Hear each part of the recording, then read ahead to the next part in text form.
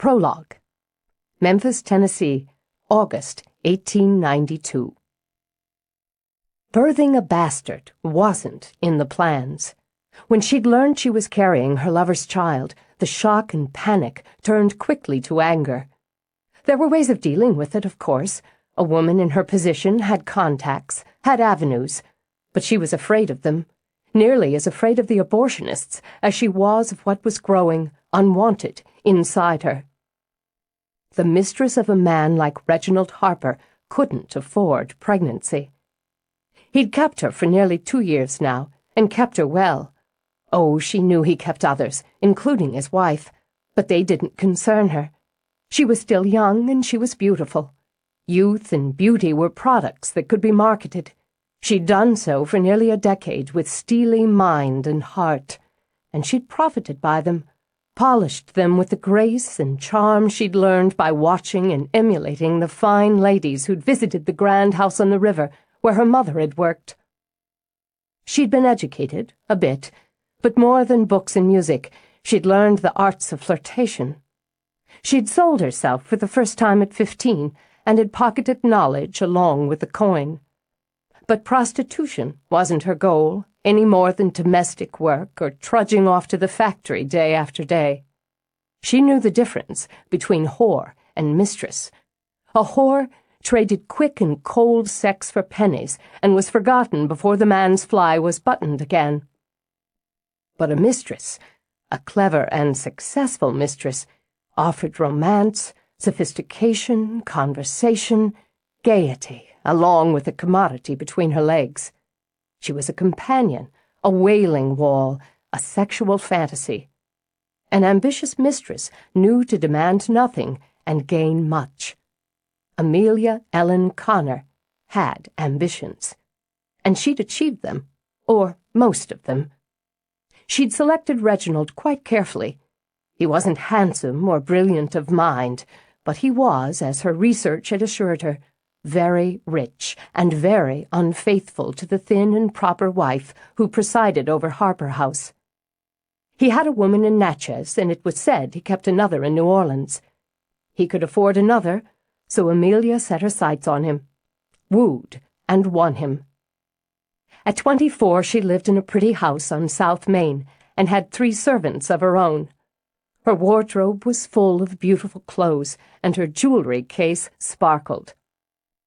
It was true she wasn't received by the fine ladies she'd once envied, but there was a fashionable half-world where a woman of her station was welcome, where she was envied. She threw lavish parties, she traveled, she lived. Then, hardly more than a year after Reginald had tucked her into that pretty house, her clever, craftily designed world crashed. She would have hidden it from him until she'd gathered the courage to visit the red light district and end the thing, but he'd caught her when she was violently ill, and he'd studied her face with those dark, shrewd eyes. And he'd known. He'd not only been pleased, but had forbidden her to end the pregnancy. To her shock, he'd bought her a sapphire bracelet to celebrate her situation. She hadn't wanted the child, but he had. So she began to see how the child could work for her. As the mother of Reginald Harper's child, bastard or no, she would be cared for in perpetuity. He might lose interest in coming to her bed as she lost the bloom of youth, as beauty faded, but he would support her and the child. His wife hadn't given him a son, but she might. She would. Through the last chills of winter and into the spring, she carried the child and planned for her future. Then something strange happened. It moved inside her. Flutters and stretches, playful kicks. The child she hadn't wanted became her child. It grew inside her like a flower that only she could see, could feel, could know. And so did a strong and terrible love. Through the sweltering, sticky heat of the summer she bloomed, and for the first time in her life she knew a passion for something other than herself and her own comfort. The child, her son, needed her. She would protect it with all she had. With her hands resting on her great belly, she supervised the decorating of the nursery. Pale green walls and white lace curtains, a rocking horse imported from Paris, a crib handmade in Italy. She tucked tiny clothes into the miniature wardrobe, Irish and Breton lace, French silks. All were monogrammed with exquisite embroidery with the baby's initials. He would be James Reginald Connor. She would have a son, something at last of her own, someone at last to love. They would travel together, her and her beautiful boy. She would show him the world. He would go to the best schools. He was her pride, her joy, and her heart. And if, through that steamy summer, Reginald came to the house on South Main less and less, it was just as well. He was only a man. What grew inside her was a son. She would never be alone again. When she felt the pangs of labor, she had no fear. Through the sweaty hours of pain, she held one thing in the front of her mind. Her James, her son, her child. Her eyes blurred with exhaustion, and the heat, a living, breathing monster, was somehow worse than the pain. She could see the doctor and the midwife exchange looks, grim, frowning looks. But she was young, she was healthy, and she would do this thing. There was no time. Hour bled into hour with gaslight shooting flickering shadows around the room. She heard, through the waves of exhaustion, a thin cry. "My son." Tears slid down her cheeks. "My son." The midwife held her down, murmuring. "Lie still now. Drink a bit. Rest now."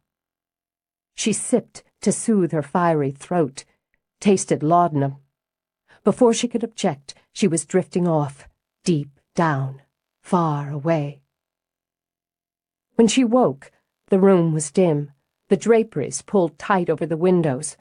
When she stirred, the doctor rose from his chair, came close to lift her hand, to check her pulse. "My son, my baby. I want to see my baby." "I'll send for some broth. You slept a long time." "My son, he'll be hungry. Have him brought to me." "Madam." The doctor sat on the side of the bed. His eyes seemed very pale, very troubled. "I'm sorry. The child was stillborn."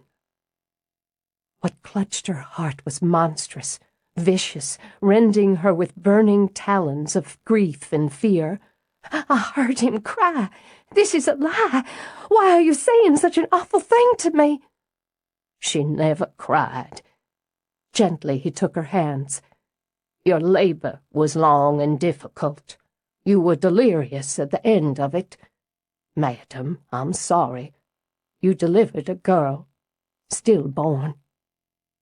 She wouldn't believe it. She screamed and raged and wept, and was sedated only to wake to scream and rage and weep again. She hadn't wanted the child, and then she'd wanted nothing else. Her grief was beyond name, beyond reason. Grief drove her mad. Chapter 1.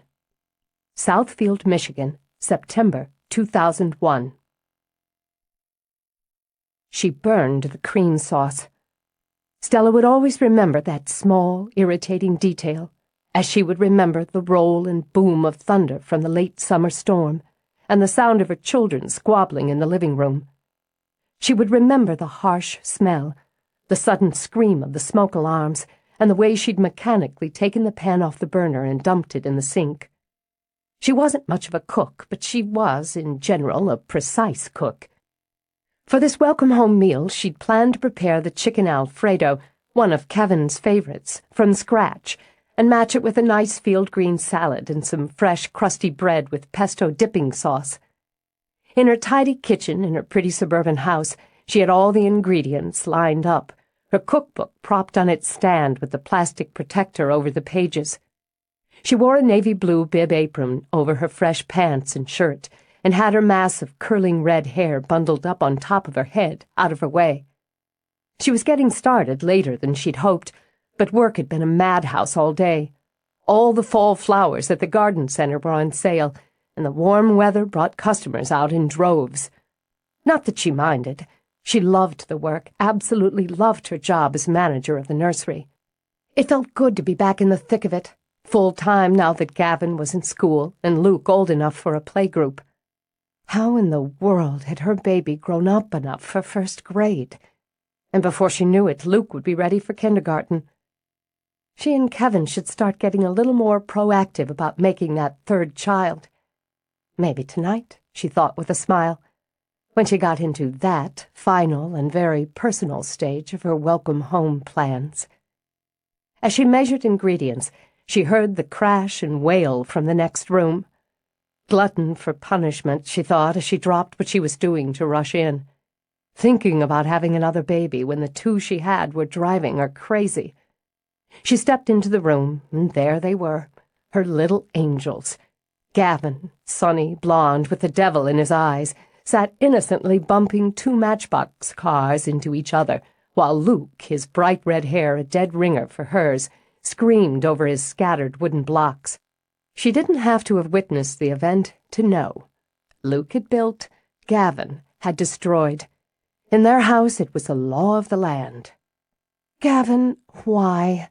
She scooped up Luke, patted his back. "It's okay, baby, you can build another." "My house! My house!" "It was an accident," Gavin claimed, and that wicked twinkle that made a bubble of laughter rise to her throat remained. "The car wrecked it." "I bet the car did, after you aimed it at his house. Why can't you play nice? He wasn't bothering you."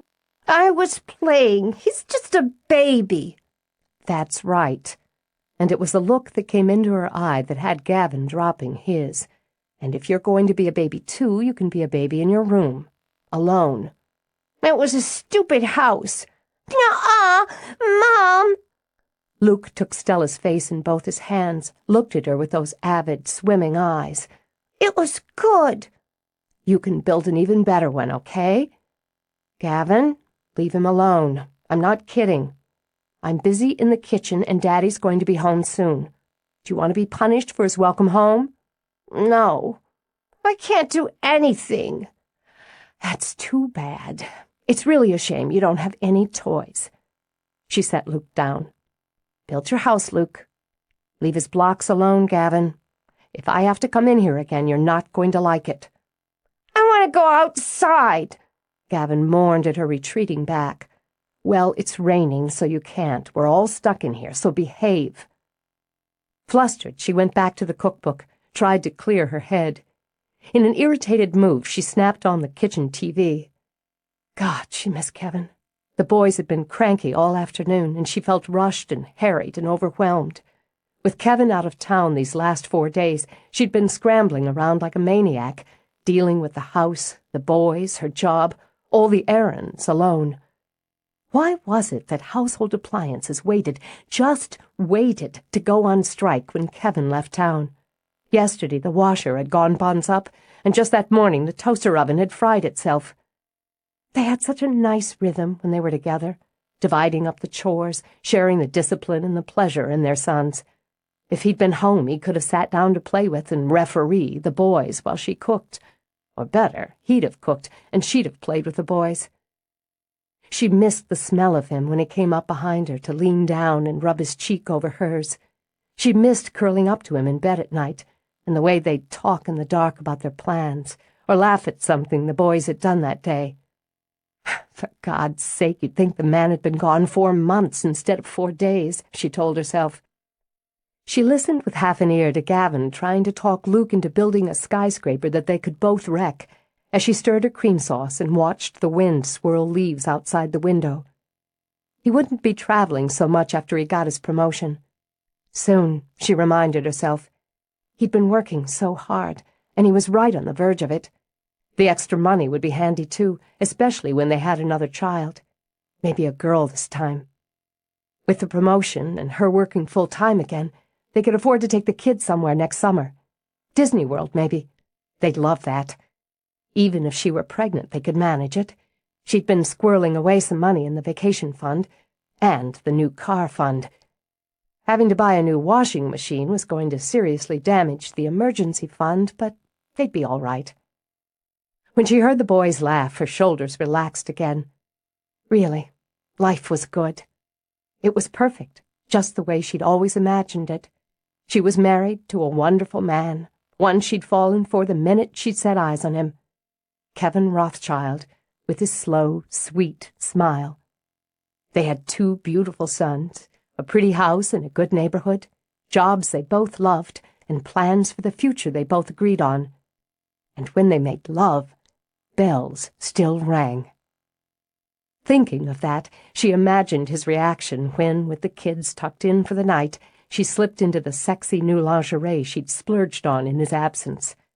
A little wine, a few candles, and... The next bigger crash had her eyes rolling toward the ceiling. At least this time there were cheers instead of wails. "Mom! Mom!" Face alive with glee, Luke rushed in. "We wrecked the whole building! Can we have a cookie?" "Not this close to dinner." "Please, please, please, please!" He was pulling on her pants now, doing his best to climb up her leg. Stella set the spoon down, nudged him away from the stove. "No cookies before dinner, Luke." "We're starving." Gavin piled in, slamming his cars together. "How come we can't eat something when we're hungry? Why do we have to eat the stupid Fredo anyway?" "Because." She'd always hated that answer as a child, but it seemed all-purpose to her now. "We're all eating together when your father gets home."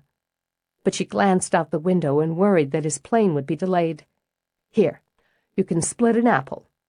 She took one out of the bowl on the counter and grabbed a knife. "I don't like the peel," Gavin complained. "I don't have time to peel it." She gave the sauce a couple of quick stirs. "The peel's good for you." Wasn't it? She thought. "Can I have a drink? Can I have a drink, too?" Luke tugged and tugged. "I'm thirsty." "God, give me 5 minutes, will you? 5 minutes? Go build something. Then you can have some apple slices and juice." Thunder boomed, and Gavin responded to it by jumping up and down and shouting, "Earthquake!" "It's not an earthquake."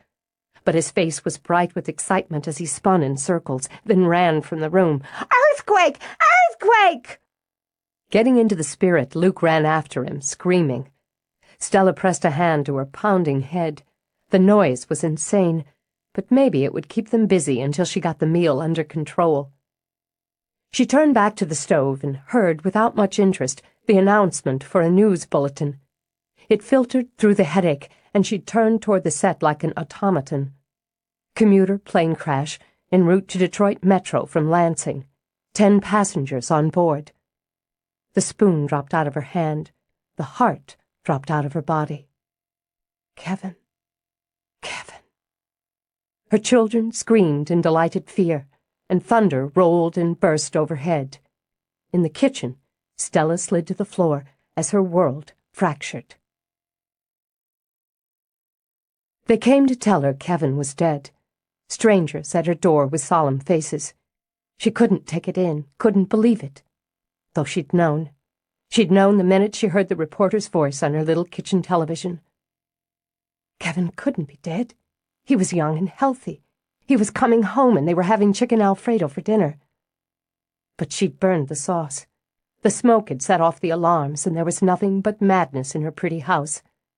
She had to send her children to her neighbor so it could be explained to her. But how could the impossible, the unthinkable, ever be explained? A mistake. The storm, a strike of lightning, and everything changed forever. One instant of time, and the man she loved, the father of her children, no longer lived. "Is there anyone you'd like to call?" Who would she call but Kevin? He was her family, her friend, her life. They spoke of details that were like a buzz in her brain, of arrangements, of counseling. They were sorry for her loss. They were gone, and she was alone in the house she and Kevin had bought when she'd been pregnant with Luke. The house they'd saved for and painted and decorated together. The house with the gardens she'd designed herself. The storm was over, and it was quiet. Had it ever been so quiet? She could hear her own heartbeat, the hum of the heater as it kicked on, the drip of rain from the gutters. Then she could hear her own keening as she collapsed on the floor by her front door. Lying on her side, she gathered herself into a ball in defense, in denial. There weren't tears, not yet. They were massed into some kind of hard, hot knot inside her. The grief was so deep, tears couldn't reach it. She could only lie curled up there with those wounded animal sounds pouring out of her throat. It was dark when she pushed herself to her feet, swaying, light-headed and ill. Kevin. Somewhere in her brain his name still, over and over and over. She had to get her children. She had to bring her children home. She had to tell her babies. Oh, God, how could she tell them? She groped for the door, stepped out into the chilly dark, her mind blessedly blank. She left the door open at her back, walked down between the heavy-headed mums and asters, past the glossy green leaves of the azaleas she and Kevin had planted one blue spring day. She crossed the street like a blind woman, walking through puddles that soaked her shoes, over damp grass toward her neighbor's porch light. What was her neighbor's name? Funny, she'd known her for 4 years. They carpooled and sometimes shopped together, but she couldn't quite remember. Oh, yes, of course, Diane. Diane and Adam Perkins and their children Jessie and Wyatt. Nice family, she thought dully. Nice, normal family. They'd had a barbecue together just a couple of weeks ago. Kevin had grilled chicken. He loved to grill. They'd had some good wine, some good laughs, and the kids had played. Wyatt had fallen and scraped his knee. Of course she remembered. But she stood in front of the door, not quite sure what she was doing there. Her children, of course. She'd come for her children. She had to tell them. Don't think. She held herself hard, rocked, held in. Don't think yet. If you think, you'll break apart. A million pieces you can never put together again. Her babies needed her now, only had her now. She bore down on that hot, hard knot and rang the bell. She saw Diane as if she were looking at her through a thin sheen of water, rippling and not quite there. She heard her dimly, felt the arms that came around her in support and sympathy. But your husband's alive, you see, Stella thought. Your life isn't over. Your world's the same as it was 5 minutes ago, so you can't know. You can't. When she felt herself begin to shake, she pulled back. Not now, please. I can't now. I have to take the boys home. I can come with you. There were tears on Diane's cheeks as she reached out, touched Stella's hair. Would you like me to come, to stay with you? No, not now. I need the boys. I'll get them. Come inside, Stella. But she only shook her head. All right. They're in the family room. I'll bring them. Stella, if there's anything at all, you've only to call. I'm sorry. I'm so sorry. She stood in the dark, looking in at the light, and waited. She heard the protests, the complaints, then the scrambling of feet. And there were her boys, Gavin with his father's sunny hair, Luke with his father's mouth. We don't want to go yet, Gavin told her. We're playing a game. Can't we finish? Not now. We have to go home now. But I'm winning. It's not fair and... Gavin, we have to go. Is Daddy home? She looked down at Luke, his happy, innocent face, and nearly broke. No. Reaching down, she picked him up, touched her lips to the mouth that was so like Kevin's. Let's go home. She took Gavin's hand and began the walk back to her empty house. If Daddy was home, he'd let me finish. Cranky tears smeared Gavin's voice. I want Daddy. I know. I do too. Can we have a dog? Luke wanted to know, and turned her face to his with his hands. Can we ask Daddy? Can we have a dog like Jessie and Wyatt? We'll talk about it later. I want Daddy, Gavin said again with a rising pitch in his voice. He knows, Stella thought. He knows something is wrong. Something's terribly wrong. have to do this. I have to do it now. We need to sit down. Carefully, very carefully, she closed the door behind her, carried Luke to the couch. She sat with him in her lap and laid her arm over Gavin's shoulder. "If I had a dog," Luke told her soberly, "I'd take care of him. When's Daddy coming?" "He can't come." "'Cause of the busy trip?"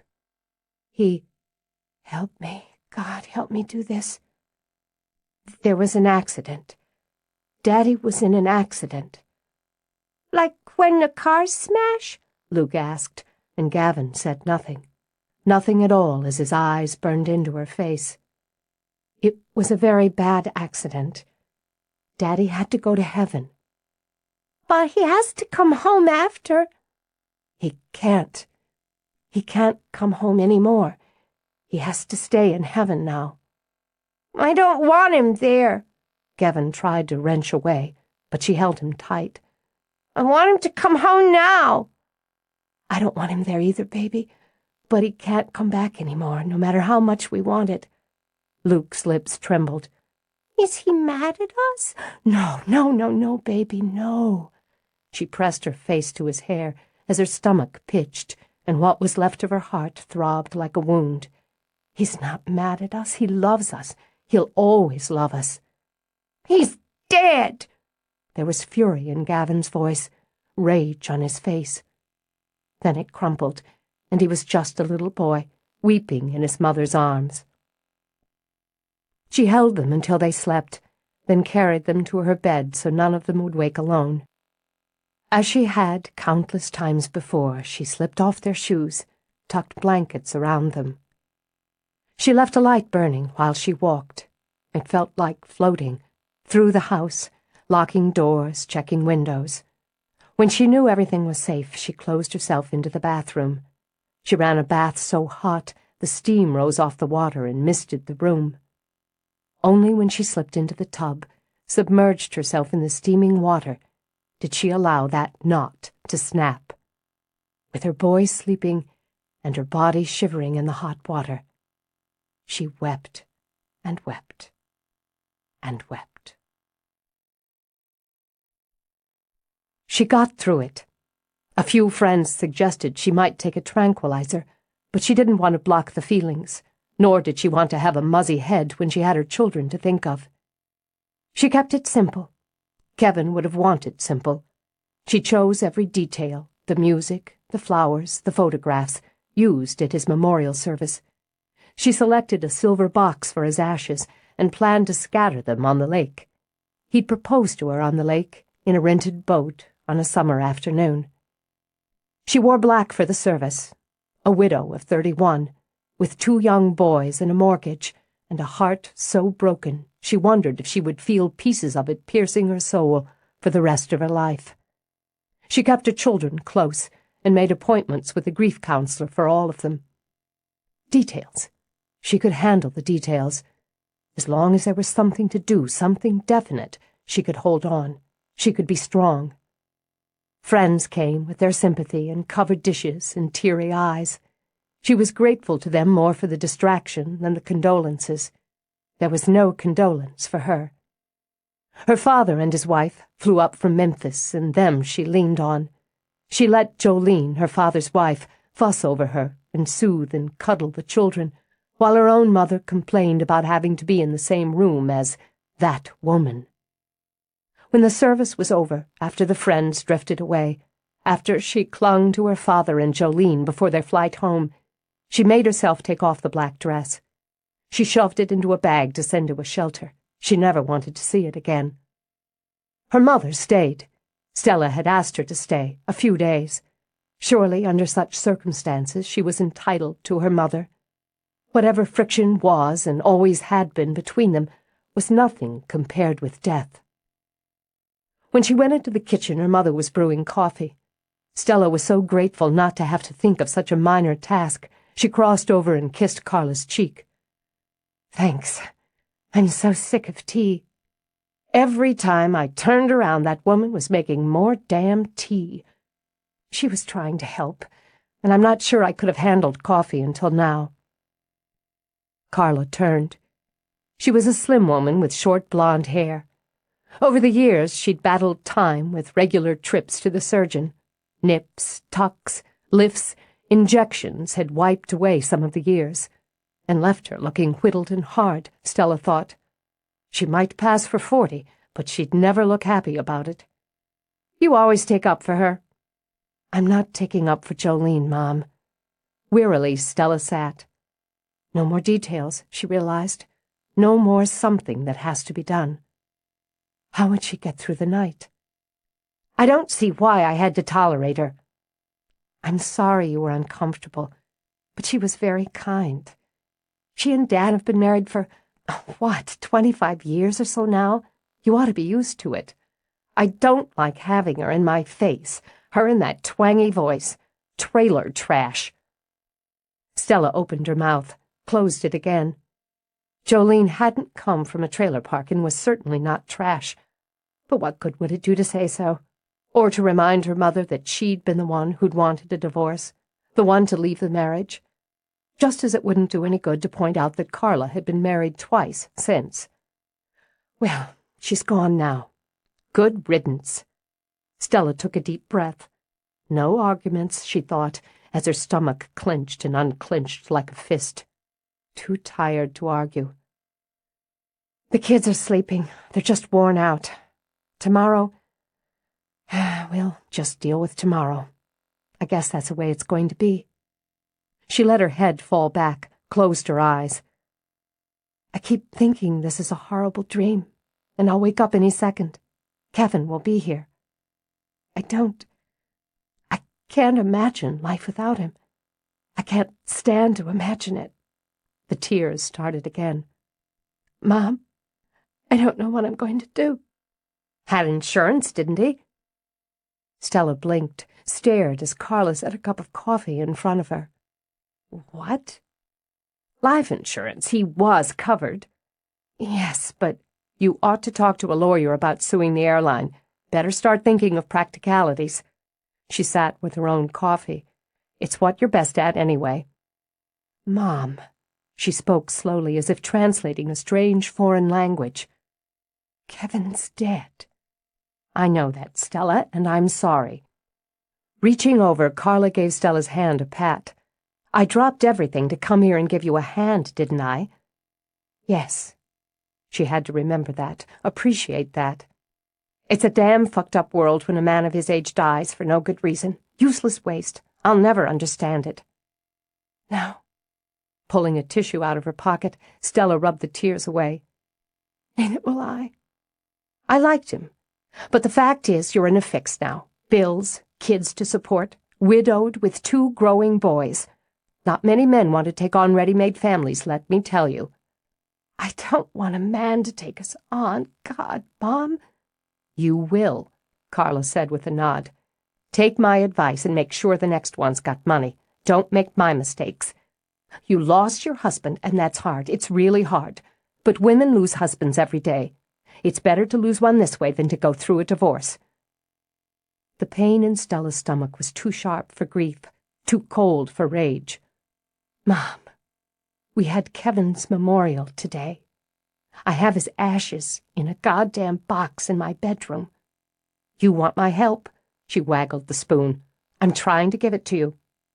You sew the pants off the airline, get yourself a solid nest egg, and don't hook yourself up with some loser like I always do. You don't think divorce is a hard knock too? Haven't been through one, have you? Well, I have, twice. And I might as well tell you it's coming up on 3. I'm done with that stupid son of a bitch. You've got no idea what he's put me through. Not only is he an inconsiderate, loud-mouthed asshole, but I think he's been cheating on me." She pushed away from the table, rummaged around, then cut herself a piece of cake. "He thinks I'm going to tolerate that. He's mistaken. I just love to see his face when he gets served with the papers. Today." "I'm sorry your 3rd marriage isn't working out," Stella said stiffly. "But it's a little hard for me to be sympathetic, since both the 3rd marriage and the 3rd divorce were your choice. Kevin's dead. My husband is dead. And that sure as hell wasn't my choice. You think I want to go through this again? You think I want to come here to help you out, then have your father's bimbo shoved in my face? She's his wife, who has never been anything but decent to you, and who has always treated me kindly. To your face? Carla stuffed a bite of cake into her mouth. You think you're the only one with problems, with heartache? You won't be so quick to shrug it off when you're pushing 50 and facing life alone. You're pushing 50 from the back end, Mom, and being alone is again your choice. Temper turned Carla's eyes dark and sharp. I don't appreciate that tone, Stella. I don't have to put up with it. No, you don't. You certainly don't. In fact, it would probably be best for both of us if you left. Right now. This was a bad idea. I don't know what I was thinking. You want me gone? Fine. Carla shoved up from the table. I'd just as soon get back to my own life. You never had any gratitude in you, and if you couldn't be on my back about something, you weren't happy. Next time you want to cry on somebody's shoulder, call your country bumpkin stepmother. Oh, I will, Stella murmured as Carla sailed out of the room. Believe me. She rose to carry her cup to the sink, then gave in to the petty urge and smashed it. She wanted to break everything, as she'd been broken. She wanted to wreak havoc on the world as it had been on her. Instead, she stood gripping the edge of the sink and praying that her mother would pack and leave quickly. She wanted her out. Why had she ever thought she wanted her to stay? It was always the same between them, abrasive, combative. No connection, no common ground. But God, she'd wanted that shoulder, needed it so much just for one night. Tomorrow she would do whatever came next, but she'd wanted to be held and stroked and comforted tonight. With trembling fingers she cleaned the broken shards out of the sink, wept over them a little as she poured them into the trash. Then she walked to the phone and called a cab for her mother. They didn't speak again, and Stella decided that was for the best. She closed the door, listened to the cab drive away.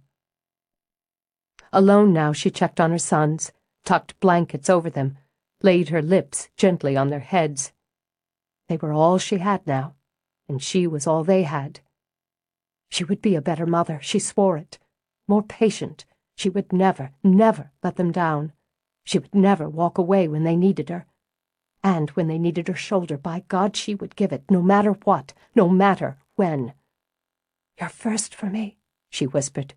You'll always be first for me. In her own room, she undressed again, then took Kevin's old flannel robe out of the closet. She wrapped herself in it, in the familiar, heartbreaking smell of him. Curling up on the bed, she hugged the robe close, shut her eyes, and prayed for morning. For what happened next. Chapter 2. Harper House, January 2004. She couldn't afford to be intimidated by the house or by its mistress. They both had reputations. The house was said to be elegant and old, with gardens that rivaled Eden. She'd just confirmed that for herself. The woman was said to be interesting, somewhat solitary, and perhaps a bit difficult. A word, Stella knew, that could mean anything from strong-willed to stone bitch. Either way she could handle it, she reminded herself as she fought the need to get up and pace. She'd handled worse. She needed this job, not just for the salary, and it was generous, but for the structure, for the challenge, for the doing. Doing more, she knew, than circling the wheel she'd fallen into back home. She needed a life, something more than clocking time, drawing a paycheck that would be soaked up by bills. She needed, however self-help book it sounded, something that fulfilled and challenged her. Rosalind Harper was fulfilled, Stella was sure. A beautiful ancestral home, a thriving business. What was it like, she wondered, to wake up every morning knowing exactly where you belonged and where you were going? If she could earn one thing for herself and give that gift to her children, it would be the sense of knowing. She was afraid she'd lost any clear sight of that with Kevin's death. The sense of doing, no problem. Give her a task or a challenge, and the room to accomplish or solve it, she was your girl. But the sense of knowing who she was in the heart of herself had been mangled that day in September of 2001 and had never fully healed. This was her start, this move back to Tennessee, this final and face-to-face interview with Rosalind Harper. If she didn't get the job, well, she'd get another. No one could accuse her of not knowing how to work or how to provide a living for herself and her kids. But God, she wanted this job. She straightened her shoulders and tried to ignore all the whispers of doubt muttering inside her head. She'd get this one.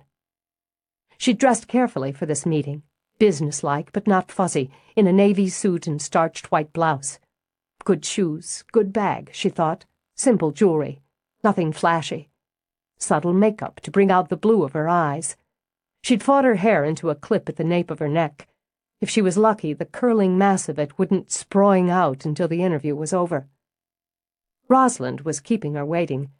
It was probably a mind game, Stella decided as her fingers twisted, untwisted her watch band, letting her sit and stew in the gorgeous parlor, letting her take in the lovely antiques and paintings, the sumptuous view from the front windows, all in that dreamy and gracious Southern style that reminded her she was a Yankee fish out of water.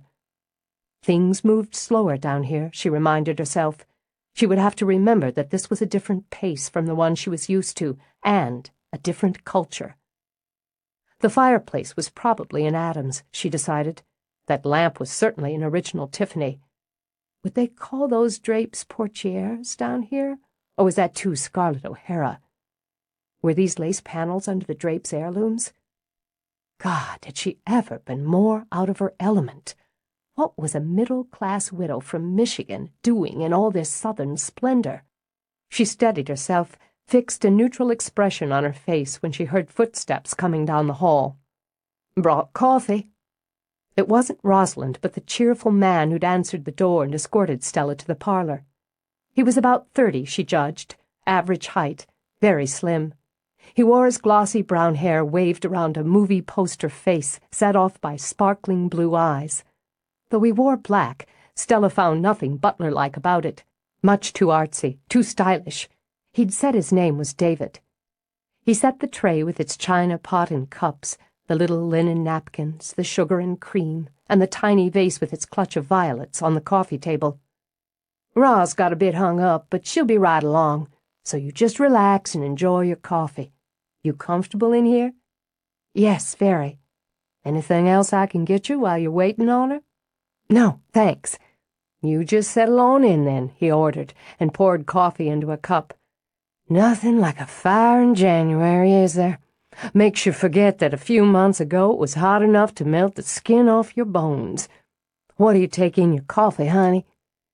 She wasn't used to being called honey by strange men who served her coffee in magnificent parlors, especially since she suspected he was a few years her junior.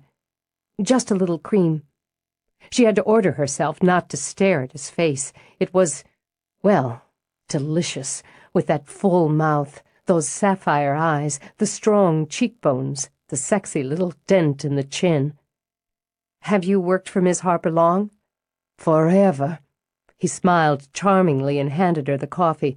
"Or it seems like it, in the best of all possible ways. Give her a straight answer to a straight question, and don't take any bullshit." His grin widened. "She hates it when people kowtow. You know, honey, I love your hair." "Oh." Automatically she lifted a hand to it. "Thanks."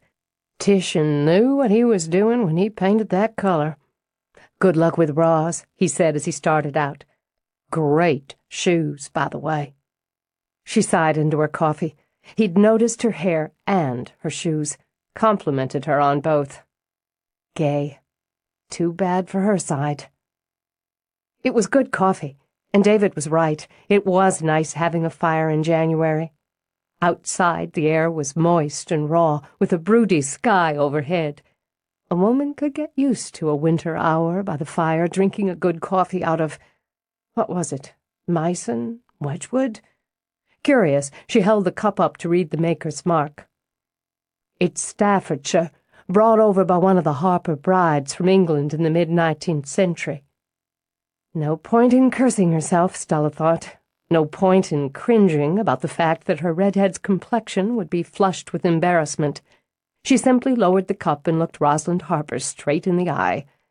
"It's beautiful. I've always thought so." She came in, plopped down in the chair beside Stella's, and poured herself a cup. One of them, Stella realized, had miscalculated the dress code for the interview. Rosalind had dressed her tall, willowy form in a baggy olive sweater and mud-colored work pants that were frayed at the cuffs. She was shoeless, with a pair of thick brown socks covering long, narrow feet, which accounted, Stella supposed, for her silent entry into the room. Her hair was short, straight, and black. Though to date all their communications had been via phone, fax, or email, Stella had Googled her. She'd wanted background on her potential employer and a look at the woman. Newspaper and magazine clippings had been plentiful. She'd studied Rosalind as a child, through her youth. She'd marveled over the file photos of the stunning and delicate bride of 18 and sympathized with the pale, stoic-looking widow of 25. There had been more, of course, society page stuff, gossipy speculation on when and if the widow would marry again. Then quite a bit of press surrounding the forging of the nursery business, her gardens, her love life, her brief second marriage and divorce. Stella's image had been of a strong-minded, shrewd woman, but she'd attributed those stunning looks to camera angles, lighting, makeup. She'd been wrong. At 46, Rosalind Harper was a rose in full bloom. Not the hothouse sort, Stella mused, but one that weathered the elements, season after season, and came back year after year, stronger and more beautiful. She had a narrow face angled with strong bones, and deep, long eyes the color of single malt Scotch. Her mouth, full, strongly sculpted lips, was unpainted, as, to Stella's expert eye, was the rest of that lovely face. There were lines, those thin grooves that the god of time revelled in stamping, fanning out from the corners of the dark eyes, but they didn't detract. All Stella could think was, "Could I be you, please, when I grow up? Only, I'd like to dress better, if you don't mind." "Kept you waiting, didn't I?" Straight answers, Stella reminded herself. "A little, but it's not much of a hardship to sit in this room and drink good coffee out of Staffordshire. David likes to fuss. I was in the propagation house, got caught up." Her voice, Stella thought, was brisk. Not clipped, you just couldn't clip Tennessee, but it was to the point and full of energy. "You look younger than I expected. You're what, 33? "Yes. And your sons are 6 and 8? "That's right. You didn't bring them with you?" "No, they're with my father and his wife right now. I'm very fond of Will and Jolene. How are they?" "They're good. They're enjoying having their grandchildren around. I imagine so. Your daddy shows off pictures of them from time to time and just about bursts with pride. One of my reasons for relocating here is so they can have more time together. It's a good reason. I like young boys myself, miss having them around. The fact that you come with two played in your favor. Your resume, your father's recommendation, the letter from your former employer, well, none of that hurt." She picked up a cookie from the tray, bit in, without her eyes ever leaving Stella's face. "I need an organizer, someone creative and hard-working, personable and basically tireless. I like people who work for me to keep up with me, and I set a strong pace." "So I've been told." Okay, Stella thought, brisk and to the point in return. "I have a degree in nursery management, with the exception of 3 years when I stayed home to have my children, and during which time I landscaped my own yard and 2 neighbors. I've worked in that capacity. For more than 2 years now, since my husband's death, I've raised my sons and worked outside the home in my field. I've done a good job with both. I can keep up with you, Miss Harper. I can keep up with anyone."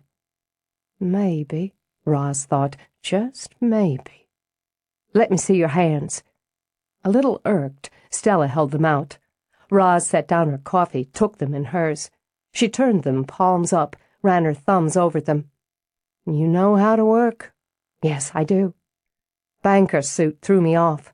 Not that it isn't a lovely suit. Roz smiled, then polished off the cookie. "It's been damp the last couple of days. Let's see if we can put you in some boots so you don't ruin those very pretty shoes.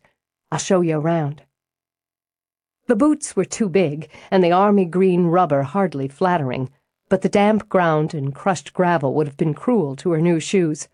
Her own appearance hardly mattered when compared with the operation Rosalind Harper had built. In the garden, spread over the west side of the estate, the garden centre faced the road, and the grounds at its entrance and running along the sides of its parking area were beautifully landscaped. Even in January, Stella could see the care and creativity put into the presentation with the selection and placement of evergreens and ornamental trees, the mulched rises where she assumed there would be colour from bulbs and perennials, from splashy annuals through the spring and summer and into fall. After one look, she didn't want the job. She was desperate for it. The lust tied knots of nerves and desire in her belly, the kinds that were usually reserved for a lover. "I didn't want the retail end of this near the house," Roz said as she parked the truck. "I didn't want to see commerce out my parlor window. Harpers are and always have been business-minded, even back when some of the land around here was planted with cotton instead of houses." Because Stella's mouth was too dry to speak, she only nodded. The main house wasn't visible from here. A wedge of natural woods shielded it from view and kept the long, low outbuildings, the centre itself, and she imagined most of the greenhouses from intruding on any view from Harper House. "And just look at that gorgeous old ruby horse chestnut. This section's open to the public 12 months a year," Roz continued. "We carry all the sidelines you'd expect, along with houseplants and a selection of gardening books. My oldest son's helping me manage this section, though he's happier and the greenhouses are out in the field. We've got 2 part-time clerks right now. We'll need more in a few weeks." "Get your head in the game," Stella ordered herself. "Your busy season would start in March in this zone?" "That's right." Roz led the way to the low-slung white building, up an asphalt ramp, across a spotlessly clean porch, and inside. 2 long, wide counters on either side of the door, Stella noted, plenty of light to keep it cheerful. There were shelves stocked with soil additives, plant foods, pesticides, spin racks of seeds. More shelves held books or colorful pots suitable for herbs or windowsill plants. There were displays of wind chimes, garden plaques, and other accessories. A woman with snowy white hair dusted a display of sun catchers. She wore a pale blue cardigan with roses embroidered down the front over a white shirt that looked to have been starched, stiff as iron. "Ruby, this is Stella Rothchild. I'm showing her around." "Pleased to meet you." The calculating look told Stella the woman knew she was in about the job opening, but the smile was perfectly cordial. "You're Will Dooley's daughter, aren't you?" "Yes, that's right." "From up north?" She said it, to Stella's amusement, as if it were a third-world country of dubious repute. "From Michigan, yes, but I was born in Memphis." "Is that so?" The smile warmed fractionally. "Well, that's something, isn't it? Moved away when you were a little girl, didn't you?" "Yes, with my mother." "Thinking about moving back now, are you?" "I have moved back," Stella corrected. "Well," the one word said they'd see what they'd see. "It's a raw one out there today," Ruby continued. "Good day to be inside. You just look around all you want." "Thanks. There's hardly anywhere I'd rather be than inside a nursery." "You picked a winner here." "Roz, Marilee Booker was in and bought the dendrobium. I just couldn't talk her out of it." "Well, shit, it'll be dead in a week." "Dendrobiums are fairly easy care," Stella pointed out. "Not for Marilee. She doesn't have a black thumb, her whole arm's black to the elbow. That woman should be barred by law from having anything living within 10 feet of her. I'm sorry, Roz, but I did make her promise to bring it back if it starts to look sickly." "Not your fault." Roz waved it away, then moved through a wide opening. Here were the houseplants, from the exotic to the classic, and pots from thimble size to those with a girth as wide as a manhole cover. There were more accessories, too, like stepping stones, trellises, arbor kits, garden fountains, and benches. "I expect my staff to know a little bit about everything," Roz said as they walked through, "and if they don't know the answer, they need to know how to find it. We're not big, not compared to some of the wholesale nurseries or the landscaping outfits. We're not priced like the garden centers at the discount stores, so we concentrate on offering the unusual plants along with the basic and customer service. We make house calls. Do you have someone specific on staff who'll go do an on-site consult? Either Harper or I might go if you're talking about a customer who's having trouble with something bought here, or if they just want some casual personal advice." She slid her hands into her pockets, rocked back and forth on the heels of her muddy boots. "Other than that, I've got a landscape designer. Had to pay him a fortune to steal him away from a competitor. Had to give him damn near free rein, too. But he's the best. I want to expand that end of the business. What's your mission statement?" Roz turned, her eyebrows lifted high. There was a quick twinkle of amusement in those shrewd eyes. "Now, there you are. That's just why I need someone like you. Someone who can say mission statement with a straight face. Let me think." With her hands on her hips now, she looked around the stocked area, then opened wide glass doors into the adjoining greenhouse. "I guess it's two-pronged. This is where we stock most of our annuals and hanging baskets, starting in March, by the way. First prong would be to serve the home gardener, from the fledgling who's just dipping a toe in to the more experienced who knows what he or she wants and is willing to try something new or unusual, to give that customer base good stock, good service, good advice. Second would be to serve the customer who's got the money, but not the time or the inclination to dig in the dirt, the one who wants to beautify but either doesn't know where to start or doesn't want the job. We'll go in, and for a fee we'll work up a design, get the plants, hire the laborers. We'll guarantee satisfaction." "All right." Stella studied the long rolling tables, the sprinkler heads of the irrigation system, the drains in the sloping concrete floor. "When the season starts, we have tables of annuals and perennials along the side of this building. They'll show from the front as people drive by or in. We've got a shaded area for ones that need shade," she continued as she walked through, boots slapping on concrete. "Over here we keep our herbs, and through there's a storeroom for extra pots and plastic flats, tags. Now out back here's greenhouses for stock plants, seedlings, preparation areas. Those two will open to the public, more annuals sold by flat." She crunched along gravel, over more asphalt, shrubs and ornamental trees.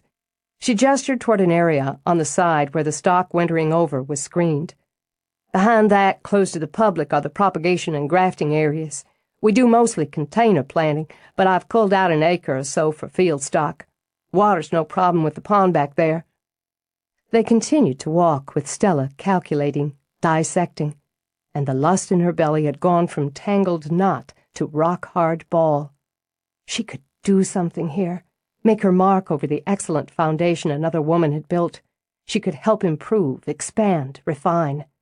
Fulfilled, she thought, challenged. Hell, she'd be so busy, she'd be fulfilled and challenged every minute of every day. It was perfect. There were the white, scoop-shaped greenhouses, work tables, display tables, awnings, screens, sprinklers. Stella saw it brimming with plants, thronged with customers, smelling of growth and possibilities. Then Roz opened the door to the propagation house, and Stella let out a sound, just a quiet one she couldn't hold back, and it was pleasure. The smell of earth and growing things, the damp heat.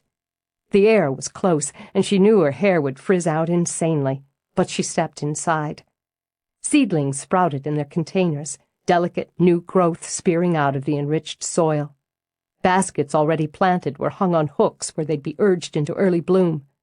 Where the house teed off, there were the stock plants, the parents of these fledglings. Aprons hung on pegs, tools were scattered on tables or nested in buckets. Silently she walked down the aisles, noting that the containers were marked clearly. She could identify some of the plants without reading the tags. Cosmos and columbine, petunias and penstemon. This far south, in a few short weeks, they'd be ready to be laid in beds, arranged in patio pots, tucked into sunny spaces or shady nooks. Would she be ready to plant herself here, to root here, to bloom here? Would her sons? Gardening was a risk, she thought. Life was just a bigger one. The smart calculated those risks, minimized them, and worked toward the goal. I'd like to see the grafting area, the stockrooms, the offices. All right. Better get you out of here. Your suit's going to wilt. Stella looked down at herself, spied the green boots, laughed. So much for looking professional. The laugh had Roz angling her head in approval. You're a pretty woman, and you've got good taste in clothes. That kind of image doesn't hurt. You took the time to put yourself together well for this meeting, which I neglected to do. I appreciate that. You hold the cards, Miss Harper. You can put yourself together any way you like. You're right about that. She walked back to the door, gestured, and they stepped outside into a light, chilly drizzle. Let's go into the office. No point hauling you around in the wet. What are your other reasons for moving back here? I couldn't find any reason to stay in Michigan. We moved there after Kevin and I were married. His work. I suppose, I've stayed there since he died out of a kind of loyalty to him, or just because I was used to it. I'm not sure. I liked my work, but it never felt like my place. More like I was just getting from one day to the next. Family? No, not in Michigan. Just me and the boys. Kevin's parents are gone, were before we married. My mother lives in New York. I'm not interested in living in the city or raising my children there.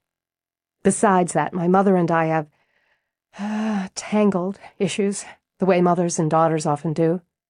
Thank God I had sons. Oh, yeah. She laughed again, comfortably now. My parents divorced when I was very young. I suppose you know that. Some of it. As I said, I like your father, and Jolene. So do I. So, rather than stick a pin in a map, I decided to come here. I was born here. I don't really remember, but I hoped, there might be a connection, that it might be the place. They walked back through the retail center and into a tiny, cluttered office that made Stella's organized soul wince. I don't use this much, Roz began. I've got stuff scattered between here and my house. When I'm over here, I end up spending my time in the greenhouses or the field. She dumped gardening books off a chair, pointed to it, then sat on the edge of the crowded desk when Stella took the seat. I know my strengths, and I know how to do good business. I've built this place from the ground up in less than 5 years. When it was smaller, when it was almost entirely just me, I could afford to make mistakes. Now I have up to 18 employees during the season. People dependent on me for a paycheck, so I can't afford to make mistakes. I know how to plant, what to plant, how to price, how to design, how to stock, how to handle employees, and how to deal with customers. I know how to organize. I'd say you're absolutely right. Why do you need me, or someone like me? Because of all those things I can and have done, there's some I don't like. I don't like to organize, and we've gotten too big for it to fall only to me, how and what to stock. I want a fresh eye, fresh ideas, and a good head. Understood. One of your requests was that your nursery manager live in your house, at least for the first several months. It wasn't a request. It was a requirement. In the firm tone, Stella recognized the difficult attributed to Rosalind Harper. We start early, we work late. I want someone on hand, right on hand, at least until I know if we're going to find the rhythm. Memphis is too far away, and unless you're ready to buy a house within 10 miles of mine pretty much immediately, there's no other choice. I have 2 active young boys and a dog. I like active young boys, and I won't mind the dog unless he's a digger. He digs in my gardens, we'll have a problem. It's a big house. You'll have considerable room for yourself and your sons. I'd offer you the guest cottage, but I couldn't pry Harper out of it with dynamite. My oldest, she explained. Do you want the job, Stella? She opened her mouth, then took a testing breath. Hadn't she already calculated the risks in coming here? It was time to work toward the goal. The risk of the single condition couldn't possibly outweigh the benefits. I do. Yes, Miss Harper, I very much want the job. Then you've got it. Roz held out a hand to shake. You can bring your things over tomorrow. Morning's best, and we'll get you all settled in. You can take a couple of days, make sure your boys are acclimated. I appreciate that. They're excited, but a little scared, too. And so am I, she thought. I have to be frank with you, Miss Harper. If my boys aren't happy after a reasonable amount of time to adjust, I'll have to make other arrangements. If I thought differently, I wouldn't be hiring you. And call me Roz." She celebrated by buying a bottle of champagne and a bottle of sparkling cider on the way back to her father's home. The rain and the detour put her in a nasty knot of mid-afternoon traffic. It occurred to her that however awkward it might be initially, there were advantages to living essentially where she worked. She got the job. A dream job to her point of view. Maybe she didn't know how Rosalind, call me Roz, Harper, would be to work for, and she still had a lot of boning up to do about the nursery process in this zone, and she couldn't be sure how the other employees would handle taking orders from a stranger, a Yankee stranger at that. But she couldn't wait to start. And her boys would have room to run around at the Harper estate, she supposed she'd call it. She wasn't ready to buy a house yet, not before she was sure they'd stay, not before she had time to scout out neighborhoods and communities. Fact was, they were crowded in her father's house. Both he and Jolene were more than accommodating, more than welcoming, but they couldn't stay indefinitely jammed into a two-bedroom house. This was a practical solution, at least for the short term. She pulled her aging SUV beside her stepmother's snappy little roadster, and grabbing the bag, dashed through the rain to the door. She knocked. They'd given her a key, but she wasn't comfortable just letting herself in. Jolene, svelte in black yoga pants and a snug black top, looking entirely too young to be chasing 60, opened the door. "I interrupted your workout." "Oh, just finished. Thank God." She dabbed at her face with a little white towel, shook back her cloud of honey-blonde hair. "Misplaced your key, honey?" "Sorry, I can't get used to using it." She stepped in, listened. "It's much too quiet. Are the boys chained in the basement?" "Your dad took 'em into the Peabody to see the afternoon duck walk. I thought it'd be nice for just the three of 'em, so I stayed here with my yoga tape." She cocked her head to the side. "Dog's snoozing out on the screen porch." "You look smug." "I should. I'm hired." "I knew it! I knew it! Congratulations!" Jolene threw out her arms for a hug. "There was never any question in my mind. Roz Harper's a smart woman. She knows gold when she sees it." "My stomach's jumpy, and my nerves are just plain shot. I should wait for Dad and the boys, but—" She pulled out the champagne. "How about an early glass of champagne to toast my new job?" "Oh, twist my arm. I'm so excited for you I could just pop." Jolene slung an arm around Stella's shoulders as they turned into the great room. "Tell me what you thought of Roz." "Not as scary in person." Stella set the bottle on the counter to open, while Jolene got champagne flutes out of her glass-front display cabinet. "Sort of earthy and directed, confident." "Oh, that house! It's a beaut." Jolene laughed when the cork popped. My, what a decadent sound in the middle of the afternoon. Harper House has been in her family for generations. She's actually an Ashby by marriage, the first one. She went back to Harper after her second marriage fizzled. "Give me the dish, will you, Jolene? Dad won't." "Plying me with champagne to get me to gossip. Why, thank you, honey." She slid onto a stool, raised her glass. "First, to our Stella and brave new beginnings." Stella clinked glasses, drank. Wonderful. Now, dish." She married young, just 18. What you'd call a good match, good family, same social circle. More important, it was a love match. You could see it all over him.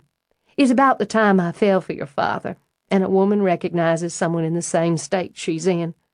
She was a late baby. I think her mama was near 40, and her daddy heading to 50 when she came along. Her mama was never well after, or she enjoyed playing the frail wife, depending on who you talk to. But in any case, Roz lost 'em both within 2 years. She must have been pregnant with her second son. That'd be, oh, shoot, Austin, I think. She and John took over Harper House. She had the 3 boys, and the youngest barely a toddler when John was killed. You know how hard that must have been for her." "I do." "Hardly saw her outside that house for 2-3 years, I guess. When she did start getting out again, socializing, giving parties and such, There was the expected speculation. Who she'd marry, when. You've seen her. She's a beautiful woman. Striking, yes. And down here, a lineage like hers is worth its weight and then some. Her looks, her bloodline, she could have had any man she wanted. Younger, older, in between, single, married, rich or poor. But she stayed on her own, raised her boys. Alone, Stella thought, sipping champagne. She understood the choice very well. Kept her private life private, Jolene went on, much to Memphis society's consternation. Biggest to-do, I recall, was when she fired the gardener. Well, both of 'em. Went after 'em with a weed whacker, according to some reports, and ran 'em right off the property. Really? Stella's eyes widened in shocked admiration. Really? That's what I heard, and that's a story that stuck, truth or lie. Down here, we often prefer the entertaining lie to the plain truth. Apparently, they dug up some of her plants or something. She wouldn't have anybody else after that, took the whole thing over herself. Next thing you know, though I guess it's about 5 years later, she's building that garden place over on her west end. She got married about 3 years ago and divorced. Well, all you had to do was blink. Honey, why don't we make that 2 early glasses of champagne? Why don't we? Stella poured. So, what was the deal with the second husband? Very slick character. Handsome as sin and twice as charming. Bryce clerk, and he says his people are from Savannah, but I don't know as I believe a word coming out of his mouth if it was plated with gold.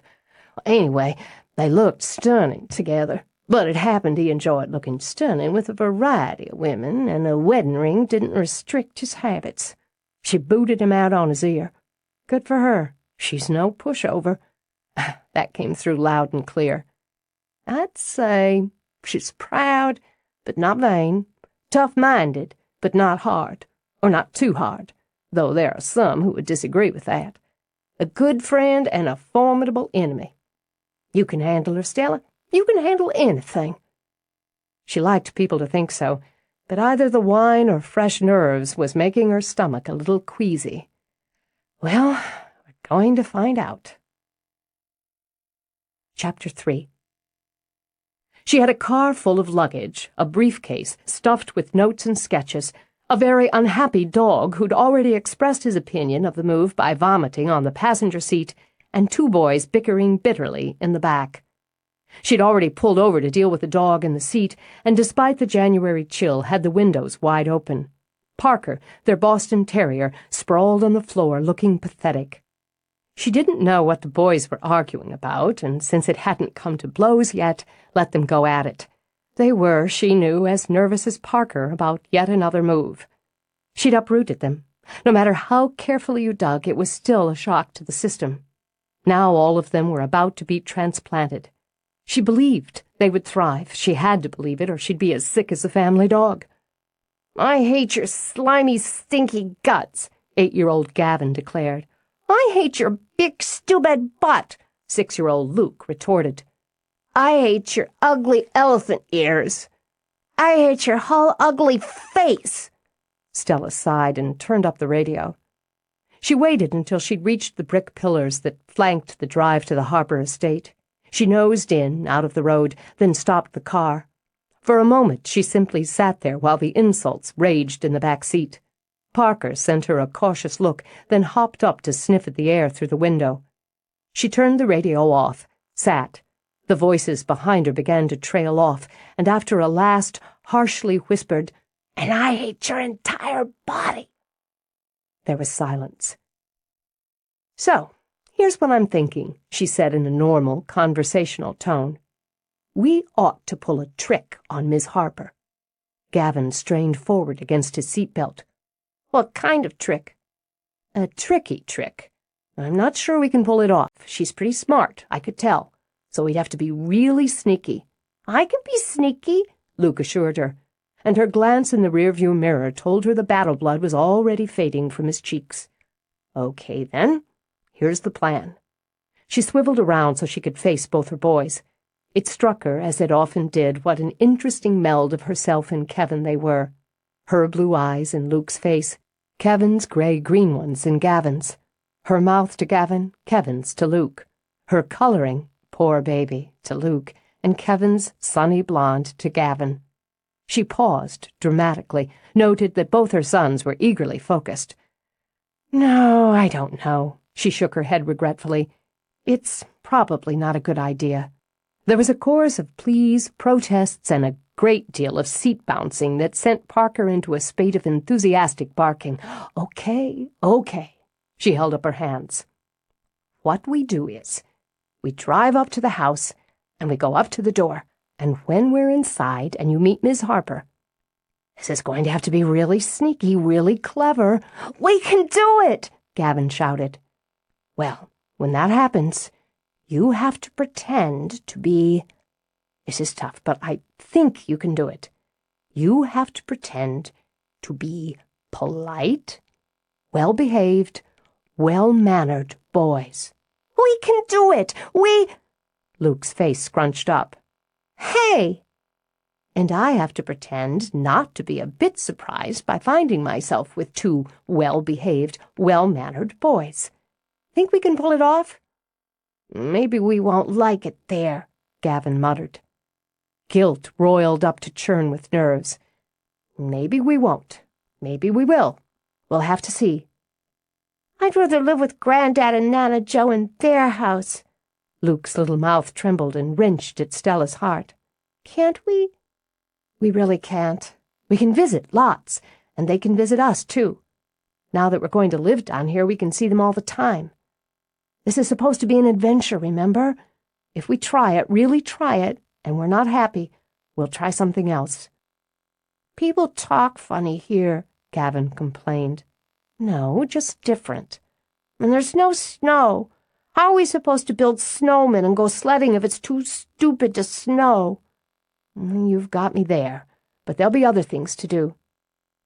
Had she seen her last White Christmas? Why hadn't she considered that before? He jutted his chin out.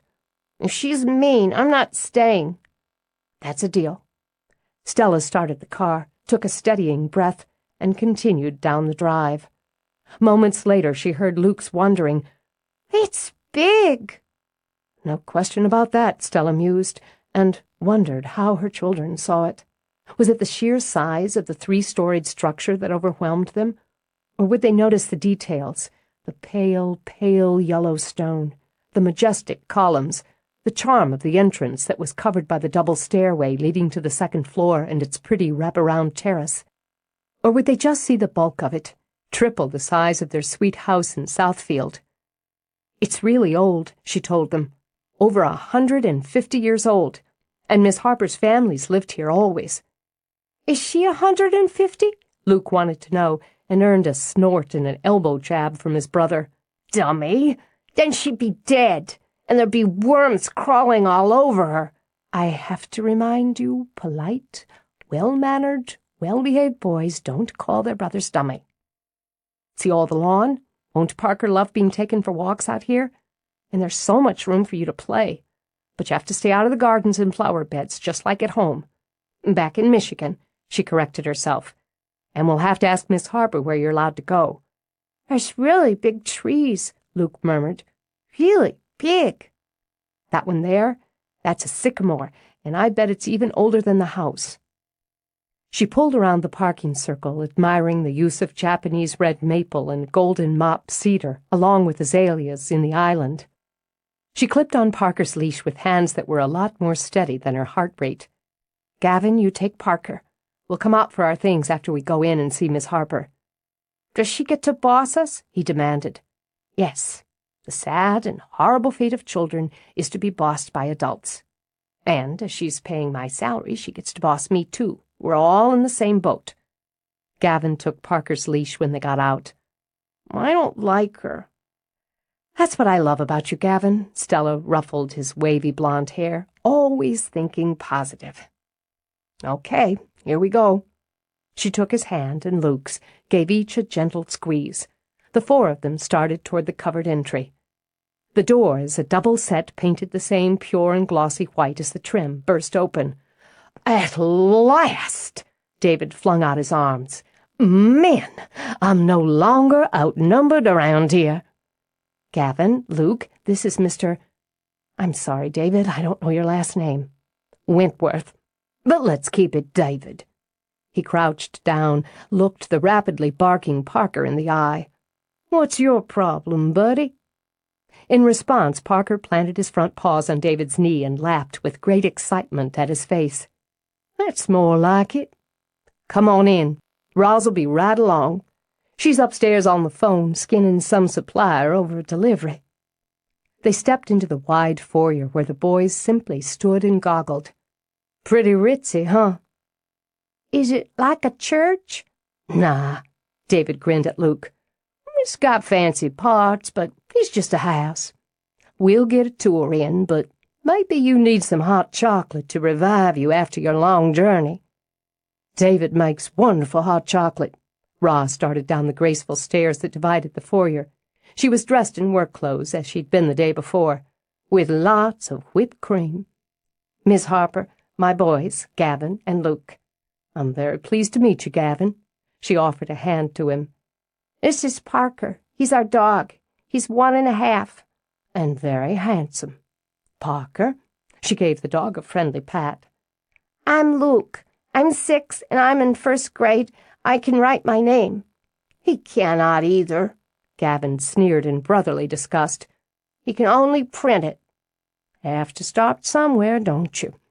It's very nice to meet you, Luke. I hope you're all going to be comfortable here. You don't look really old, Luke commented, and had David snorting out a laugh. Why, thank you. I don't feel really old either. Most of the time.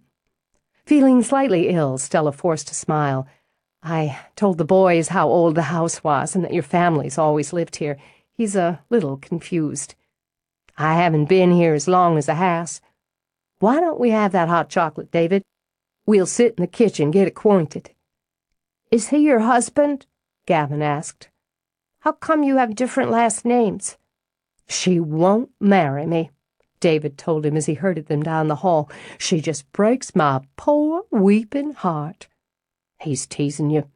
David takes care of the house and most everything else. He lives here. Is she the boss of you, too? Luke tugged David's hand. Mom says she's the boss of all of us. I'll let her think so. He led the way into the kitchen with its granite counters and warm cherry wood. A banquette with sapphire leather cushions ranged under a wide window.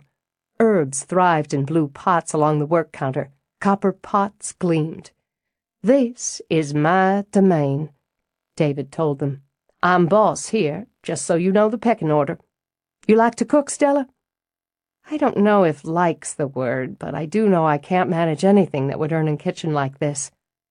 2 sub-zero refrigerators, what looked to be a restaurant-style stove, double ovens, acres of counter.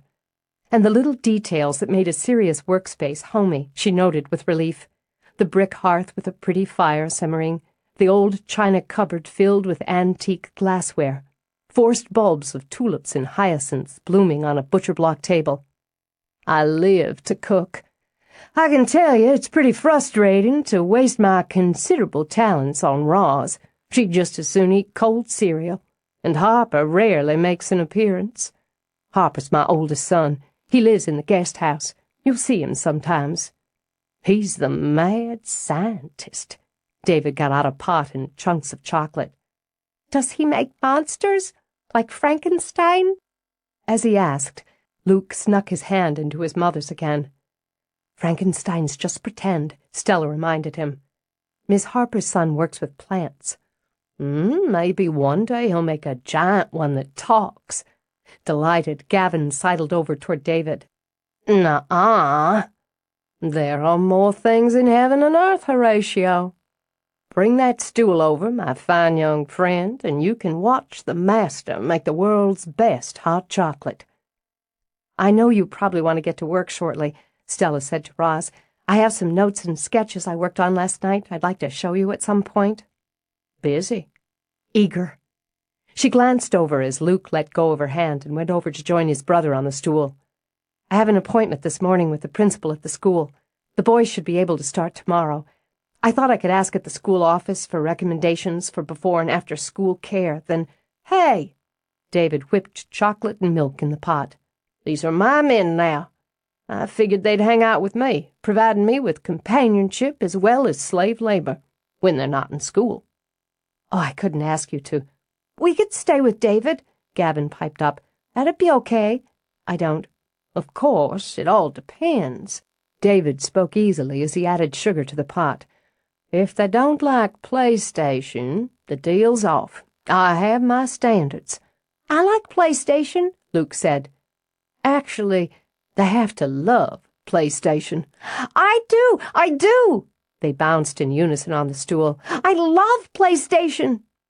Stella, while they're finishing up here, why don't we get some of your things out of the car? All right. We'll just be a minute. Parker. Dog's fine, David said. Well, be right back then. Roz waited until they were at the front door. David's wonderful with kids. Anyone could see. She caught herself twisting the band of her watch, made herself stop. It just feels like an imposition. I'd pay him, of course, but you'll work that out between you. I just wanted to say, from one mother to another, that you can trust him to look after them, to entertain them, and to keep them... Well, no, you can't trust him to keep them out of trouble. I'll say serious trouble, yes, but not the ordinary sort.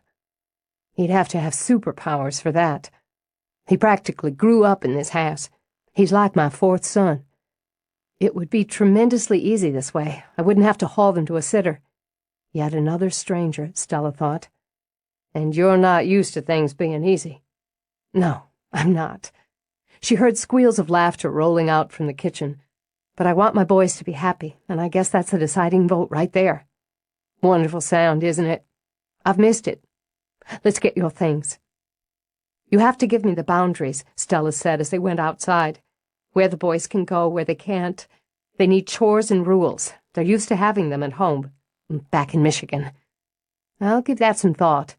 Though David, despite the fact that I'm the boss of all of you, probably has ideas on that already. Cute dog, too, by the way. She hauled 2 suitcases out of the back of the SUV. My dog died last year, and I haven't had the heart to get another. It's nice having a dog around. Clever name. Parker, for Peter Parker. That's Spider-Man. I did raise 3 boys of my own. Right. Stella grabbed another suitcase and a cardboard carton. She felt her muscles strain, even as Roz carried her load with apparent ease. I meant to ask who else lives here, or what other staff you have. It's just David. Oh? He said something about being outnumbered by women before we got here? That's right. It would be David and me and the Harper bride. Roz carried the luggage inside and started up the steps with it. She's our ghost. A house this old isn't haunted. It'd be a damn shame, I'd think. I guess that's one way to look at it. She decided Roz was amusing herself with a little local color for the new kid on the block. Ghosts would add to the family lore. So she dismissed it. You can have your run of the West Wing. I think the rooms we've earmarked will suit best. I'm in the East Wing, and David's rooms are off the kitchen. Everyone has plenty of privacy, which I've always felt is vital to good relations. This is the most beautiful house I've ever seen. It is, isn't it? Roz stopped a moment, looking out the windows that faced one of her gardens. It can be damp in the winter, and we're forever calling the plumber, the electrician, someone. But I love every inch of it. Some might think it's a waste for a woman on her own. It's yours, your family home.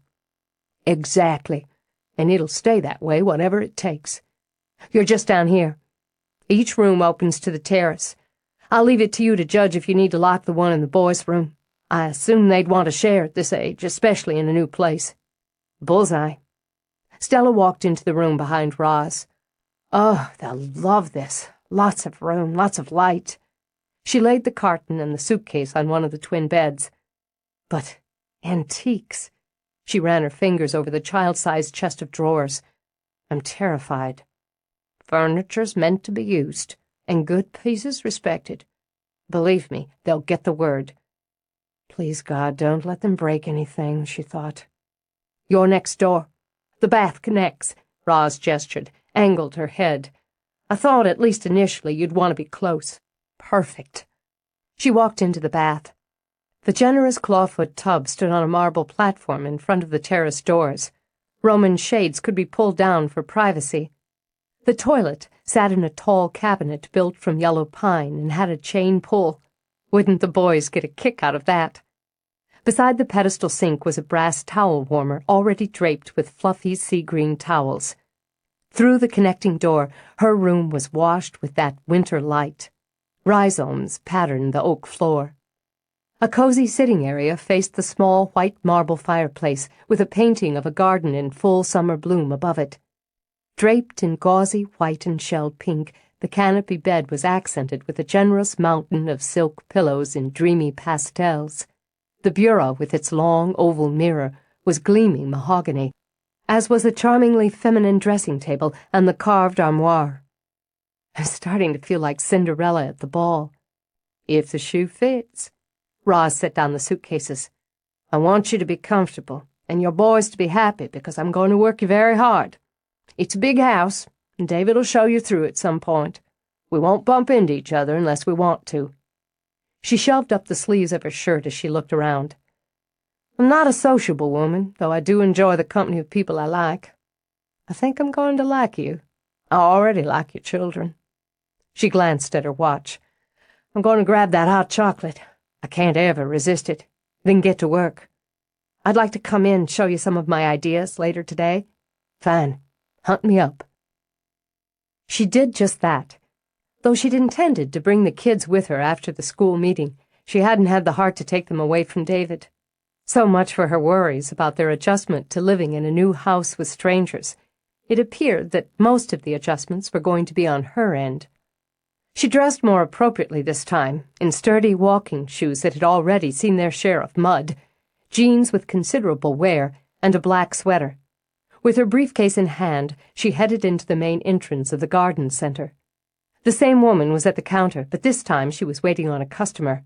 Stella noted a small Dieffenbachia in a cherry-red pot and a quartet of lucky bamboo tied with decorative hemp already in a shallow cardboard box. A bag of stones and a square glass vase were waiting to be rung up. Good. Is Roz around? Stella asked. Oh, Ruby gestured vaguely. Somewhere or other. She nodded to the two ways behind the counter. Would she have one of those with her? The idea seemed to amuse Ruby. I don't think so. Okay, I'll find her. That's so much fun, she said to the customer with a gesture toward the bamboo. Carefree and interesting. It's going to look great in that bowl. I was thinking about putting it on my bathroom counter. Something fun and pretty. Perfect. Terrific hostess gifts, too. More imaginative than the usual flowers. I hadn't thought of that. Maybe I'll get another set. You couldn't go wrong. She beamed a smile, then started out toward the greenhouses, congratulating herself as she went. She wasn't in any hurry to find Roz. This gave her a chance to poke around on her own, to check supplies, stock, displays, traffic patterns, and to make more notes. She lingered in the propagation area, studying the progress of seedlings and cuttings, the type of stock plants and their health. It was nearly an hour before she made her way to the grafting area. She could hear music, the chorus, she thought, seeping out the door. She peeked in. There were long tables lining both sides of the greenhouse, and two more shoved together to run down the center.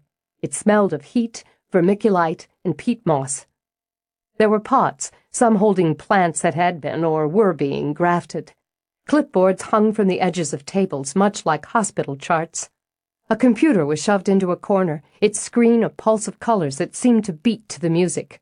Scalpels, knives, snippers, grafting tape and wax, and other tools of this part of the trade lay in trays. She spotted Roz at the far end, standing behind a man on a stool. His shoulders were hunched as he worked. Roz's hands were on her hips. It can't take more than an hour, Harper. This place is as much yours as mine, and you need to meet her, hear what she has to say. I will, but damn it, I'm in the middle of things here. You're the one who wants her to manage, so let her manage. I don't care. There's such a thing as manners. Exasperation rolled into the overheated air. I'm just asking you to pretend for an hour to have a few. The comment brought Stella's own words to her sons back to her mind. She couldn't stop the laugh, but did her best to conceal it with a cough as she walked down the narrow aisle. "Sorry to interrupt. I was just—" She stopped by a pot, studying the grafted stem and the new leaves. "I can't quite make this one." "Daphne." Roz's son spared her the briefest glance. "Evergreen variety, and you've used a splice-side veneer graft." He stopped, swiveled on his stool. His mother had stamped herself on his face, the same strong bones, rich eyes. His dark hair was considerably longer than hers, long enough that he tied it back with what looked to be a hunk of raffia. Like her, he was slim, and seemed to have at least a yard of leg, and like her, he dressed carelessly in jeans pocked with rips and a soil-stained Memphis University sweatshirt. "You know something about grafting?" Just the basics. I cleft-grafted a camellia once. It did very well. Generally, I stick with cuttings. I'm Stella. It's nice to meet you, Harper." He rubbed his hand over his jeans before shaking hers. "Mom says you're going to organize us." "That's the plan, and I hope it's not going to be too painful for any of us. What are you working on here?" She stepped over to a line of pots covered with clean plastic bags held clear of the grafted plant by 4 split stakes. "Gypsophilia. Baby's breath. I'm shooting for blue as well as pink and white. Blue, my favorite color. I don't want to hold you up. I was hoping," she said to Roz, "we could find somewhere to go over some of my ideas." "Back in the annual house. The office is hopeless." "Harper?" "All right, okay, go ahead. I'll be there in 5 minutes." "Harper?" "Okay, 10, but that's my final offer." With a laugh, Roz gave him a light cuff on the back of the head. "Don't make me come back in here and get you." "Nag, nag, nag," he muttered, but with a grin. Outside, Roz let out a sigh. He plants himself in there. You have to jab a pitchfork in his ass to budge him.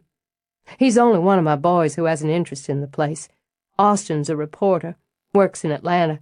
Mason's a doctor, or will be. He's doing his internship in Nashville. You must be proud. I am, but I don't see nearly enough of either of 'em. And here's Harper practically under my feet, and I have to hunt him like a dog to have a conversation." Roz boosted herself onto one of the tables. "Well, what have you got?" "He looks just like you. People say. I just see Harper." "Your boys with David?" "Couldn't pry them away with a crowbar." Stella opened her briefcase. "I typed up some notes." Roz looked at the stack of papers and tried not to wince. "I'll say. And I've made some rough sketches of how we might change the layout to improve sales and highlight non-plant purchases. You have a prime location, excellent landscaping and signage, and a very appealing entrance." "I hear a but coming on." "But," Stella moistened her lips, "your first-level retail area is somewhat disorganized. With some changes, it would flow better into the secondary area and on through to your main plant facilities. Now, a functional organizational plan—" "A functional organizational plan. Oh, my God." "Take it easy. This really won't hurt. What you need is a chain of responsibility for your functional area. That's sales, production, and propagation. Obviously, you're a skilled propagator, but at this point you need me to head production and sales. If we increase volume of sales, as I proposed here—" "You did charts." There was a touch of wonder in Roz's voice. "And graphs. I'm suddenly afraid." "You are not," Stella said with a laugh, then looked at Roz's face. "Okay, maybe a little.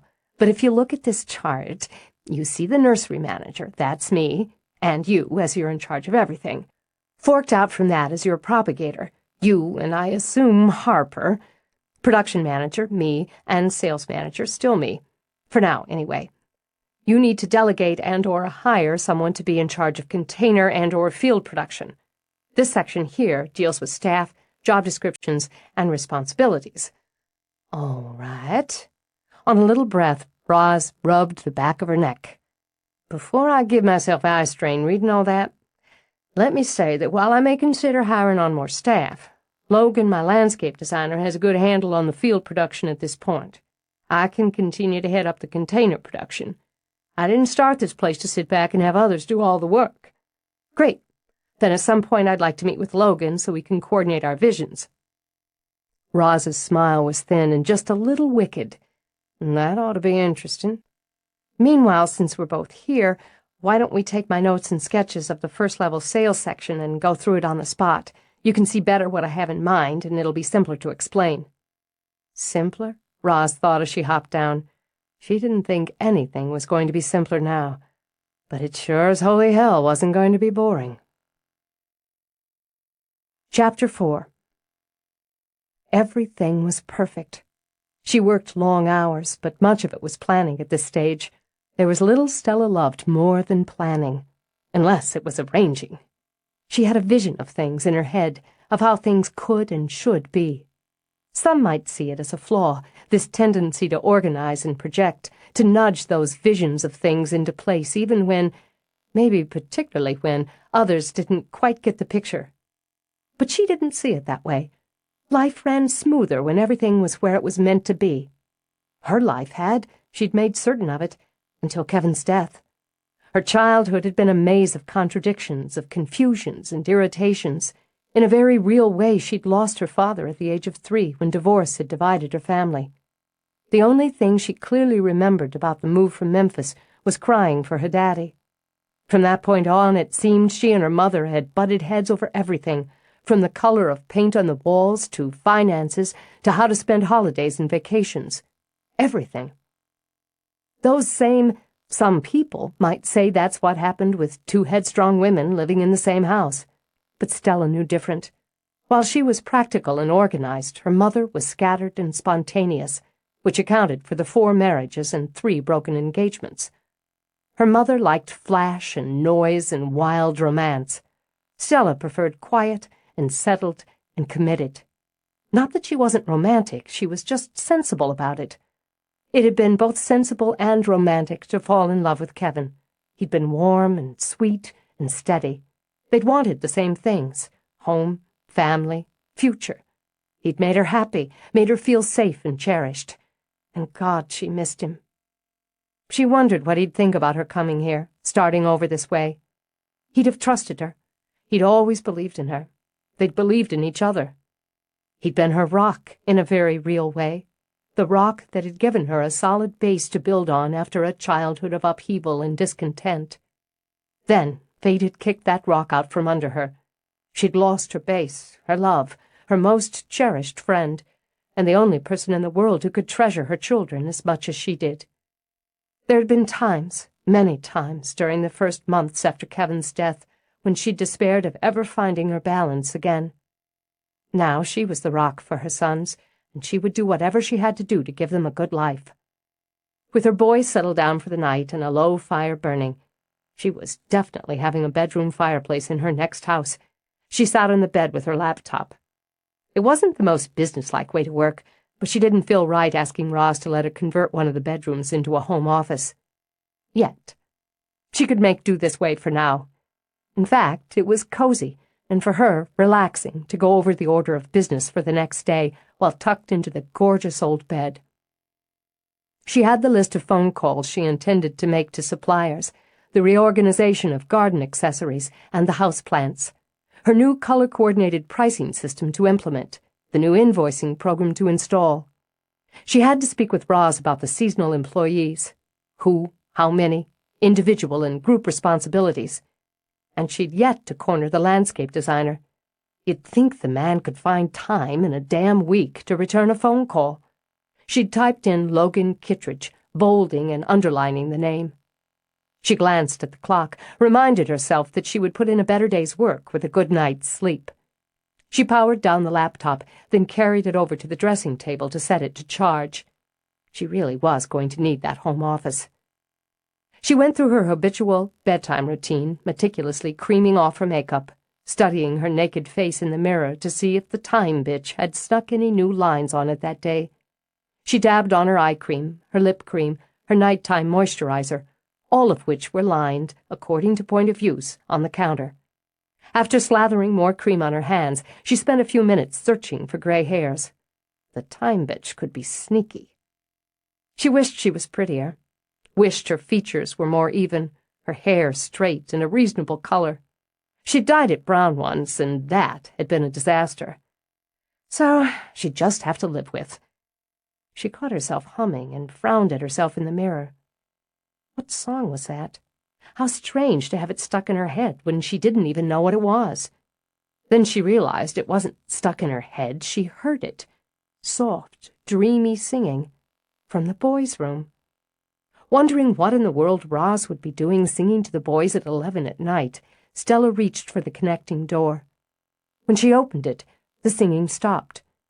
In the subtle glow of the Harry Potter nightlight, she could see her sons in their beds. "Roz?" she whispered, stepping in. She shivered once. Why was it so cold in there? She moved quickly and quietly to the terrace doors, checked and found them securely closed, as were the windows. And the hall door, she thought with another frown. She could have sworn she'd heard something, felt something. But the chill had already faded, and there was no sound in the room but her son's steady breathing. She tucked up their blankets as she did every night, brushed kisses on both their heads, and left the connecting doors open. By morning, she'd brushed it off. Luke couldn't find his lucky shirt, and Gavin got into a wrestling match with Parker on their before-school walk and had to change his. As a result, she barely had time for morning coffee and the muffin David pressed on her. "Will you tell Roz I went in early? I want to have the lobby area done before we open at 10. "She left an hour ago." "An hour ago?" Stella looked at her watch. Keeping up with Roz had become Stella's personal mission, and so far she was failing. "Does she sleep?"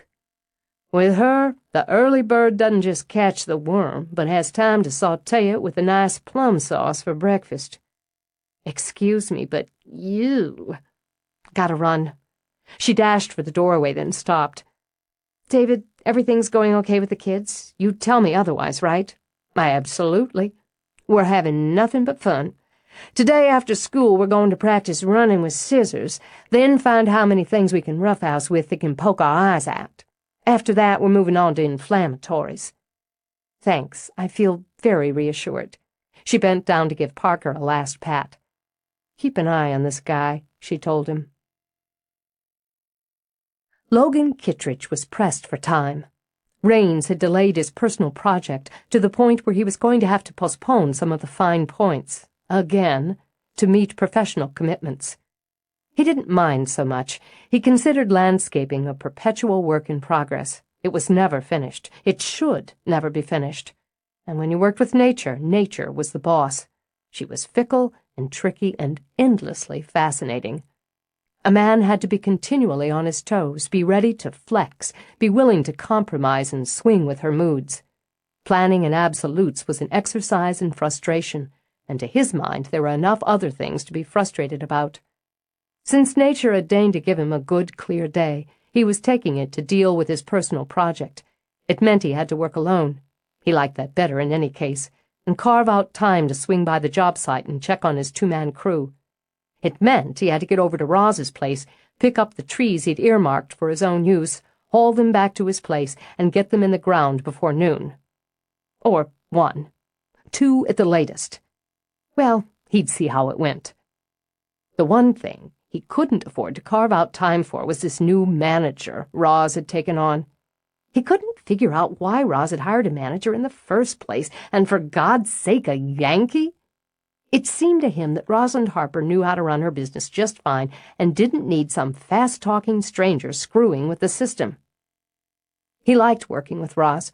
She was a woman who got things done and who didn't poke her nose into his end of things any more than was reasonable. She loved the work just as he did, had an instinct for it. So when she did make a suggestion, you tended to listen and weigh it in.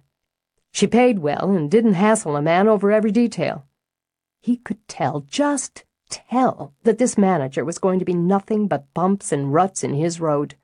Wasn't she already leaving messages for him in that cool Yankee voice about time management, invoice systems, and equipment inventory?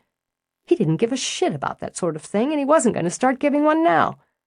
He and Roz had a system, damn it, one that got the job done and made the client happy. Why mess with success? He drove his full-size pickup through the parking area, wove through the piles of mulch and sand. the landscape timbers, and around the side loading area. He'd already eyeballed and tagged what he wanted, but before he loaded them up, he'd take one more look around.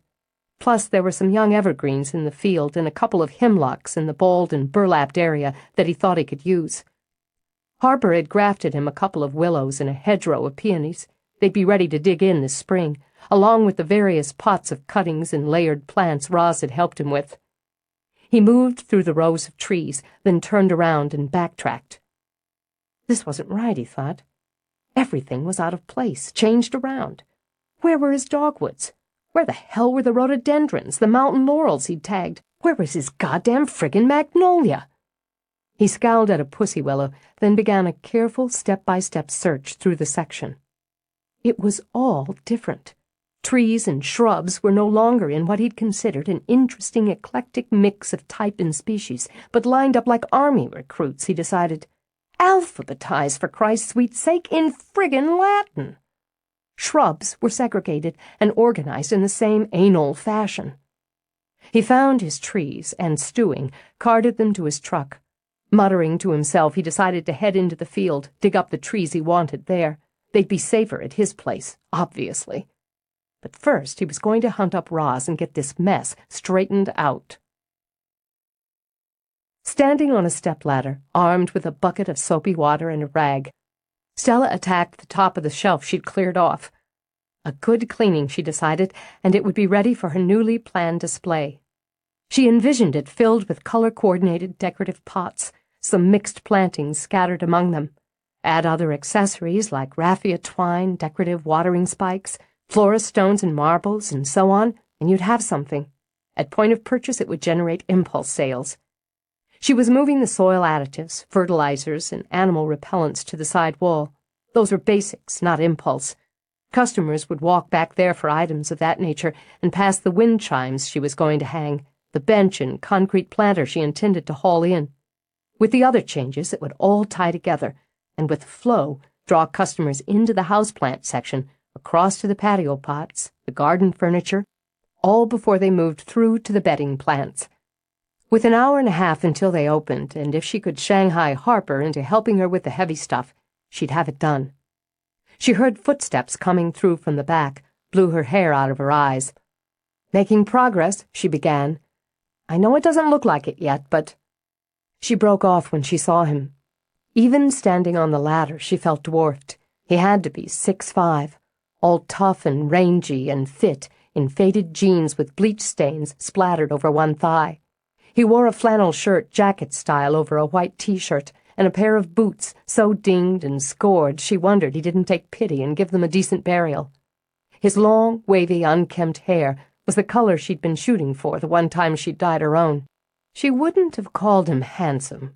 Everything about him seemed rough and rugged. The hard mouth, the hollowed cheeks, the sharp nose, the expression in his eyes. They were green, but not like Kevin's had been. These were moody and deep and seemed somehow hot under the strong line of brows. No, she wouldn't have said handsome, but arresting, in a big and tough sort of way. The sort of tough that looked like a bunched fist would bounce right off him, doing a lot more damage to the puncher than the punchee. She smiled, though she wondered where Roz was, or Harper, or somebody. "I'm sorry, we're not open yet this morning.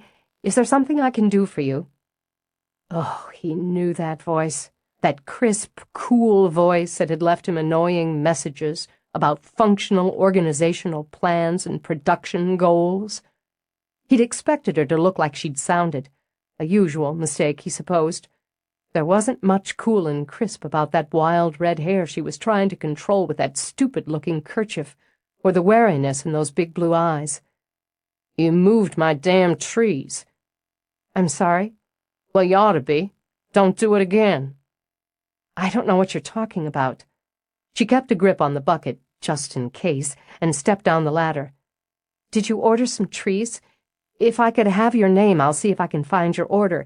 We're implementing a new system, so I don't have to order anything, and I don't like your new system. And what the hell are you doing in here? Where is everything?" His voice sounded local to her, with a definite edge of nasty impatience. "I think it would be best if you came back when we're open. Winter hours start at 10 a.m. If you'd leave me your name." She edged toward the counter and the phone. "It's Kittredge, and you ought to know since you've been nagging me brainless for damn near a week." "I don't know." "Oh, Kittredge." She relaxed fractionally. "The landscape designer." "And I haven't been nagging," she said with more heat when her brain caught up. "I've been trying to contact you so we could schedule a meeting. You haven't had the courtesy to return my calls. I certainly hope you're not as rude with clients as you are with coworkers." "Rude? Sister, you haven't seen rude." "I have 2 sons," she snapped back. "I've seen plenty of rude." Roz hired me to put some order into her business, to take some of the systemic load off her shoulders, to— "Systemic?" His gaze rose to the ceiling like a man sending out a prayer. "Jesus, you always going to talk like that?" She took a calming breath. "Mr. Kittredge, I have a job to do. Part of that job is dealing with the landscaping arm of this business. It happens to be a very important and profitable arm." "Damn right, and it's my friggin' arm." "It also happens to be ridiculously disorganized and apparently run like a circus. I've been finding little scraps of paper and hand-scribbled orders and invoices, if you can call them that, all week. So if you'd bothered to return my calls and arrange for a meeting, I could have explained to you how this arm of the business will now function." "Oh, is that right?" That West Tennessee tone took on a soft and dangerous hue. "You're going to explain it to me?" "That's exactly right. The system I'm implementing will, in the end, save you considerable time and effort with computerized invoices and inventory, client lists and designs with—" He was sizing her up. He figured he had about a foot on her in height, probably a good 100 pounds in bulk. But the woman had a mouth on her. It was what his mother would have called bee-stung. Pretty. And apparently it never stopped flapping. "How the hell is having to spend half my time on a computer going to save me anything?" "Once the data is inputted, it will. At this point, you seem to be carrying most of this information in some pocket or inside your head." "So? If it's in a pocket, I can find it. If it's in my head, I can find it there too. Nothing wrong with my memory." "Maybe not, but tomorrow you may be run over by a truck and spend the next 5 years in a coma." That pretty mouth smiled icily. "Then where will we be?" "Being as I'd be in a coma, I wouldn't be worried about it. Come out here." He grabbed her hand, pulled her toward the door. "Hey!" she managed, then, "Hey!" "This is business." He yanked open the door and kept pulling her along. "I'm not dragging you off to a cave." "Then let go." His hands were hard as rock and just as rough, and his legs, she realized as he strode away from the building, ate up ground in long, hurried bites and forced her into an undignified trot. "Just a minute. Look at that." He gestured toward the tree and shrub area while she struggled to get her breath back. "What about it?" "It's messed up." "It certainly isn't. I spent nearly an entire day on this area, and had the aching muscles to prove it. It's cohesively arranged so if a customer is looking for an ornamental tree, he or a member of the staff can find the one that suits. If the customer is looking for a spring blooming shrub or— "They're all lined up. What'd you use, at carpenter's level? People come in here now, how can they get a picture how different specimens might work together?" "That's your job and the staff's. We're here to help and direct the customer to possibilities as well as their more definite wants. If they're wandering around trying to find a damn hydrangea, they might just spot a spirea or camellia they'd like to have too." He had a point, and she'd considered it. She wasn't an idiot. Or they may leave empty-handed because they couldn't easily find what they'd come for in the first place. Attentive and well-trained staff should be able to direct and explore with the customer. Either way has its pros and cons. But I happen to like this way better, and it's my call. Now, she stepped back. "If you have the time, we need to—" "I don't." He stalked off toward his truck. "Just wait." She jogged after him. "We need to talk about the new purchase orders and invoicing system." "Send me a friggin' memo. Sounds like your speed." "I don't want to send you a frigging memo." "And what are you doing with those trees?" "Taking them home."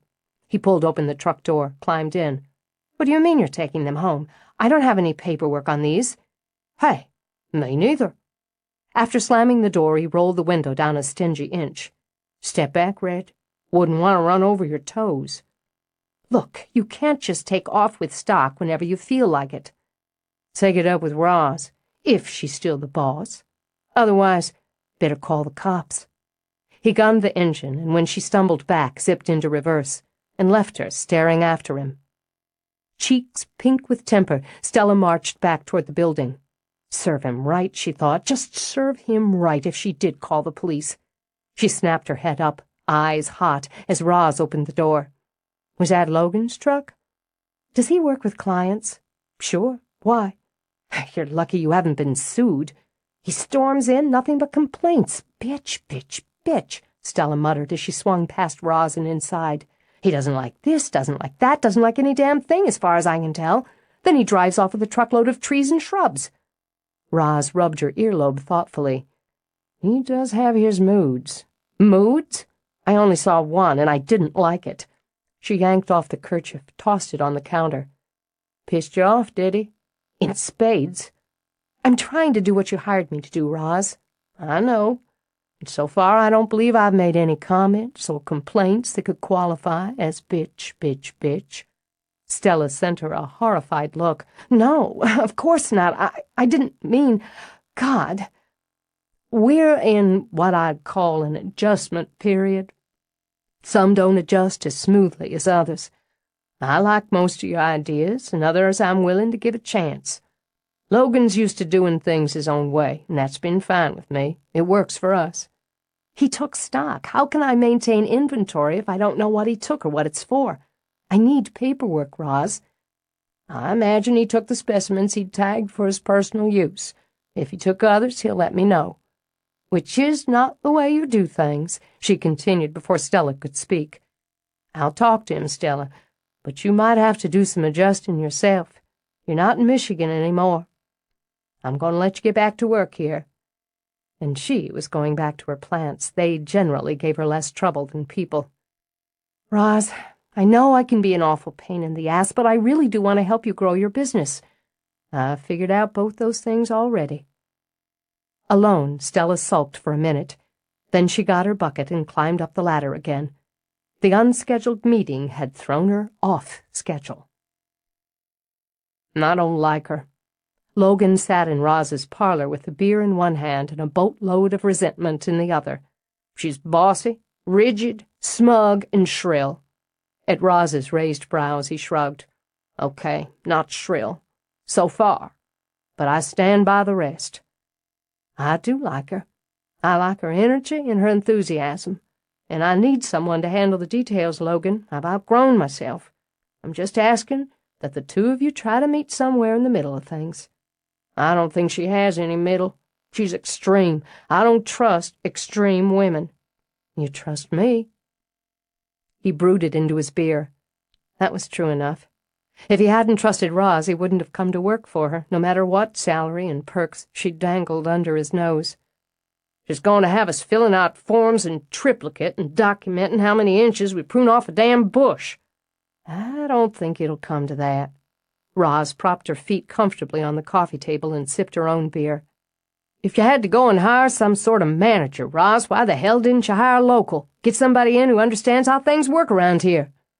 "Because I didn't want a local. I wanted her. When she comes down, we're going to have a nice civilized drink followed by a nice civilized meal.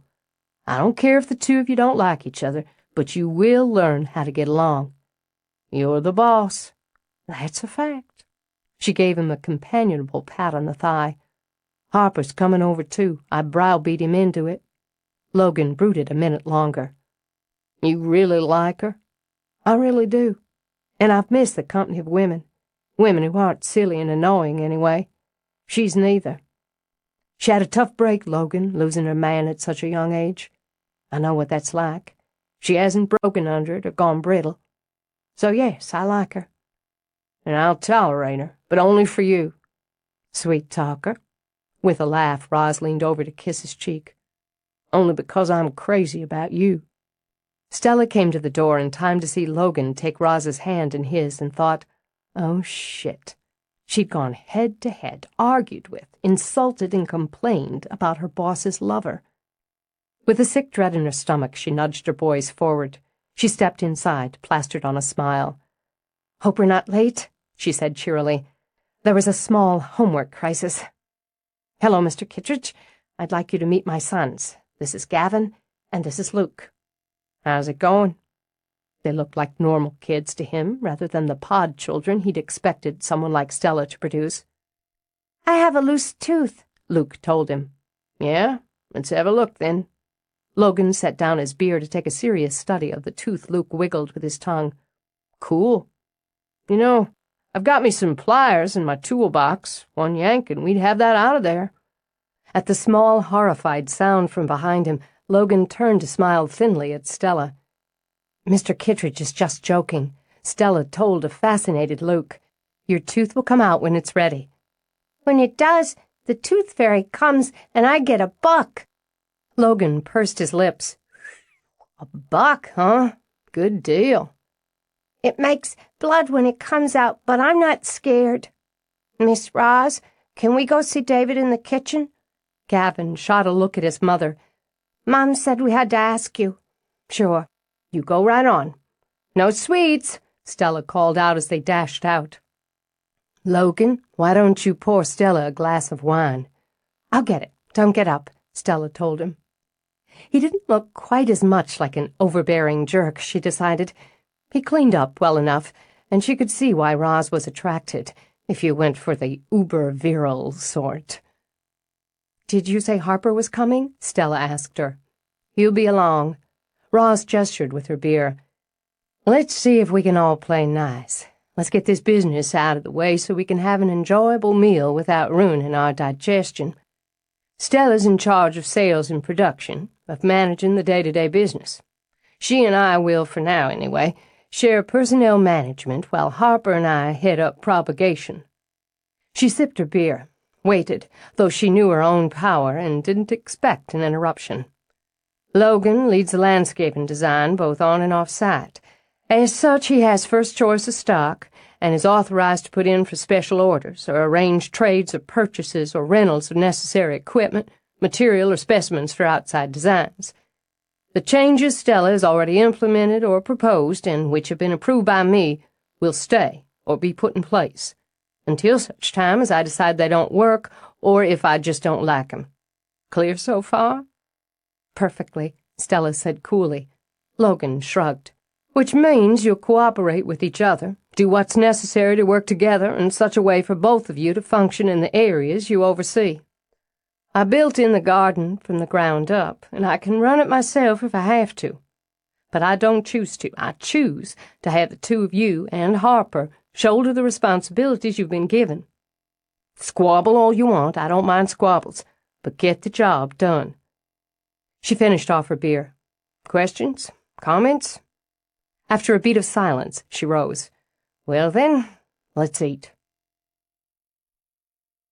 Chapter 5. It was, all things considered, a pleasant evening. Neither of her kids threw any food or made audible, gagging noises, always a plus in Stella's book. Conversation was polite, even lively, particularly when the boys learned Logan's first name, the same name used by the X-Men's Wolverine. It was instant hero status, given polish when it was discovered that Logan shared Gavin's obsession with comic books. The fact that Logan seemed more interested in talking to her sons rather than her was probably another plus. "If, the Hulk and Spider-Man ever got into a fight, I think Spider-Man would win." Logan nodded as he cut into rare roast beef. "Because Spider-Man's quicker and more agile. But if the Hulk ever caught him, Spidey'd be toast." Gavin speared a tiny new potato, then held it aloft on his fork like a severed head on a pike. "If he was under the influence of some evil guy like—" "Maybe Mr. Hyde?" "Yeah, Mr. Hyde. Then the Hulk could be forced to go after Spider-Man. But I still think Spidey would win." "That's why he's amazing," Logan agreed. "And the Hulk's incredible. Takes more than muscle to battle evil." "Yeah, you gotta be smart and brave and stuff." "Peter Parker's the smartest," Luke emulated his brother with the potato head. "Bruce Banner's pretty smart, too." Since it made the kids laugh, Harper hoisted a potato, wagged it. "He always manages to get new clothes after he reverts from Hulk form. If he was really smart," Harper commented, "he'd figure out a way to make his clothes stretch and expand." "You scientists," Logan said with a grin for Harper, "never thinking about the mundane." "Is the mundane a supervillain?" Luke wanted to know. "It means the ordinary," Stella told him, "as in it's more mundane to eat your potatoes than to play with them, but that's the polite thing to do at the table." "Oh." Luke smiled at her, an expression somewhere between sweet and wicked, and chomped the potato off the fork. "Okay." After the meal, she used the excuse of the boys' bedtime to retreat upstairs. There were baths to deal with, the usual 1,000 questions to answer, and all that end-of-day energy to burn off, which included one or both of them running around, mostly naked. Then came her favorite time, when she drew a chair between their beds and read to them, while Parker began to snore at her feet.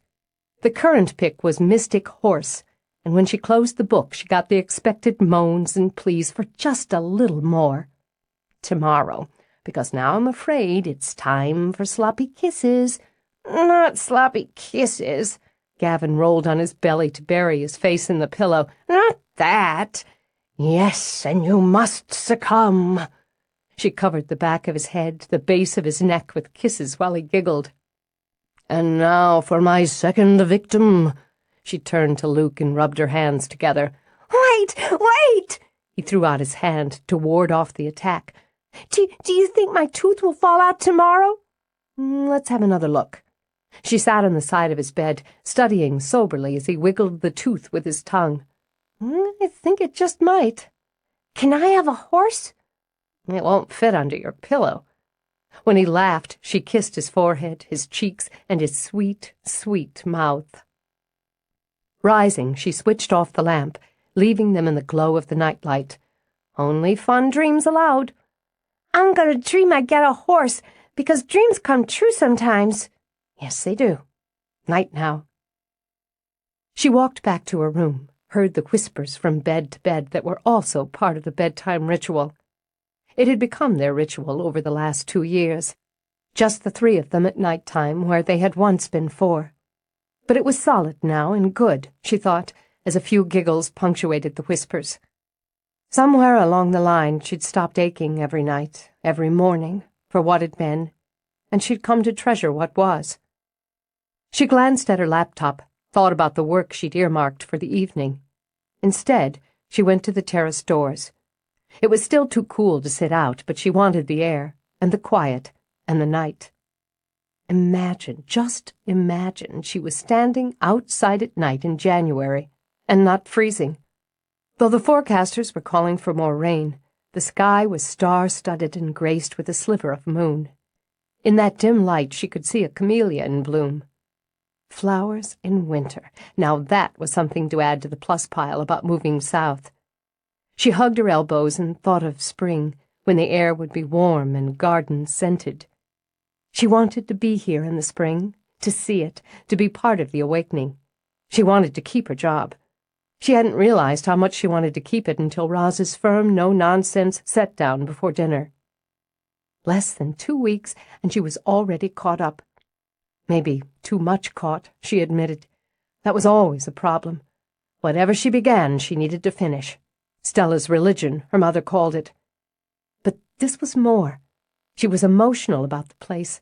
A mistake, she knew. She was half in love with the nursery, and with her own vision of how it could be.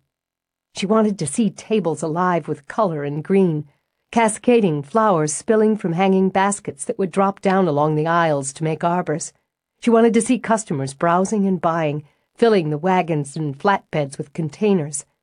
And, of course, there was that part of her that wanted to go along with each one of them and show them exactly how everything should be planted. But she could control that.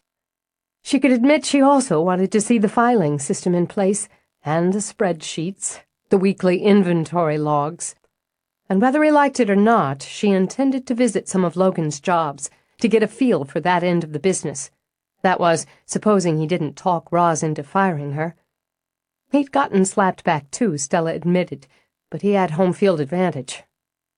In any case, she wasn't going to be able to work or relax or think about anything else until she'd straightened things out. She would go downstairs on the pretext of making a cup of tea. If his truck was gone, she'd try to have a minute with Roz. It was quiet, and she had a sudden sinking feeling that they'd gone up to bed. She didn't want that picture in her head. Tiptoeing into the front parlor, she peeked out the window. Though she didn't see his truck, it occurred to her she didn't know where he'd parked or what he'd driven in the first place. She'd leave it for morning. That was best. In the morning, she would ask for a short meeting with Roz and get everything back in place. Better to sleep on it, to plan exactly what to say and how to say it. Since she was already downstairs, she decided to go ahead and make that tea. Then she would take it upstairs and focus on work. Things would be better when she was focused. She walked quietly back into the kitchen and let out a yelp when she saw the dim figure in the shaded light. The figure yelped back, then slapped at the switch beside the stove. Just draw and shoot next time, Roz said, slapping a hand to her heart. I'm sorry. God, you scared me. I knew David was going into the city tonight, and I didn't think anyone was back here. Just me, making some coffee. In the dark? Stove light was on. I know my way around. You come down to raid the refrigerator? What? Oh, no. She was hardly that comfortable here in another woman's home. I was just going to make some tea to take up while I do a little work. Go ahead, unless you want some of this coffee. If I drink coffee after dinner, I'm awake all night. It was awkward, standing here in the quiet house, just the two of them. It wasn't her house, Stella thought, her kitchen, even her quiet. She wasn't a guest, but an employee.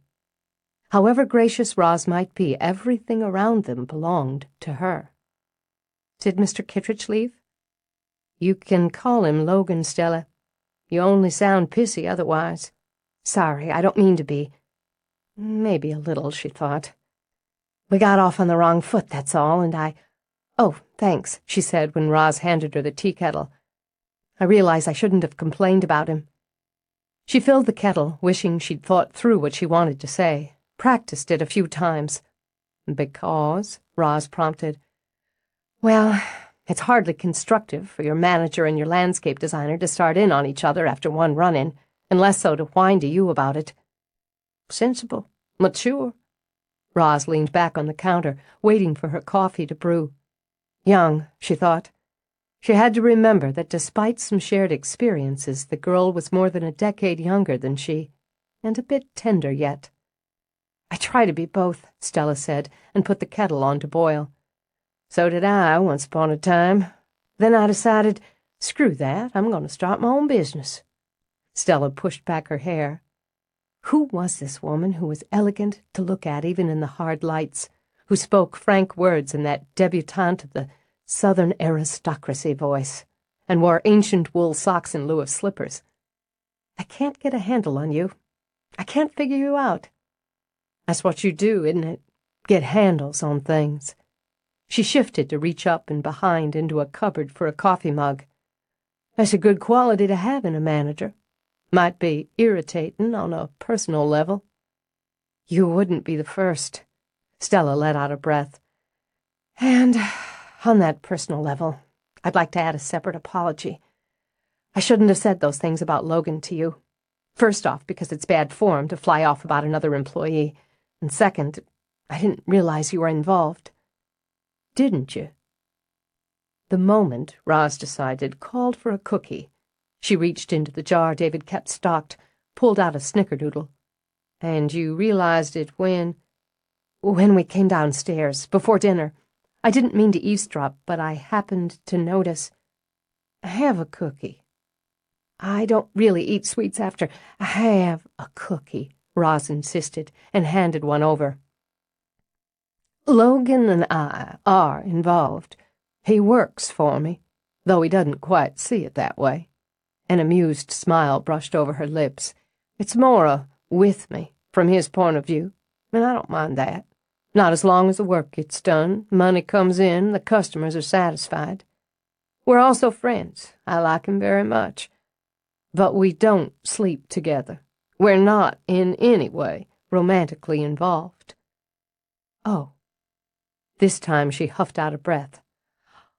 "Oh, well, I've used up my own, so I'll have to borrow someone else's foot to stuff in my mouth." "I'm not insulted. I'm flattered. He's an excellent specimen. I can't say I've ever thought about him in that way." "Why?" Roz poured her coffee while Stella took the sputtering kettle off the burner. "I've got 10 years on him." "And your point would be—" Roz glanced back, a little flicker of surprise running over her face just ahead of humor. "You're right. That doesn't, or shouldn't, apply. However, I've been married twice. One was good, very good. One was bad, very bad. I'm not looking for a man right now. Too damn much trouble. Even when it's good, they take a lot of time, effort, and energy. I'm enjoying using all that time, effort, and energy on myself." "Do you get lonely?" Yes, I do. There was a time I didn't think I'd have the luxury of being lonely.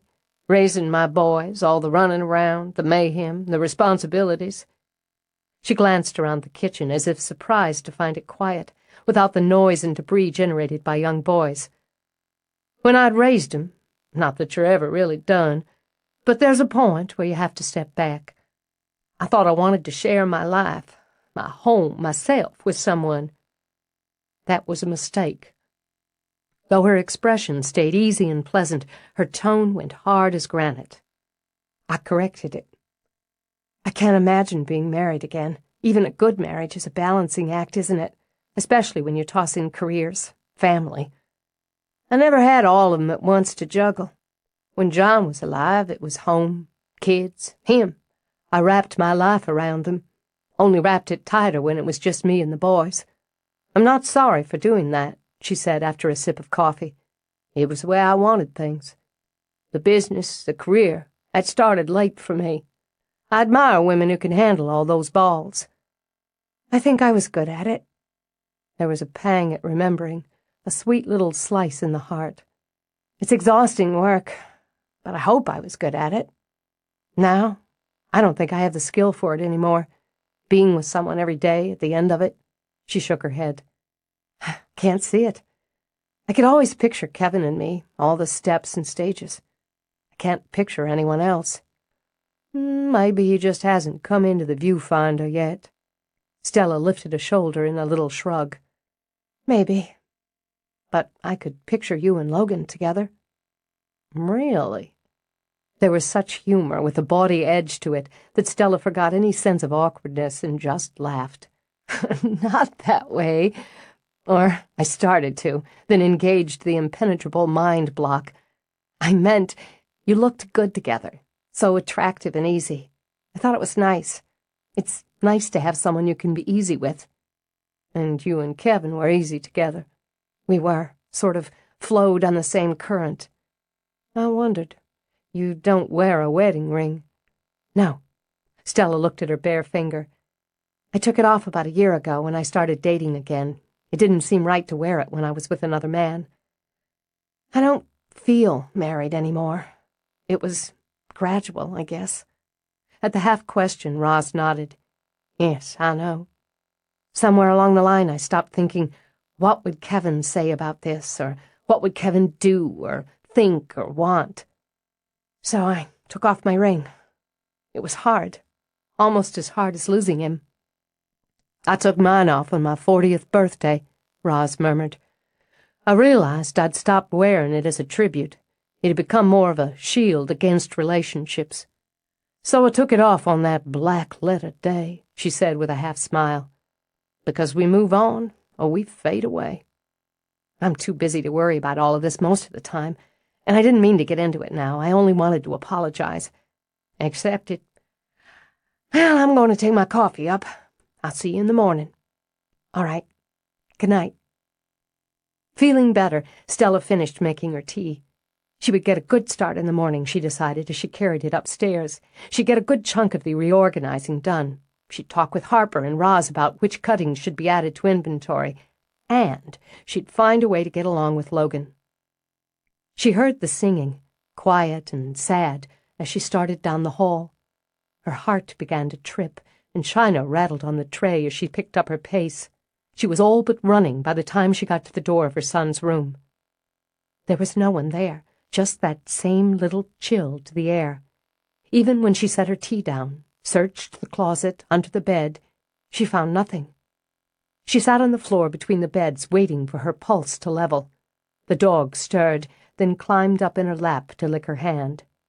Stroking him, she stayed there, sitting between her boys, while they slept.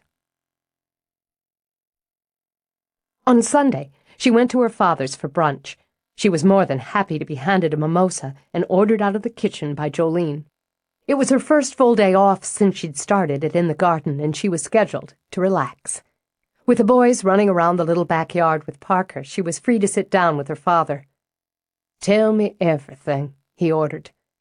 "Well, everything will go straight through brunch, into dinner, and right into breakfast tomorrow. Give me the highlights. How do you like Rosalind?" "I like her a lot. She manages to be straightforward and slippery. I'm never quite sure where I stand with her, but I do like her. She's lucky to have you, and being a smart woman, she knows it.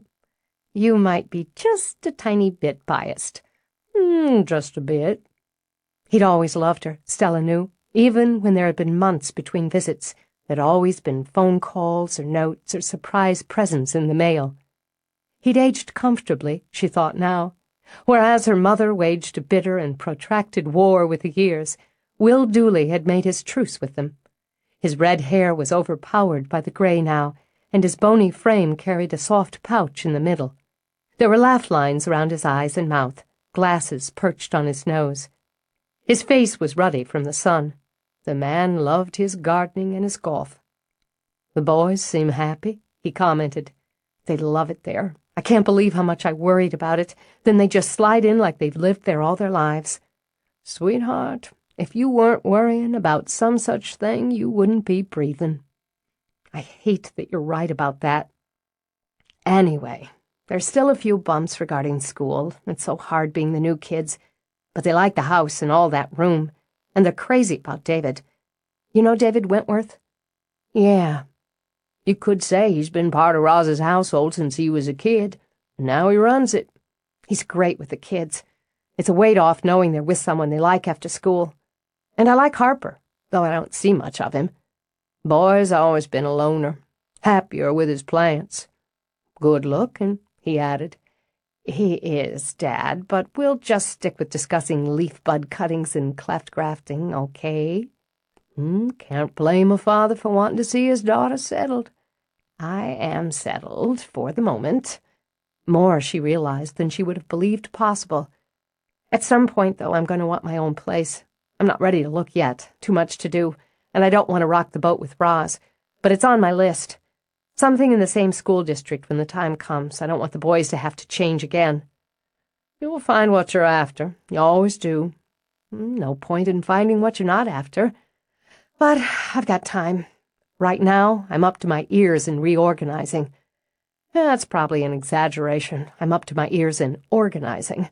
Stock, paperwork, display areas, and having the time of your life." She laughed, stretched out her arms and legs.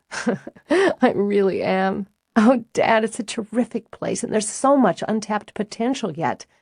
I'd like to find somebody who has a real head for sales and customer relations, put him or her in charge of that area while I concentrate on rotating stock, keep ahead of the paperwork, and juggle in some of my ideas. I haven't even touched on the landscape area, except for a headbutt with a guy who runs that." "Kittredge?" Will smiled. "Met him once or twice, I think. Hear he's a prickly sort." "I'll say. Does good work. Roz wouldn't tolerate less, I can promise you. He did a property for a friend of mine about 2 years ago. Bought this old house, wanted to concentrate on rehabbing it. Grounds were a holy mess. He hired Kittredge for that. Showplace now, got written up in a magazine." "What's his story?" "Logan's. Local boy, born and bred. Though it seems to me he moved up north for a while, got married." "I didn't realize he's married." "Was," Will corrected. Didn't take. Don't know the details. Jo might. She's better at ferreting out and remembering that sort of thing. He's been back here, 6, 8 years. Worked for a big firm out of the city until Roz scooped him up. Jo? What do you know about the Kittredge boy who works for Roz? Logan? Jolene peeked around the corner. She was wearing an apron that said Jo's Kitchen. There was a string of pearls around her neck and fuzzy pink slippers on her feet. He's sexy. I don't think that's what Stella wanted to know. Well, she could see that for herself. Got eyes in her head and blood in her veins, doesn't she? His folks moved out to Montana, of all places, 2-3 years ago. She cocked a hip, tapped a finger on her cheek as she lined up her data. Got an older sister, lives in Charlotte now. He went out with Marge Peters' girl, Terry, a couple of times. You remember Terry, don't you, Will? Can't say as I do. Course you do. She was homecoming and prom queen in her day, then Miss Shelby County. First runner-up for Miss Tennessee. Most agree she missed the crown because her talent wasn't as strong as it could have been. Her voice is a little bit what you'd call slight, I guess. As Jo talked, Stella just sat back and enjoyed. Imagine knowing all this, her caring. She doubted she could remember who the homecoming or prom queens were from her own high school days, and here was Jo casually pumping out the information on events that were surely a decade old. Had to be a Southern thing. And Terry? She said Logan was too serious-minded for her, Jo continued. But then a turnip would be too serious-minded for that girl. She turned back into the kitchen, lifting her voice. He married a Yankee and moved up to Philadelphia or Boston or someplace with her. Moved back a couple years later, without her. No kids. She came back with a fresh mimosa for Stella and one for herself. I heard she liked big city life and he didn't, so they split up. Probably more to it than that. Always is, but Logan's not one to talk, so information is sketchy. He worked for Fossley Landscaping for a while. You know, Will, they do mostly commercial stuff, beautifying office buildings and shopping centers and so on. Word is Roz offered him the moon, most of the stars, and a couple of solar systems to bring him into her operation. Will winked at his daughter. Told you she'd have the details. And then some. Jo chuckled, waved a hand. He bought the old Morris place on the river a couple years ago. Been fixing it up, or having it fixed up. And I heard he was doing a job for Tully Scopes. You don't know Tully, Will, but I'm on the garden committee with his wife, Mary. She'll complain the sky's too blue or the rain's too wet, never satisfied with anything. You want another Bloody Mary, honey? She asked Will. Can't say as I'd mind. So I heard Tully wanted Logan to design some shrubbery and a garden and so on for this property he wanted to turn over.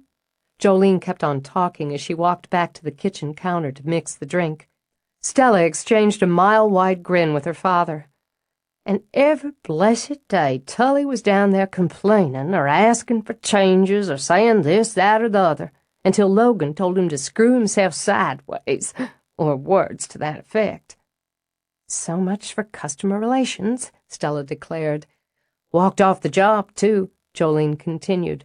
Wouldn't set foot on the property again or have any of his crew plant a daisy until Tully agreed to stay away. That what you wanted to know? That pretty much covers it, Stella said, and toasted Jolene with her mimosa. Good. Just about ready here. Why don't you go on and call the boys? With the information from Jolene entered into her mental files, Stella formulated a plan. Bright and early Monday morning, armed with her map and a set of MapQuest directions, she set out for the job site Logan had scheduled. Or, she corrected, the job Roz thought he had earmarked for that morning. She was going to be insanely pleasant, cooperative, and flexible, until he saw things her way. She cruised the neighborhood that skirted the city proper. Charming old houses, closer to each other than to the road. Lovely, sloping lawns, gorgeous old trees, oak and maple that would leaf and shade, dogwood and Bradford pear that would celebrate spring with blooms. Of course, it wouldn't be the South without plenty of magnolias, along with enormous azaleas and rhododendrons. She tried to picture herself there, with her boys, living in one of those gracious homes with her lovely yard to tend. Yes, She could see that, could see them happy in such a place, cozy with the neighbors, organizing dinner parties, playdates, cookouts. Out of her price range, though. Even with the money she'd saved, the capital from the sale of the house in Michigan, she doubted she could afford real estate here. Besides, it would mean changing schools again for the boys, and she would have to spend time commuting to work.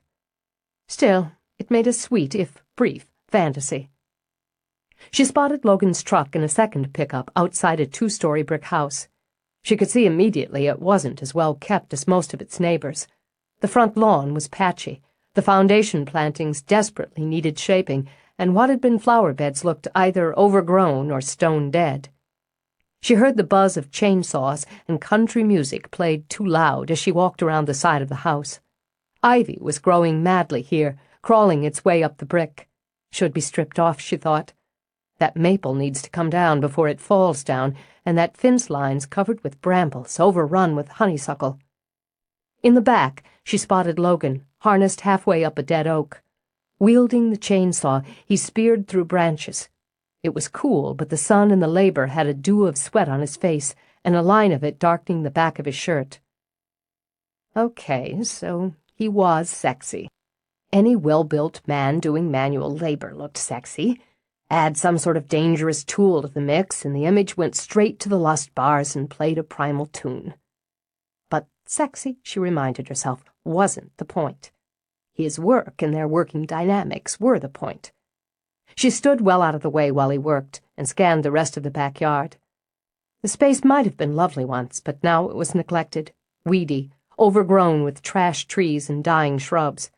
A sagging garden shed tilted in the far corner of a fence smothered in vines.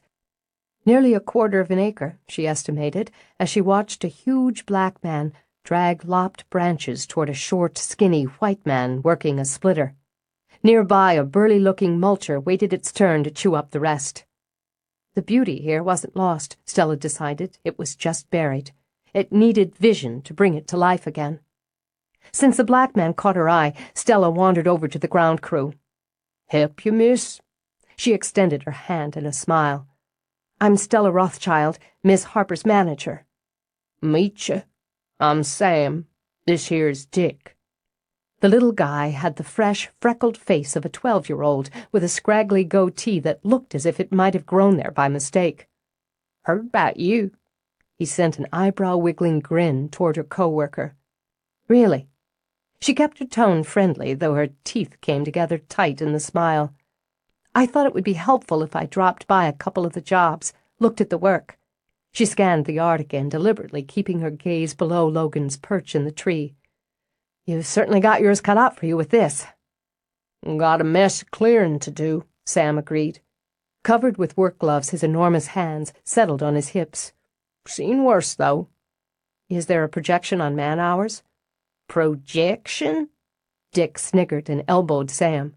From his great height, Sam sent down a pitying look. "You want to know about the plans and the projections," he said. "You need to talk to the boss. He's got all that worked up." "All right, then. Thanks. I'll let you get back to work." Walking away, Stella took the little camera out of her bag and began to take what she thought of as before pictures.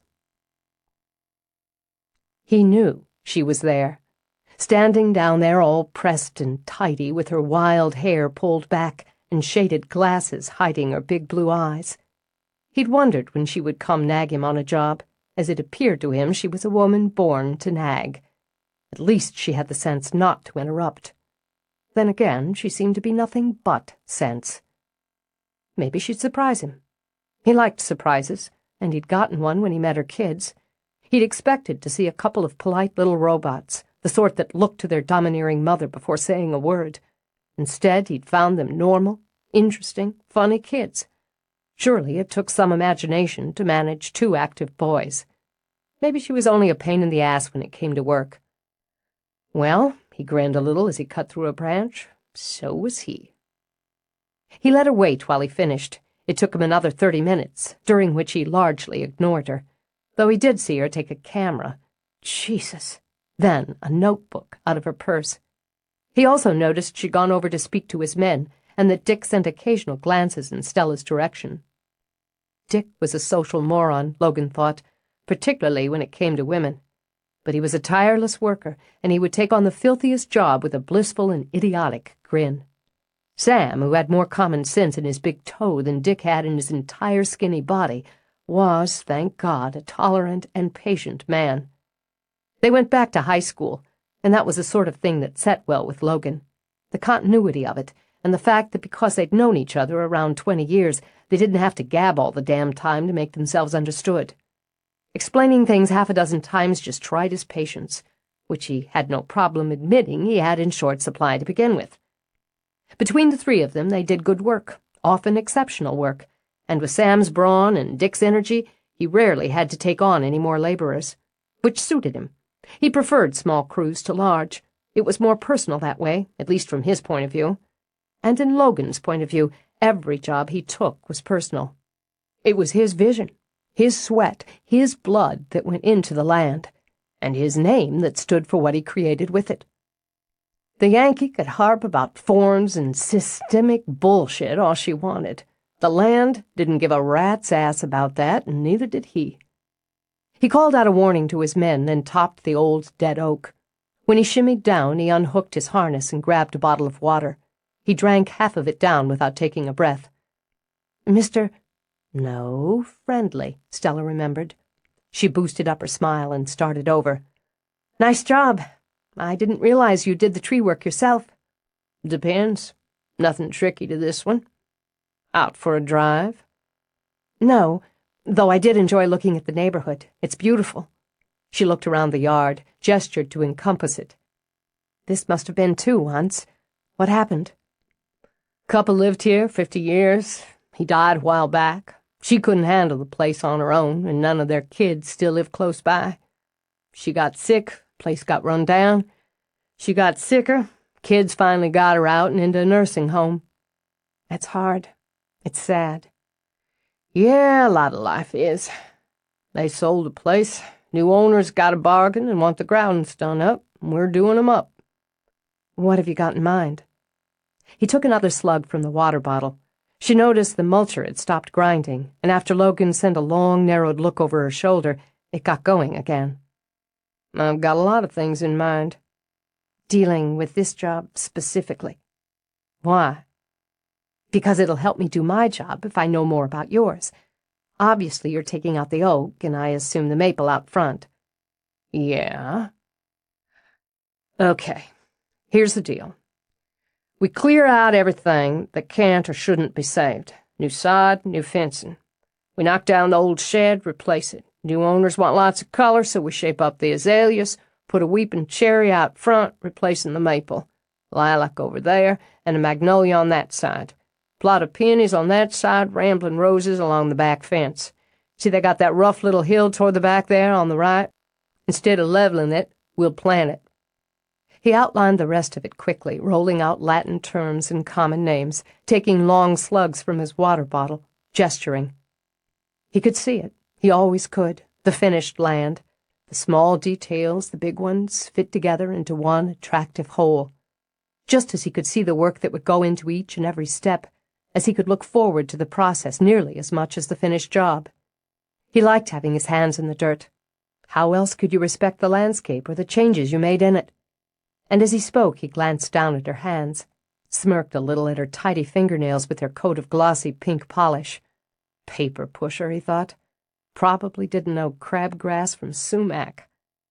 Because he wanted to give her and her clipboard the full treatment and get her off his ass, he switched to the house and talked about the patio they intended to build and the plantings he'd used to accent it. When he figured he'd done more talking than he normally did in a week, he finished off the water. Shrugged. He didn't expect her to follow everything he'd said, but she couldn't complain that he hadn't cooperated. It's wonderful. What about the bed running on the south side out front? He frowned a little. We'll rip out the ivy, then the clients want to try their hand at that themselves. Even better. You've got more of an investment if you dig some yourself. Because he agreed, he said nothing and only jingled some change in his pocket. Except, I'd rather see winter creeper than yews around the shed.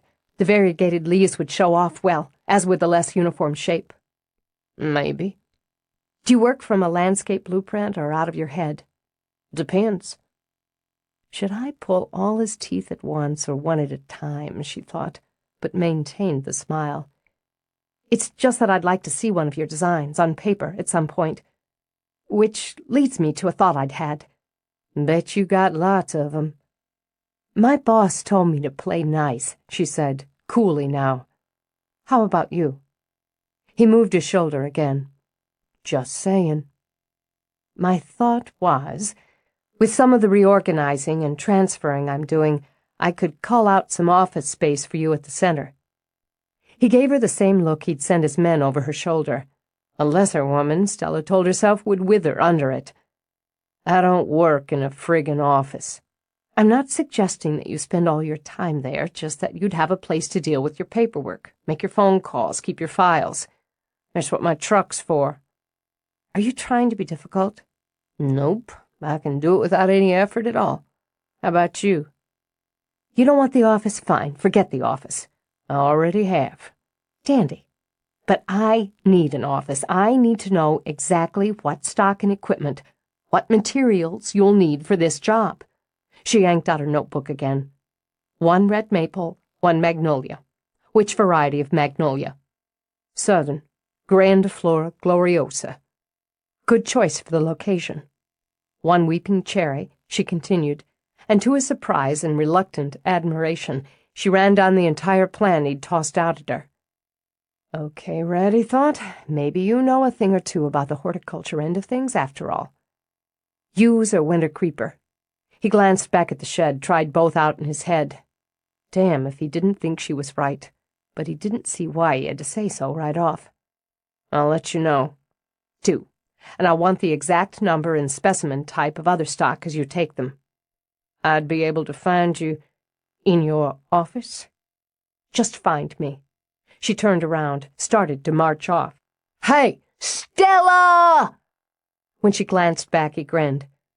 Always wanted to say that. Her eyes lit, and she snapped her head around again and kept going. Okay, Jesus, just a little humor.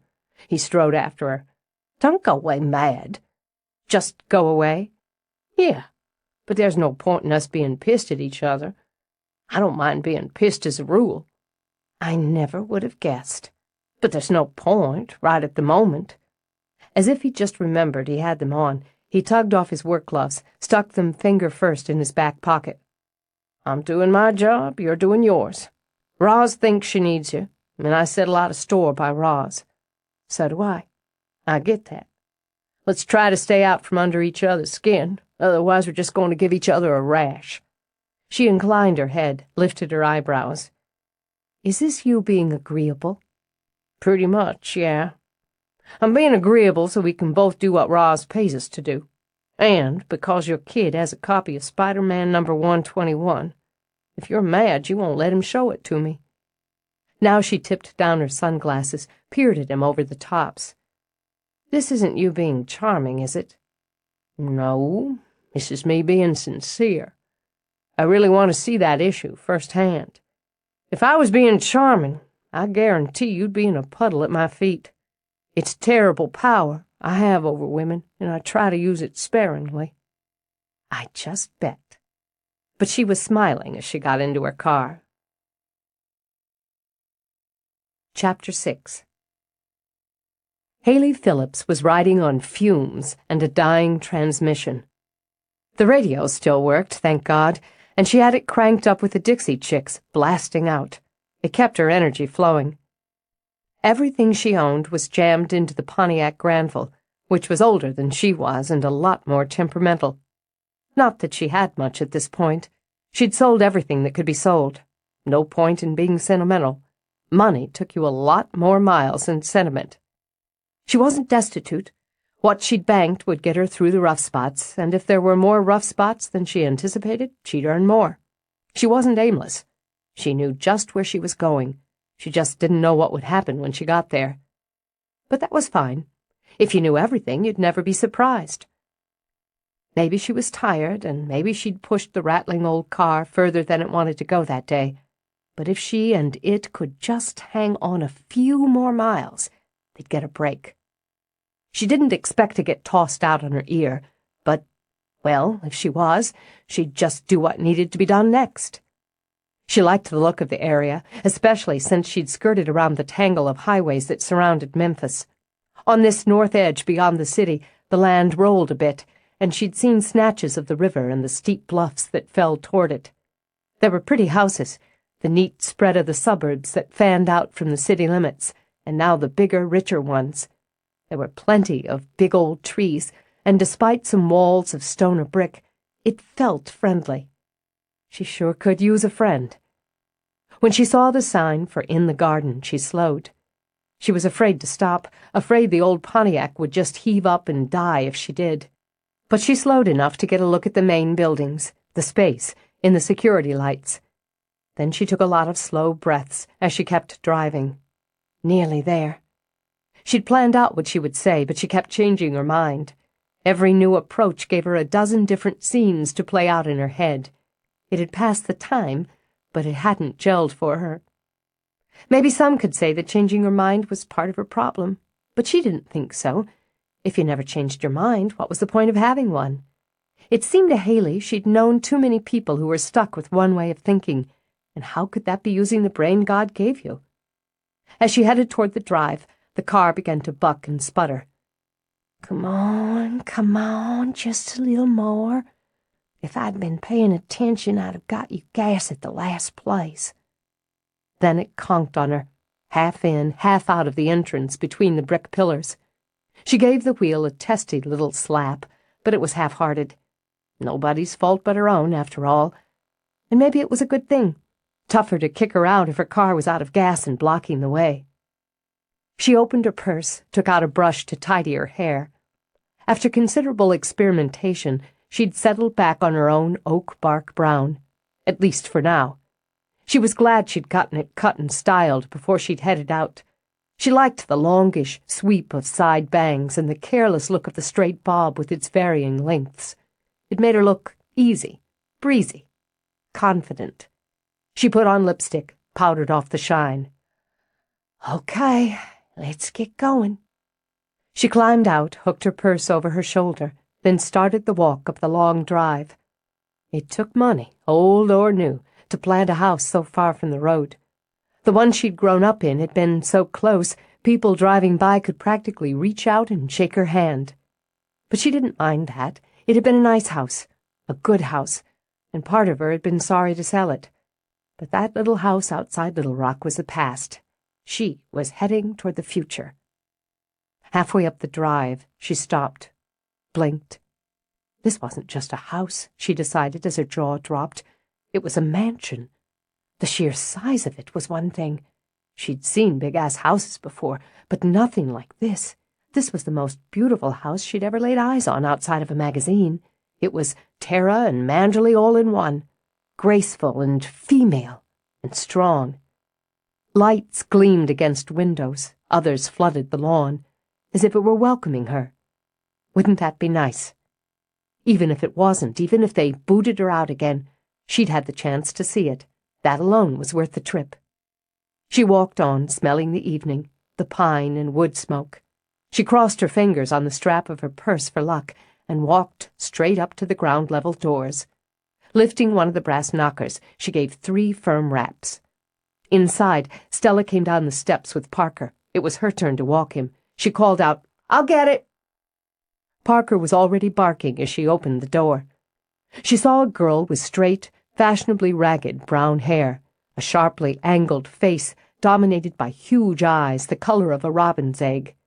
She smiled, showing a bit of an overbite, and bent down to pet Parker when he sniffed at her shoes.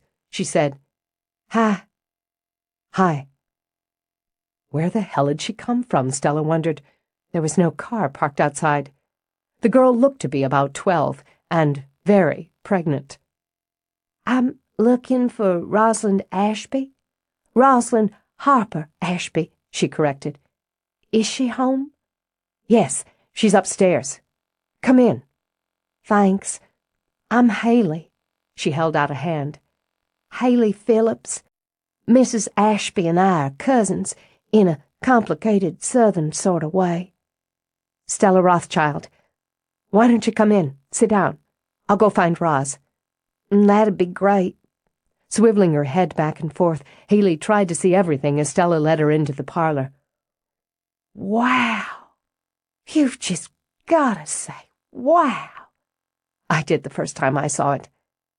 Do you want anything? Something to drink? I'm okay. I should probably wait until... She stayed on her feet, wandered to the fireplace. It was like something on a television show or the movies. Do you work in the house? Are you, like, the housekeeper? No, I work at Roz's nursery. I'm the manager. I'll just go get Roz. You should sit down. It's okay. Haley rubbed her pregnant belly. We've been sitting. Be right back. With Parker in tow, Stella dashed off. She hurried up the stairs, turned into Roz's wing. She'd only been in there once, when David had taken her on the grand tour, but she followed the sounds of the television and found Roz in her sitting room. There was an old black-and-white movie on TV. Not that Roz was watching. She sat in an antique secretary, wearing baggy jeans and a sweatshirt as she sketched on a pad. Her feet were bare, and to Stella's surprise, her toenails were painted a bright candy pink. She knocked on the door jamb. Oh, Stella, good. I was just sketching out an idea I had for a cutting garden along the northwest side of the nursery. Thought it might inspire customers. Come take a look. I'd love to, but there's someone downstairs to see you. Haley Phillips. She says she's your cousin. Haley? Roz frowned. I don't have a cousin Haley. Do I? She's young, looks like a teenager. Pretty, brown hair, blue eyes, taller than me. She's pregnant. Well, for God's sake. Roz rubbed the back of her neck. Phillips. My first husband's grandmother's sister, or maybe it was a cousin, married a Phillips, I think. Well, she did say you were cousins in a complicated southern sort of way. Phillips.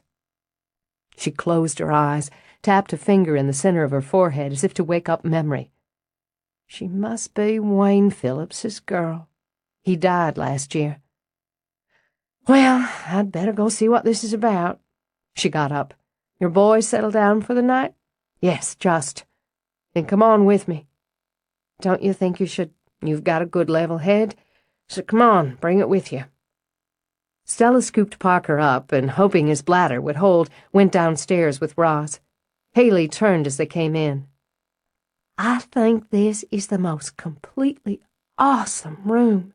It makes you feel cozy and special just to be in it. I'm Haley. I'm Wayne Phillips's daughter. My daddy was a connection of your first husband's on his mother's side. You sent me a very nice note of condolence when he passed last year. I remember. I met him once. I liked him. So did I. I'm sorry to come this way without calling or asking, and I didn't mean to get here so late. I had some car trouble earlier.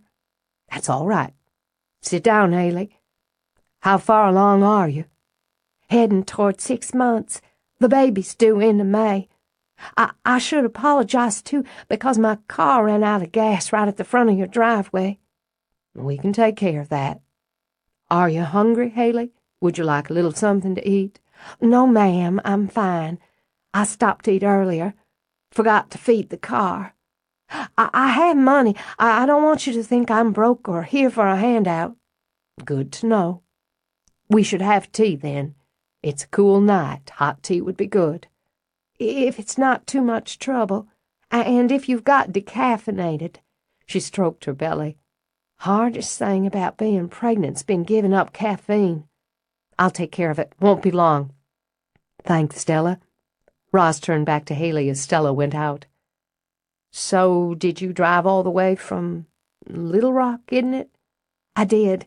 I like to drive. Like to better when the car's not acting up. But you have to do what you have to do. She cleared her throat. I hope you've been well, Cousin Rosalind. I have been very well. And you? Are you and the baby doing well? We're doing great. Healthy as horses, so the doctor said. And I feel just fine. Feel like I'm getting big as a house, but I don't mind that. Well, not so much. It's kind of interesting. Your children? Your sons? They're doing fine? Yes, they are. Grown now. Harper, that's my oldest, lives here in the guest house. He works with me at the nursery. I saw it, the nursery, when I was driving in. Haley caught herself rubbing her hands on the thighs of her jeans and made herself stop. It looks so big, bigger than I expected. You must be proud. I am. What do you do back in Little Rock? I worked in a bookstore, was helping manage it by the time I left. A small independent bookstore and coffee shop. Managed? At your age? I'm 24. I know I don't look it, she said with a hint of a smile. I don't mind that either, but I can show you my driver's license. I went to college on partial scholarship. I've got a good brain. I worked summers there through high school and college. I got the job initially because my daddy was friends with the owner, but I earned it after. You said managed. You don't work there now? No. She was listening, Haley thought. She was asking the right questions. That was something. I resigned a couple of weeks ago, but I have a letter of recommendation from the owner. I'd decided to leave Little Rock. It seems a difficult time to leave home and a job you're secure in. It seemed like the right time to me. She looked over as Stella wheeled in a tea cart. Now that is just like the movies. I know saying that makes me sound like a hick or something, but I can't help it. Stella laughed. I was thinking exactly the same as I loaded it up. I made chamomile. Thanks, Stella. Haley was just telling me she's left her home and her job. I'm hoping she's going to tell us why she thinks this was the right time to make a couple of drastic moves. Not drastic, Haley corrected. Just big. And I made 'em because of the baby. Well, because of both of us. You've probably figured out I'm not married. Your family isn't supportive? Stella asked. My mother took off when I was about 5. You may not remember that, she said to Roz, or you were too polite to mention it. My daddy died last year. I've got aunts and uncles, a pair of grandmothers left, and cousins. Some are still in the Little Rock area. Opinion is mixed about my current situation. Thanks, she added after Roz had poured out and offered her a cup. Well, the thing is, I was awfully sad when Daddy passed. He got hit by a car crossing the street. Just one of those accidents that you can never understand, and that, well, they just don't seem right. I didn't have time to prepare for it. I guess you never do, but he's just gone in a minute. She drank tea and felt it soothe her right down to the bones she hadn't realized were so tired. I was sad and mad and lonely, and there was this guy. It wasn't a one-night stand or anything like that. We liked each other. He used to come in the bookstore, flirt with me. I used to flirt back. When I was alone, he was comforting. He was sweet. Anyway, one thing led to another. He's a law student. Then he went back to school, and a few weeks later I found out I was pregnant. I didn't know what I was going to do, how I was going to tell him, or anybody. I put it off for a few more weeks. I didn't know what I was going to do. And when you did? I thought I should tell him face to face. He hadn't been coming into the store like he used to, so I went by the college to look him up. Turned out he'd fallen in love with this girl. He's a little embarrassed to tell me, seeing as we'd been sleeping together, but it wasn't like we'd made each other any promises or been in love or anything. We'd just liked each other, that's all. And when he talked about this other girl, he got all lit up. You could just see how crazy he was about her. So I didn't tell him about the baby. She hesitated, then took one of the cookies Stella had arranged on a plate. I can't resist sweets.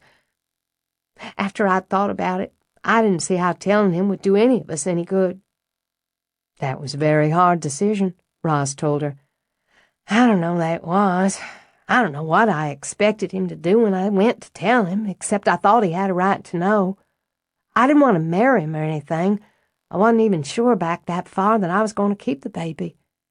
She nibbled on the cookie while she rubbed a hand gently over the mound of her belly. "I guess that's one of the reasons I went out there, to talk to him. Not just to tell him about it, but to see what he thought we should do. But sitting with him, listening to him go on about this girl—" She stopped, shook her head. "I needed to decide what to do about it. All telling him would have done was made him feel bad or resentful or scared, mess up his life when all he'd really tried to do was help me through a bad time." "And that left you alone," Stella pointed out. "If I'd told him, I still would have been alone. The thing is, when I decided I'd keep the baby, I thought about telling him again and asked some people how he was doing. He was still with that girl, and they were talking about getting married. So I think I did the right thing. Still, once I started the show, there was a lot of gossip and questions, a lot of looks and whispers, and I thought, what we need is a fresh start. So I sold the house and just about everything in it, and here I am." "Looking for that fresh start," Roz concluded. "I'm looking for a job." She paused, moistened her lips. I know how to work. I also know a lot of people would step back from hiring a woman nearly 6 months along. Family, even distant, through marriage sort of family, might be a little more obliging." She cleared her throat when Roz said nothing. I studied literature and business in college. I graduated with honors. I've got a solid employment record. I've got money. Not a lot. My partial scholarship didn't cover everything, and my daddy was a teacher, so he didn't make much. But I've got enough to take care of myself, to pay rent, buy food, pay for this baby. I need a job, any kind of a job for now. You've got your business, you've got this house. It takes a lot of people to help run those. I'm asking for a chance to be one of them." "Know anything about plants, about gardening?" "We put in flower beds every year. Daddy and I split the artwork. And what I don't know, I can learn. I learn quick." "Wouldn't you rather work in a bookstore?" "Haley managed an independent bookstore back home," Roz told Stella. "You don't own a bookstore," Haley pointed out. "I'll work without pay for 2 weeks. Someone works for me, she gets paid. I'll be hiring the seasonal help in a few weeks. In the meantime, Stella, can you use her?" Was she supposed to look at that young face and bulging belly and say no? "What were your responsibilities as manager?"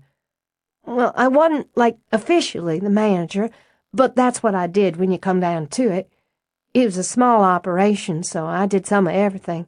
Inventory, buying, customer relations, scheduling, sales, advertising. Just the bookstore end of it. There was a separate staff for the coffee shop." "What would you say were your strengths?" She had to take a breath, calm her nerves. She knew it was vital to be clear and concise, and just as vital to her pride not to beg. "Customer relations, which keyed into sales.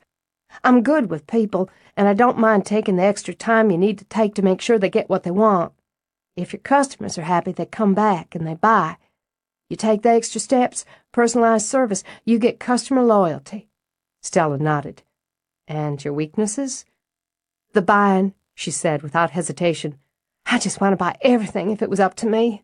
I had to keep reminding myself whose money I was spending, but sometimes I didn't hear myself." "We're in the process of reorganizing and some expanding. I could use some help getting the new system in place. There's still a lot of computer inputting, some of it very tedious to deal with. I can handle a keyboard, PC, and Mac." "We'll go for the 2 weeks," Roz decided. "You'll get paid, but we'll consider the 2 weeks a trial balloon for all of us. If it doesn't work out, I'll do what I can to help you find another job." "Can't say fairer than that. Thanks, Cousin Rosalind." "Just Roz. We've got some gas out in the shed. I'll go get it, and we'll get your car up here so you can get your things in." "In? In here?" Shaking her head, Haley set her cup aside. "I said I wasn't after a handout. I appreciate the job, the chance at the job. I don't expect you to put me up. Family, even distant through marriage family, is welcome here. and it'll give us all a chance to get to know each other, to see if we're going to suit." "You live here?" Haley asked Stella. "Yes, and my boys, 8 and 6. They're upstairs asleep." "Are we cousins?" "No." "I'll get the gas." Roz got to her feet and started out. "I'll pay rent." Haley rose as well, instinctively laying a hand on her belly. "I pay my way." "We'll adjust your salary to compensate for it." When she was alone with Stella, Haley let out a long, slow breath. I thought she'd be older and scarier, though I bet she can be plenty scary when she needs to. You can't have what she has and keep it, grow it, without knowing how to be scary. "You're right. I can be scary, too, when it comes to work." "I'll remember. You're from up north?" "Yes, Michigan." "That's a long way. Is it just you and your boys?" "My husband died about 2.5 years ago." That's hard. It's hard to lose somebody you love. I guess all 3 of us know about that. I think it can make you hard if you don't have someone else to love. I've got the baby." "Do you know if it's a boy or a girl?" "No, baby had its back turned during the sonogram." She started to chew on her thumbnail, then tucked the thumb in her fist and lowered it. "I guess I should go out, take the gas Roz is getting." "I'll go with you. We'll take care of it together." In an hour, they had Haley settled in one of the guest rooms in the West Wing. She knew she gawked. She knew she babbled, but she'd never seen a more beautiful room, had never expected to be in one, much less to be able to call it her own, even temporarily. She put away her things, running her fingers over the gleaming wood of the bureau, the armoire, the etched glass lampshades, the carving of the headboard. She would earn this. That was a promise she made to herself and her child as she indulged in a long, warm bath. She would earn the chance she'd been given and would pay Roz back in labor and in loyalty. She was good at both. She dried off, then rubbed oil over her belly, her breasts. She wasn't afraid of childbirth. She knew how to work hard toward a goal, but she was really hoping she could avoid stretch marks. She felt a little chill and slipped hurriedly into her nightshirt. Just at the edge of the mirror, just at the corner of her vision, she caught a shadow, a movement. Rubbing her arms warm, she stepped through to the bedroom. There was nothing, and the door was closed as she'd left it. Dog-tired, she told herself and rubbed her eyes. It had been a long trip from the past to the verge of the future. She took one of the books she'd had in her suitcase. The rest, ones she hadn't been able to bring herself to sell, were still packed in the trunk of her car, and slipped into bed. She opened it to where she'd left it bookmarked, prepared to settle herself down, as she did most nights, with an hour of reading, and was asleep with the light burning before she'd finished the first page. At Roz's request, Stella once again went into her sitting room and sat. Roz poured them each a glass of wine. "Honest impression?" she asked. "Young, bright, proud, honest. She could have spun us a sob story about being betrayed by the baby's father, begged for a place to stay, used her pregnancy as an excuse for all manner of things. Instead, she took responsibility and asked to work. I'll still check her references. Of course. She seemed fearless about the baby. It's after you have them you learn to be afraid of everything. Isn't that the truth?" Roz scooped her fingers through her hair twice. "I'll make a few calls, find out a little more about that part of the Ashby family. I honestly don't remember very well. We never had much contact, even when he was alive. I do remember the scandal when the wife took off, left him with the baby. From the impression she made on me and you, apparently he managed very well. Her managerial experience could be a real asset." "Another manager." Roz, in a gesture Stella took as only half mocking, cast her eyes to heaven. "Pray for me." Chapter 7. It didn't take 2 weeks. After 2 days, Stella decided Haley was going to be the answer to her personal prayer. Here was someone with youth, energy, and enthusiasm who understood and appreciated efficiency in the workplace. She knew how to read and generate spreadsheets, understood instructions after one telling, and respected color codes. If she was half as good relating to customers as she was with filing systems, she would be a jewel. When it came to plants, she didn't know much more than the basic. This is a geranium and this is a pansy. But she could be taught. Stella was already prepared to beg Roz to offer Haley part-time work when May got closer. "Haley?" Stella poked her head in the now efficient and tidy office. "Why don't you come out with me? We've got nearly an hour before we open. We'll have a lesson on shade plants in greenhouse number 3. Cool. We're input through the H's in perennials. I don't know what half of them are, but I'm doing some reading up at night. I didn't know sunflowers were called helianthus. It's more that helianthus are called sunflowers. The perennial ones can be divided in spring or propagated by seeds in the spring or cuttings in late spring. Seeds from annual helianthus can be harvested from that big brown eye in late summer or early fall. Though the cultivars hybridize freely, they may not come true from the seeds collected.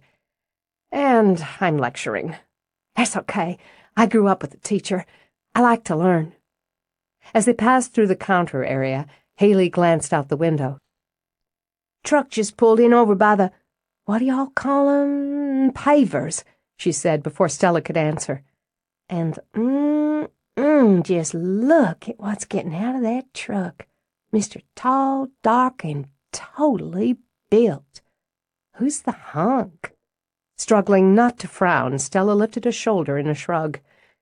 "That would be Logan Kittredge, Roz's landscape designer. I suppose he does score fairly high on the hunkometer." "Rings my bell." At Stella's expression, Haley pressed a hand to her belly and laughed.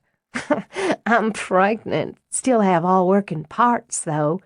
Just because I'm not looking for a man doesn't mean I don't want to look at one, especially when he's yummy. He really is all tough and broody-looking, isn't he? What is it about tough, broody-looking men that gives you that tickle down in the belly?" "I couldn't say. What's he doing over there?" "Looks like he's loading pavers. If it wasn't so cool, he'd pull off that jacket. Bet we'd get a real muscle show. God, I do love my eye candy." "That sort'll give you cavities," Stella mumbled. "He's not scheduled for pavers. He hasn't put in the order for pavers, damn it." Haley's eyebrows shot up as Stella stomped to the door and slammed out. Then she pressed her nose to the window, prepared to watch the show. "Excuse me?" "Uh-huh." Haley's answer was absent as she tried to get a better look outside. Then she popped back from the window, remembering spying was one thing, getting caught at it another. She turned, put on an innocent smile, and decided she'd gotten a double serving of eye candy.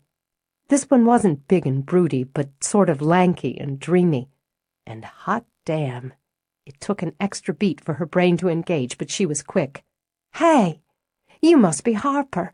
You look just like your mama.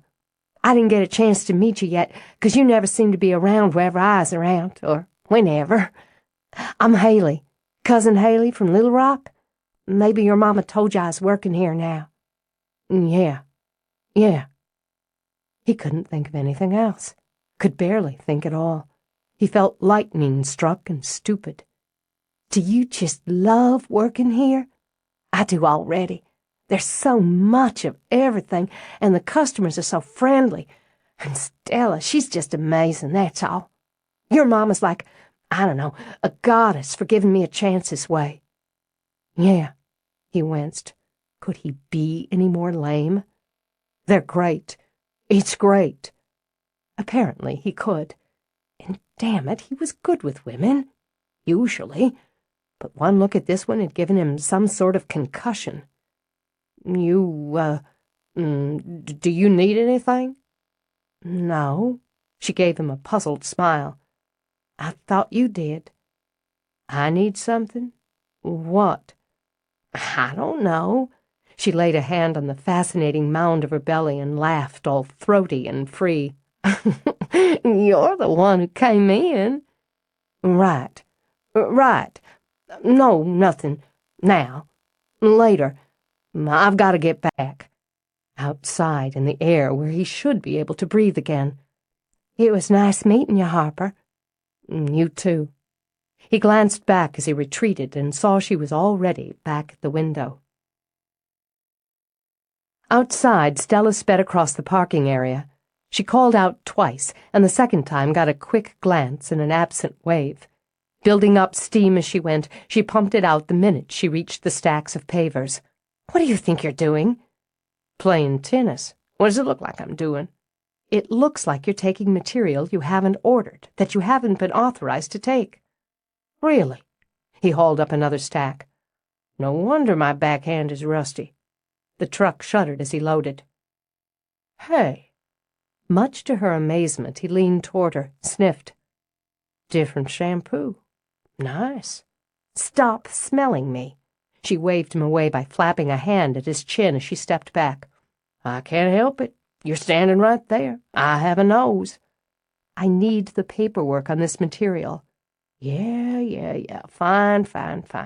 I'll come in and take care of it after I'm loaded." "You're supposed to take care of it before you load." He turned, aimed a hot look with those mossy green eyes. "Red, you're a pain in the ass." "I'm supposed to be. I'm the manager." He had to smile at that, and he tipped down his sunglasses to look over them at her.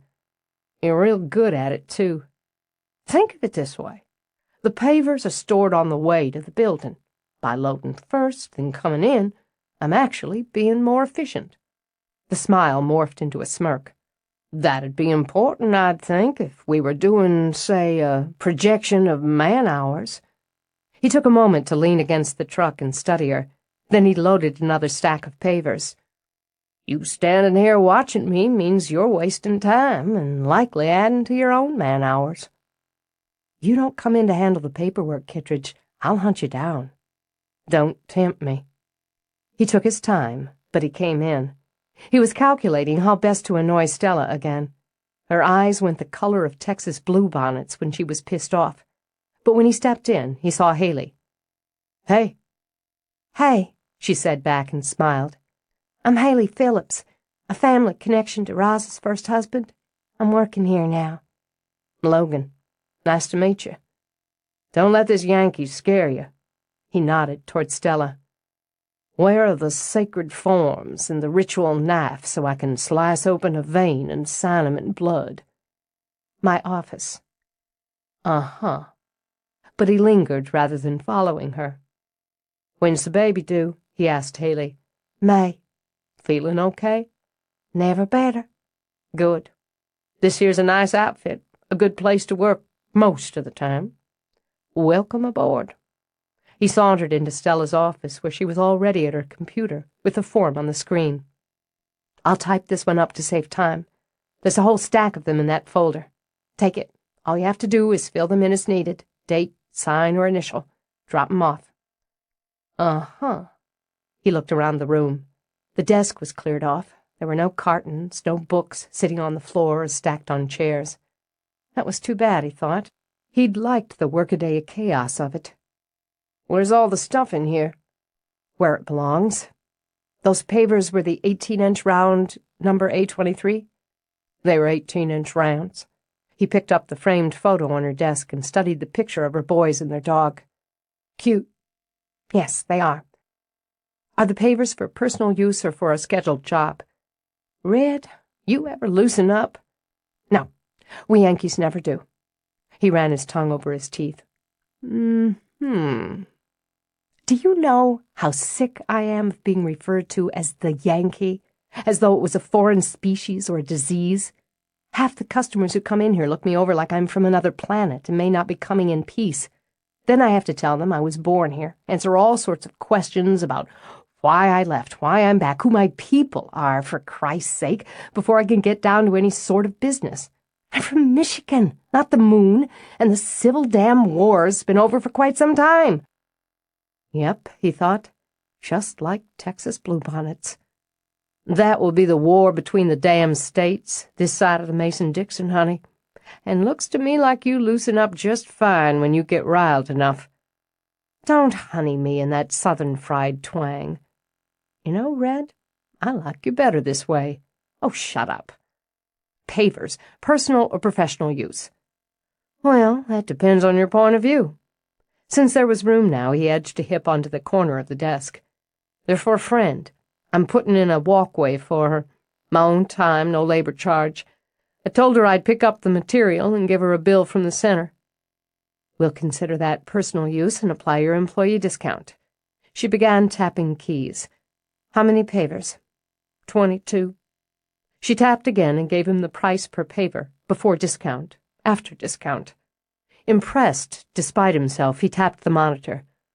"You got a math nerd trapped in there?" "Just the wonders of the 21st century. You'd find it quicker than counting on your fingers." "I don't know. I've got pretty fast fingers." Drumming them on his thigh, he kept his gaze on her face. "I need 3 white pine." "For this same friend?" "No." His grin flashed, fast and crooked. If she wanted to interpret friend as lover, he couldn't see any point in saying the pavers were for Mrs. Kingsley, his 10th grade English teacher. "Pines for a client. Roland Guppy." "Yes, like the fish. You've probably got him somewhere in your vast and mysterious files. We did a job for him last fall." Since there was a coffee maker on the table against the wall and the pot was half full, he got up, took a mug, and helped himself. "Make yourself at home," Stella said dryly. "Thanks. As it happens, I recommended white pine for a windbreak. He hemmed and hawed. Took him this long to decide to go for it. He called me at home yesterday. I said I'd pick him up and work him in." "We need a different form." He sampled the coffee. "Not bad." "Somehow I knew that." "Are the pavers all you're taking for personal use?" "Probably. For today." She hit print, then brought up another form. "That's 3 white pine. What size?" "We got some nice 8-foot ones." "Balled and burlapped?" "Yeah." Tap, tap, tap, he thought with wonder, and there you go. Woman had pretty fingers, he noted. Long and tapered, with that glossy polish on them, the delicate pink of the inside of a rose petal. She wore no rings. "Anything else?" He patted his pockets, eventually came up with a scrap of paper. "That's what I told him I could put him in for." She added the labor, totaled, then printed out 3 copies while he drank her coffee. "Sign or initial," she told him. 1 copy for my files, 1 for yours, 1 for the client." "Gotcha." When he picked up the pen, Stella waved a hand. "Oh, wait. Let me get that knife. Which vein did you plan to open?" "Cute." He lifted his chin toward the door. "So's she." "Haley?" "Yeah, she is, and entirely too young for you."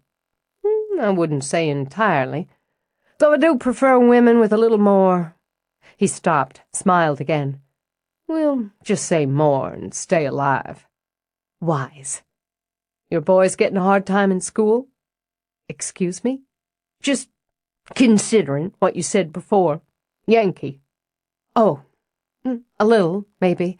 But for the most part, the other kids find it interesting that they're from up north, lived near one of the Great Lakes. Both their teachers pulled up a map to show where they came from." Her face softened as she spoke of it. "Thanks for asking." "I liked your kids." He signed the forms and found himself amused when she groaned, actually groaned, watching him carelessly fold his and stuff them in his pocket. "Next time, could you wait until you're out of the office to do that? It hurts me." "No problem." Maybe it was the different tone they were ending on, or maybe it was the way she'd softened up and smiled when she spoke of her children. Later, he might wonder what possessed him, but for now he went with impulse. "Ever been to Graceland?" "No, I'm not a big Elvis fan." "Shh." Widening his eyes, he looked toward the door. "Legally, you can't say that around here. You could face fine and imprisonment, or, depending on the jury, public flogging." "I didn't read that in the Memphian handbook. Fine print." "So, I'll take you. When's your day off?" It depends. You'll take me to Graceland?" "You can't settle in down here until you've experienced Graceland. Pick a day, I'll work around it." "I'm trying to understand here. Are you asking me for a date?" "I wasn't heading into the date arena. I'm thinking of it more as an outing, between associates. He set the empty mug on her desk. "Think about it. Let me know." She had too much to do to think about it. She couldn't just pop off to Graceland. And if she could, and had some strange desire to do so, she certainly wouldn't pop off to Graceland with Logan. The fact that she'd admired his work, and all right his build, didn't mean she liked him. It didn't mean she wanted to spend her very valuable off time in his company. But she couldn't help thinking about it, or more, wondering why he'd asked her. Maybe it was some sort of a trick, a strange initiation for the Yankee. You take her to Graceland, then abandon her in a forest of Elvis paraphernalia and see if she can find her way out. Or maybe, in his weird Logan way, he'd decided that hitting on her was an easier way around her new system than arguing with her. Except he hadn't seemed to be hitting on her. Exactly. It had seemed more friendly, off the cuff, or impulsive. And he'd asked about her children. There was no quicker way to cut through her annoyance, any shield, any defense, than a sincere interest in her boys. And if he was just being friendly, it seemed only polite and sensible to be friendly back. What did people wear to Graceland, anyway? Not that she was going. She probably wasn't. But it was smart to prepare, just in case. In Greenhouse 3, supervising while Haley watered propagated annuals, Stella pondered on the situation. "Ever been to Graceland?" "Oh, sure. These are Impatiens, right?" Stella looked down at the flat. "Yeah, those are Busy Lizzie's. They're doing really well. And these are Impatiens, too, the New Guinea ones." "Right. You do learn fast." "Well, I can recognize these easier because I planted them before. Anyway, I went to Graceland with some pals when I was in college. It's pretty cool. I bought this Elvis bookmark. Wonder what ever happened to that. Elvis is a form of Elvin. It means elf-wise friend. Isn't that strange?" "Stranger to me that you'd know that." "Just one of those things you pick up somewhere." "Okay. So, what's the dress code?" She was trying to identify another flat by the leaves on the seedlings, and struggling not to peek at the name on the spike. "I don't guess there is one. People just wear whatever, jeans and stuff." "Casual, then." "Right. I like the way it smells in here, all earthy and damp." "Then you made the right career choice." "It could be a career, couldn't it?" Those clear blue eyes shifted to Stella. "Something I could learn to be good at. I always thought I'd run my own place one day. Always figured on a bookstore. But this is sort of the same." "How's that?" "Well, like you've got your new stuff and your classics. You've got genres when it comes down to it. Annuals, spaniels, perennials, shrubs and trees and grasses, water plants, shade plants, that sort of thing." "You know, you're right. I hadn't thought of it that way." Encouraged, Haley walked down the rows. "And you're learning and exploring, the way you do with books. And we, the staff, we're trying to help people find what suits them, makes them happy or at least satisfied. Planting a flower's like opening a book, because either way you're starting something. And your garden's your library. I could get good at this." "I don't doubt it." She turned to see Stella smiling at her. "When I am good at it, it won't just be a job anymore. A job's okay, it's cool for now, but I want more than a paycheck at the end of the week. I don't just mean money, though, okay, I want the money, too. No, I know what you mean. You want what Roz has here. A place and the satisfaction of being part of that place. Roots," Stella said, touching the leaves of a seedling. "And bloom." "I know, because I want it, too." "But you have it. You're so totally smart, and you know where you're going. You got 2 great kids and a position here. You work toward this place, this position. I feel like I'm just starting." "And you're impatient to get on with it. So was I at your age." Haley's face beamed good humor. "And yeah, you're so old and creaky now." Laughing, Stella pushed back her hair. "I've got about 10 years on you." A lot can happen, a lot can change, yourself included, in a decade. In some ways, I'm just starting too, a decade after you, transplanting myself and my two precious shoots here. Do you get scared? Every day. She laid a hand on Haley's belly. It comes with the territory. It helps having you to talk to. I mean, you were married when you went through this, but both you and Roz had to deal with being a single parent. It helps that you know stuff. Helps having other women around who know stuff I need to know. With the job complete, Haley walked over to turn off the water. So, she asked, are you going to Graceland? I don't know. I might. With his crew split between the white pines and the landscape prep on the guppy job, Logan set to work on the walkway for his old teacher. It wouldn't take him long, and he could hit both the other work sites that afternoon. He liked juggling jobs, he always had. Going directly start to finish on one too quickly cut out the room for brainstorms or sudden inspiration. There was little he liked better than that pop, when he just saw something in his head that he knew he could make with his hands. He could take what was and make it better, maybe blend some of what was with the new and create a different whole. He'd grown up respecting the land and the whims of nature, but more from a farmer's point of view. When you grew up on a small farm, worked it, fought with it, he thought, you understood what the land meant, or could mean. His father had loved the land too, but in a different way, Logan supposed. It had provided for his family, cost them, and in the end had gifted them with a nice bonanza when his father had opted to sell out. He couldn't say he missed the farm. He'd wanted more than row crops and worries about market prices, but he'd needed to work the land. Maybe he'd lost some of the magic of it when he moved north. Too many buildings, too much concrete, too many limitations for him. He hadn't been able to acclimate to the climate or culture any more than Ray had been able to acclimate here. It hadn't worked. No matter how much both of them had tried to nurture things along, the marriage had just withered on them. So he'd come home, and ultimately, with Roz's offer, he'd found his place, personally, professionally, creatively, and was content. He ran his lines, then picked up his shovel, and jabbed the blade into the earth again. What had he been thinking? He'd asked the woman out. He could call it whatever he liked, but when a guy asked a woman out, it was a friggin' date.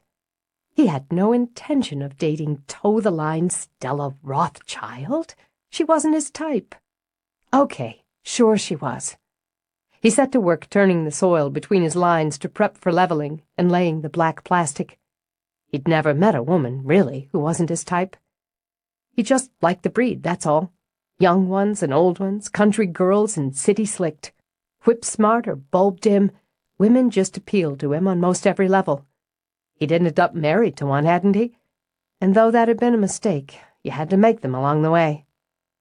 Maybe he'd never been particularly drawn to the structured my way or the highway type before, but there was always a first time, and he liked first times. It was the second times and the third times that could wear on a man. But he wasn't attracted to Stella.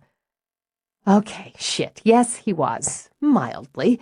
She was a good-looking woman, nicely shaped, too. And there was the hair. He was really gone on the hair. Wouldn't mind getting his hands on that hair just to see if it felt as sexy as it looked. But it didn't mean he wanted to date her. It was hard enough to deal with her professionally. The woman had a rule or a form or a damn system for everything. Probably had them in bed, too. Probably had a typed list of bullet points, do's and don'ts, all with a mission statement overview. What the woman needed was some spontaneity, a little shake of the order of things. Not that he was interested in being the one to provide it. It was just that she'd looked so pretty that morning, and her hair had smelled good. Plus, she'd had that sexy little smile going for her. Before he knew it, he'd been talking about taking her to Graceland. Nothing to worry about, he assured himself. She wouldn't go. It wasn't the sort of thing a woman like her did, just for the hell of it. As far as he could tell, she didn't do anything for the hell of it. They'd both forget he'd even brought it up.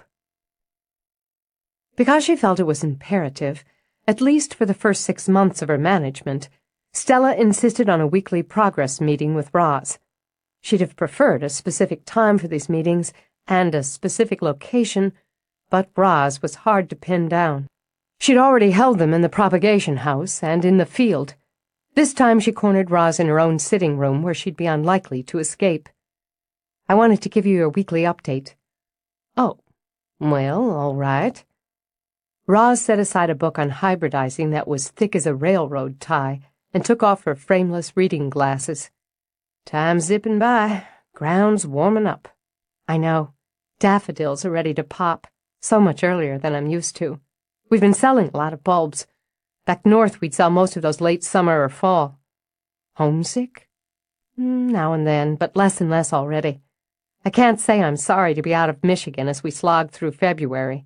They got 6 inches of snow yesterday, and I'm watching daffodils spearing up." Roz leaned back in the chair, crossed her sock-covered feet at the ankles. "Is there a problem?" "So much for the illusion that I conceal my emotions under a composed facade. No problem. I did the duty call home to my mother a little while ago. I'm still recovering." "Ah." It was a non-committal sound, and Stella decided she could interpret it as complete non-interest or a tacit invitation to unload. Because she was brimming, she chose to unload. "I spent the almost 15 minutes she spared me out of her busy schedule listening to her talk about her current boyfriend. She actually calls these men she sees boyfriends. She's 58 years old, and she just had her 4th divorce 2 months ago. When she wasn't complaining that Rocky, and he's actually named Rocky, isn't attentive enough and won't take her to the Bahamas for a midwinter getaway, she was talking about her next chemical peel and whining about how her last Botox injection hurt.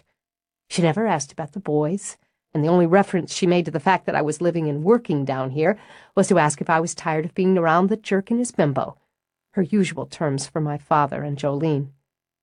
When she'd run out of steam, Stella rubbed her hands over her face. "Oh, God damn it. That's a lot of bitching, whining, and venom to pack into a quarter of an hour. She sounds like a very talented woman." It took Stella a minute where she let her hands slide into her lap so she could stare into Ross's face. Then she let her own head fall back with a peal of laughter. Oh, yeah, she's loaded with talent." "Thanks." "No problem. My mama spent most of her time, at least the time we were on Earth together, sighing wistfully over her health. Not that she meant to complain, so she said. I very nearly put that on her tombstone. Not that I mean to complain. I could put 'I don't ask for much' on my mother's. There you go. Mine made such an impression on me that I went hell-bent in the opposite direction. I could probably cut off a limb and you wouldn't hear a whimper out of me. God, I guess I've done the same with mine. I'll have to think about that later. Okay, on to business. We're sold out of the mixed bulb planters we forced. I don't know if you want to do others this late in the season. Maybe a few. Some people like to pick 'em up already done for Easter presents and so on. All right. How about if I show Haley how it's done? I know you usually do them yourself, but no, it's a good job for her. I've been watching her. At Stella's expression, she inclined her head. I don't like to look like I'm watching, but generally I am. I know what's going on in my place, Stella, even if I do occasionally miss crossing a T. And I'm there to cross 'em, so that's all right. Exactly. Still, I've left her primarily to you. She working out for you? More than. You don't have to tell her something twice, and when she claimed she learned fast, she wasn't kidding. She's thirsty. We've got plenty to drink around here. She's personable with customers, friendly, never rushed, and she's not afraid to say she doesn't know, but she'll find out. She's outside right now, poking around your beds and shrubs. She wants to know what she's selling. She moved to the window as she spoke, to look out. It was nearly twilight, but there was Haley walking the dog and studying the perennials. At her age, I was planning my wedding. It seems like 1,000,000 years ago. At her age, I was raising 2 toddlers and was pregnant with Mason. Now that was 1,000,000 years ago. And 5 minutes ago. It's off topic, again, of the update, but I wanted to ask if you'd thought about what you'll do when we get to May. That's still high season for us, and people like to freshen up the summer garden. We sell— No, I meant about Haley, about the baby. Oh. Well, she'll have to decide that, but I expect if she decides to stay on at the nursery, we'll find her sit-down work. She'll need to find childcare when she's ready to go back to work. And speaking of nurseries, that's thinking ahead. Time zips by, Stella repeated. We'll figure it out. Because she was curious, Roz rose to go to the window herself. Standing beside Stella, she looked out. It was a lovely thing, she decided, watching a young woman, blooming with child, wandering a winter garden. She'd once been that young woman, dreaming in the twilight and waiting for spring to bring life. Time didn't just zip by, she thought. It damn near evaporated on you. She seems happy now, and sure of what she's going to do. But could be after she has the baby she'll change her mind about having the father involved. Roz watched Haley lay a hand on her belly and looked west, to where the sun was sinking behind the trees and into the river beyond them. Having a live baby in your arms and the prospect of caring for it single-handed's one hell of a reality check. We'll see when the time comes. You're right. And I don't suppose either of us knows her well enough to know what's best. Speaking of babies, it's nearly time to get mine in the tub. I'm going to leave the weekly report with you. All right, I'll get to it. I should tell you, Stella, I like what you've done. What shows, like in the customer areas, and what doesn't, in the office management. I see spring coming, and for the first time in years I'm not frazzled and overworked. I can't say I minded being overworked, but I can't say I mind not being either. Even when I bug you with details. Even when. I haven't heard any complaints about Logan in the past few days, or from him. Am I living in a fool's paradise, or have you two found your rhythm? Well, there are still a few hitches in it, and I suspect there'll be others, but nothing for you to worry about. In fact, he made a very friendly gesture and offered to take me to Graceland. He did? Roz's eyebrows drew together. Logan? Would that be out of the ordinary for him? I couldn't say, except I don't know that he's dated anyone from work before. It's not a date, it's an outing. Intrigued, Roz sat again. You never knew what you'd learn from a younger woman, she decided. What's the difference? Well, a date's dinner and a movie with potential, even probable, romantic overtones. Taking your kids to the zoo is an outing. Roz leaned back, stretched out her legs. Things do change, don't they? Still, in my book, when a man and a woman go on an outing, it's a date. See, that's my quandary. Since conversation seemed welcomed, Stella walked over again, sat on the arm of the chair facing Roz. Because that's my first thought. But it seemed like just a friendly gesture, and the outing term was his, like a kind of olive branch. And if I take it, maybe we'd find that common ground, or that rhythm, whatever it is we need to smooth out the rough spots in our working relationship. So, if I'm following this, you'd go to Graceland with Logan for the good of In the Garden. Sort of. And not because he's a very attractive, dynamic, and downright sexy single man. No, those would be bonus points. She waited until Roz stopped laughing. And I'm not thinking of wading in that pool. Dating's a minefield. Tell me about it. I've got more years in that war zone than you. I like men. She reached back to tug the band, ponytailing her hair a little higher. I like the company of men, but dating's so complicated and stressful. Better complicated and stressful than downright boring, which too many of my experiences in the field have been.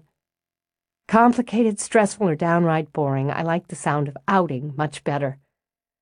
Listen, I know Logan's a friend of yours, but I'd just like to ask if you think if I went with him, I'd be making a mistake or giving the wrong impression, the wrong signal, or maybe crossing that line between coworkers, or it's an awful lot of complication and stress you're working up over an outing.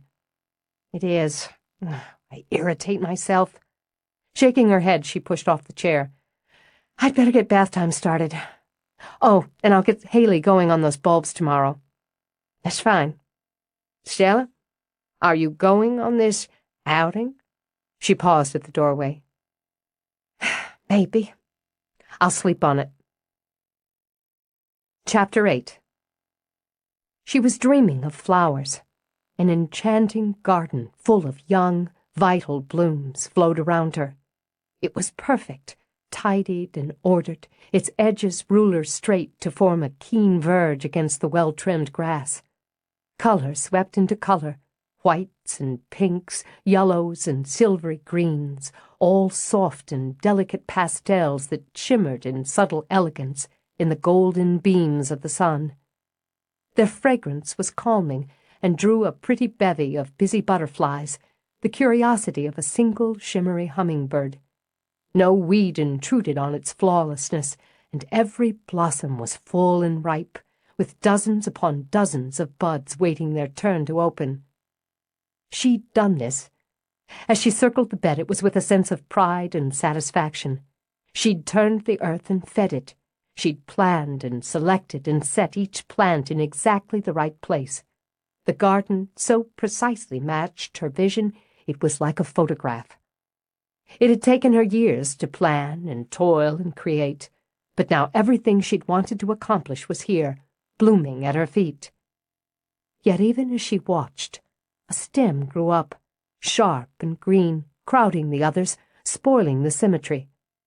Out of place, she thought, more annoyed than surprised to see it breaking out of the ground, growing up, unfurling its leaves.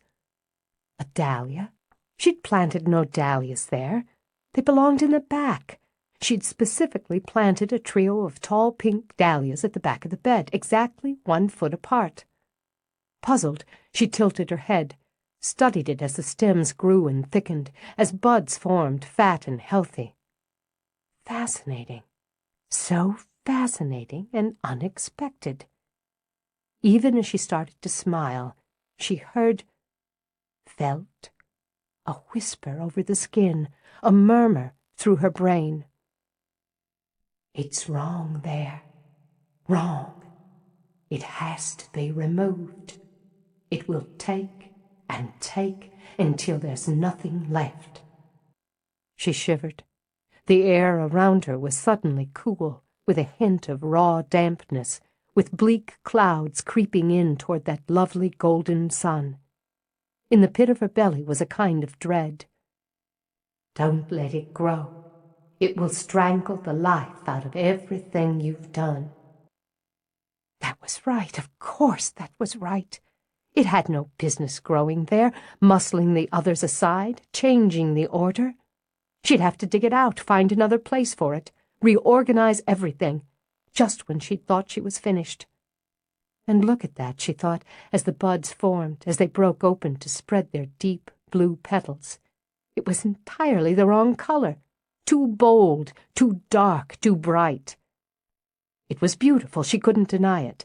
In fact, she'd never seen a more beautiful specimen. It looked so strong, so vivid. It was already nearly as tall as she, with flowers as wide as dinner plates. It lies. It lies. That whisper, somehow female, somehow raging, slithered into her sleeping brain. She whimpered a little, tossed restlessly in her chilly bed. Kill it. Kill it. Hurry, before it's too late. No, she couldn't kill something so beautiful, so alive, so vivid. But that didn't mean she could just leave it there, out of its place, upsetting the rest of the bed. All that work, the preparation, the planning, and now this. She'd just have to plan another bed and work it in. With a sigh, she reached out, feathered her fingers over those bold blue petals. It would be a lot of work, she thought, a lot of trouble, but... Mom? Isn't it pretty? She murmured. It's so blue. Mom, wake up. What? She tumbled out of the dream, shaking off sleep as she saw Luke kneeling on the bed beside her. God, the room was freezing. Luke? Instinctively, she dragged the spread over him. What's the matter? I don't feel good in my tummy. Oh. She sat up, automatically laying a hand on his brow to check for fever. A little warm, she thought. Does it hurt? He shook his head. She could see the gleam of his eyes, the sheen of tears. It feels sick. Can I sleep in your bed? Okay. She drew the sheets back. Lie down and bundle up, baby. I don't know why it's so cold in here. I'm going to take your temperature just to see. She pressed her lips to his forehead as he snuggled onto her pillow. Definitely a little warm. Switching on the bedside lamp, she rolled out to get the thermometer from the bathroom. Let's find out if I can see through your brain. She stroked his hair as she set the gauge to his ear. Did you feel sick when you went to bed? Nuh-uh.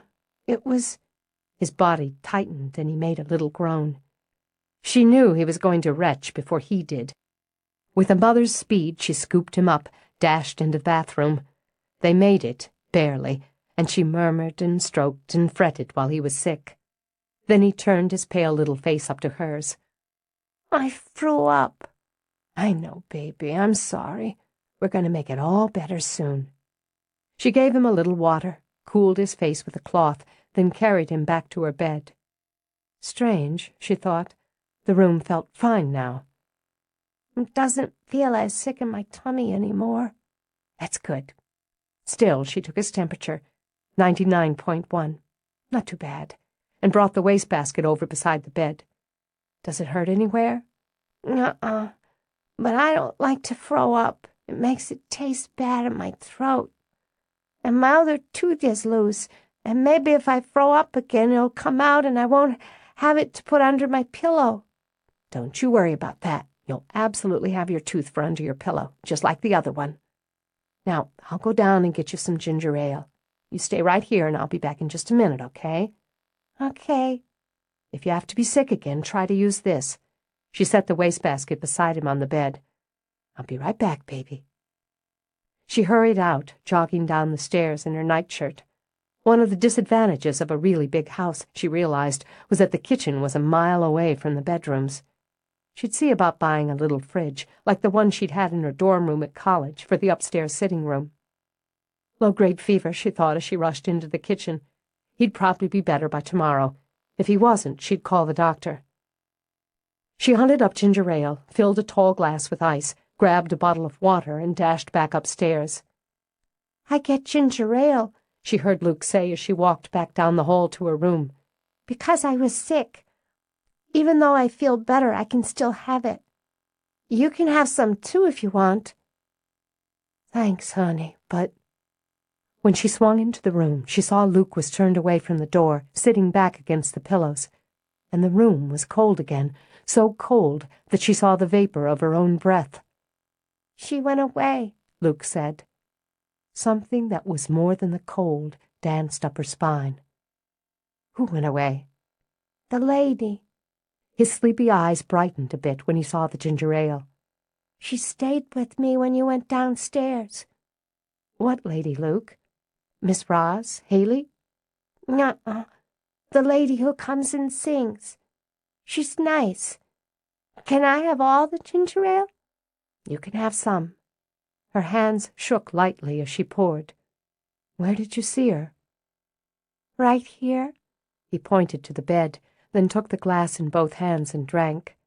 It tastes good. You've seen her before? Uh-huh. Sometimes I wake up and she's there. She sings the Dilly Dilly song. Lavender's blue, dilly dilly, lavender's green. That's the song she'd heard, Stella realized with a numb fear. The song she'd caught herself humming. Did she... No, don't frighten him, she warned herself. What does she look like? She's pretty, I guess. She has yellow hair. I think she's an angel. A lady angel. Remember the story about the guard angel? Guardian angel. But she doesn't have wings. Gavin says she's maybe a witch, but a good one like in Harry Potter. Her throat went desert dry. Gavin's seen her too?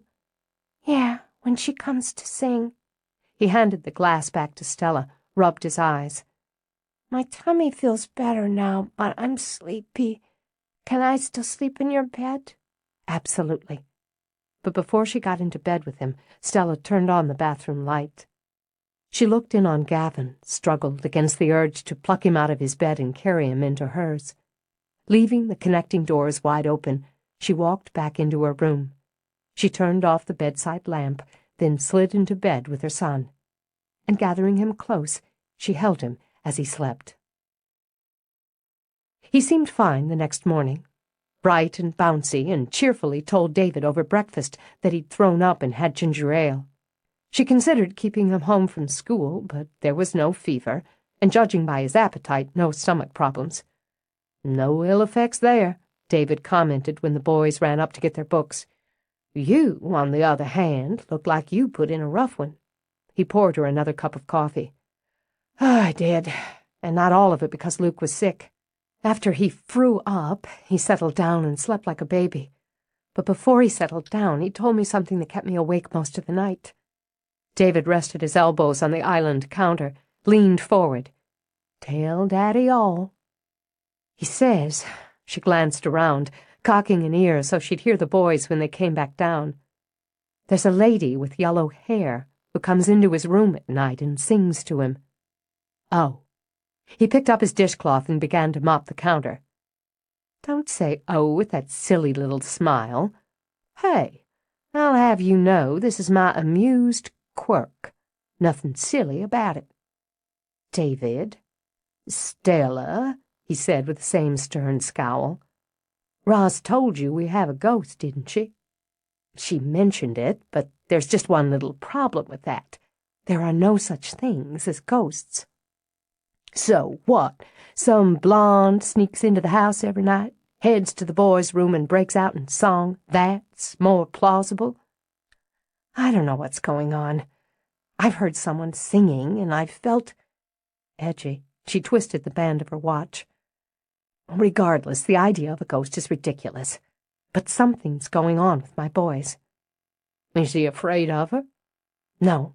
I probably just imagined the singing, and Luke, he's 6. He can imagine anything." "Have you asked Gavin?" "No. Luke said they'd both seen her, but so have I." "Oh, please." David rinsed the dishcloth, squeezed out the excess water, then laid it over the lip of the sink to dry. "Not since I was a kid, but I saw her a few times when I'd sleep over. Freaked me out at first, but she'd just sort of be there. You can ask Harper. He saw her plenty." "Okay, just who is this fictional ghost supposed to be?" She threw up a hand as she heard the thunder of feet on the stairs. "Later." She tried to put it out of her mind, and succeeded from time to time when the work took over, but it snuck back into her brain and played there like the ghostly lullaby. By midday she left Haley working on bulb planters and Ruby at the counter, and grabbing a clipboard headed toward the grafting house. 2 birds, she thought, 1 stone. The music today was Rachmaninoff, or was it Mozart? Either way, it was a lot of passionate strings and flutes. She passed the staging areas, the tools, the soils and additives, and rooting mediums. She found Harper down at the far end of a work table with a pile of 5-inch pots, several cacti as stock plants, and a tray of rooting medium. She noted the clothespins, the rubber bands, the raffia, the jar of denatured alcohol. "What do you use on the Christmas cactus?" He continued to work, using his knife to cut a shoot from the joint of a cyan plant. He had beautiful hands, she noted, long, artistic fingers. "Apical wedge, then?" "Tricky, but probably best with that specimen because of the flat stems. Are you creating a standard or hybridizing?"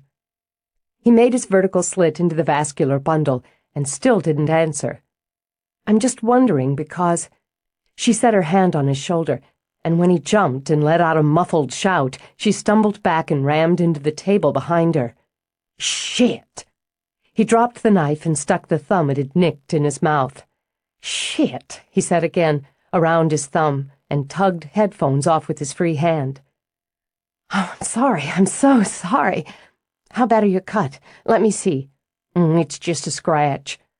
He took it out of his mouth, rubbed it absently on his grimy jeans. Not nearly as fatal as the heart attack you just brought on. Let me see the thumb. She grabbed his hand. You've got dirt in it now. He saw her gaze slide over toward the alcohol and ripped his hand out of hers. Don't even think about it. Well, it should at least be cleaned. And I really am sorry. I didn't see the headphones. I thought you heard me. It's okay. No big. The classical's for the plants. If I listen to it for too long, my eyes get glassy. Oh? She picked up the headphones, held one side to one ear. Metallica? Yeah, my kind of classical. Now he looked warily at her clipboard. What's up? I'm hoping to get an idea what you'll have ready in here to put out for our big spring opening next month, and what you have at the stage you'd want it moved out to the stock greenhouse. Oh, well, he looked around. A lot of stuff, probably. I keep the staging records on computer. Even better. Maybe you could just make me a copy? Floppy disk would be perfect. Yeah, okay. Okay, wait. He shifted his stool toward the computer. You don't have to do it this minute, when you're in the middle of something else. If I don't, I'll probably forget. With a skill she admired, he tapped keys with somewhat grungy fingers, found what he was after. He dug out a floppy, slid it into the data slot. Look, I'd rather you didn't take anything out when I'm not here. No problem. How's, Haley working out? An answer to a prayer. Yeah? He reached for a can of Coke, took a quick drink. She's not doing anything heavy or working around toxics, right? Absolutely not. I've got her doing bulb planners right now. Here you go. He handed her the floppy. Thanks, Harper. This makes my life easier. I've never done a Christmas cactus graft. She clipped the floppy to her board. Can I watch? Sure. Want to do one? I'll talk you through. I'd really like to. I'll finish this one up. See, I cut a 2, maybe 2.5-inch shoot straight through the joint. I've cut the top couple inches from the stem of the stock plant, and on the way to slicing my finger. Sorry. Wouldn't be the first time. I made this fine, vertical cut into the vascular bundle. I got that far. From here, we pare slivers of skin from both sides of the base of the sign, tapering the end and exposing the central core. Those long, artistic fingers worked cleverly and patiently. See? You've got good hands for this. Came by 'em naturally. Mom showed me how to graft. We did an ornamental cherry when I was about Luke's age. Now we're going to insert the sign into the slit on the stock stem. We want the exposed tissues of both in contact, and match the cut surfaces as close as you can. I like to use a long cactus spine. He took one from a tray and pushed it straight into the grafted area. Neat and organic. Uh-huh. I don't like binding with raffia on these. Weakened clothespins are better. Right across the joint, see? So it's held firm but not too tight. The rooting medium's 2 parts cactus soil mixed to 1 part fine grit. I've already got the mix. We get our new baby in the pot, cover the mix with a little fine gravel. So it stays moist, but not wet. You got it. Then you want to label it and put it in an airy position out of full sun. The 2 plants should unite in a couple of days. Want to give it a shot? Yeah. She took the stool when he vacated it and began, following his directions carefully. David was telling me about the house legend this morning. That's good. His gaze stayed focused on her hands and the plant. Keep the slice really thin. Legend? You know, woo-woo, ghost. Oh, yeah, the sad-eyed blonde.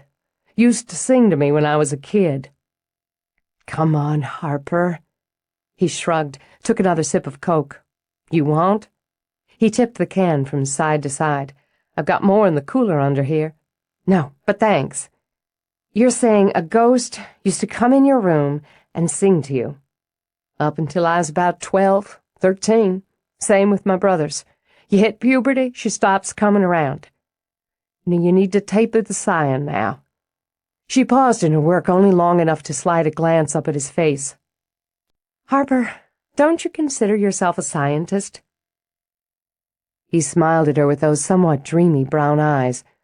Not so much. Some of what I do is science, and some of what I do requires knowing some science.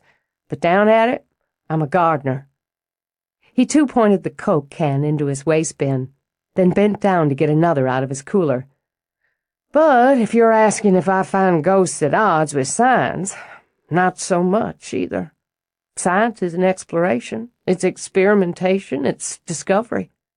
I can't argue with your definition. She went back to the work. But he popped the top. Gonna scully me? She had to laugh. It's one thing for a young boy to believe in ghosts and Santa Claus and— You're trying to say there's no Santa Claus? He looked horrified. That's just sick. But, she continued, ignoring him, it's entirely another when it's a grown man. Who you calling a grown man? I think I'm going to have to order you out of my house, Stella. He patted her shoulder, transferred soil, then casually brushed it off her shirt. I saw what I saw. I know what I know. It's just part of growing up in the house. She was always a benign presence, at least to me and my brothers. She gave Mom grief now and then. What do you mean, grief? Ask Mom. But I don't know why you'd bother, since you don't believe in ghosts anyway. He smiled. That's a good graft. According to family lore, she's supposed to be one of the Harper brides, but she's not in any of the paintings or pictures we have. He lifted a shoulder. Maybe she was a servant who died there. She sure knows her way around the place. Luke told me he saw her. Yeah? His gaze sharpened as Stella labeled the pot. If you're worried that she might hurt him, or Gavin, don't. She's, I don't know, maternal. Perfect. Then, an unidentified yet maternal ghost who haunts my son's room at night. It's a Harper family tradition.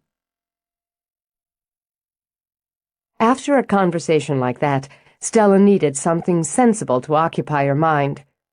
She grabbed a flat of pansies and some trailing vinca from a greenhouse, found a couple of nice free-form concrete planters in storage, loaded them and potting soil onto a flatbed cart. She gathered tools, gloves, mixed up some starter solution, and hauled everything out front. Pansies didn't mind a bit of chill, she thought, so if they got a few more frosts, they wouldn't be bothered, and their happy faces, their rich colors, would splash spring right at the entryway. Once she'd positioned the planters, she got her clipboard and noted down everything she'd taken from stock. She'd enter it in her computer when she was finished. Then she knelt down to do something she loved, something that never failed to comfort her, something that always made sense. She planted. When the first was done, the purple and yellow flowers cheerful against the dull gray of the planter, she stepped back to study it. She wanted its mate to be as close to a mirror image as she could manage. She was half done when she heard the rumble of tires on gravel. Logan, she thought, as she glanced around and identified his truck. She saw him start to turn toward the material area, then swing back and drive toward the building. He stepped out, worn boots, worn jeans, bad boy black-lensed sunglasses. She felt a little itch right between her shoulder blades. "Hey," he said. "Hello, Logan." He stood there, his thumbs hooked in the front pockets of his work pants and a trio of fresh scratches on his forearms just below the rolled-up sleeves of his shirt. "Picking up some landscape timbers and some more black plastic for the Dawson job." "You're moving right along there." "It's cooking." He stepped closer, studied her work. "Those look good. I could use them." "These are for display." "You can make more. I take those over to Miss Dawson. The woman's going to snap 'em up. Sale's a sale, Red." "Oh, all right." She'd hardly had a minute to think of them as her own. "Let me at least finish them. You tell her she'll need to replace these pansies when it gets hot. They won't handle summer, and if she puts perennials in them, she should cover the planters over for winter. It happens I know something about plants myself. Just want to make sure the customer's satisfied." He'd been polite, she thought, even cooperative. Hadn't he come to give her a materials list? The least she could do was reciprocate. If Graceland's still on, I can take off some time next Thursday. She kept her eyes on the plants, her tone casual as a fistful of daisies. If that works for you. Thursday? He'd been all prepared with excuses if she happened to bring it up. Work was jamming him up. They'd do it some other time. But there she was, kneeling on the ground, with that damn hair curling all over the place and the sun hitting it, those blue eyes, that cool Yankee voice. Sure, Thursday's good. You want me to pick you up here or at the house? Here, if that's okay. What time works best for you? Maybe around 1. That way I can put the morning in. That'll be perfect. She rose, brushed off her gloves, and set them neatly on the cart. Just let me put together a price for these planners, make you up an order form. If she decides against them, just bring 'em back. She won't. Go ahead and do the paperwork. He dug a many-folded note out of his pocket. On these and the materials I've got down here. I'll load up. Good. Fine. She started inside. The itch had moved from her shoulder blades to just under her belly button. It wasn't a date. It wasn't a date, she reminded herself. It wasn't even an outing, really. It was a gesture, a goodwill gesture on both sides. And now, she thought as she walked into her office, they were both stuck with it. Chapter 9. I don't know how it got to be Thursday. It has something to do with Thor, the Norse god. Haley hunched her shoulders sheepishly. I know a lot of stupid things. I don't know why. I wasn't looking for the origin of the word, more how it got here so fast. Thor? Stella repeated, turning from the mirror in the employee bathroom. Pretty sure. I'll just take your word on that one. Okay, she spread out her arms. How do I look? You look really nice. Too nice? You know, too formal or prepared? No, just right nice. The fact was, she envied the way Stella looked in simple gray pants and black sweater, sort of tailored and curvy under it. When she wasn't pregnant, she herself tended to be on the bony side and flat-chested. The sweater makes you look really built, she added.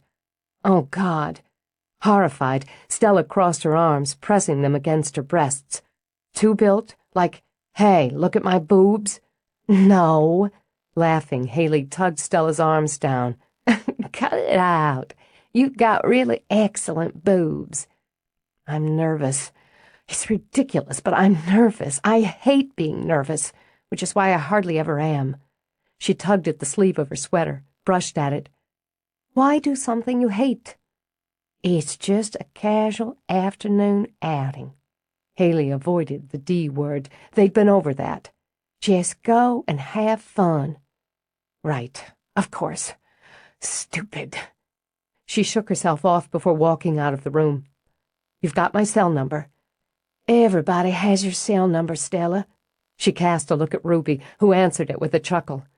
I think the mayor probably has it on speed dial. If there are any problems at all, don't hesitate to use it. And if you're not sure about anything and can't find Roz or Harper, just call me. Yes, Mama. And don't worry, the cake's not coming until 3. She slapped a hand over her mouth. Did I say keg? Oh, peg's what I meant. Yeah, I meant peg. Ha, ha. And the male strippers aren't a definite. She got a hoot of laughter out of Ruby at that and grinned madly. So you can chill. I don't think chilling's on today's schedule. Can I ask how long it's been since you've been on a date? I mean, outing? Not that long. A few months. When Haley rolled her eyes, Stella rolled hers right back. I was busy. There was a lot to do with selling the house, packing up, arranging for storage, researching schools and pediatricians down here. I didn't have time. And didn't have anyone who made you want to make time. You're making it today. It's not like that. Why is he late? She demanded, glancing at her watch. I knew he'd be late. He has I'm chronically late for mostly everything written all over him. When a customer came in, Haley patted Stella's shoulder. "That's my cue. Have a good time." "May I help you?" she asked, strolling over to the customer. Stella waited another couple of minutes, assuring herself that Haley had the new customer in hand. Ruby rang up 2 more. Work was being done where work needed to be done, and she had nothing to do but wait. Deciding to do her waiting outside, she grabbed her jacket. Her planters looked good, and she figured her display of them was directly responsible for the flats of pansies they'd moved in the past few days. That being the case, they could add a few more planters, do a couple of half whiskey barrels, add some hanging pots. Scribbling, she wandered around, picking out the best spots to place displays, to add other touches that would inspire customers to buy. When Logan pulled up at 1:15, she was sitting on the steps, listing the proposed displays and arrangements and dividing up the labor of creating them. She got up, even as he climbed out of the truck. "I got hung up." "No problem. I kept busy." "You okay riding in the truck?" "Wouldn't be the first time." She got in, and as she buckled her seatbelt, studied the forest of notes and reminders, sketches and math calculations stuck to his dashboard. "Your filing system?" "Most of it." He turned on the CD player, and Elvis rocked out with Heartbreak Hotel. "Seems only right." "Are you a big fan?" "You've got to respect the king." "How many times have you been to Graceland?" Couldn't say. People come in from out of town, they want to see it. You visit Memphis, you want Graceland, Beale Street, Ribs, the Peabody's Duck Walk." Maybe she could chill, Stella decided. They were just talking, after all, like normal people. "Then this is the first tick on my list." He looked over at her. Though his eyes were shielded by the black lenses, she knew from the angle of his head that they were narrowed with speculation. "You've been here, what, around a month, and you haven't gone for Ribs?" "No." "Will I be arrested?" "You a vegetarian?" "No, and I like ribs." "Honey, you haven't had ribs yet if you haven't had Memphis ribs. Don't your parents live down here? I thought I'd met 'em once." "My father and his wife, yeah, Will and Jolene Dooley." "And no ribs?" "I guess not." "Will they be arrested?" They might, it gets out. But I'll give you and them a break and keep quiet about it for the time being." "Guess we'll owe you." Heartbreak Hotel moved into Shake, Rattle, and Roll. This was her father's music, she thought. It was odd and kind of sweet to be driving along, tapping her foot, on the way to Memphis, listening to the music her father had listened to as a teenager. "What you do is you take the kids to the reunion for Ribs," Logan told her. "You can walk over to Beale from there, take in the show. But before you eat, you go by the Peabody so they can see the ducks. Kids gotta see the ducks." "My father's taken them." That might keep him out of the slammer." Phew. It was easier than she'd thought it would be, and she felt foolish knowing she'd prepared several avenues for small talk. "Except for the time you moved north, you've always lived in the Memphis area?" "That's right." "It's strange for me, knowing I was born here but having no real memory of it. I like it here, and I like to think, overlooking the lack of ribs to date, that there's a connection for me here. Of course, I haven't been through a summer yet, that I can remember, but I like it. I love working for Roz. She's a jewel." Because she heard the affection in his tone, she shifted toward him a bit. "She thinks the same of you. In fact, initially, I thought the two of you were—" His grin spread. "No kiddin'. She's beautiful and clever, and you've got a lot in common. You've got a history." "All true. Probably the history makes anything like that weird, but thanks."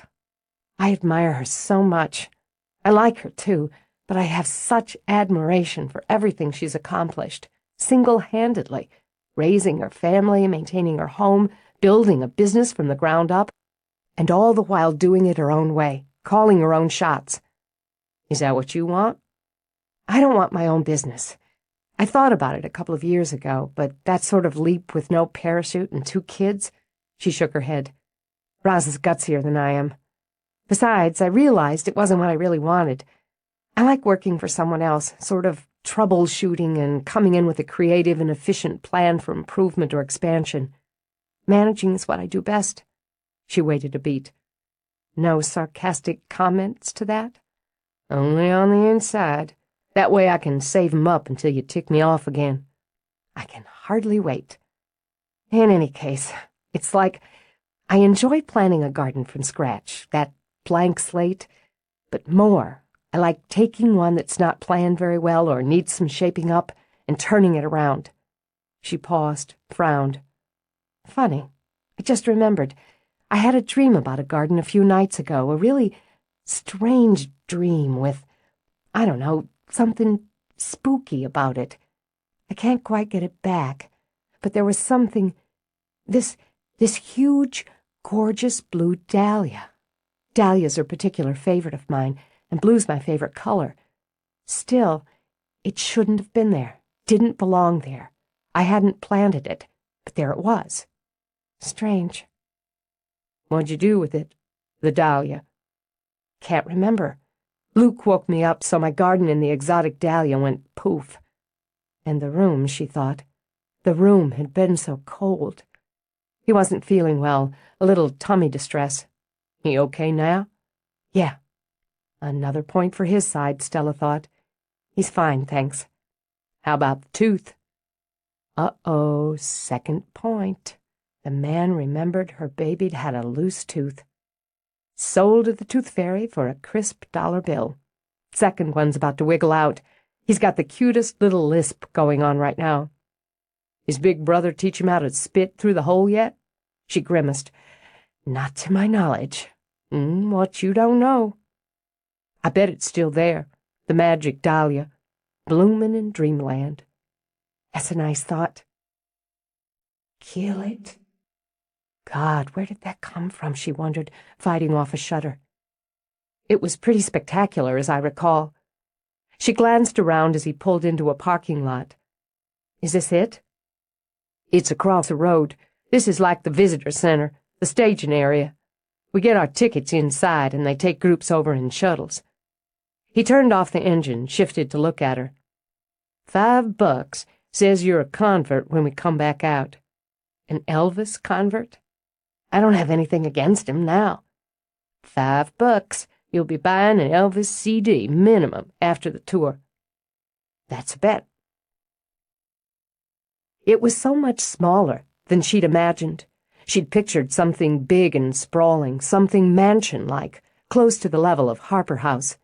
Instead, it was a relatively modest-sized home, and the rooms, at least the ones the tour encompassed, rather small.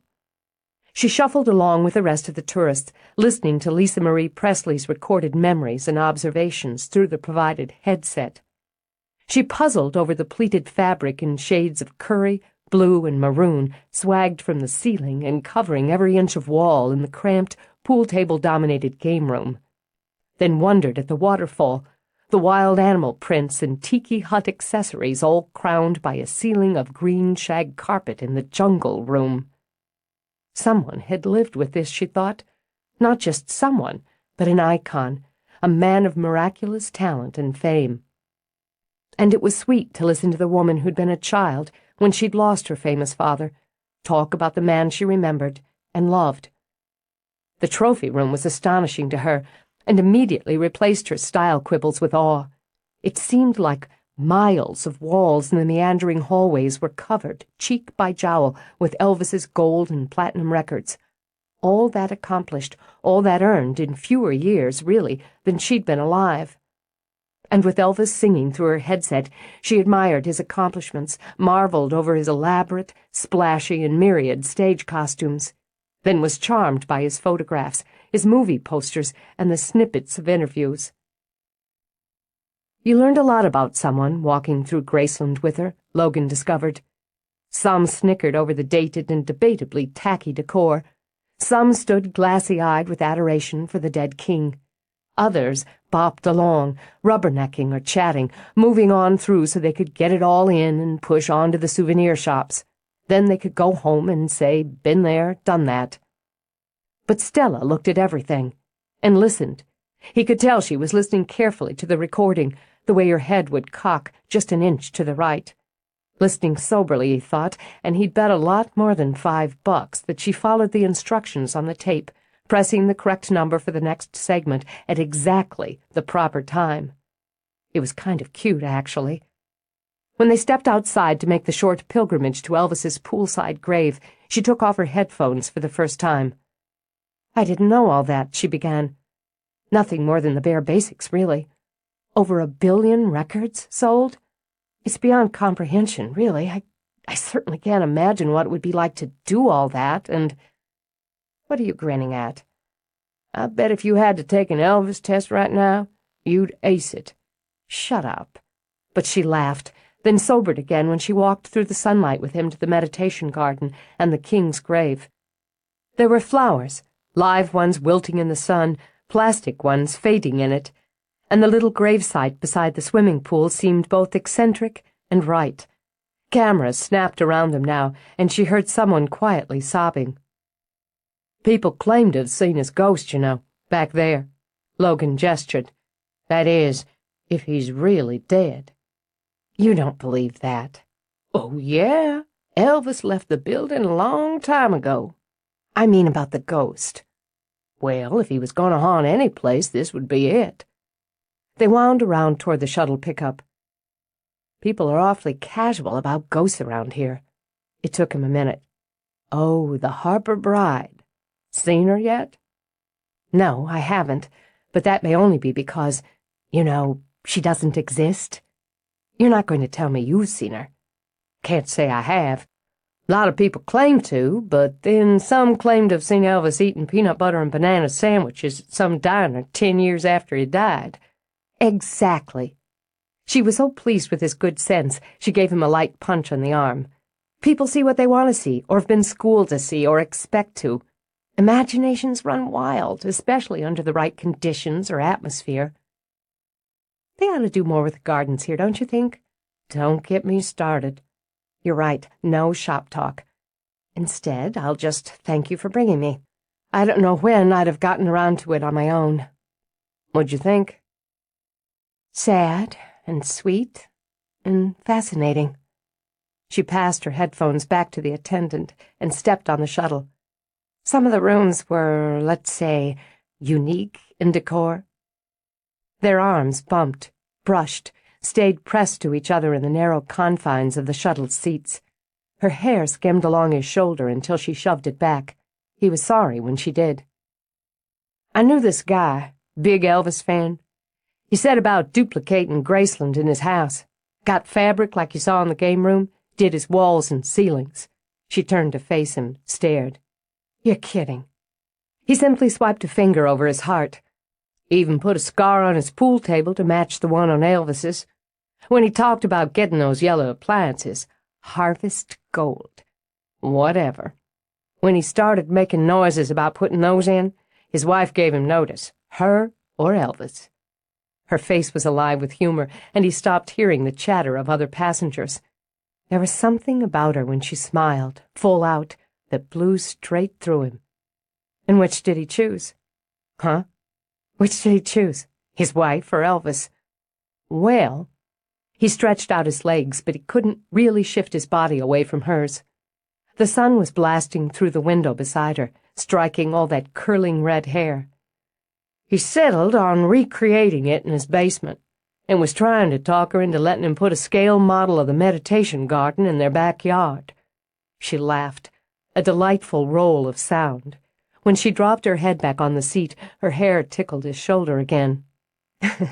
"If he ever does, I hope we get the job." "Count on it. He's my uncle." She laughed again until she was breathless.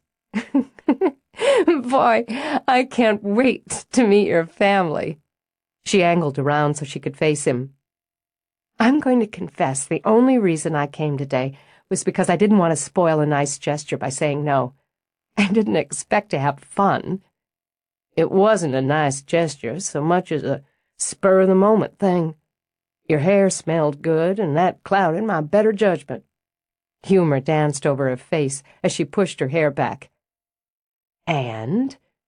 You're supposed to say you had fun, too. Actually, I did. When the shuttle stopped, he got up, stepped back so she could slide out and walk in front of him.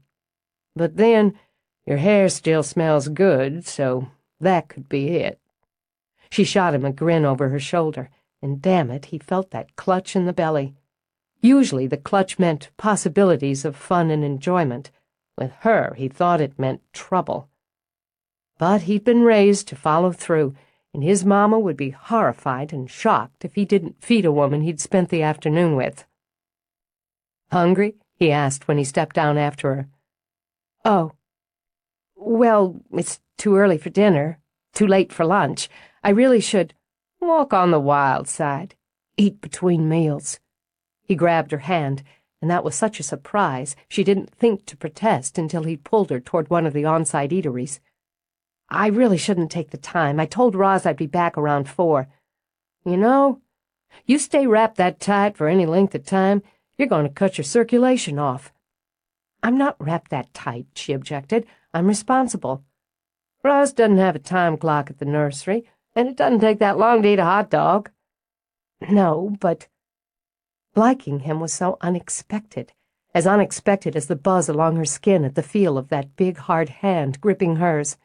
It had been a long while since she'd enjoyed a man's company. Why cut it short? "Okay." Though she realized her assent was superfluous, as he'd already pulled her inside and up to the counter.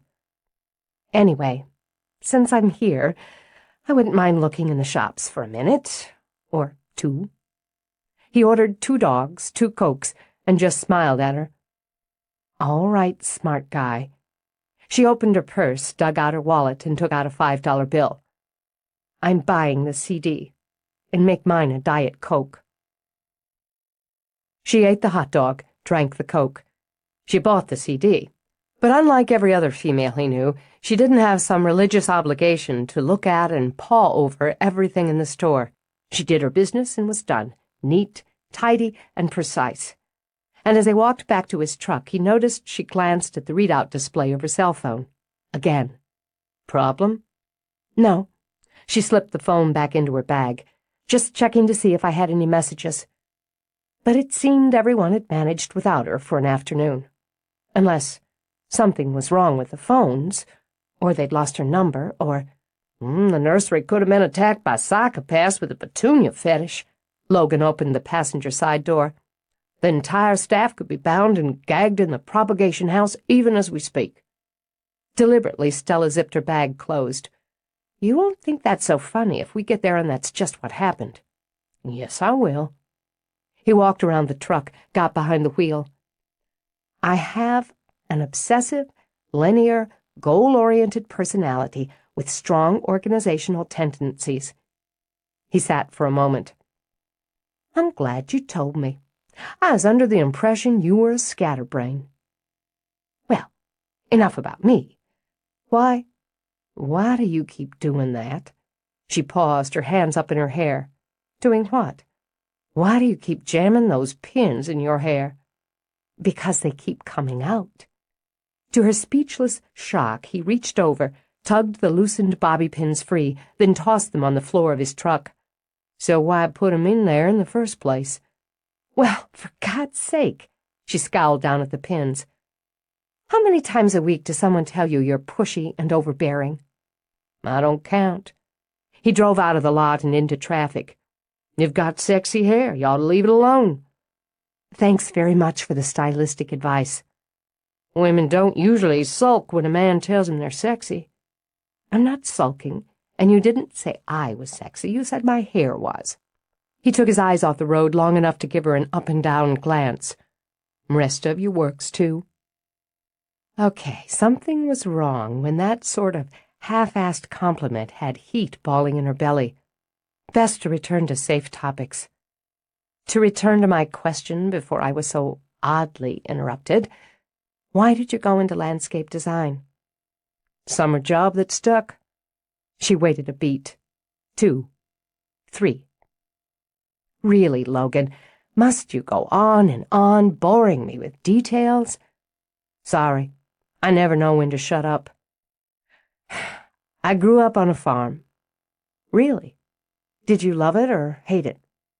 Was used to it mostly. I like working outside and don't mind heavy, sweaty work. Blabbermouth, she said when he fell silent again. Not that much more to it. I didn't want a farm, and my daddy sold the farm some years back anyway. But I like working the land. It's what I like. It's what I'm good at. No point in doing something you don't like or you're not good at. Let's try this. How did you know you were good at it? Not getting fired was an indication. He didn't see how she could possibly be interested, but since she was pressing, he'd pass the time. You know how you're in school, say in history, and they're all Battle of Hastings or crossing the Rubicon or Christ knows? In and out, he said, tapping one side of his head, then the other. I'd jam it in there long enough to skin through the tests, then poof. But on the job, the boss would say we're going to put cotoneasters in here, line these barberries over there, and I'd remember what they were, what they needed. I liked putting them in. It's satisfying, digging the hole, prepping the soil, changing the look of things, making it more pleasing to the eye. It is, she agreed. Believe it or not, that's the same sort of deal I have with my files. He slanted her a look that made her lips twitch. You say? Anyway, sometimes I'd get this idea that, those cotoneasters would look better over there, and instead of barberries, golden mops would set this section off. So I angled off into design. I thought about design for a while. Not that good at it, she said. I realized I had a hard time adjusting my vision to blend with the teams, or the clients, and I'd get too hung up in the math and science of it and bogged down when it came time to roll over into the art. Who did your landscaping up north? I did. If I had something in mind that took machines or more muscle than Kevin and I could manage, I had a list, she smiled, a very detailed and specific list, with the design done on graph paper. Then I hovered. I'm a champion hoverer. And nobody shoved you into a hole and buried you? No, but then I'm very personable and pleasant. Maybe when the time comes and I find my own place, you could consult on the landscaping design. I'm not personable and pleasant. Already noted. And isn't it a leap for an obsessive, linear, detail freak to trust me to consult when you've only seen one of my jobs, and that in its early stages? I object to the term freak. I prefer devotee. And it happens I've seen several of your jobs, complete. I got some of the addresses out of the files and drove around. It's what I do, she said when he braked at a stop sign and stared at her. I spend some time watching Harper work, and Roz, as well as the employees. I made it a point to take a look at some of your completed jobs. I like your work. And if you hadn't? If I hadn't, I'd have said nothing. It's Roz's business, and she obviously likes your work. But I'd have done some quiet research on other designers, put a file together and presented it to her. That's my job. And here I thought your job was to manage the nursery and annoy me with forms. It is. Part of that management is to make sure that all employees and subcontractors, suppliers, and equipment are not only suitable for in the garden, but the best Roz can afford. You're pricey, she added, but your work justifies it. When he only continued to frown, she poked a finger into his arm. And men don't usually sulk when a woman compliments their work. Huh. Men never sulk, they brood. But she had a point.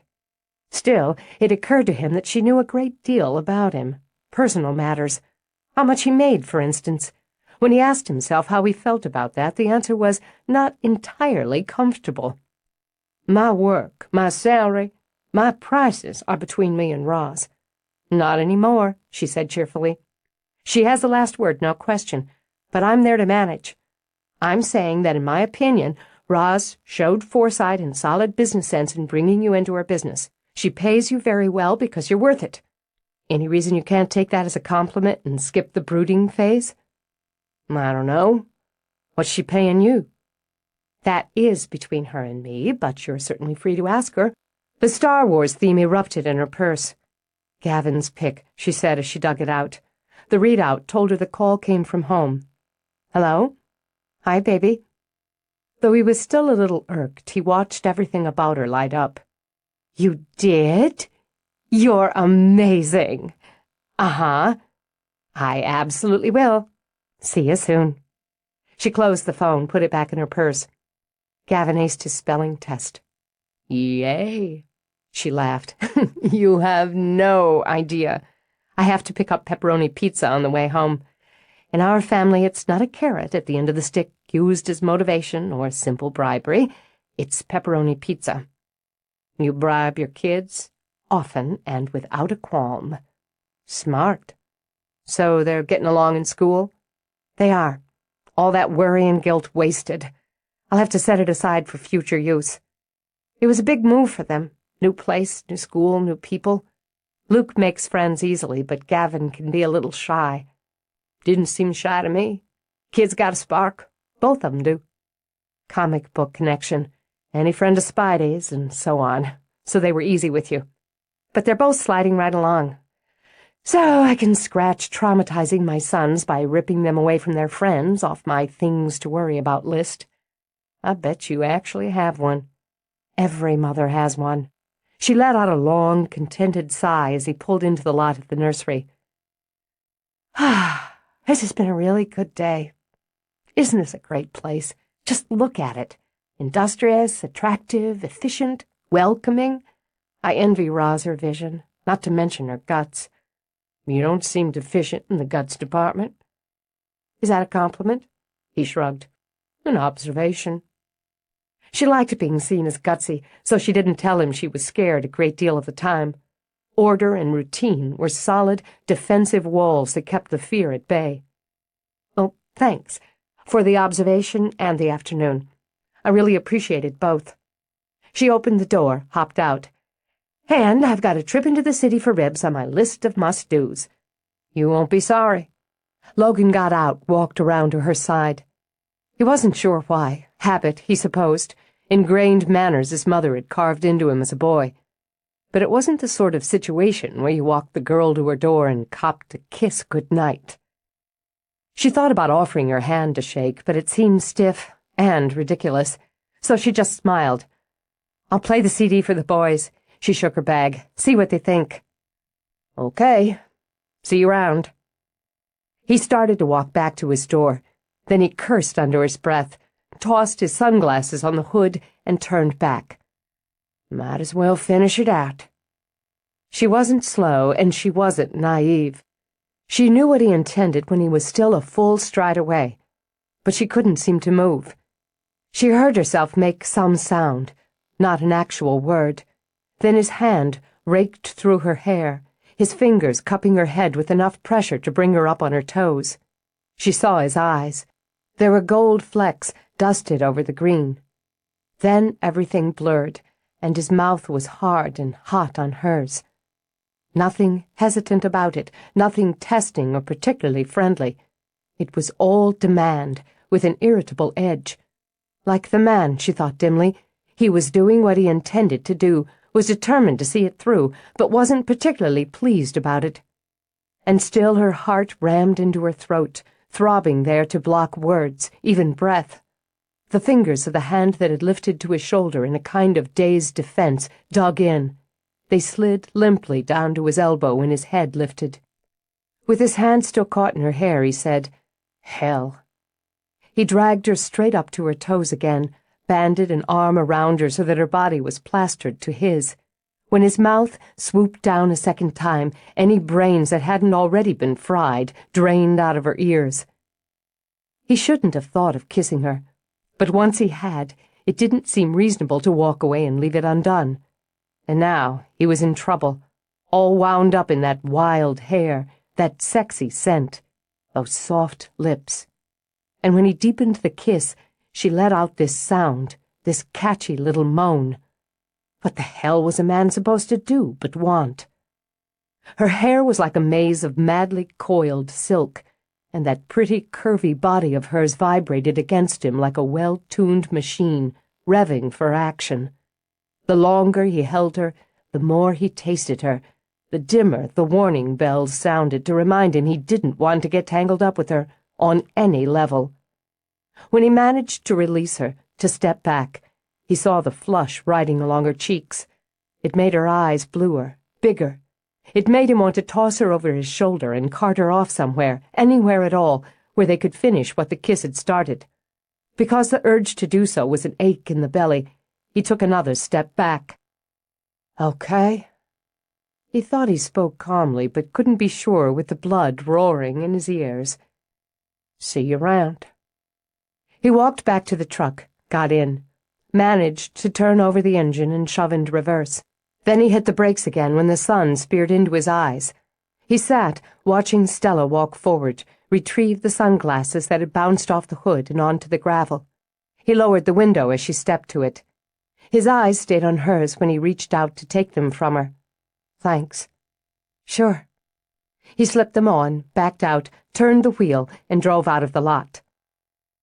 Alone, she let out a long, wheezing breath, sucked in another one, and let that out as she ordered her limp legs to carry her to the porch. She made it as far as the steps before she simply lowered herself down to sit. "Holy Mother of God," she managed. She sat, even as a customer came out, as another came in, while everything inside her jumped and jittered. She felt as though she'd fallen off a cliff and was even now barely, just barely, clinging to a skinny, crumbling ledge by sweaty fingertips. What was she supposed to do about this, and how could she figure it out when she couldn't think? So she wouldn't try to figure it out until she could think. Getting to her feet, she rubbed her damp palms on the thighs of her jeans. For now, she'd go back to work, she'd order pizza, then go home to her boys. Go home to normal. She did better with normal. Chapter 10. Harper spaded the dirt at the base of the clematis that wound its way up the iron trellis. It was quiet on this edge of the garden. The shrubs and ornamental trees, the paths and beds separated what he still thought of as a guest house from the main. Daffodils were just opening up, with all that bright yellow against the spring green. Tulips would be coming along next. They were one of his favorite things about this leading edge of spring, so he'd planted a bed of bulbs right outside the kitchen door of his place. It was a small converted carriage house, and according to every female he'd ever brought there, it was charming. Dollhouse was the usual term. He didn't mind it, though he thought of it more as a cottage, like a groundskeeper's cottage with its whitewashed cedar shakes and pitched roof. It was comfortable inside and out, and more than adequate for his needs. There was a small greenhouse only a few feet out the back door, and that was his personal domain. The cottage was just far enough from the house to be private, so he didn't have to feel weird having overnight guests of the female persuasion, and close enough that he could be at the main house in minutes if his mother needed him. He didn't like the idea of her being alone, even with David on hand, and thank God for David. It didn't matter that she was self-sufficient, the strongest person he knew. He just didn't like the idea of his mother rattling around in that big old house alone, day after day, night after night, though he certainly preferred that to having her stuck in it with that asshole she'd married. Words couldn't describe how he despised Bryce Clerk. He supposed having his mother fall for the guy proved she wasn't infallible, but it had been a hell of a mistake for someone who rarely made one. Though she'd given in the boot, swiftly and without mercy, Harper had worried how the man would handle being cut off, from Roz, the house, the money, the whole ball. And damned if he hadn't tried to break in once, the week before the divorce was final. Harper didn't doubt his mother could have handled it, but it hadn't hurt to be at hand. And having a part in kicking the greedy, cheating, lying bastard out on his ass couldn't be overstated. And maybe enough time had passed now, and she sure as hell wasn't alone in the house these days. 2 women, 2 kids, made for a lot of company. Between them and the business, she was busier than ever. Maybe he should think about getting a place of his own. Trouble was, he couldn't think of a good reason.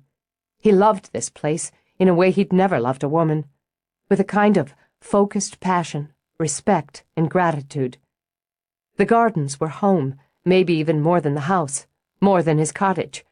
Most days he could walk out his front door, take a good, healthy hike, and be at work. God knew he didn't want to move to the city. All that noise, all those people. Memphis was great for a night out, a club, a date, meeting up with friends, but he'd suffocate there inside a month. He sure as hell didn't want suburbia. What he wanted was right where he was, a nice little house and extensive gardens, a greenhouse, and a short hop to work. He sat back on his heels, adjusted the ball cap he wore to keep the hair out of his eyes. Spring was coming. There was nothing like spring at home. The way it smelled, the way it looked, even the way it sounded. The light was soft now with approaching evening. When the sun went down, the air would chill, but it wouldn't have that bite of winter. When he was done planting here, he'd go in and get himself a beer, and he'd sit out in the dark and the cool and enjoy the solitude. He took a bold yellow pansy out of the cell pack and began to plant. He didn't hear her walk up. Such was his focus that he didn't notice her shadow fall over him. So her friendly, "Hey," nearly had him jumping out of his skin. "Sorry." With a laugh, Haley rubbed a hand over her belly. "Guess you were a million miles away." "Guess." His fingers felt fat and clumsy all of a sudden, and his brain sluggish. She stood with the setting sun at her back, so when he squinted up at her, her head was haloed, her face shadowed. "I was just walking around. Heard your music." She nodded toward the open windows where REM spilled out. "I saw 'em in concert once. Excellent." "Pansies? They're a hot item right now." "Well, they like the cool." "I know. How come you're putting 'em here? You got this fine thing happening." "Clematis. Likes its roots shaded. So you put annuals over 'em." "Oh." She squatted down for a closer look. "What color's the clematis?" "It's purple." He wasn't sure pregnant women should squat. Didn't it crowd things in there? "Oh, you want a chair or something?" "No, I'm set." "I like your house." "Yeah, me too." "It's sort of storybook here, with all the gardens. I mean, the big house is amazing, but it's a little intimidating." She grimaced. "I don't mean to sound ungrateful." "No, I get you." It helped to keep planting. She didn't smell pregnant. She smelled sexy, and that had to be wrong. "It's a great place, and you couldn't get my mother out of it with dynamite and wild mules. But it's a lot of house." "Took me a week to stop walking about on tiptoe and wanting to whisper." "Can I plant one?" "You don't have any gloves. I can get... Hell, I don't mind a little dirt under my nails. A lady was in today. She said it's like good luck for a pregnant woman to plant gardens. Something about fertility, I guess." He didn't want to think about fertility. There was something terrifying about it. "Go ahead." "Thanks. I wanted to say..." And it was easier with her hands busy. "Well, just that I know how it might look, me coming out of nowhere, landing on your mama's doorstep. But I'm not going to take advantage of her. I don't want you to think I'd try to do that." "I've only known one person to manage it, and he didn't manage it for long." "The second husband." She nodded as she patted the dirt around her plant. "I asked David about him so I wouldn't say something stupid. He said how he'd stuck his hand in the till and cheated on her with another woman." She chose another pansy. "And when Roz got wind of it, she booted him out so hard and fast he didn't land till he was halfway to Memphis. You gotta admire that, 'cause, even with the mat on, it had to hurt her feelings. Plus, it's just embarrassing when somebody... Oops." She pressed a hand to her side and had the blood draining out of Harper's face. "What? What?" "Nothing. Baby's moving around. Sometimes it gives me a jolt is all." "You should stand up. You should sit down." "Let me just finish this one. Back home, when I started the show, some people, just figured I got myself in trouble and the boy wouldn't stand up for me. I mean, Jesus, are we in the 21st century or what? Anyway, that made me mad, but it was embarrassing too. I guess that's partly why I left. It's hard being embarrassed all the damn time." "There." She patted the dirt. "They look really pretty." He popped up to help her to her feet. "You want to sit for a minute? Want me to walk you back?" She patted her belly. "This makes you nervous." Looks like. Me too. But I'm fine. You'll want to get the rest of those planted before it gets dark. She looked down at the flowers again, at the house, at the gardens surrounding it, and those long, lake-colored eyes seemed to take in everything. Then they zeroed in on his face and made his throat go dry. I really like your place. See you at work. He stood, rooted, as she walked off, gliding along the path around the curve of it into the twilight. He was exhausted, he realized, like he'd run some sort of crazed race. He'd just have that beer now, settle himself down. Then he'd finish with the pansies. With the kids outside taking Parker for his after-dinner walk, Stella cleaned up the mess 2 boys and a dog could make in the kitchen over a pepperoni pizza. Next pizza night I buy, Haley said as she loaded glasses into the dishwasher. That's a deal.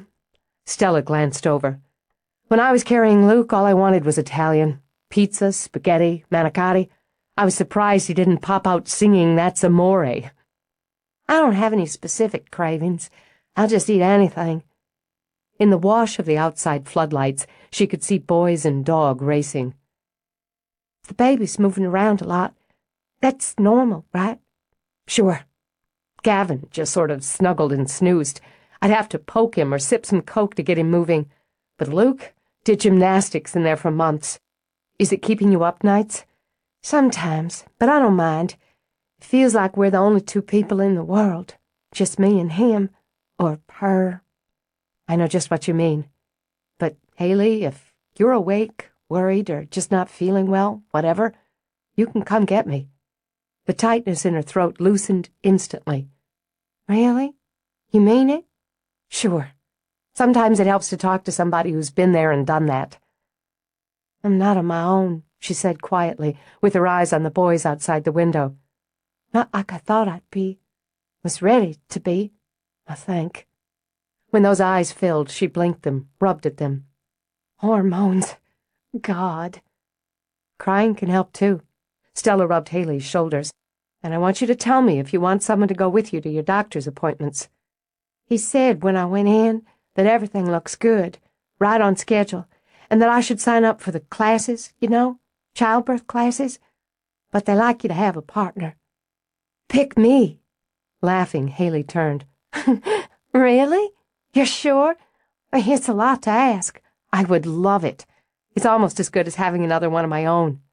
Would you? Yes. 2 was the plan, but as soon as Luke was born, I thought, how can I not do this again? And wouldn't it be fun to try for a girl? But another boy would be great. She leaned forward on the counter, looked out the window. They're terrific, aren't they? My boys. They are. Kevin was so proud, so in love with them. I think he'd have had 6. Haley heard the change in tone, and this time she rubbed a hand on Stella's shoulder. Does it hurt to talk about him? Not anymore. It did for a while, for a long while. She picked up the dish rag to wipe the counter. But now it's good to remember. Warm, I guess. I ought to call those boys in. But she turned at the sound of heels clicking on wood. When Roz breezed in, Stella's mouth dropped open. She recalled her first impression of Rosalind Harper had been of beauty, but this was the first time she'd seen Roz exploit her natural attributes. She wore a sleek, form-fitting dress in a muted copper color that made her skin glow. It, along with ice-pick sandals, showed off lean, toned legs. A necklace of delicate filigree with a teardrop of citrine lay over her breasts. David? Roz scanned the room, then rolled dark, dramatic eyes. He's going to make me late. Stella let out an exaggerated breath. Whew, just let me say, wow. Yeah, she grinned, did a little half-turn. I must have been insane when I bought the shoes. They're going to kill me. But when I have to drag myself out to one of these charity deals, I like to make a statement. If the statement's, I'm totally hot, Haley put in, you hit it dead on. That was a target. You look absolutely amazing. Sex with class. Every man there's going to wish he was taking you home tonight. Well, with a half-laugh, Roz shook her head. It's great having women in the house. Who knew? I'm going to go nag David. He'll primp for another hour if I don't give his ass a kick. Have a wonderful time." "She sure didn't look like anybody's mother," Stella said under her breath. What would she look like in 20 years? Haley wondered. She studied herself in the mirror while she rubbed vitamin E oil over her belly and breasts. Would she still be able to fix herself up and know she looked good? Of course, she didn't have as much to work with as Roz. She remembered her grandmother saying once that beauty was in the bones. Looking at Roz helped her understand just what that meant. She'd never be as stunning as Roz or as eye-catching as Stella, but she looked okay. She took care of her skin, tried out the makeup tricks she'd read about in magazines. Guys were attracted. Obviously, she thought with a self-deprecating smile as she looked down at her belly. Or had been. Most guys didn't get the hots for pregnant women, and that was fine because she wasn't interested in men right now. The only thing that mattered was her baby. "It's all about you now, kid," she said as she pulled on an oversized t-shirt. After climbing into bed, plumping up her pillows, she reached for one of the books stacked on her nightstand. She had books on childbirth, on pregnancy, on early childhood development. She read from one of them every night. When her eyes began to droop, she closed the book. Switching off the light, she snuggled down. "Night, baby," she whispered, and felt it just as she was drifting off. The little chill, the absolute certainty that she wasn't alone. Her heartbeat quickened until she could hear it in her ears. Gathering courage, she let her eyes open to slits. She saw the figure standing over the bed, the light-colored hair, the lovely, sad face. She thought about screaming, just as she did every time she saw the woman, but she bit it back, braced herself, and reached out. When her hand passed through the woman's arm, Haley did let out a muffled scream. Then she was alone, shivering in bed and fumbling for the light. "I'm not imagining it. I'm not." Stella climbed up the step stool to hook another hanging basket for display. After looking over last year's sales, crunching numbers, she'd decided to increase the number offered by 15%. "I could do that," Haley insisted. "I'm not going to fall off a stupid step stool." "No chance. Hand me up that one, the begonias. They're really pretty, so lush. Roz and Harper started most of these over the winter. Begonias and impatiens are big volume sellers. With growers like Roz and Harper, we can do them in bulk, and our cost is low. These are bread-and-butter plants for us. People could make up their own cheaper." "Sure." Stella climbed down, moved the ladder, climbed up again. "Ivy geranium," she decided. "But it's tough to resist all this color and bloom. Even avid gardeners, the ones who do some propagating on their own, have a hard time passing up big, beautiful blooms. Blooms, my young apprentice, sell. So we're putting these baskets everywhere. Seduction. Wait until we move some of the annuals outside in front. All that color will draw the customers. Early blooming perennials, too." She selected another basket. "I've got this. Page Roz, will you? I want her to see these and get her clearance to hang a couple dozen in Greenhouse 3 with the extra stock. And pick out a pot, one of the big ones that didn't move last year. I want to do one up, put it by the counter. I'll move that sucker. In fact, pick out 2. Clean off the discount price. And I'm done, they'll not only move, they'll move at a fat profit." "Gotcha." "Make sure one of them's that cobalt glaze," she called out. "You know the one. And don't pick it up yourself." In her mind, Stella began to plan it. White flowers, heliotrope, impatiens, spills of sweet alyssum, silvery accents from Dusty Miller and sage. Another trail of white petunias. Damn, she should have told Haley to get one of the stone-gray pots. Good contrast with the cobalt. And she'd do it up hot. Bold red geraniums, lobelia, verbena, red New Guineas. She added, subtracted plants in her mind, calculated the cost of pots, stock, soil, and smiled to herself as she hung another basket. "Shouldn't you be doing paperwork?" She nearly tipped off the stool, might have if a hand hadn't slapped onto her butt to keep her upright. "It's not all I do." She started to get down, but realized being on the stool kept her at eye level with him. "You can move your hand now, Logan." "You doesn't mind being there?" But he let it fall, slipped it into his pocket. Nice baskets. In the market? Might be. You had a look on your face when I came in. I usually do, that's why it's called a face. No, the kind of look a woman gets when she's thinking about how to make some guy drool. Did I? Mind, she added, gesturing to a basket. You're off the mark.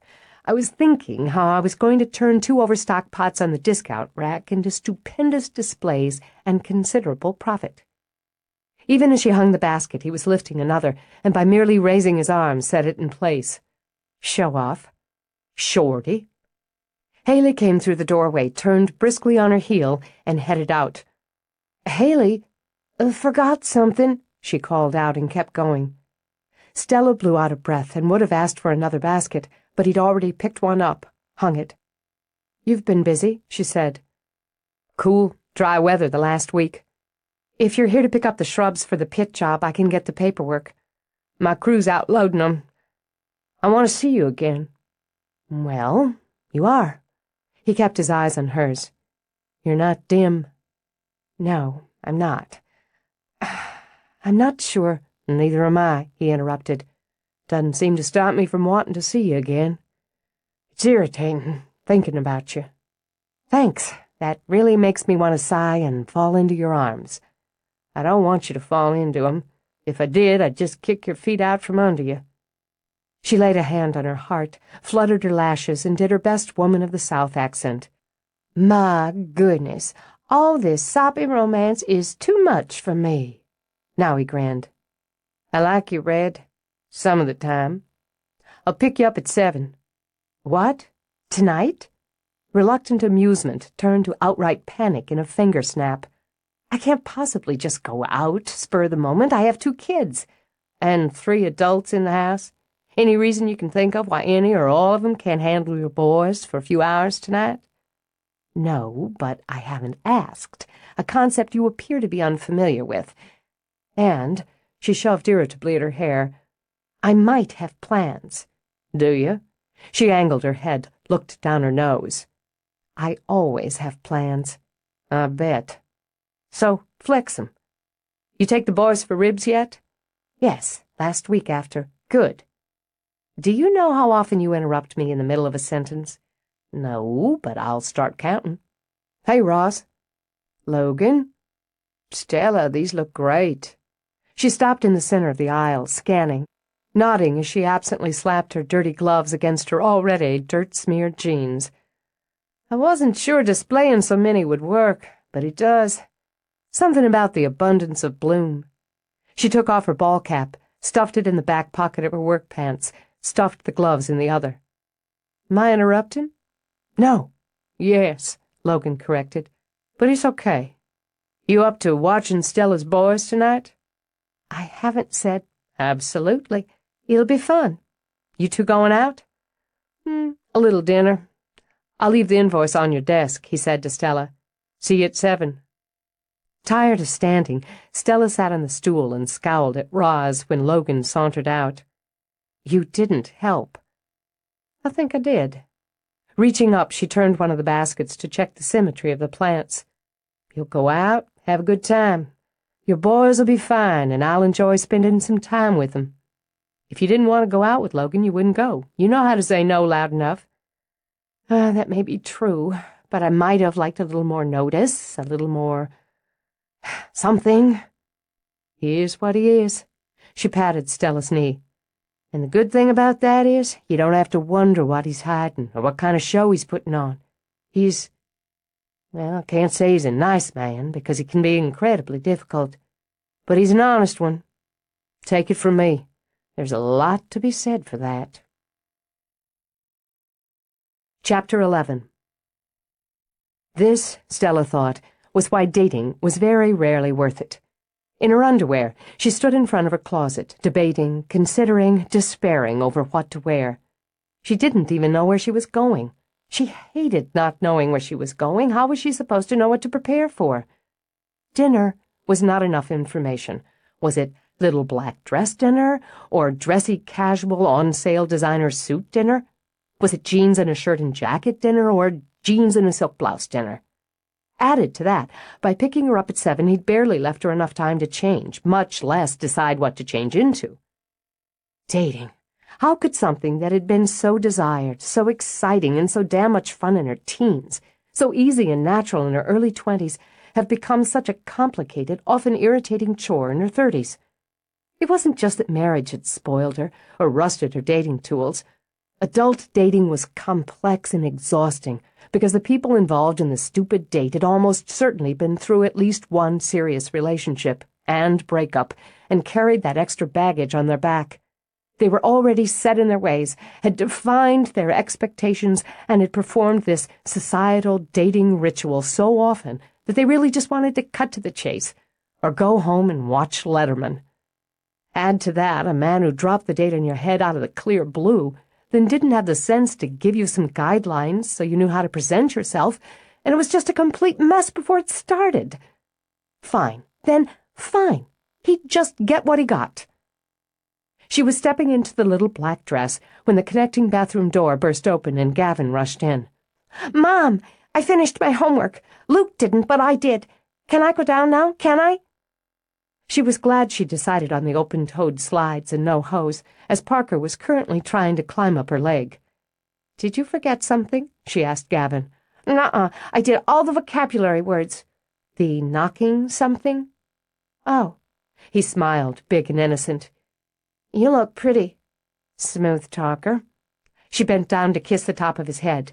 "But when a door's closed, you knock." "Okay. Can I go down now?" "In a minute." She walked over to her dresser to put on the silver hoops she'd laid out. "I want you to promise you'll be good for Miss Roz.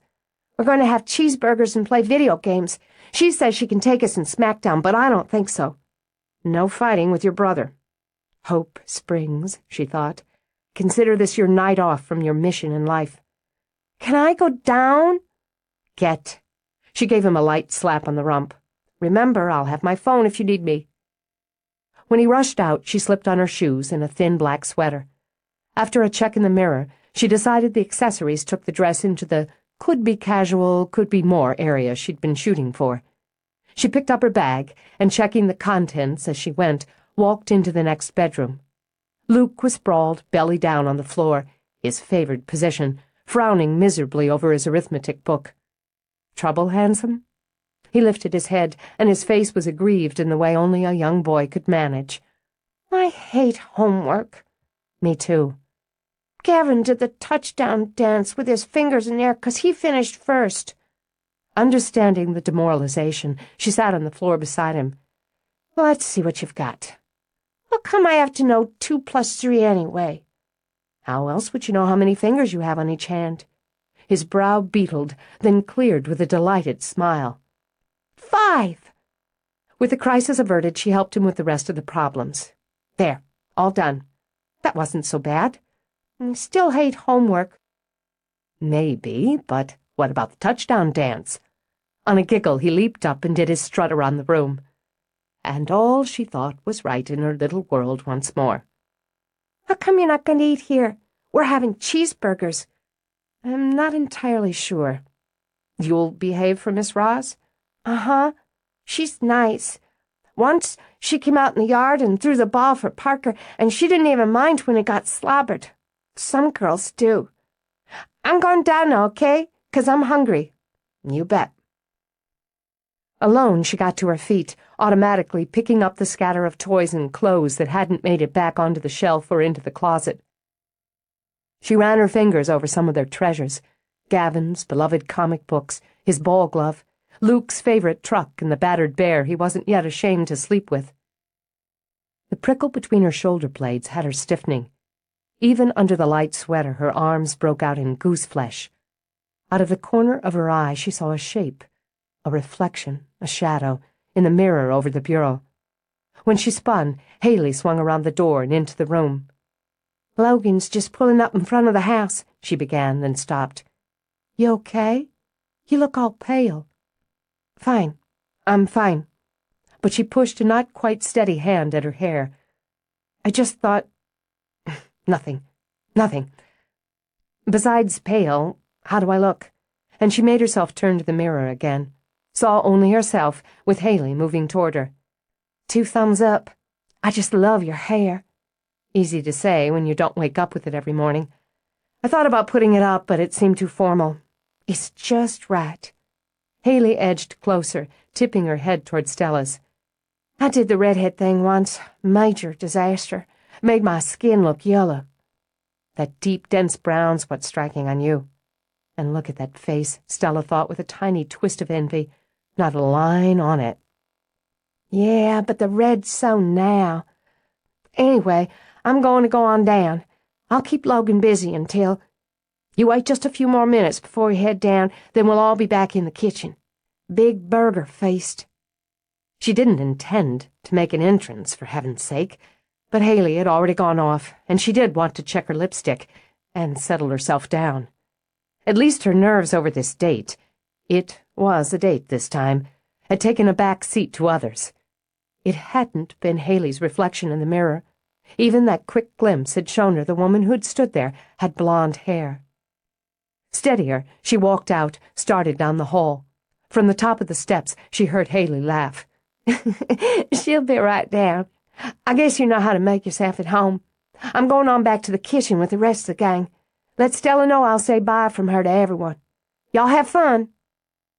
Was the girl psychic? Stella wondered. Haley had timed her exit so adroitly that as she walked down the hall, Stella hit the halfway point on the steps, and Logan's attention shifted upward. Good black trousers, she noted.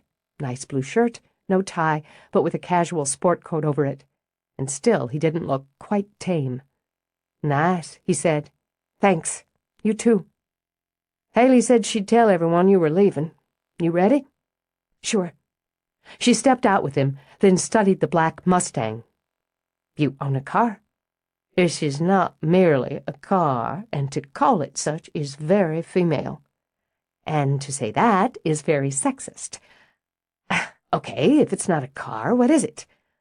It's a machine. I stand corrected. You never said where we were going. He opened a door. Let's find out. He drove into the city with music she didn't recognize on low. She knew it was blues, or supposed it was, but she didn't know anything about that area of music. Mentioning that, casually, not only seemed to shock him, but kept conversation going through the trip. She got a nutshell education on artists like John Lee Hooker and Muddy Waters, B.B. King and Taj Mahal. And it occurred to her, after they'd crossed into the city, that conversation between them never seemed to be a problem. After he parked, he shifted to take a long look at her. You sure you were born down here? It says so on my birth certificate. He shook his head and climbed out.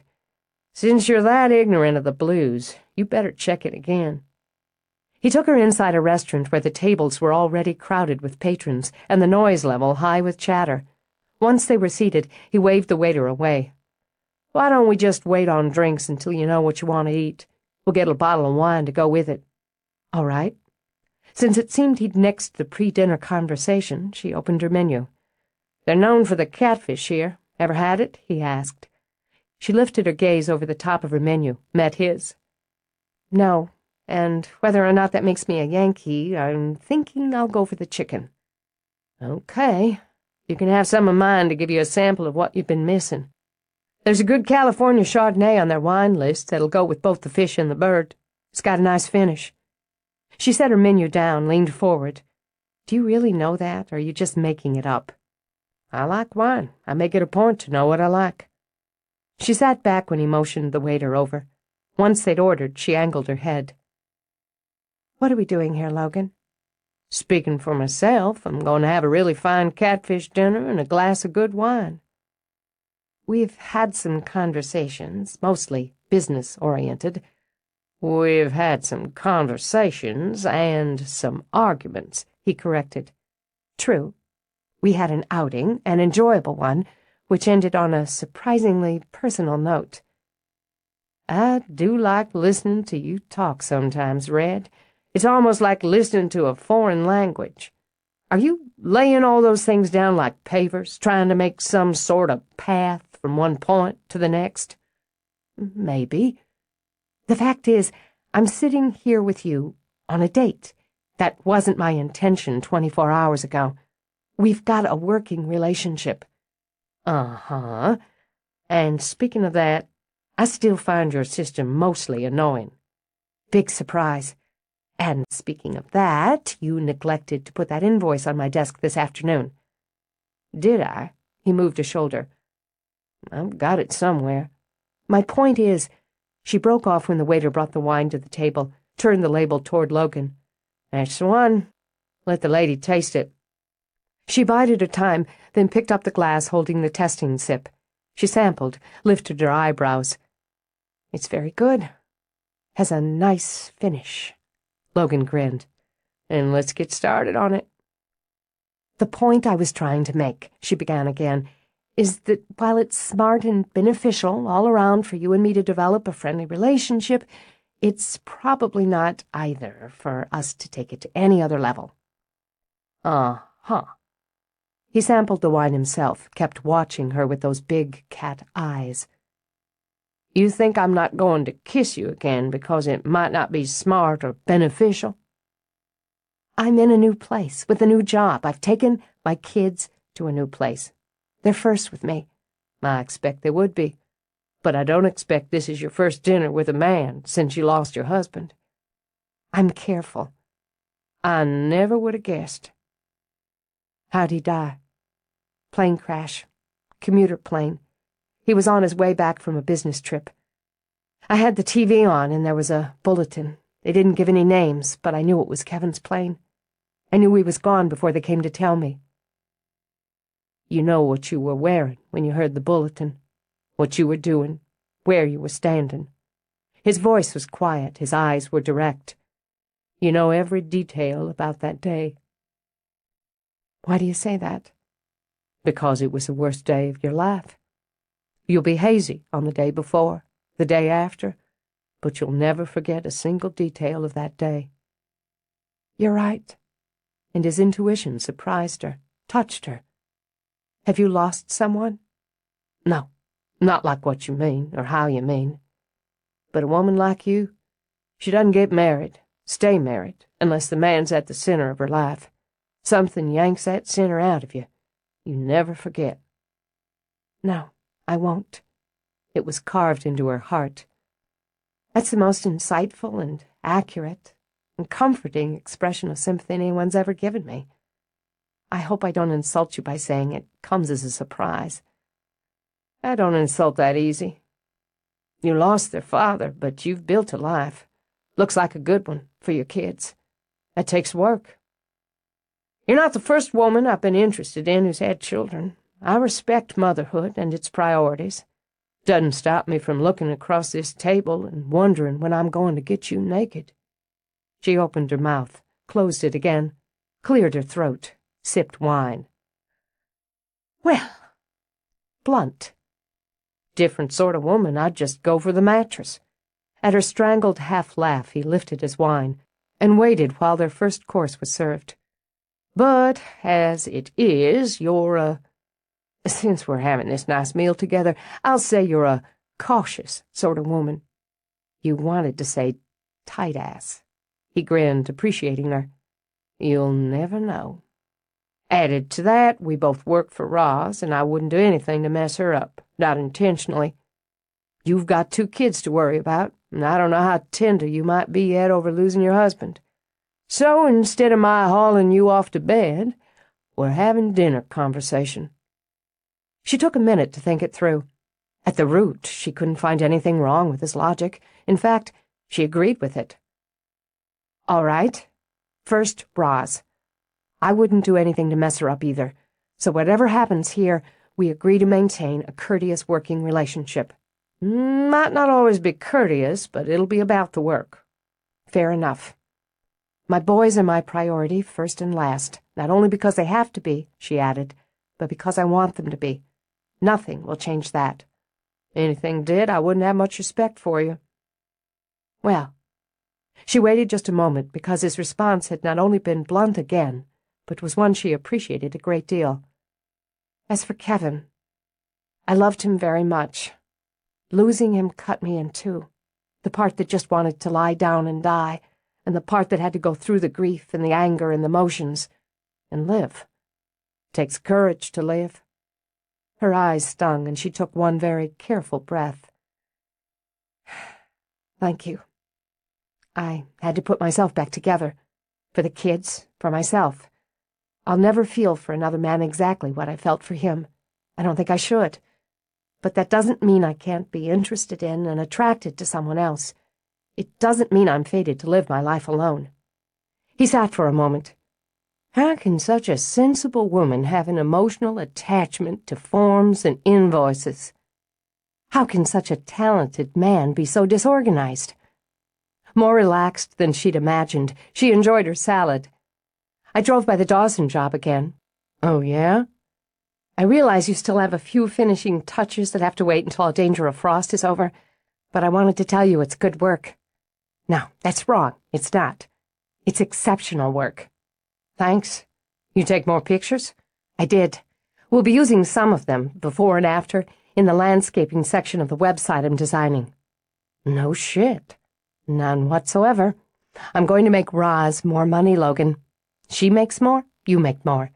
The site's going to generate more business for the landscaping arm, I guarantee it. It's hard to find a downside on that one. You know what I envy you most? My sparkling personality? No, you don't sparkle in the least. Your muscle. You envy my muscle? I don't think it'd look so good on you, Red. Whenever I'd start a project at home, back home, I couldn't do it all myself. I have vision. Not as creative as yours, maybe, but I can see what I want, and I've got considerable skill. But when it comes to the heavy manual labor of it, I'm out. It's frustrating because with some of it I'd really like to do it all myself, and I can't. So I envy you the muscle that means you can. I imagine whether you're doing it or directing it, it's done the way you want. She smiled into her wine. Goes without saying. I've heard you've got a place not far from Roz's. About 2 miles out. When their main courses were served, Logan cut a chunk off his catfish, laid it on her plate.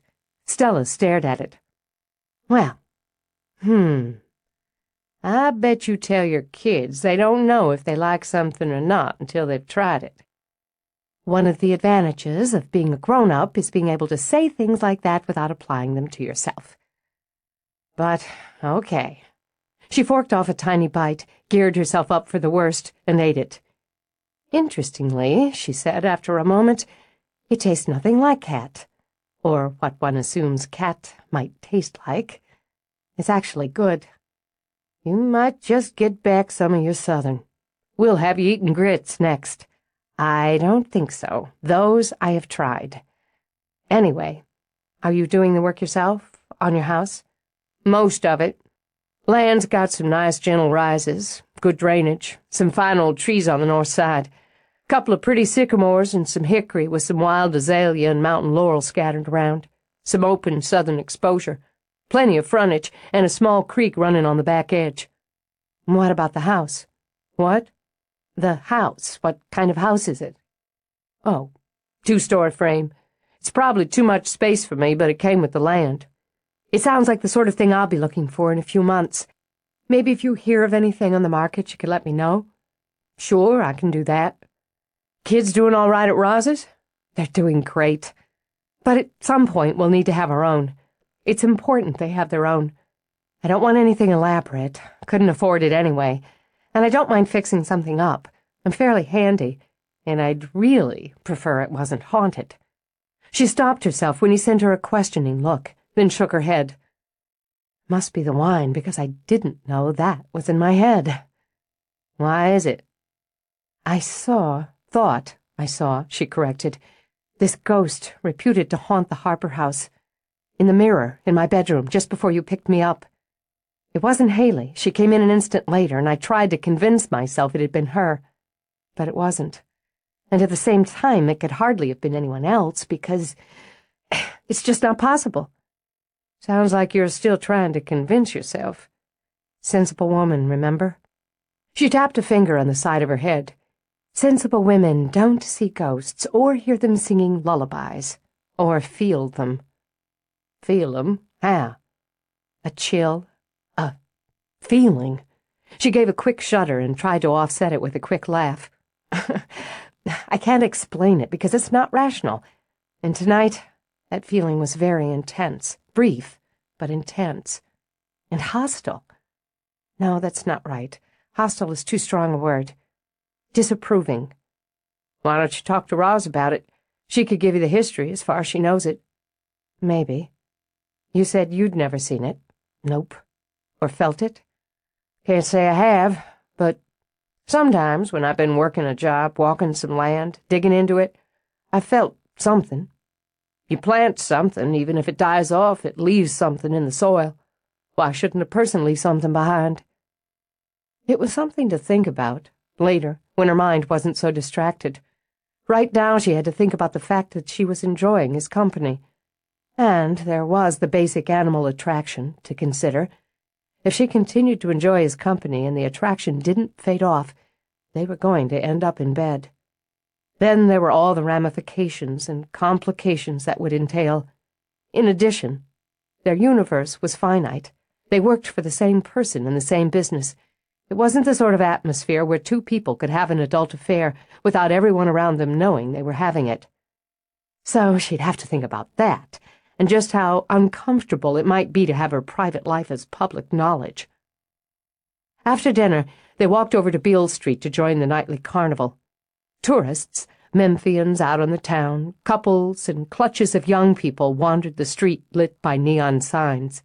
Music trickled out of doorways and people flooded in and out of shops. Used to be a club along here called the Monarch. Those shoes going to give you any trouble with this? No. Good. Great legs, by the way. Thanks, I've had them for years. So, the Monarch, he continued, happened it shared a back alley with an undertaker, made it easy for the owners to dispose of gunshot victims. That's a pretty piece of Beale Street trivia. Oh, there's plenty more. Blues, rock, it's the home of both. Voodoo, gambling, sex, scandal, bootleg whiskey, pickpockets, and murder. Music pumped out of a club as he talked and struck Stella as southern fried in the best possible way. It's all been right here, he continued, but you ought to just enjoy the carnival the way it is now. They joined a crowd lining the sidewalk to watch three boys do running flips and gymnastics up and down the center of the street. I can do that. She nodded toward one of the boys as he walked on his hands back to their tip box. Uh-huh. I can. I'm not going to demonstrate here and now, but I certainly can. 6 years of gymnastics lessons. I can bend my body like a pretzel. Well, half a pretzel now, but at one time... You trying to get me hot? She laughed. No, just a side effect then. What does half a pretzel look like? Maybe I'll show you sometime when I'm more appropriately dressed. You are trying to make me hot. She laughed again and watched the performers. After Logan dropped money in the tip box, they strolled along the sidewalk. Who's Betty Page, and why is her face on these shirts? He stopped dead. You gotta be kidding. I'm not. I guess you didn't just live up north, you lived up north in a cave. Betty Page, legendary 50s pin-up and general sex goddess. How do you know? You weren't even born in the 50s. I make it a point to learn my cultural history, especially when it involves gorgeous women who strip. Look at that face, the girl next door with the body of Venus. She probably couldn't walk on her hands, Stella said, and casually strolled away when he laughed. They walked off the wine and the meal, meandering down one side of the street and back up the other. He tempted her with the blues club, but after a brief internal debate, she shook her head. I really can't. It's already later than I'd planned. I've got a full day tomorrow, and I've imposed on Roz long enough tonight. We'll rain check it. And a blues club will go on my list. Got more checks tonight, Beale Street and Catfish. I'm practically a native now. Next thing you know, you'll be frying up the cat and putting peanuts in your Coke. Why in the world would I put peanuts in my Coke? Never mind. She waved him away as he drove out of town. It's a southern thing. How about if I just say I had a good time tonight? That'll work. It hadn't been complicated, she realized, or boring, or stressful, at least not after the first few minutes. She'd forgotten, or nearly, what it could be like to be both stimulated and relaxed around a man. Or to wonder, and there was no point pretending she wasn't wondering, what it would be like to have those hands, those big, work-hardened hands, on her. Roz had left lights on for her. Front porch, foyer, her own bedroom. She saw the gleam of them as they drove up, and found it a motherly thing to do. Or big sisterly, Stella supposed, as Roz wasn't nearly old enough to be her mother. Her mother had been too busy with her own life and interests to think about little details like front porch lights. Maybe, Stella thought, that was one of the reasons she herself was so compulsive about them. "Such a beautiful house," Stella said, "the way it sort of glimmers at night.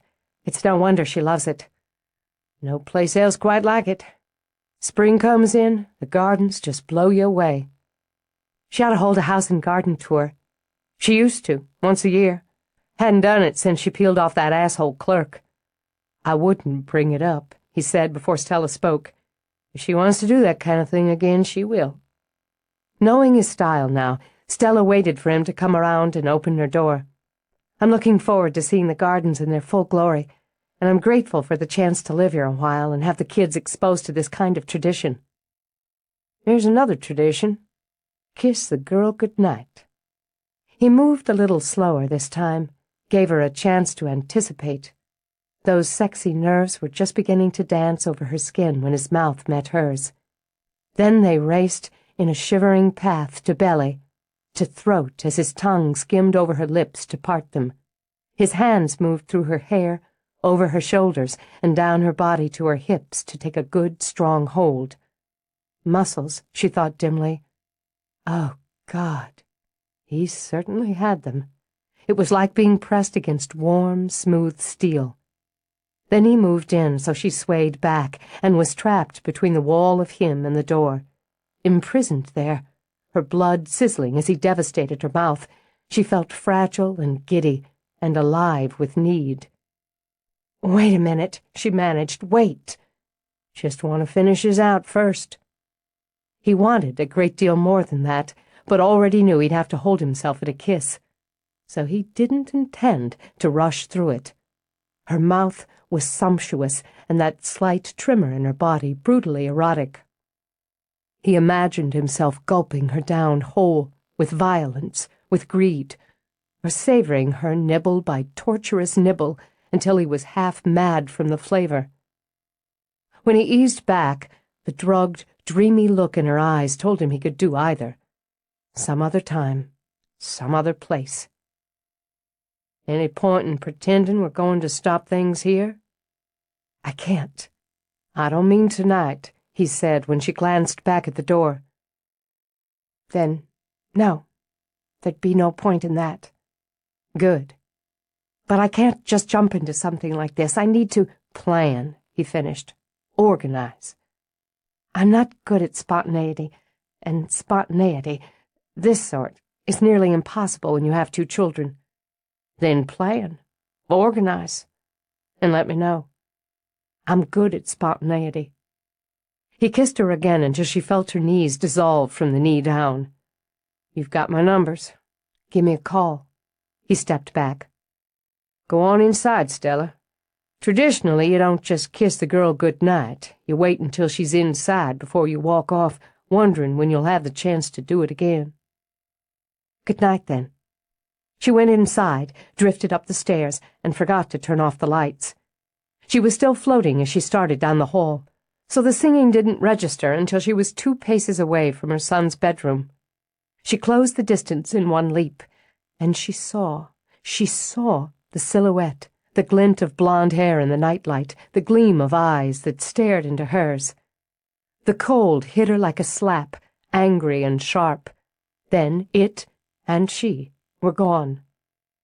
On unsteady legs, she rushed between the beds, stroked Gavin's hair, Luke's, laid her hands on their cheeks, then their backs as she'd done when they were infants, a nervous mother's way to assure herself that her child breathed. Parker rolled lazily over, gave a little greeting growl, a single thump of his tail, then went back to sleep.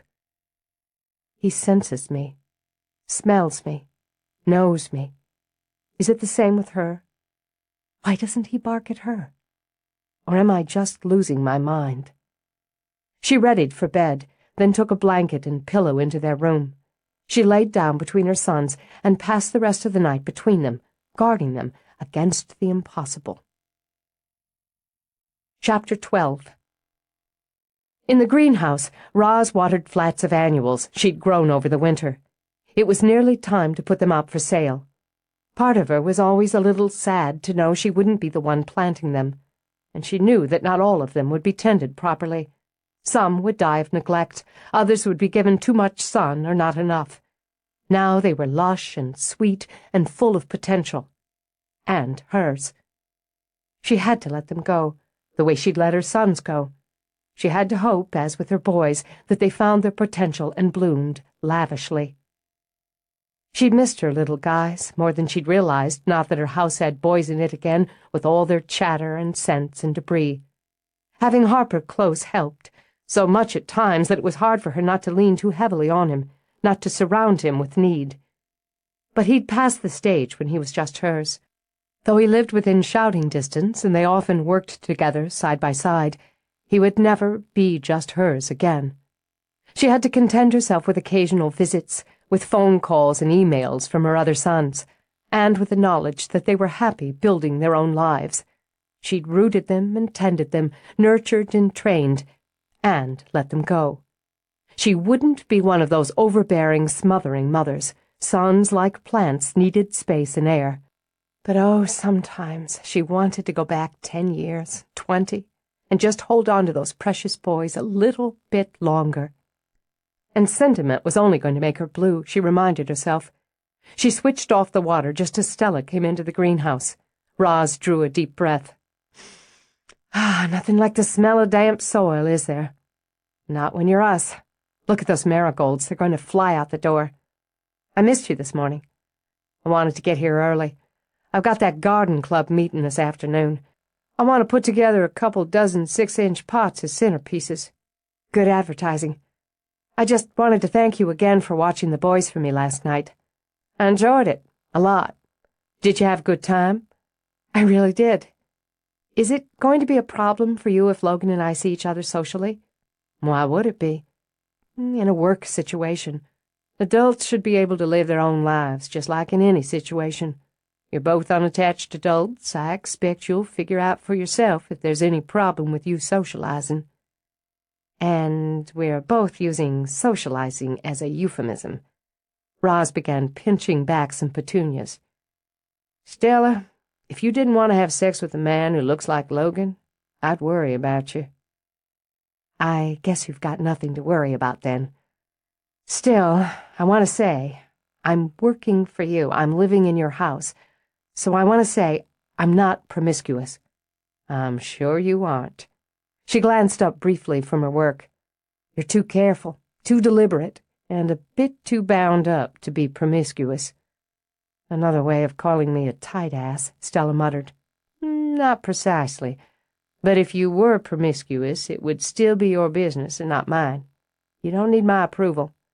I want it, because I'm working for you and living in your house, and because I respect you. All right, then. Roz moved on to impatience. You have it. One of the reasons I wanted you to live in the house was because I wanted to get to know you on a personal level. When I hired you, I was giving you a piece of something very important to me, personally important. So if I'd decided after the first few weeks that you weren't the sort of person I could like and respect, I'd have fired you. She glanced back. No matter how competent you were, competent just isn't that hard to find. Thanks, I think. I think I'll take in some of these geraniums that are already potted. Saves me time and trouble, and we've got a good supply of them. Let me know how many, and I'll adjust the inventory. Roz, there was something else I wanted to talk to you about. Talk away, Roz invited, as she started to select her plants. It's about the ghost. Roz lifted a salmon-pink geranium, studied it from all sides. What about her?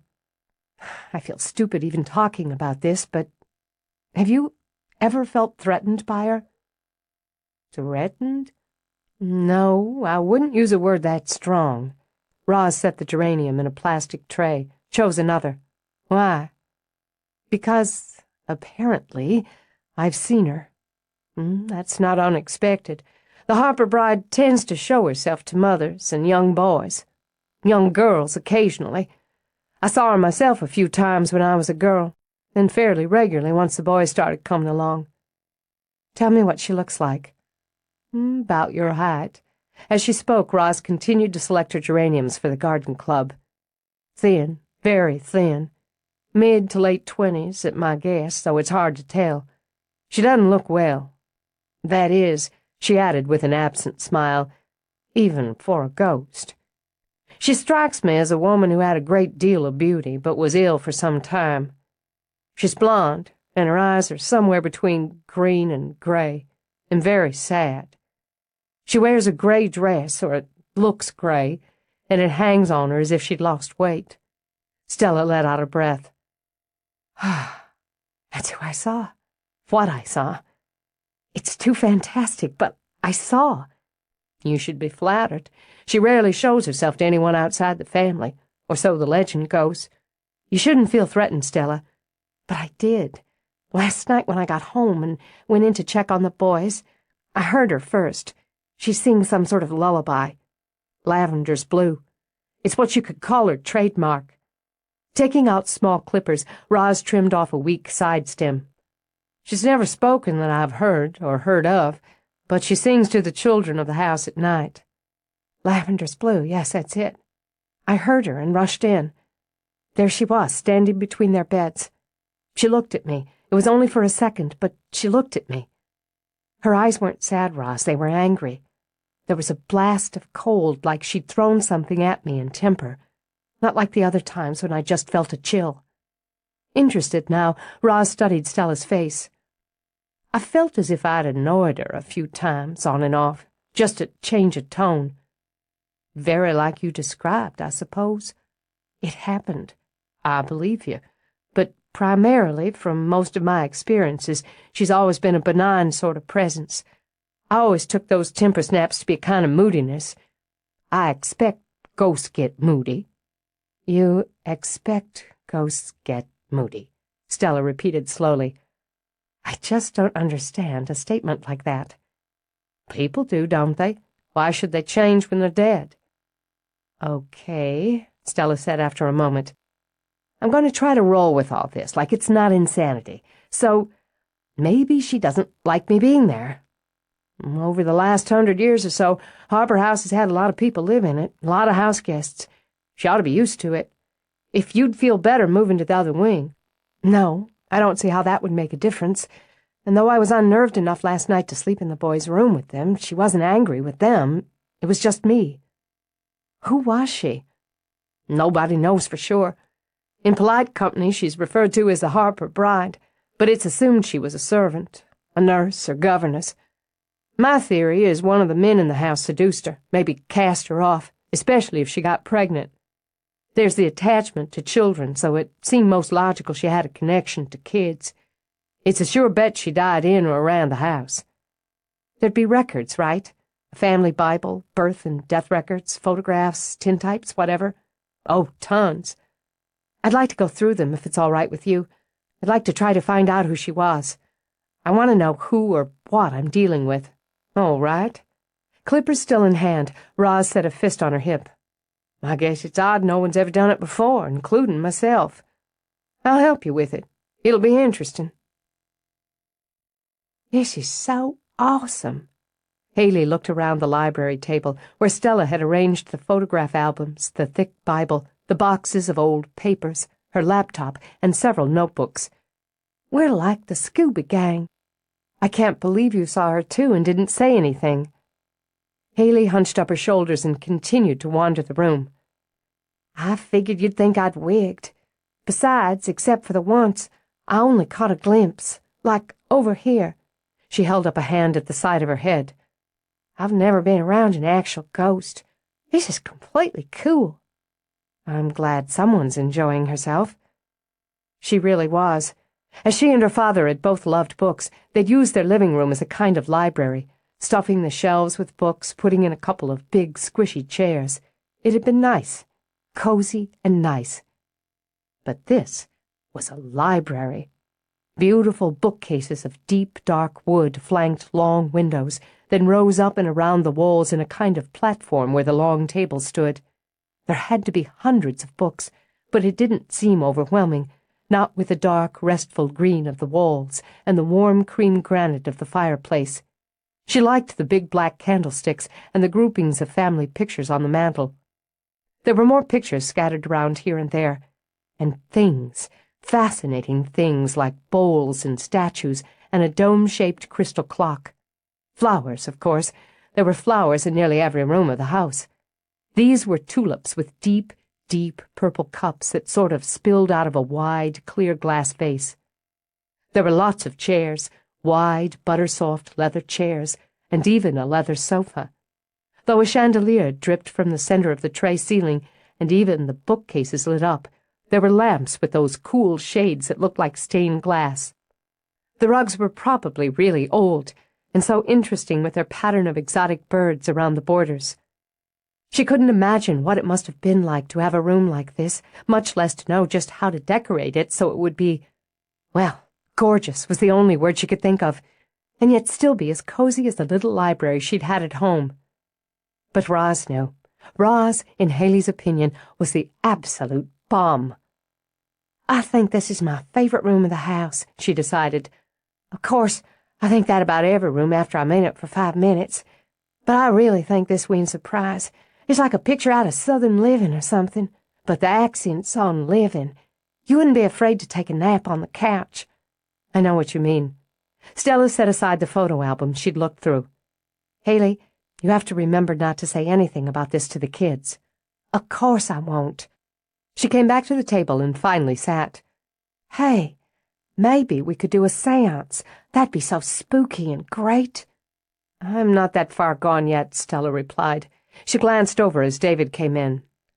Ghost hunter snacks, he announced and set the tray on the table. Coffee, tea, cookies. I considered angel food cake, but it seemed too obvious. Having fun with this? Damn right.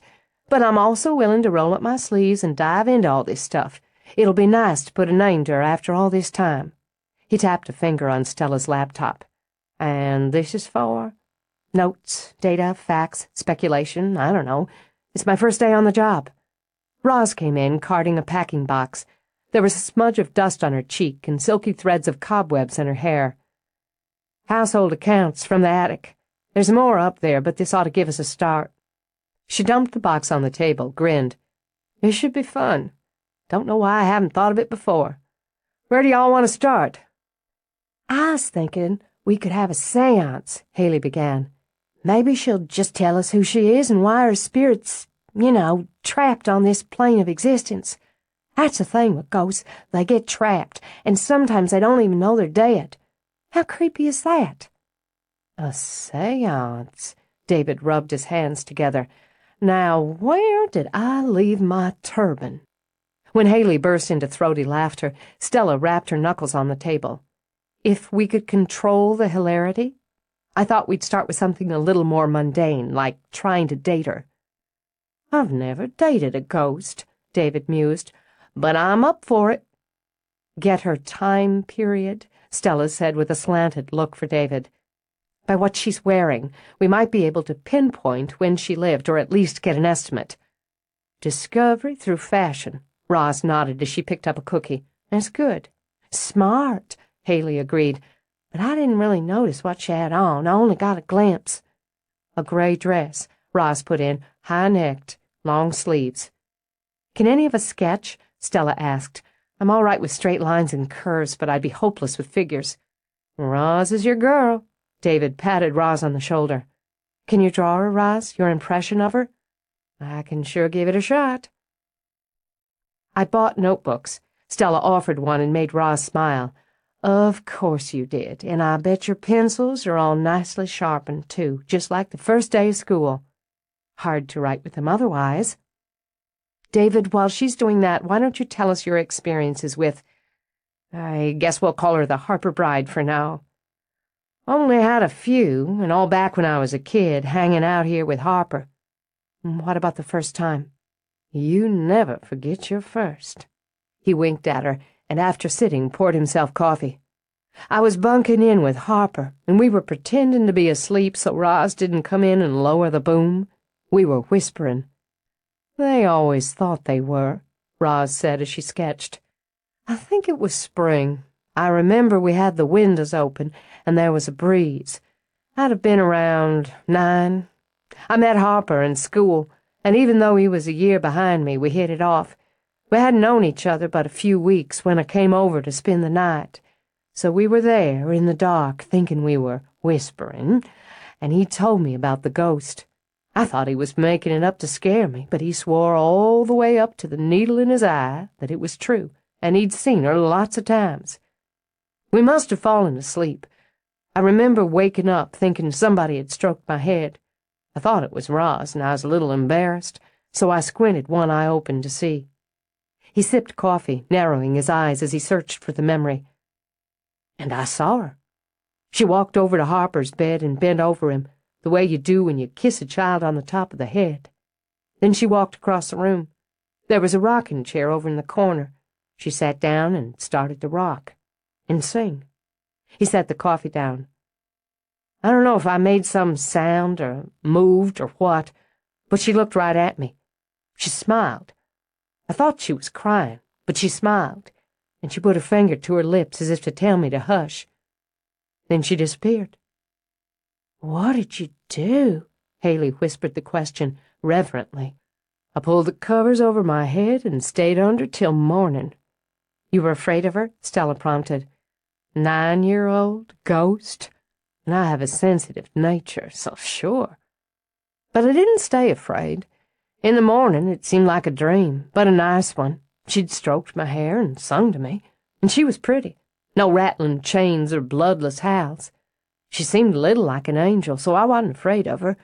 I told Harper about it in the morning, and he said we must be brothers because none of his other friends got to see her. He smiled at the memory. I felt pretty proud of that and looked forward to seeing her again. I saw her a few more times when I was over. Then when I was about 13, we'll say, visitations stopped. Did she ever speak to you? No, she'd just sing that same song. Did you only see her in the bedroom at night? No. There was this time we all camped out back. It was summer, hot and buggy, but we nagged Roz until she let all of us sleep out there in a tent. We didn't make it through the night 'cause Mason cut his foot on a rock. Remember that, Roz? I do. 2 o'clock in the morning, and I'm packing 4 kids in the car so I can take one of them to the ER for stitches. We were out there before sunset, out near the west edge of the property. By 10, we were all of us half sick on hot dogs and marshmallows, and had spooked ourselves stupid with ghost stories. Lightning bugs were out, he murmured, closing his eyes. Past midsummer then, and steamy. We'd all stripped down to our underwear. The younger ones fell asleep, but Harper and I stayed up for a while. A long while. I must have conked out, because the next thing I knew Harper was shaking my shoulder. There she is, he said, and I saw her, walking in the garden. Oh, my God, Haley managed, and edged closer to David as Stella continued to type. What happened then? Well, Harper's hissing in my ear about how we should go follow her, and I'm trying to talk him out of it without sacrificing my manhood. The other 2 woke up, and Harper said he was going and we could stay behind if we were yellow coward dogs. I bet that got you moving, Stella commented. Being a yellow coward dog isn't an option for a boy in the company of other boys. We all got moving. Mason couldn't have been but 6, but he was trotting along at the rear trying to keep up. There was moonlight so we could see her, but Harper said we had to hang back some so she didn't see us. I swear there wasn't a breath of air that night, not a whisper of it to stir a leaf. She didn't make a sound as she walked along the paths, through the shrubs. There was something different about her that night. I didn't realize what it was until long after. What? Breathless, Haley leaned forward, gripped his arm. What was different about her that night? Her hair was down. Always before she'd had it up, sort of sweet and old-fashioned ringlets spiraling down from the top of her head. But that night it was down, and kind of wild, spilling down her back over her shoulders, and she was wearing something white and floaty. She looked more like a ghost that night than she ever did otherwise, and I was afraid of her, More than I was the first time or ever was again. She moved off the path, walked over the flowers without touching them. I could hear my own breath pant in and out, and I must have slowed down because Harper was well ahead. She was going toward the old stables, or maybe the carriage house. The carriage house? Haley almost squealed it. Where Harper lives? Yeah. He wasn't living there then, he added with a laugh. He wasn't more than 10. It seemed like she was heading for the stables, but she'd have to go right by the carriage house. So she stopped and she turned around, looking back. I know I stopped dead then, and the blood just drained out of me. I guess, Haley said with feeling. She looked crazy, and that was worse than dead somehow. Before I could decide whether to run after Harper or hightail it like a yellow-cowered dog, Mason screamed. I thought somehow she'd gotten him and damn near screamed myself. But Harper came flying back. Turned out Mason had gashed his foot open on a rock. When I looked back toward the old stables, she was gone. He stopped, shuddered, then let out a weak laugh. Scared myself. Me too, Haley managed. He needed 6 stitches. Roz scooted the notebook toward Stella. That's how she looks to me. That's her. Stella studied the sketch of the thin, sad-eyed woman. Is this how she looked to you, David? Except that one night, yeah. Haley? Best I can tell. Same for me. This shows her in fairly simple dress, nipped-in waist, high neck, front buttons. Okay, the sleeves are a little poofed down to the elbow, then snug to the wrist. Skirts smooth over the hips and widens out some. Her hair's curly, lots of curls that are scooped up in a kind of topknot. I'm going to do an internet search on fashion, but it's obviously after the 1860s, right? Scarlett O'Hara hoop skirts were the thing around then, and it'd be before, say, the 1920s and the shorter skirts. I think it's near the turn of the century, Haley put in, then shrugged when gazes shifted to her. I know a lot of useless stuff. That looks like what they called hourglass style. I mean, even though she's way thin, it looks like that's a style. Gay 90s stuff. That's good. Okay, let's look it up and see. Stella tapped keys, hit execute. I gotta pee. Don't find anything important until I get back. Haley dashed out as fast as her condition would allow. Stella scanned the sites offered and selected one on women's fashion in the 1890s. Late Victorian, she stated as she read and skimmed pictures. Hourglass. These are all what I'd think of as more stylish, but it seems like the same idea.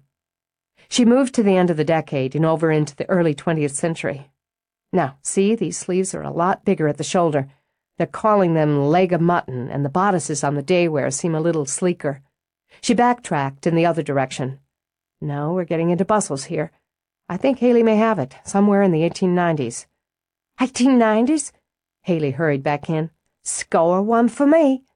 Not so fast. If she was a servant, Roz reminded them, she might not have been dressed fashionably.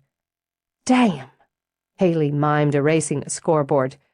But even so, we could say between 1890 and, 1910, Stella suggested. And if we go with that, and an approximate age of 25, we could estimate that she was born between 1865 and 1885. She huffed out a breath. That's too much scope and too much margin for error. Hair, David said. She may have been a servant, may have had second-hand clothes, but there'd be nothing to stop her from wearing her hair in the latest style. Excellent. She typed again, picked through sites. Okay, the Gibson girl deal, the smooth pompadour, was popularized after 1895. If we take a leap of faith and figure our heroine dressed her hair stylishly, we'd narrow this down to between 1890 and 1895, or up to, say, 98 if she was a little behind the times. Then we'd figure she died in that decade, anyway, between the ages of, let's say between 22 and 26. Family Bible first, Roz decided. That should tell us if any of the Harper women, by blood or marriage, and of that age group, died in that decade. She dragged it in front of her. The binding was black leather, ornately carved. Someone, Stella imagined it was Roz herself, kept it dusted and oiled. Roz paged through to the family genealogy. This goes back to 1793 and the marriage of John Andrew Harper to Fiona McRoy. It lists the births of their 8 children. 8? Haley widened her eyes and laid a hand on her belly. Holy God. You said it. 6 of them lived to adulthood. Roz continued. Married and begat. She turned the thin pages carefully. Here we've got several girl children born through Harper marriages between 1865 and 1870, and here we've got an Alice Harper Doyle, died in childbirth October of 1893 at the age of 22. That's awful, Haley said. She was younger than me. And already gave birth twice, Roz stated. Tough on women back then, before Margaret Sanger. Would she have lived here in this house? Stella asked. Died here? Might have. She married Daniel Francis Doyle of Natchez in 1890. We can check the death records on her. I've got 3 more who died during the period we're using, but the ages are wrong. Let's see here. Alice was Reginald Harper's youngest sister. He had 2 more, no brothers. He'd have inherited the house and the estate. A lot of space between Reggie and each of his sisters, probably miscarriages. At Haley's small sound, Roz looked up sharply. I don't want this to upset you. I'm okay, she said again and took a long breath. So, Reginald was the only son on that branch of the family tree? He was. Lots of cousins, and the estate would have passed to one of them after his death. But he had a son. Several daughters first, then the boy, in 1892. What about his wife? Stella put in. Maybe she's the one. No, she lived until 1925. Ripe age. Then we look at Alice first, Stella decided.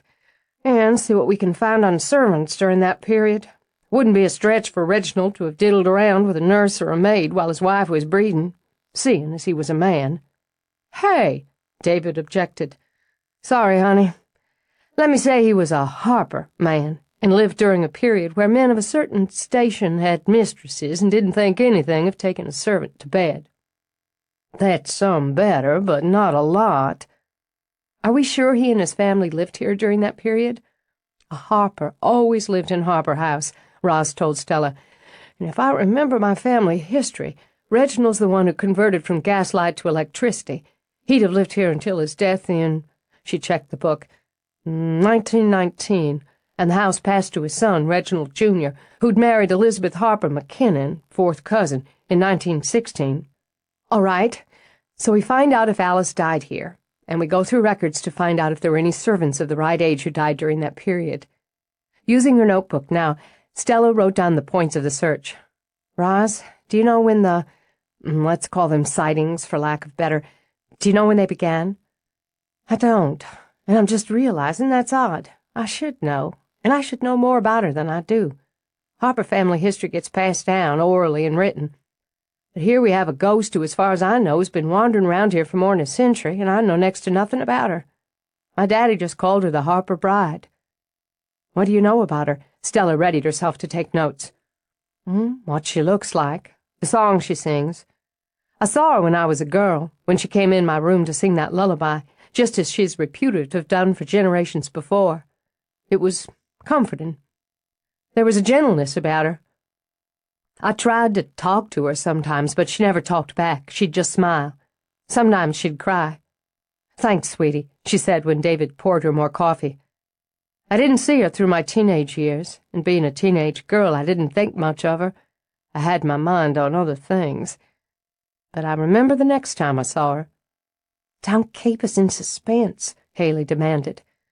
It was early in the summer, end of June. John and I hadn't been married very long, and we were staying here. It was already hot, one of those hot, still nights where the air's like a wet blanket. But I couldn't sleep, so I left the cool house for the hot garden. I was restless and nervy. I thought I might be pregnant. I wanted it. We wanted it so much that I couldn't think about anything else. I went out to the garden and sat on this old teak glider and dreamed up at the moon, praying it was true and we'd started a baby. She let out a little sigh. I was barely 18. Anyway, while I sat there, she came. I didn't see or hear her come. She was just there, standing on the path, smiling. Something in the way she smiled at me, something about it, made me know, absolutely know, I had child in me. I sat there in the midnight heat and cried for the joy of it. When I went to the doctor a couple weeks later, I already knew I was carrying a Harper. It's so nice. Haley blinked back tears. So sweet. I saw her off and on for years after, and always saw her at the onset of a pregnancy, before I was sure. I'd see her, and I'd know there was a baby coming. When my youngest hit adolescence, I stopped seeing her regularly. It has to be about children, Stella decided, underlining pregnancy twice in her notes. That's the common link. Children see her, women with children, or pregnant women. The died in childbirth theory is looking good. Immediately she winced. Sorry, Haley, that didn't sound right. I know what you mean. Maybe she's Alice. Maybe what she needs to pass over is to be acknowledged by name. Well, Stella looked at the cartons and books. Let's dig in.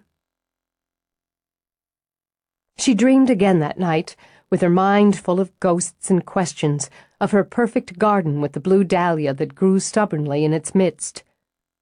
A weed is a flower growing in the wrong place. She heard the voice inside her head, a voice that wasn't her own. It's true. That's true, she murmured. But it's so beautiful, so strong and vivid. It seems so now, but it's deceptive. If it stays, it changes everything. It will take over and spoil everything you've done, everything you have. Would you risk that? Risk all for one dazzling flower? One that will only die away at the first frost? I don't know. Studying the garden, she rubbed her arms as her skin pricked with unease. Maybe I could change the plan. I might be able to use it as a focal point. Thunder boomed and the sky went black as she stood by the garden, just as she'd once stood through a stormy evening in her own kitchen. And the grief she'd felt then stabbed into her as if someone had plunged a knife into her heart. Feel it? Would you feel it again?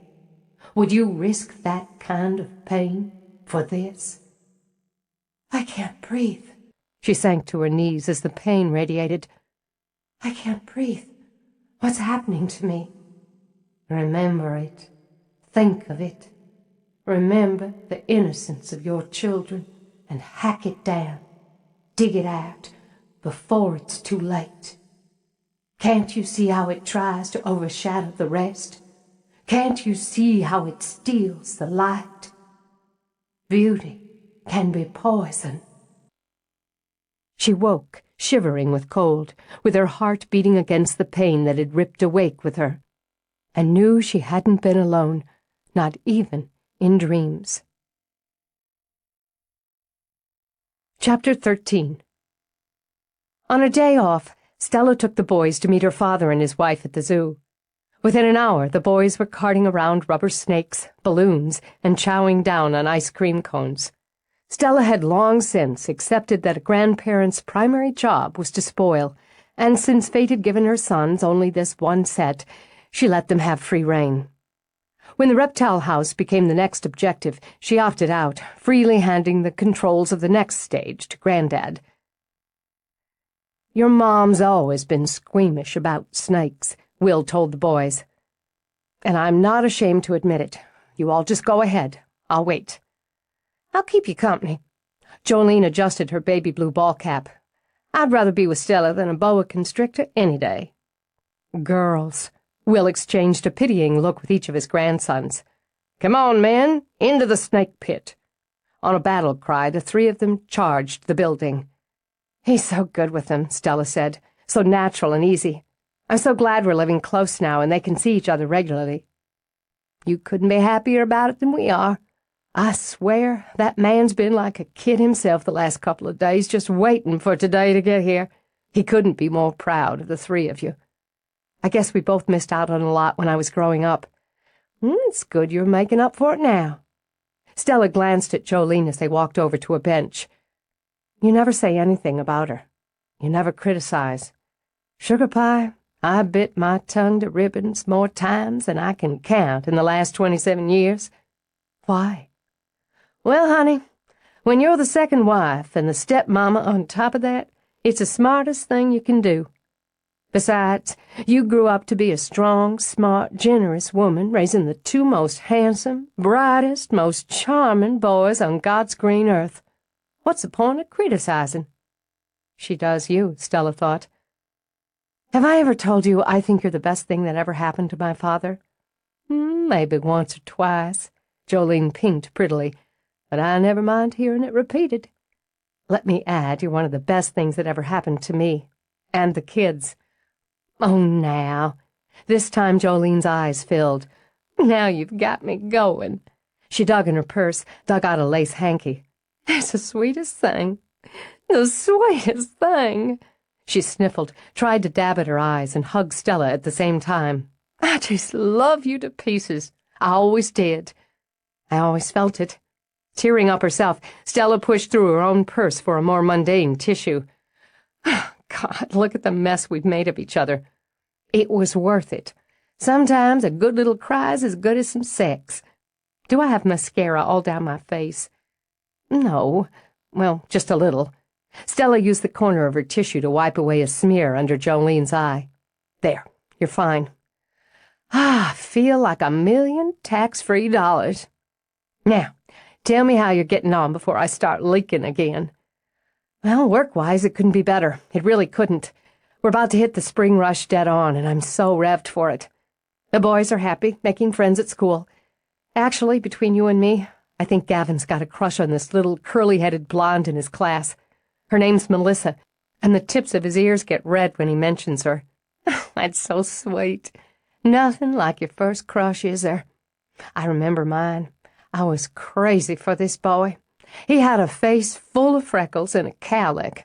I just about died with joy the day he gave me a little hop toad in a shoebox." "A toad?" "Well, honey, I was 8 and a country girl, so it was a thoughtful gift, all in all. He ended up marrying a friend of mine. I was in the wedding and had to wear the most god-awful pink dress with a hoop skirt wide enough I could have hidden a horse under it and rode it to the church. It was covered with ruffles, so it looked like a human wedding cake." She waved a hand while Stella rolled with laughter. "I don't know why I'm going on about that, except it's a sort of traumatic experience you never forget, even after more than 30 years. Now they live on the other side of the city. We get together every now and then for dinner. He's still got the freckles, but the cowlick went along with most of his hair. I guess you know a lot of the people and the history of the area, since you've lived here all your life." "Well, I guess I do. Can't go to the Walmart day or night without seeing half a dozen people I know." "What do you know about the Harper ghost?" Jolene took out a compact and her lipstick and freshened her face. Just that she's always roamed around there, or at least as far back as anybody can remember." "Why?" "Well, this is going to sound insane, especially coming from me, but I've seen her." "Oh, my goodness!" She snapped the compact closed. "Tell me everything." "There isn't a lot to tell." But she told her what there was and what she'd begun to do about it. "This is so exciting. You're like a detective. Maybe your father and I could help. You know how he loves playing on that computer of his." "Stella!" She clamped a hand on Stella's arm. "I bet she was murdered, just hacked to death with an axe or something and buried in a shallow grave. Or dumped in the river, pieces of her. I've always thought so. Let me just say, ick. And her ghost, at least, is whole. Added to that, our biggest lead is the ancestor who died in childbirth," Stella reminded her. "Oh, that's right." Jolene sulked a moment, obviously disappointed. "Well, if it turns out it's her, that'd be sad, but not nearly as thrilling as murder. You tell your daddy all about this and we'll see what we can do. We've both got plenty of time on our hands. It'll be fun." "It's a departure for me," Stella replied. "I seem to be doing a lot of departing from the norm recently." "Any of that departing have to do with the man? A tall, broad-shouldered sort of man with a wicked grin?" Stella's eyes narrowed. "And why would you ask?" "My third cousin, Lucille. You met her once. She happened to be having dinner in the city a couple nights ago and told me she saw you in the same restaurant with a very good-looking young man. She didn't come by your table because she was with her latest beau, and he's not altogether divorced from his second wife. Fact is, he hasn't been altogether divorced for 1.5 years now, But that's Lucille for you. Jolene waved it away. So, who's the good-looking young man? Logan Kittredge. Oh. It came out in 3 long syllables. That is a good-looking young man. I thought you didn't like him. I didn't not like him. I just found him annoying and difficult to work with. We're getting along a little better at work, and somehow we seem to be dating. I've been trying to figure out if I want to see him again. Wants to work out. You do, you don't. I do, but I shouldn't ask you to gossip. Jolene wiggled closer on the bench. Honey, if you can't ask me, who can you ask? Stella snickered, then glanced toward the reptile house to be sure her boys weren't heading out. I wondered, before I get too involved, if he sees a lot of women. You want to know if he cats around. I guess that's the word for it. I'd say a man like that gets lucky when he has a mind to, but you don't hear people saying, that Logan Kittredge is one randy son of a gun, like they do about my sister's boy Curtis. Most of what you hear about Logan is people, women mostly, wondering how that wife of his let him get loose, or why some other smart woman hasn't scooped him up. You thinking about scooping? No, definitely not. Maybe he's thinking about scooping you up. I'd say we're both just testing the ground. She caught sight of her men. Here come the reptile hunters. Don't say anything about any of this in front of the boys, okay? Lips are sealed. In the Garden opened at 8, prepared for its advertised spring opening as for a war. Stella had mustered the troops, supervised with Roz the laying out of supplies. They had backups, seasoned recruits, and the field of combat was, if she said so herself, superbly organized and displayed. By 10, they were swamped, with customers swarming the showrooms, the outside areas, the public greenhouses. Cash registers rang like church bells. She marched from area to area, diving in where she felt she was most needed at any given time. She answered questions from staff and from customers, restacked wagons and carts when the staff was too overwhelmed to get to them, and personally helped countless people load purchases in their cars, trucks, or SUVs. She used the two-way on her belt like a general. Miss, do you work here? Stella paused and turned to the woman wearing baggy jeans and a ragged sweatshirt. Yes, ma'am, I do. I'm Stella. How can I help you? I can't find the columbine or the foxglove or I can't find half of what's on my list. Everything's changed around. We did do some reorganizing. Why don't I help you find what you're looking for? I've got that flat cart there loaded already. She nodded toward it. I don't want to have to be hauling it all over creation. You're going to be busy, aren't you? Stella said cheerfully. And what wonderful choices. Steve, would you take this card up front and tag it for Mrs. Haggerty? She pursed her lips. That'd be fine. Don't you let anybody snatch stuff off it, though. I spent a good while picking all that out. No, ma'am. How are you doing, Mrs. Haggerty? I'm doing fine. How's your mom and your daddy? Doing fine, too. Steve lifted the handle of her cart.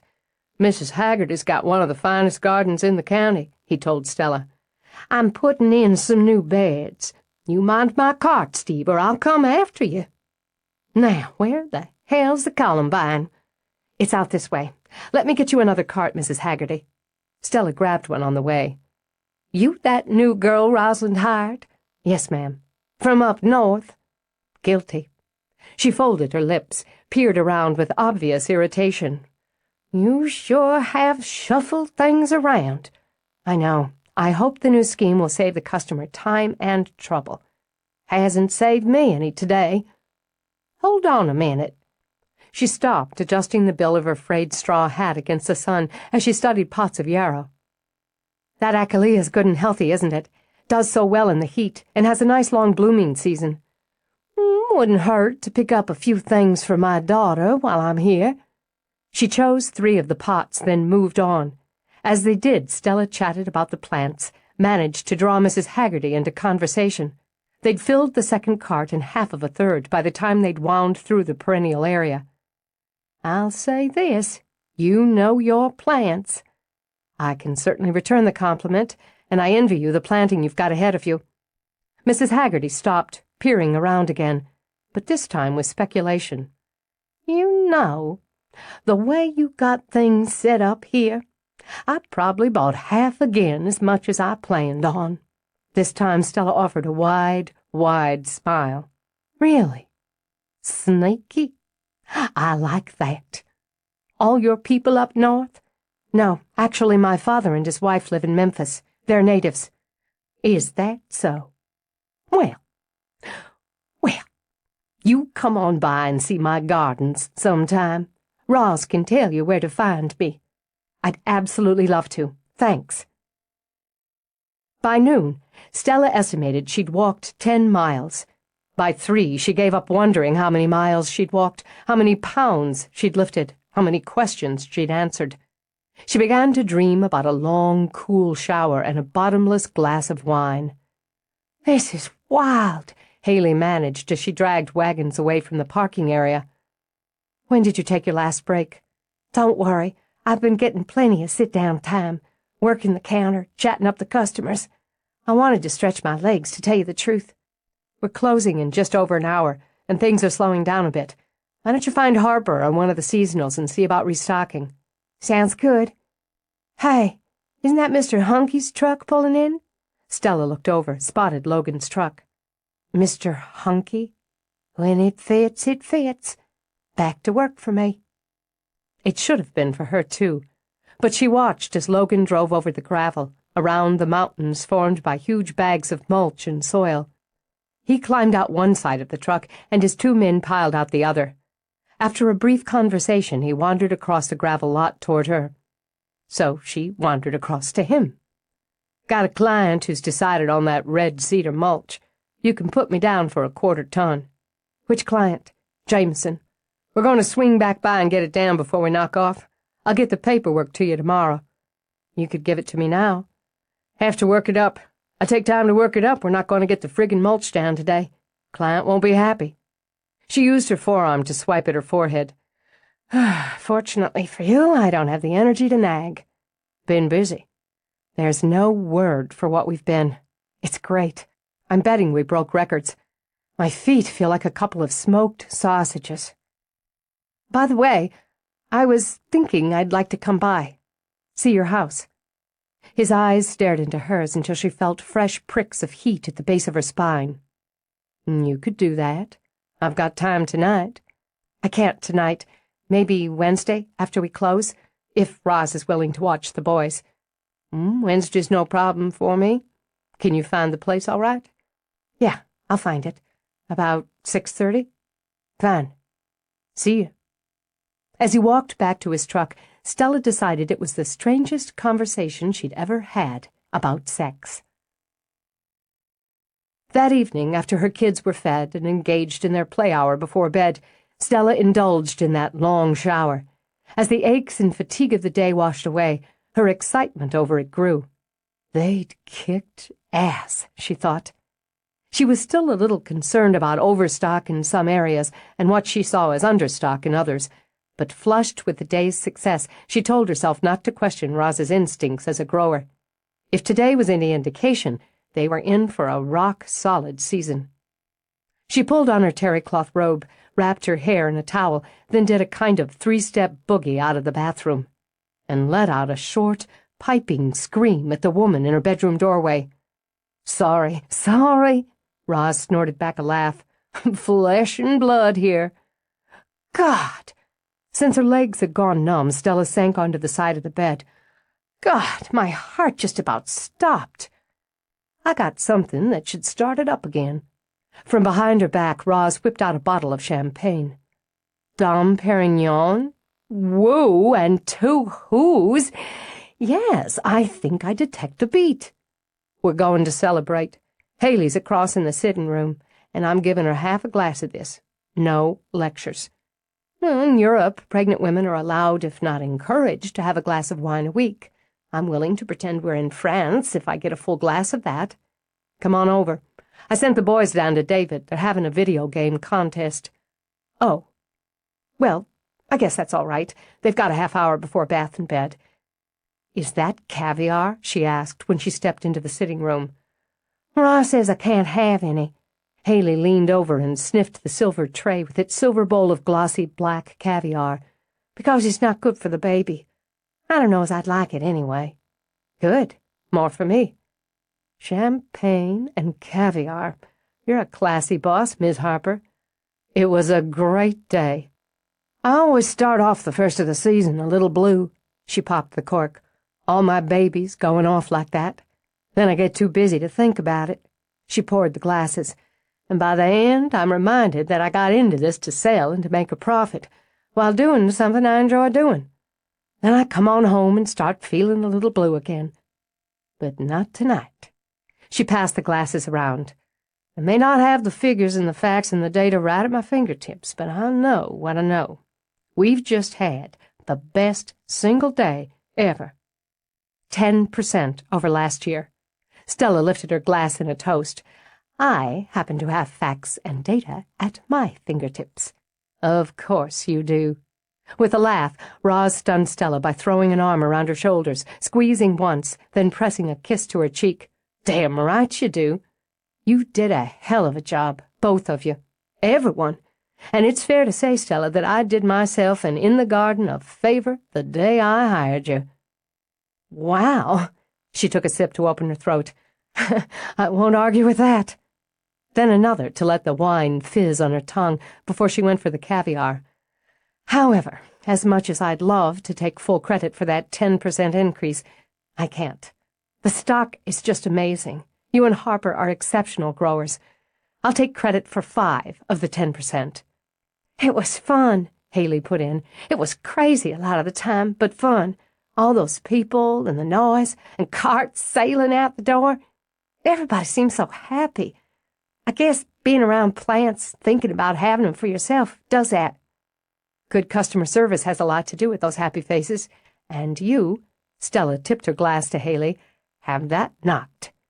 We've got a good team. Roz sat, wiggled her bare toes. They were painted pale peach today. We'll take a good overview in the morning, see what areas Harper and I should add to. She leaned forward to spread caviar on a toast point. But tonight, we'll just bask. This is the best job I've ever had. I just want to say that. Haley looked at Roz. And not just because I get to drink fancy champagne and watch y'all eat caviar. Roz patted her arm. I should bring up another subject. I've already told David. The calls I've made about Alice Harper Doyle's death certificate? Natchez, she said. According to official records, she died in Natchez in the home she shared with her husband and 2 children. Damn. Stella frowned into her wine. I guess it was too easy. We'll just have to keep going through the household records, noting down the names of the female servants during that time period. Big job, Stella replied. Hey, we're good. Haley brushed off the amount of work. We can handle it. And I was thinking, David said they saw her going toward the old stables, right? So maybe she had a thing going with one of the stable hands. They got into a fight over something, and he killed her. Maybe an accident, maybe not. Violent deaths are supposed to be one of the things that trap spirits. Murder, Roz speculated. It might be. You sound like my stepmother. I talked to her about it, Stella told Roz. She and my father are willing and able to help with any research if we need them. I hope that's all right. It's all right with me. I wondered if she'd show herself to one of us since we started looking into it, try to point us in the right direction. Well, I had a dream. Since it made her feel silly to talk about it, Stella topped off her glass of champagne, a kind of continuation of one I had a few weeks ago. Neither of them was very clear, or the details of them go foggy on me. But I know they have to do with a garden I've planted and a blue dahlia. Do dahlias come in blue? Haley wondered. They do. They're not common, Roz explained, but you can hybridize them in shades of blue. This was like nothing I've ever seen. It was electric, intense, this wildly vivid blue, and huge. And she was in the dream. I didn't see her, but I felt her. Hey, Haley pushed herself forward. Maybe her name was Dahlia. That's a good thought, Roz commented. If we're researching ghosts, it's not a stretch to consider that a dream's connected in some way. Maybe. Frowning, Stella sipped again. I could hear her, but I couldn't see her. Even more, I could feel her, and there was something dark about it, something frightening. She wanted me to get rid of it. She was insistent, angry, and I don't know how to explain, but she was there. How could she be in a dream? I don't know, Roz replied, but I don't care for it. Neither do I. It's too intimate, hearing her inside my head that way, whispering. Even now, she shivered. When I woke up, I knew she'd been there in the room, just as she'd been there in the dream. It's scary, Haley agreed. Dreams are supposed to be personal, just for ourselves, unless we want to share 'em. Do you think the flower had something to do with her? I don't get why she wants you to get rid of it. I wish I knew. It could have been symbolic, of the gardens here or the nursery. I don't know. But dahlias are a particular favorite of mine, and she wanted it gone. Something else to put in the mix. Roz took a long sip of champagne. Let's give it a rest tonight, before we spook ourselves completely. We can try to carve out some time this week to look for names. I've made some tentative plans for Wednesday after work, if you wouldn't mind watching the boys for a couple of hours. I think between us we can manage 'em, Roz agreed. Another date with Mr. Hunky? With a laugh, Roz ate more caviar. I assume that would be Logan. According to Haley, Stella stated. I was going to go by and see his place. I'd like a first-hand look at how he's landscaping it. She downed more champagne. And, while that's perfectly true, the main reason I'm going is to have sex with him. Probably. Unless I change my mind. Or he changes his. So, she set down her empty glass. There it is. I'm not sure what you'd like us to say, Roz said after a moment. Have fun, Haley suggested, then looked down at her belly. And play safe? I'm only telling you because you'd know anyway, or suspect, or wonder. It seems better not to dance around it, and it doesn't seem right for me to ask you to watch my kids while I'm off, without being honest about it. It is your life, Stella, Roz pointed out. Yeah. Haley took the last delicious sip of her champagne. Not that I wouldn't be willing to hear the details. I think hearing about sex is as close as I'm getting to it for a long time. So if you want to share, I'll keep that in mind. Now I'd better go down and round up my boys. Thanks for the celebration, Roz. We earned it. As Stella walked away, she heard Roz's questioning, Mr. Hunky? And the dual peals of female laughter. Chapter 14. Guilt tugged at Stella as she buzzed home to clean up before her date with Logan. No, not date, she corrected as she jumped into the shower. It wasn't a date unless there were plans. This was a drop-by. So now they'd had an outing, a date, and a drop-by. It was the strangest relationship she'd ever had. But whatever she called it, she felt guilty. She wasn't the one giving her kids their evening meal and listening to their day's adventures while they ate. It wasn't that she had to be with them every free moment, she thought as she jumped back out of the shower again. That sort of thing wasn't good for them or for her. It wasn't as if they'd starve if she wasn't the one to put food in front of them. But still, it seemed awfully selfish of her to give them over to someone else's care just so she could be with a man. Be intimate with a man, if things went as she expected. Sorry, kids, Mom can't have dinner with you tonight. She's going to go have some hot, sweaty sex. God. She slathered on cream as she struggled between anticipation and guilt. Maybe she should put it off. Unquestionably, she was rushing this step, and that wasn't like her. When she did things that weren't like her, it was usually a mistake. She was 33 years old and entitled to a physical relationship with a man she liked, a man who stirred her up, a man who it turned out she had considerable in common with. 33. 34 in August, she reminded herself and winced. 34 wasn't early 30s anymore. It was mid-30s. Shit. Okay, she wasn't going to think about that. Forget the numbers. She'd just say she was a grown woman. That was better. Grown woman, she thought, and tugged on her robe so she could work on her face. Grown, single woman. Grown, single man. Mutual interest between them, reasonable sense of companionship, intense sexual tension. How could a woman think straight when she kept imagining what it would be like to have a man's hands? "Mom!" She stared at her partially made-up face in the mirror. Yes? The knocking was like machine gun fire on the bathroom door. "Mom, can I come in? Can I? Mom?" She pulled open the door herself to see Luke, rosy with rage, his fists bunched at his side. "What's the matter?" "He's looking at me."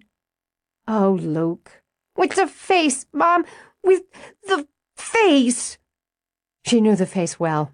It was the squinty-eyed, smirky sneer that Gavin had designed to torment his brother. She knew damn well he practiced it in the mirror. Just don't look back at him. "Then he makes a noise." The noise was a hissing puff, which Gavin could keep up for hours if called for.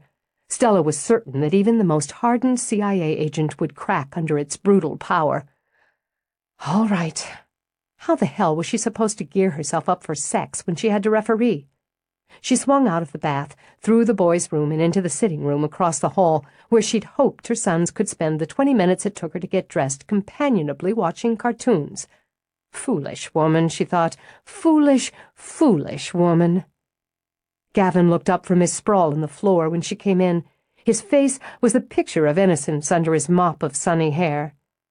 Haircuts next week, she decided, and noted it in her mental files. He held a matchbox car and was absently spinning its wheels while cartoons rampaged on the screen. There were several other cars piled up, lying on their sides or backs as if there'd been a horrendous traffic accident. Unfortunately, the miniature ambulance and police car appeared to have had a nasty head-on collision. Help was not on the way. "Mom, your face looks crooked." "Yes, I know. Gavin, I want you to stop it." "I'm not doing anything."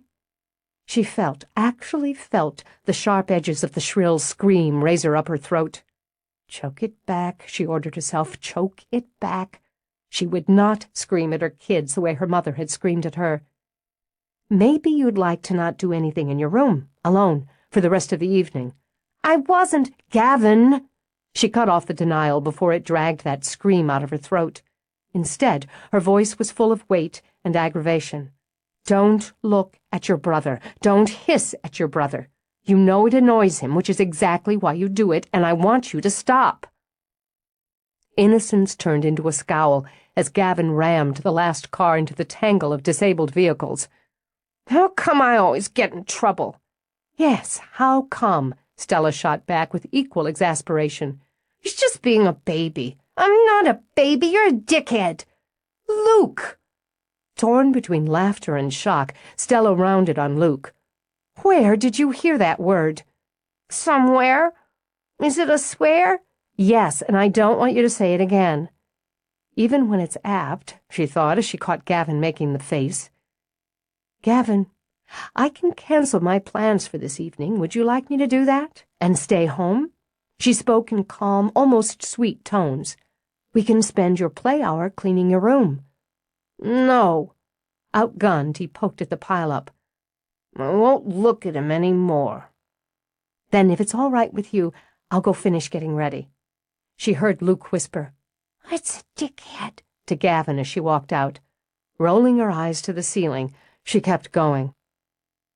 "They're at each other tonight," Stella warned Roz. "Wouldn't be brothers if they weren't at each other now and then." She looked over to where the boys, the dog, and Haley romped in the yard. "They seem all right now. It's brewing under the surface like a volcano. One of them's just waiting for the right moment to spew over the other. We'll see if we can distract 'em. If not, and they get out of hand, I'll just chain 'em in separate corners until you get back. I kept the shackles I used on my boys. Sentimental." Stella laughed and felt completely reassured. "Okay, but you'll call me if they decide to be horrible brats. I'll be home in time to put them to bed. Go, enjoy yourself, and if you're not back, we can manage it." "You make it too easy," Stella told her. "No need for it to be hard. You know how to get there now?" "Yes, that's the easy part." She got in her car, gave a little toot of the horn and a wave. They'd be fine, she thought, watching in the rear view as her boys tumbled onto the ground with Parker. She couldn't have driven away if she wasn't sure of that. It was tougher to be sure she'd be fine. She could enjoy the drive. The early spring breeze sang through the windows to play across her face. Tender green leaves hazed the trees, and the red buds and wild dogwoods teased out blooms to add flashes of color. She drove past the nursery and felt the quick zip of pride and satisfaction because she was a part of it now.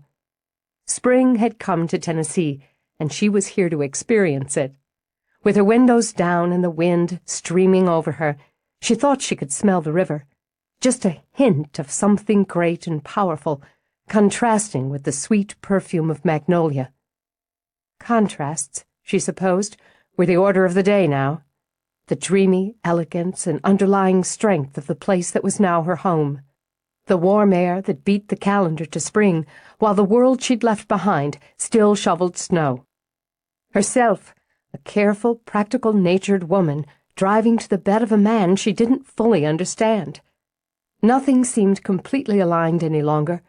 Blue dahlias, she decided.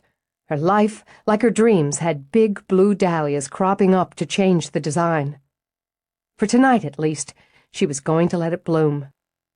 She followed the curve of the road, occupying her mind with how they would handle the weekend rush at the nursery. Though rush, she admitted, wasn't precisely the word. No one, staff or customer, seemed to rush, unless she counted herself. They came, they meandered, browsed, conversed, ambled some more. They were served with unhurried graciousness and a lot more conversation. The slower pace sometimes made her want to grab something and just get the job done. But the fact that it often took twice as long to ring up an order than it should, in her opinion, didn't bother anyone. She had to remind herself that part of her duties as manager was to blend efficiency with the culture of the business she managed. One more contrast. In any case, the work schedule she'd set would ensure that there were enough hands and feet to serve the customers. She and Roz had already poured another dozen concrete planters and would dress them tomorrow. She could have Haley do a few. The girl had a good eye. Her father and Jolene were going to take the boys on Saturday, and that she couldn't feel guilty about, as all involved were thrilled with the arrangement. She needed to check on the supply of plastic trays and carrying boxes. Oh, and take a look at the field plants and... Her thoughts trailed off when she saw the house. She couldn't say what she'd been expecting, but it hadn't been this. It was gorgeous. A little run down, perhaps, a little tired around the edges, but beautiful, bursting with potential. 2 stories of silvered cedar stood on a terraced rise, the weathered wood broken by generous windows. On the wide, covered porch, she supposed it might be called a veranda, were an old rocker, a porch swing, a high-backed bench. Pots and baskets of flowers were arranged among them. On the side, a deck jutted out, and she could see a short span of steps leading from it to a pretty patio. More chairs, there, more pots. Oh, she was falling in love. Then the land took over and spread out to a lovely grove of trees. He was doing shrubberies in the terraces, Japanese andromeda with its urn-shaped flowers already in bud, glossy-leaved bay laurels, the fountaining old-fashioned weichila, and a sumptuous range of azalea just waiting to explode into bloom. And clever, she thought, creeping the car forward. Clever and creative to put phlox and candy tuft and ground junipers on the lowest terrace to base the shrubs and spill over the wall.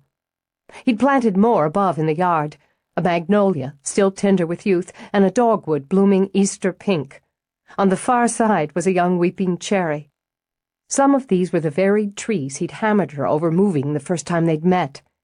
Just what did it say about her feelings for him that it made her smile to remember that? She pulled into the drive beside his truck and studied the land.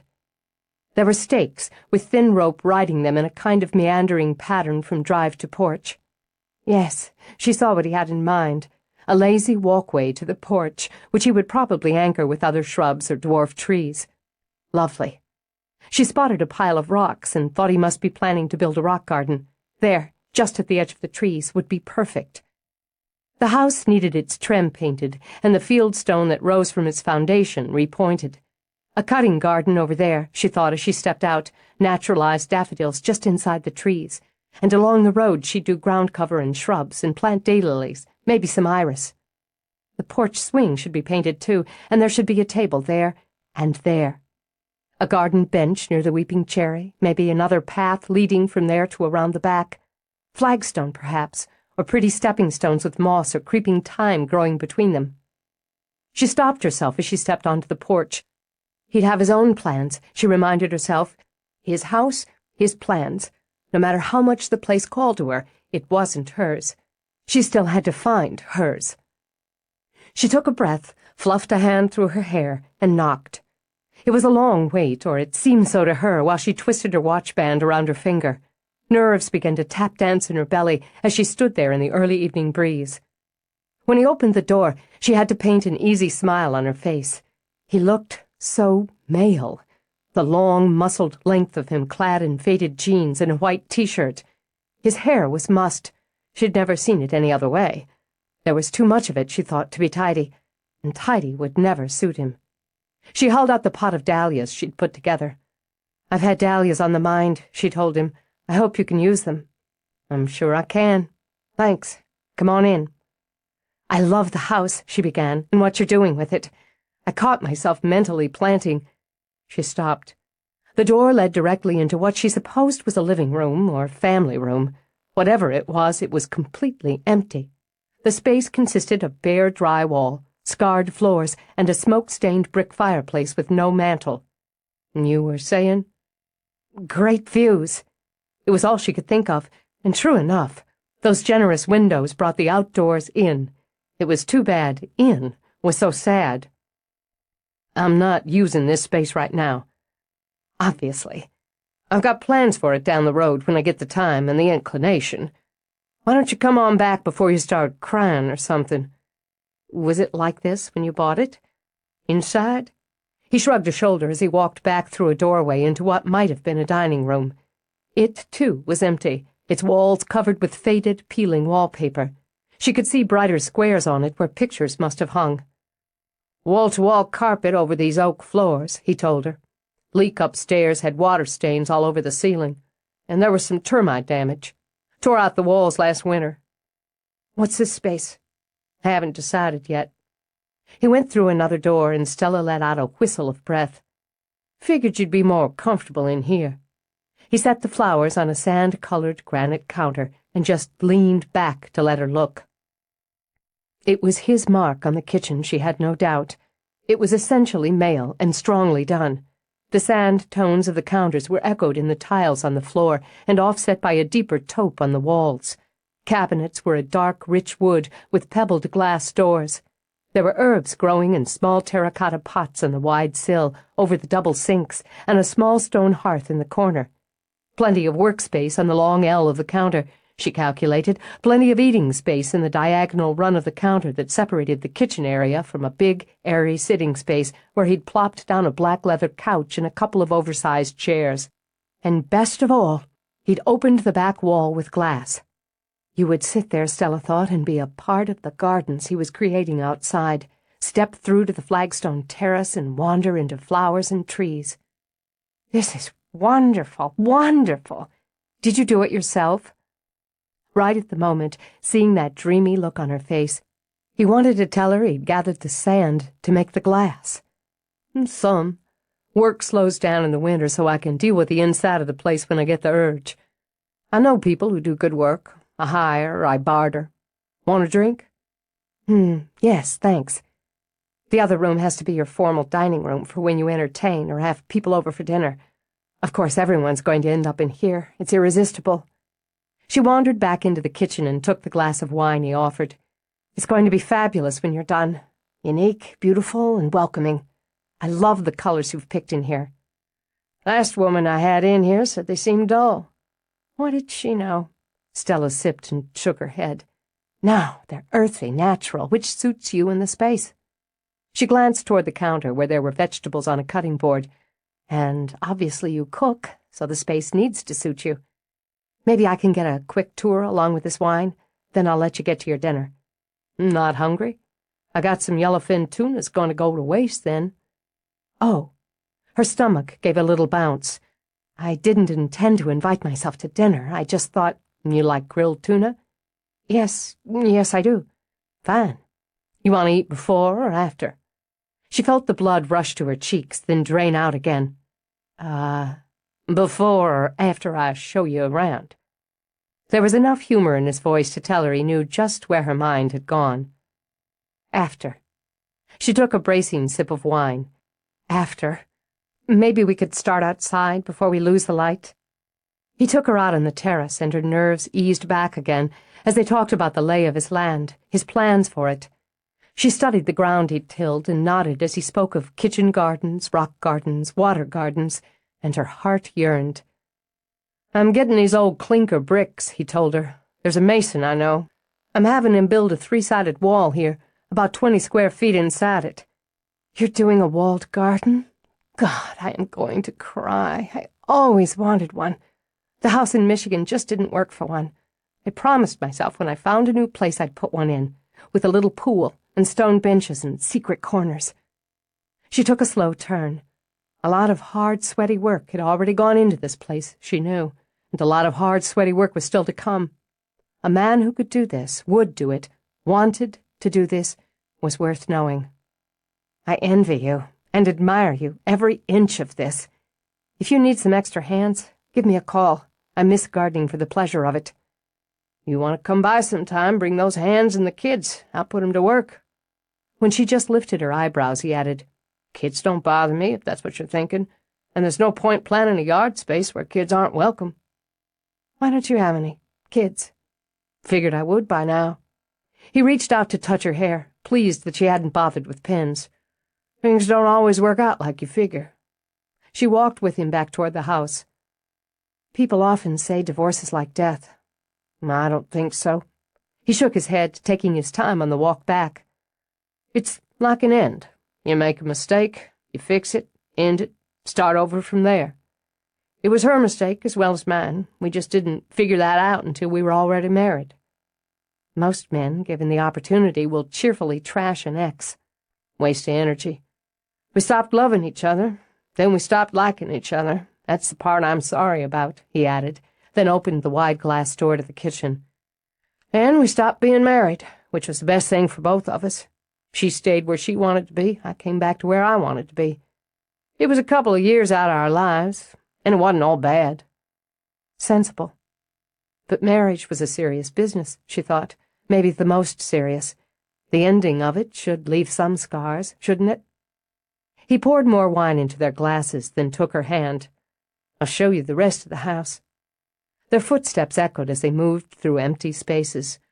"I'm thinking of making a kind of library here, with workspace. I could do my designs here." "Where do you do them now?" "Out of the bedroom, mostly, or in the kitchen, whatever's handiest.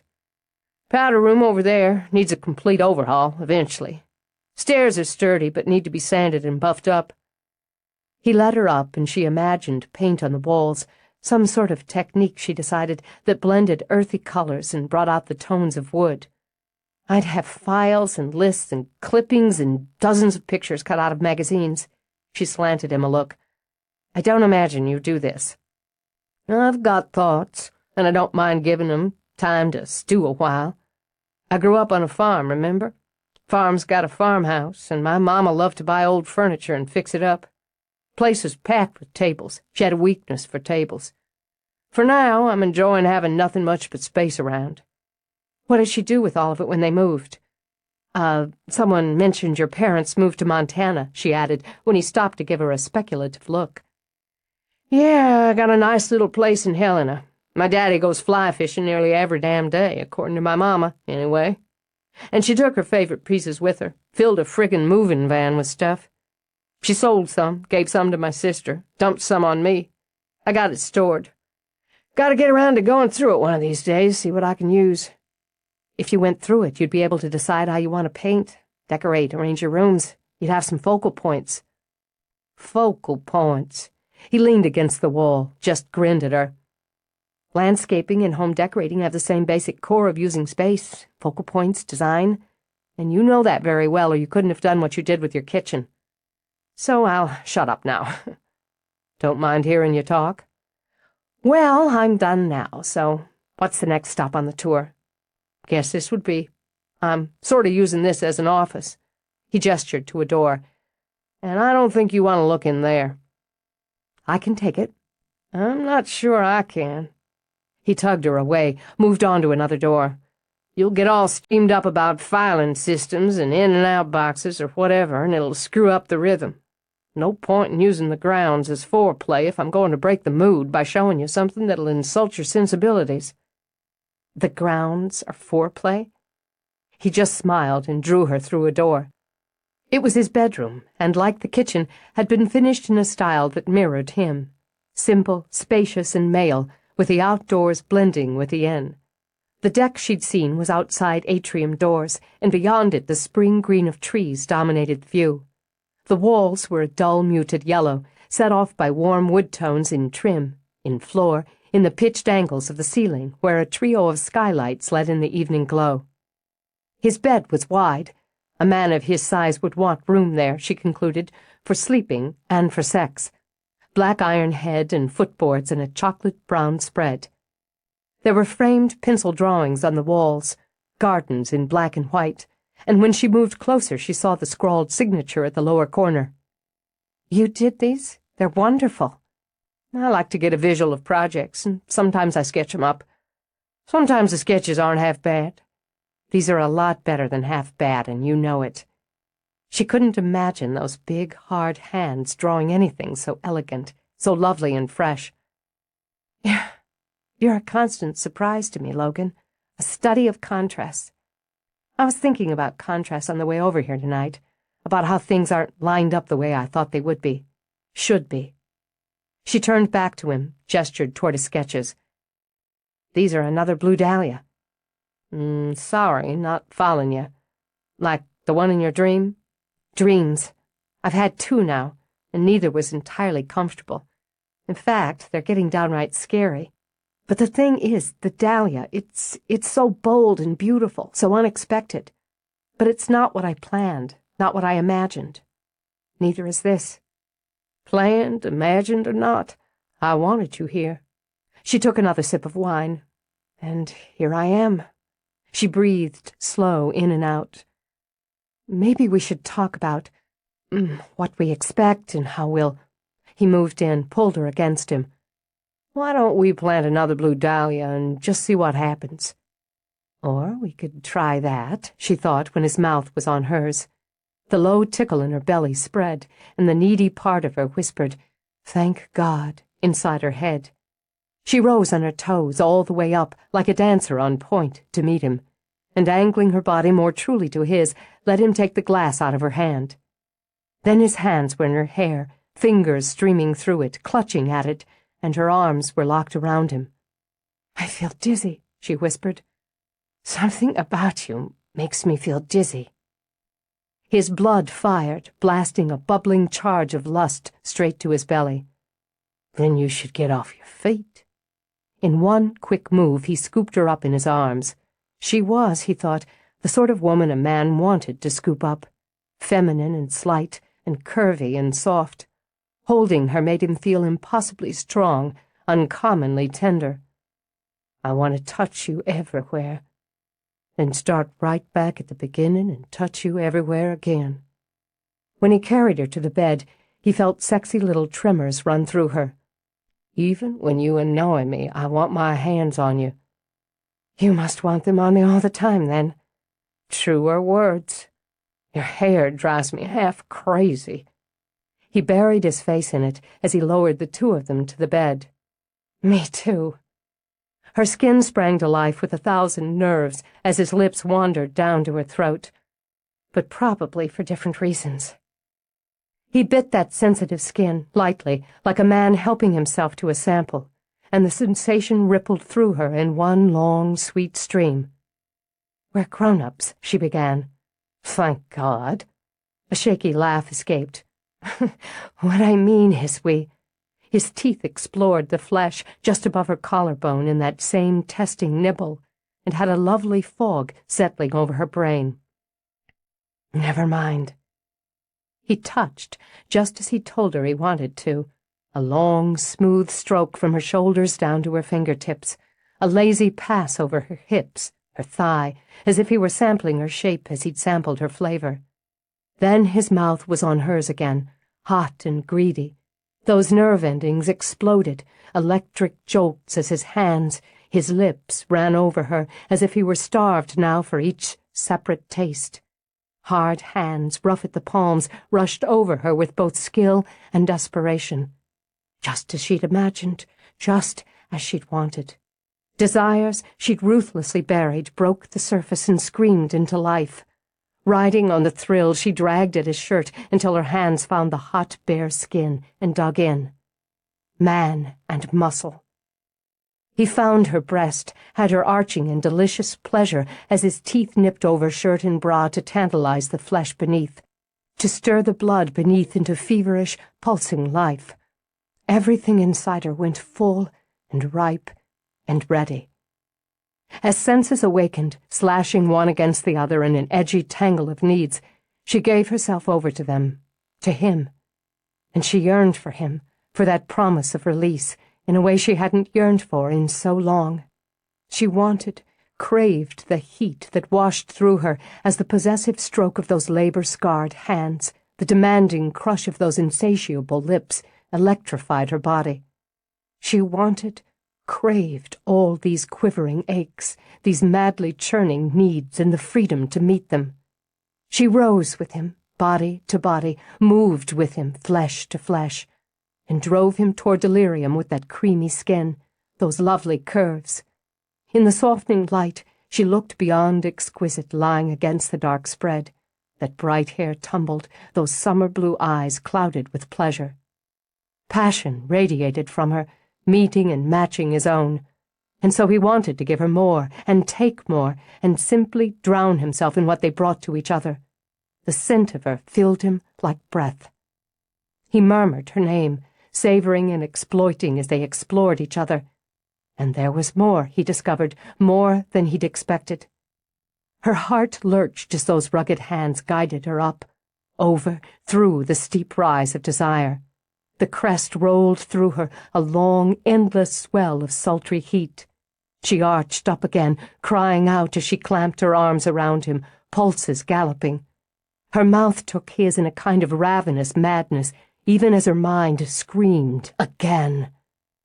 He held on, held strong while she rode the peak, and the thrill her response brought him made him tremble. He ached, heart, mind, loins ached, to the point of pain. And when he could bear it no longer, he drove into her. She cried out once more, a sound of both shock and triumph, and she was already moving with him, a quick piston of hips as her hands came up to frame his face. She watched him, those blue eyes swimming, those lush lips trembling with each breath as they rose and fell together. In the whole of his life, he'd never seen such beauty bloom. When those eyes went blind, when they closed on a sobbing moan, he let himself go. He was heavy, very heavy. Stella lay still beneath Logan and pondered the wonder of being pinned helplessly under a man. She felt loose and sleepy and utterly relaxed. She imagined there was probably a nice pink light beaming quietly out of her fingers and toes. His heart was thundering still. What woman wouldn't feel smug and satisfied knowing she'd caused a big, strong man to lose his breath?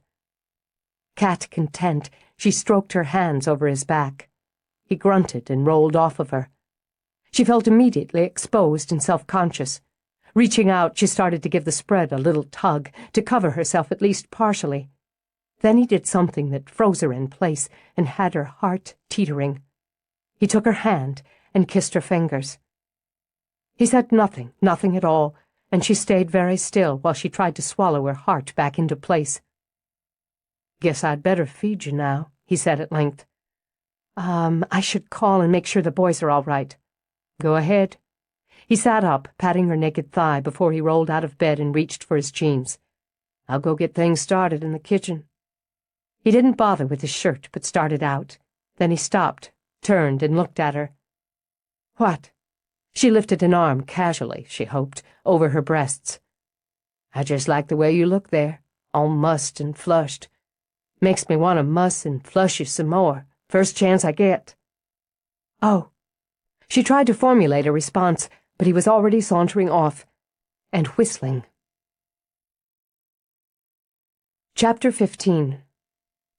The man could cook. With little help from Stella, Logan put together a meal of delicately grilled tuna, herbed-up brown rice, and chunks of sautéed peppers and mushrooms. He was the sort of cook who dashed and dumped ingredients in by eye or impulse and seemed to enjoy it. The results were marvelous. She was an adequate cook, a competent one. She measured everything and considered cooking just one of her daily chores. It was probably a good analogy for who they were, she decided. And another reason why it made little sense for her to be eating in his kitchen or being naked in his bed. The sex had been incredible. No point in being less than honest about it. And after good, healthy sex, she should have been feeling relaxed and loose and comfortable. Instead, she felt tense and tight and awkward. It had been so intense. Then he'd just rolled out of bed and started dinner. They might just as easily have finished a rousing match of tennis. Except he'd kissed her fingers, and that sweet, affectionate gesture had arrowed straight to her heart. Her problem, she reminded herself. Over-analyzing, over-compensating, over-something. But if she didn't analyze something, how did she know what it was? Dinner okay? She broke out of her internal debate to see him watching her steadily, with those strong jungle cat eyes. It's terrific. You're not eating much. Deliberately, she forked off more tuna.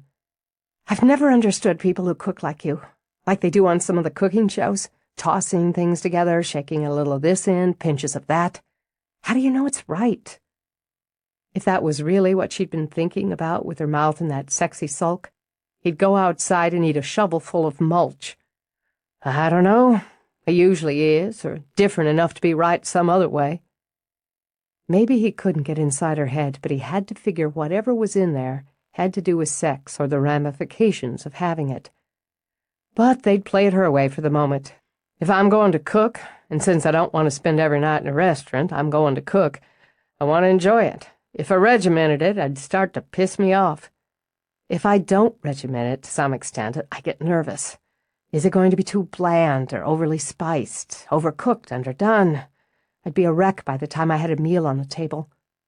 Worry flickered over her face. I don't belong here, do I? Define here. Here. She gestured wide with both arms.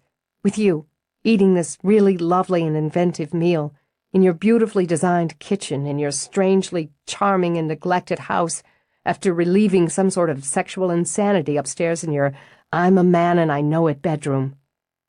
He sat back and decided to clear the buzz from his head with a long drink of wine. He'd figured her right, he decided, but he just never seemed to figure her enough.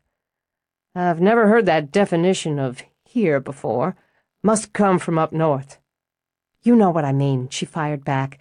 It isn't efficient, tidy, organized. Don't take that placating tone with me. That wasn't my placating tone, it was my exasperated tone. What's your problem, Red? You confuse me. Oh, he shrugged a shoulder.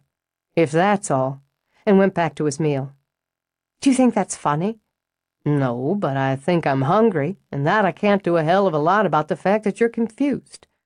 Could be I don't mind all that much confusing you anyway, since otherwise you start lining things up in alphabetical order. Those bluebell eyes went to slits. A, you're arrogant and annoying. B, you're bossy and bullheaded. C, you're contrary and constricting, but that doesn't bother me the way it once did. I think we've got something interesting between us. Neither one of us was looking for it, but I can roll with that. You pick it apart. Hell if I know why I'm starting to like that about you. I've got more to risk than you do. He sobered. I'm not going to hurt your kids. If I believed you were the sort of man who would or could, I wouldn't be with you on this level. What's this level? Evening sex and kitchen dinners. You seem to handle the sex better than the meal. You're exactly right. Because I don't know what you expect from me now, and I'm not entirely sure what I expect from you. And this is your equivalent of tossing ingredients in a pot." She huffed out a breath. "Apparently you understand me better than I do you." "I'm not that complicated." "Oh, please, you're a maze, Logan." She leaned forward until she could see the gold flecks on the green of his eyes. "A goddamn maze without any geometric pattern. Professionally, you're one of the most creative, versatile, and knowledgeable landscape designers I've ever worked with. But you do half of your designing and scheduling on the fly, with little scraps of papers stuffed into your truck or your pockets." He scooped up more rice. "It works for me." "Apparently, but it shouldn't work for anyone. You thrive in chaos, which this house clearly illustrates. Nobody should thrive in chaos." "Now, wait a minute." This time he gestured with his fork. "Where's the chaos? There's barely a friggin' thing in the place." "Exactly." She jabbed a finger at him. "You've got a wonderful kitchen, a comfortable and stylish bedroom." "Stylish?" Mortification, clear as glass, covered his face. "Jesus." "And empty rooms. You should be tearing your hair out, wondering what you're going to do with them, but you're not. You just, she waved her hand in circles, mosey along." "I've never moseyed in my life. Amble, sometimes," he decided. "But I never mosey." "Whatever. You know wine and you read comic books. What kind of sense does that make?" "Makes plenty if you consider I like wine and comic books." You were married and apparently committed enough to move away from your home." "What's the damn point in getting married if you're not ready and willing to do what makes the other person happy, or at least try?" "You loved her," Stella said with a nod, "yet you walked away from a divorce unscarred. It was broken, too bad, so you ended it. You're rude and abrupt one minute and accommodating the next. You knew why I'd come here tonight, yet you went to the trouble to fix a meal, which was considerate and civilized. There, put that in the C column." "Christ, Red, you kill me. I'd move on to D and say you're delicious, but right now, it's more like demented." Despite the fact he was laughing, she was wound up and couldn't stop. "And we have incredible, blow the damn roof off sex, then you bounce out of bed as if we'd been doing this every night for years. I can't keep up." Once he decided she'd finished, he picked up his wine, drank thoughtfully. "Let's see if I can work my way back through that. Though I've got to tell you, I didn't detect any geometric pattern." "Oh, shut up." His hand clamped over hers before she could shove back from the table. "No, you just sit still. It's my turn. If I didn't work the way I do, I wouldn't be able to do what I do, and I sure as hell wouldn't love it. I found that out up north. My marriage was a failure. Nobody likes to fail, but nobody gets through life without screwing up. We screwed it up, didn't hurt anybody but ourselves. We took our lumps and moved on. But hush. If I'm rude and abrupt, it's because I feel rude and abrupt. If I'm accommodating, it's because I want to be, or figure I have to be at some point." He thought, "What the hell," and topped off his wine. She'd barely touched hers. "What was next? Oh, yeah, you being here tonight." "Yeah, I knew why. We're not teenagers, and you're a pretty straightforward woman, in your way. I wanted you and made that clear. You wouldn't come knocking on my door unless you were ready.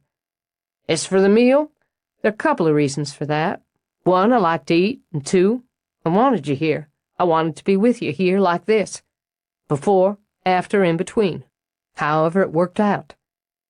Somehow, somewhere, during his discourse, her temper had ebbed. "How do you make it all sound sane?" "I'm not done. Well, I'm going to agree with your take on the sex. I object to the word bounce. I don't bounce any more than I mosey. I got out of bed because if I'd breathed you in much longer, I'd have asked you to stay. You can't, you won't. And the fact is, I don't know that I'm ready for you to stay anyway. If you're the sort who needs a lot of post-coital chat like, 'Baby, that was amazing,' I'm not." There was something in his aggravated tone that made her lips twitch. "I can judge for myself, and I destroyed you up there." His hand slid up to her wrist, back down to her fingers. Any destruction was mutual. All right, mutual destruction. The first time with a man, I think this holds true for most women, is as nerve-wracking as it is exciting. It's more so afterward if what happened between them touched something in her. You touch something in me, and it scares me." "Straightforward," he commented. "Straightforward to your maze. It's a difficult combination. Gives us a lot to think about. I'm sorry I made an issue out of all of this. Red, you were born to make issues out of every damn thing. It's kind of interesting now that I'm getting used to it." "That may be true, and I could say that the fact your drummer certainly bangs a different tune's fairly interesting, too. But right now, I'm going to help you clean up your kitchen, and I have to get home." He rose when she did, then simply took her shoulders and backed her into the refrigerator. He kissed her, blind and deaf. Pent-up temper, needs, frustration, longings all boiled together. "Something else to think about," he said. "I'll say." Roz didn't pry into other people's business. She didn't mind hearing about it when gossip came her way, but she didn't pry. She didn't she didn't permit others to meddle in her life and afforded them the same courtesy. So she didn't ask Stella any questions. She thought of plenty, but she didn't ask them. She observed. Her manager conducted business with her usual calm efficiency. Roz imagined Stella could be standing in the whirling funnel of a tornado and would still be able to conduct business efficiently. An admirable and somewhat terrifying trait. She'd grown very fond of Stella, and she'd come, unquestionably, to depend on her to handle the details of the business so she herself could focus on the duties and pleasures of being the grower. She adored the children. It was impossible for her not to. They were charming and bright, sly and noisy, entertaining and exhausting. Already she was so used to them and Stella and Haley being in her house, she could hardly imagine them not being there. But she didn't pry, even when Stella came home from her evening at Logan's with the unmistakable look of a woman who'd been well pleasured. But she didn't hush Haley or brush her aside when the girl chattered about it. "She won't get specific," Haley complained while she and Roz weeded a bed at Harper House. "I really like it when people get specific. But she said he cooked for her. I always figure when a man cooks, he's either trying to get you between the sheets or he's stuck on you." "Maybe he's just hungry." "A man's hungry, he sends out for pizza. At least the guys I've known. I think he's stuck on her." She waited, the pause obviously designed for Roz to comment. When there was none, Haley blew out a breath. "Well, you've known him a long time." "A few years. I can't tell you what's in his mind, but I can tell you he's never cooked for me." "Was his wife a real bitch?" "I couldn't say. I didn't know her." "I'd like it if she was. A real stone bitch who tore him apart and left him all wounded and resentful of women.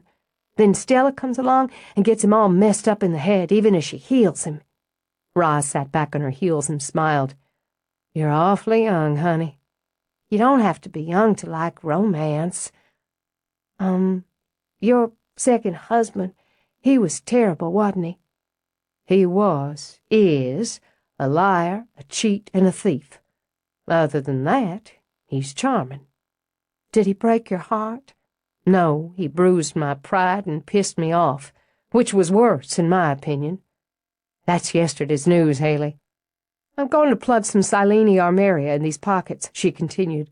"They've got a long blooming season, and they'll feel in nice here." "I'm sorry." "No need to be sorry." "It's just that this woman was in this morning, Mrs. Peebles." "Oh, yes, Roseanne." After studying the space, Roz picked up her trowel and began to turn the earth in the front of the mixed bed. "Did she actually buy anything?" "She dithered around for an hour, said she'd come back." "Typical. What'd she want? It wouldn't have been plants." "I clued in there. She's a nosy sort, not the kind with what you'd call a benign curiosity. Just comes in for gossip, to spread it or to harvest it. You see her kind most everywhere." "I suppose you do."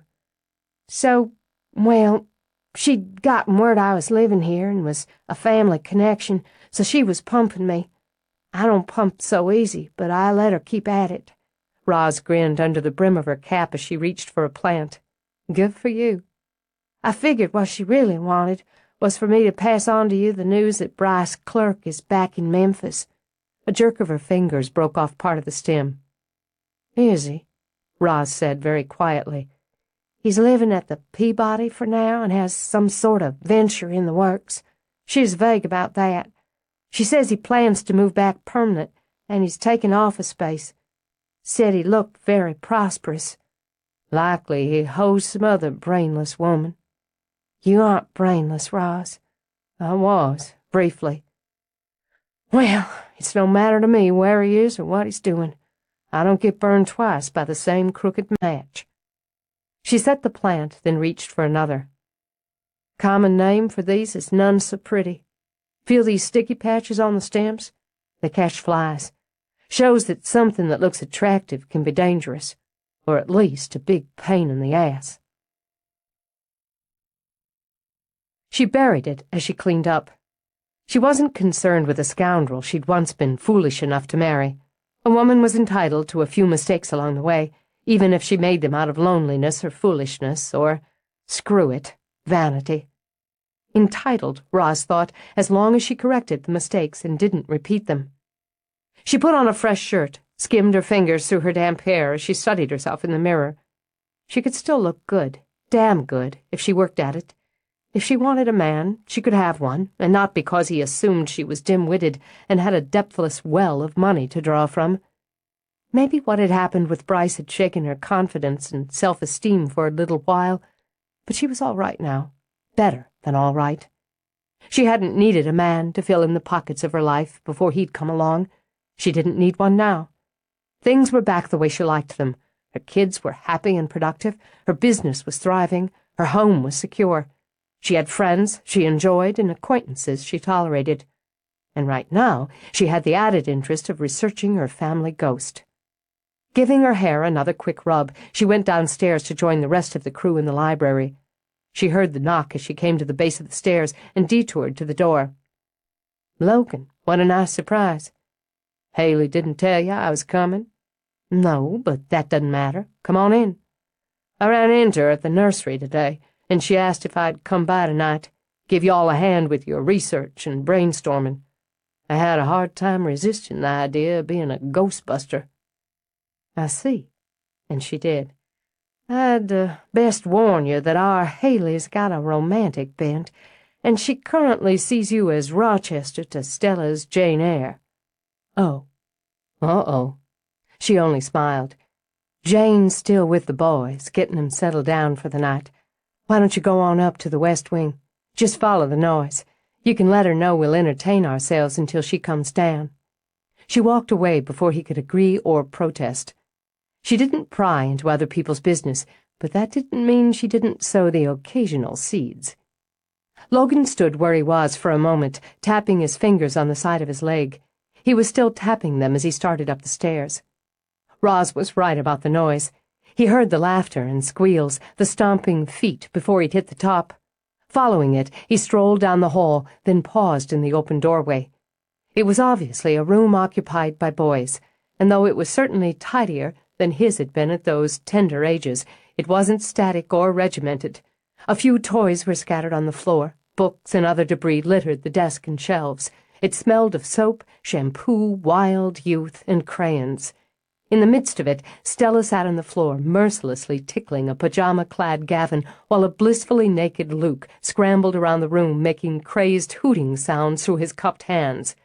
"What's my name?" Stella demanded as she sent her oldest son into helpless giggles. "Mom!" She made a harsh buzzing sound and dug fingers into his ribs. "Try again, small helpless boy child. What is my name?" "Mom! Mom! Mom! He tried to wiggle away and was flipped over. "I can't hear you." "Empress," he managed on hitching giggles. "And the rest, give it all or the torment continues." "Empress, magnificent of the entire universe." "And don't you forget it." She gave him a loud, smacking kiss on his cotton-clad butt and sat back. "And now you, short, frog-faced creature." She got to her feet, rubbing her hands together as Luke screamed in delight, and stumbled back with a scream of her own when she saw Logan in the doorway. "Oh, my God! Oh, you scared me to death." "Sorry, just watching the show, Your Highness." "Hey, kid." He nodded at Gavin, who lay on the floor. "How's it going?" She defeated me. Now I have to go to bed, 'cause that's the law of the land." "I've heard that." He picked up the bottom half of a pair of X-Men PJs, lifted an eyebrow at Luke. "These your mom's?" Luke let out a rolling gut laugh and danced, happy with his naked state. They're mine. I don't have to wear them unless she catches me." Luke started to make a break for the adjoining bath and was scooped up one-armed by his mother. "Stronger than she looks," Logan mused as she hoisted her son over her head. "Foolish boy, you'll never escape me." She lowered him. "Into the PJs and into bed." She glanced over at Logan. "Is there something? I got invited to the get-together downstairs." "Is it a party?" Luke wanted to know when Logan handed him the pajama bottoms. "Are there cookies?" "It's a meeting, a grown-up meeting, and if there are cookies," Stella said as she turned down Luke's bed, "you can have some tomorrow." "David makes really good cookies," Gavin commented. "Better than Mom's." "If that wasn't true, I'd have to punish you severely." She turned to his bed, where he sat grinning at her, and using the heel of her hand, shoved him gently onto his back. "But you're prettier than he is." "Clever boy." "Logan, could you tell everyone I'll be down shortly? We're just going to read for a bit first." "Can he read?" Gavin asked. "I can. What's the book?" "Tonight we get Captain Underpants." Luke grabbed the book and hurried over to shove it into Logan's hands. "So is he a superhero?" Luke's eyes widened like saucers. "You don't know about Captain Underpants?" Can't say I do." He turned the book over in his hands, but he was looking at the boy. He'd never read to kids before. It might be entertaining. "Maybe I should read it, then I can find out, if that suits the Empress." "Oh, well, please, Mom, please?" At the chorus on either side of her, Stella eased back with the oddest feeling in her gut. "Sure, I'll just go straighten up the bath." She left them to it, mopping up the wet, gathering bath toys, while Logan's voice, deep and touched with ironic amusement, carried to her. She hung damp towels, dumped bath toys into a plastic net to dry, fussed, and she felt the chill roll in around her, a hard, needling cold that speared straight to her bones. Her creams and lotions tumbled over the counter as if an angry hand swept them. The thuds and rattles sent her springing forward to grab at them before they fell to the floor, and each one was like a cube of ice in her hand. She'd seen them move. Good God, she'd seen them move. Shoving them back, she swung instinctively to the connecting doorway to shield her sons from the chill, from the fury she felt slapping the air. There was Logan, with the chair pulled between the beds as she did herself, reading about the silly adventures of Captain Underpants in that slow, easy voice, while her boys lay tucked in and drifting off. She stood there, blocking that cold, letting it beat against her back until he finished, until he looked up at her. "Thanks." She was amazed at how calm her voice sounded. "Boys, say good night to Mr. Kittredge." She moved into the room as they mumbled it. When the cold didn't follow her, she took the book, managed to smile. "I'll be down in just a minute." "Okay. See you later, Min." The interlude left him feeling mellow and relaxed. Reading bedtime stories was a kick. Who knew? Captain Underpants. Didn't that beat all? He wouldn't mind doing it again sometime, especially if he could talk Mama into letting them read a graphic novel. He'd liked seeing her wrestling on the floor with her boy. Empress magnificent, he thought, with a half-laugh. Then the breath was knocked out of him. The force of the cold came like a tidal wave at his back, swamping him even as it shoved him forward. He pitched at the top of the stairs, felt his head go light at the thought of the fall. Flailing out, he managed to grab the rail, and spinning his body, hook his other hand over it, while tiny black dots swam in front of his eyes. For another instant, he feared he would simply tumble over the railing, pushed by the momentum. Out of the corner of his eye, he saw a shape, vague but female, and from it he felt a raw and bitter rage. Then it was gone. He could hear his own breath heaving in and out, and feel the clamminess of panic sweat down his back. Though his legs wanted to fold on him, he stayed where he was, working to steady himself until Stella came out. Her half-smile faded the minute she saw him. "What is it?" She moved to him quickly. "What happened?" This ghost of yours, has she ever scared the boys?" "No, exactly the opposite. She's comforting, even protective of them." "All right. Let's go downstairs." He took her hand firmly in his, prepared to drag her to safety if necessary. "Your hand's cold." "Yeah, tell me about it." "You tell me." "I intend to." He told them all when they sat around the library table with their folders and books and notes, and he dumped a good shot of brandy in his coffee as he did. "There's been nothing," Roz began, "in all the years she's been part of this house that indicates she's a threat. People have been frightened or uneasy, but no one's ever been physically attacked." "Can ghosts physically attack?" David wondered. "You wouldn't ask if you'd been standing at the top of the stairs with me." "Poltergeists can cause stuff to fly around," Haley commented, "but they usually manifest around adolescent kids. Something about puberty can set 'em off. Anyway, this isn't that. It might be that an ancestor of Logan's did something to her, so she's paying him back. I've been in this house dozens of times. She's never bothered with me before." "The children." Stella spoke softly as she looked over her own notes. "It centers on them. She's drawn to children, especially little boys. She's protective of them. And she almost, you could say, envies me for having them, but not in an angry way, more sad. But she was angry the night I was going out to dinner with Logan." "Putting a man ahead of your kids." Roz held up a hand. "I'm not saying that's what I think. We have to think like she does. We talked about this before, Stella, and I've been thinking back on it. The only times I remember feeling anything angry from her was when I went out with men now and again, when my boys were coming up. But I didn't experience anything as direct or upsetting as this.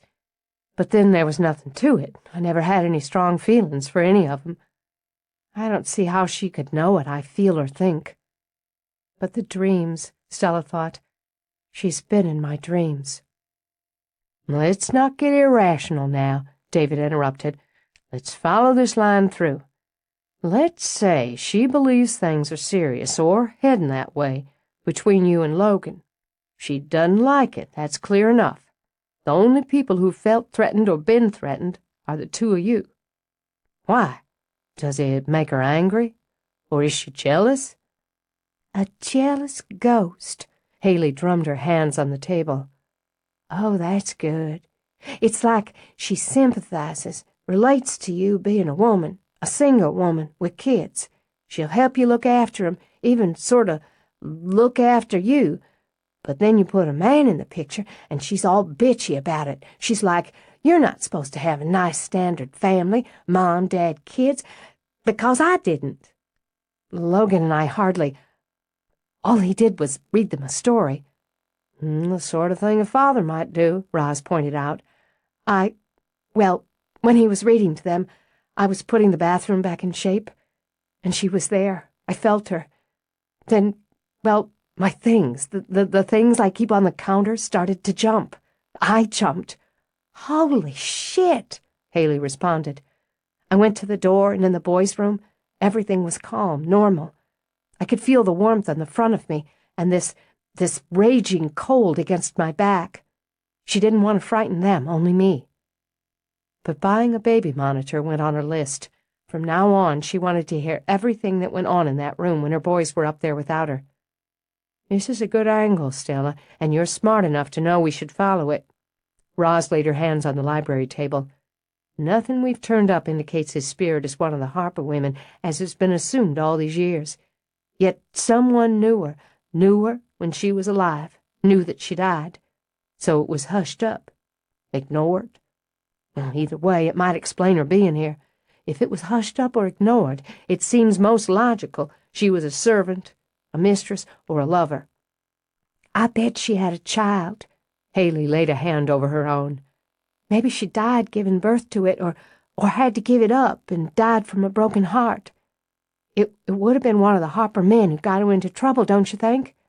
Why would she stay here if it wasn't because she lived here or—" "Died here," Stella finished. "Reginald Harper was head of the house during the period when we think she died. Roz, how the hell do we go about finding out if he had a mistress, a lover, or an illegitimate child? Chapter 16. Logan had been in love twice in his life. He'd been in lust a number of times. He'd experienced extreme interest or heavy like. But love had only knocked him down and out twice. The first had been in his late teens, when both he and the girl of his dreams had been too young to handle it. They'd burned each other and their love out with passion, jealousies, and a kind of crazed energy. He could look back at that time now and think of Lisa Ann Lauer with a sweet nostalgia and affection. Then there was Ray. He'd been a little older, a little smarter. They'd taken their time, 2 years of time, before heading into marriage. They'd both wanted it, though some who knew him were surprised, not only by the engagement, but by his agreement to move north with her. It hadn't surprised Logan. He'd loved her, and north was where she'd wanted to be, needed to be, he corrected, and he'd figured, naively as it turned out, that he could plant himself anywhere. He'd left the wedding plans up to her and her mother, with some input from his own. He wasn't crazy, but he'd enjoyed the big, splashy, crowded wedding with all its pomp. He'd had a good job up north, at least in theory, but he'd been restless and dissatisfied in the beehive of it, and out of place in the urban buzz. The small-town boy, he thought, as he and his crew finished setting the treated boards on the roof of a 12-foot pergola. He was just too small-town, too small-time to fit into the urban landscape. He hadn't thrived there, and neither had his marriage. Little things at first, picky things, things he knew in retrospect they should have dealt with, compromised on, overcome. Instead, they'd both let those little things fester and grow until they'd pushed the two of them not just apart, he thought, but in opposite directions. She'd been in her element, and he hadn't. At the core, he'd been unhappy, and she'd been unhappy he wasn't acclimating. Like any disease, unhappiness spread straight down to the roots when it wasn't treated. Not all her fault, not all his. In the end, they'd been smart enough or unhappy enough to cut their losses. The failure of it had hurt, and the loss of that once promising love had hurt. Stella was wrong about the lack of scars. There were just some scars you had to live with. The client wanted wisteria for the pergola. He instructed his crew where to plant, then took himself off to the small pool the client wanted outfitted with water plants. He was feeling broody, and when he was feeling broody, liked to work alone as much as possible.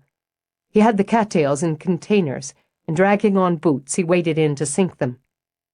Left to themselves, the cats would spread and choke out everything, but held in containers, they'd be a nice pastoral addition to the water feature. He dealt with a trio of water lilies the same way, then dug in the yellow flags. They liked their feet wet and would dance with color on the edge of the pool. The work satisfied him, centered him as it always did. It let another part of his mind work out separate problems, or at least chew on them for a while. Maybe he'd put a small pool in the walled garden he'd planned to build at home. No cattails, though. He might try some dwarf lotus and some water canna as a background plant. It seemed to him it was more the sort of thing Stella would like.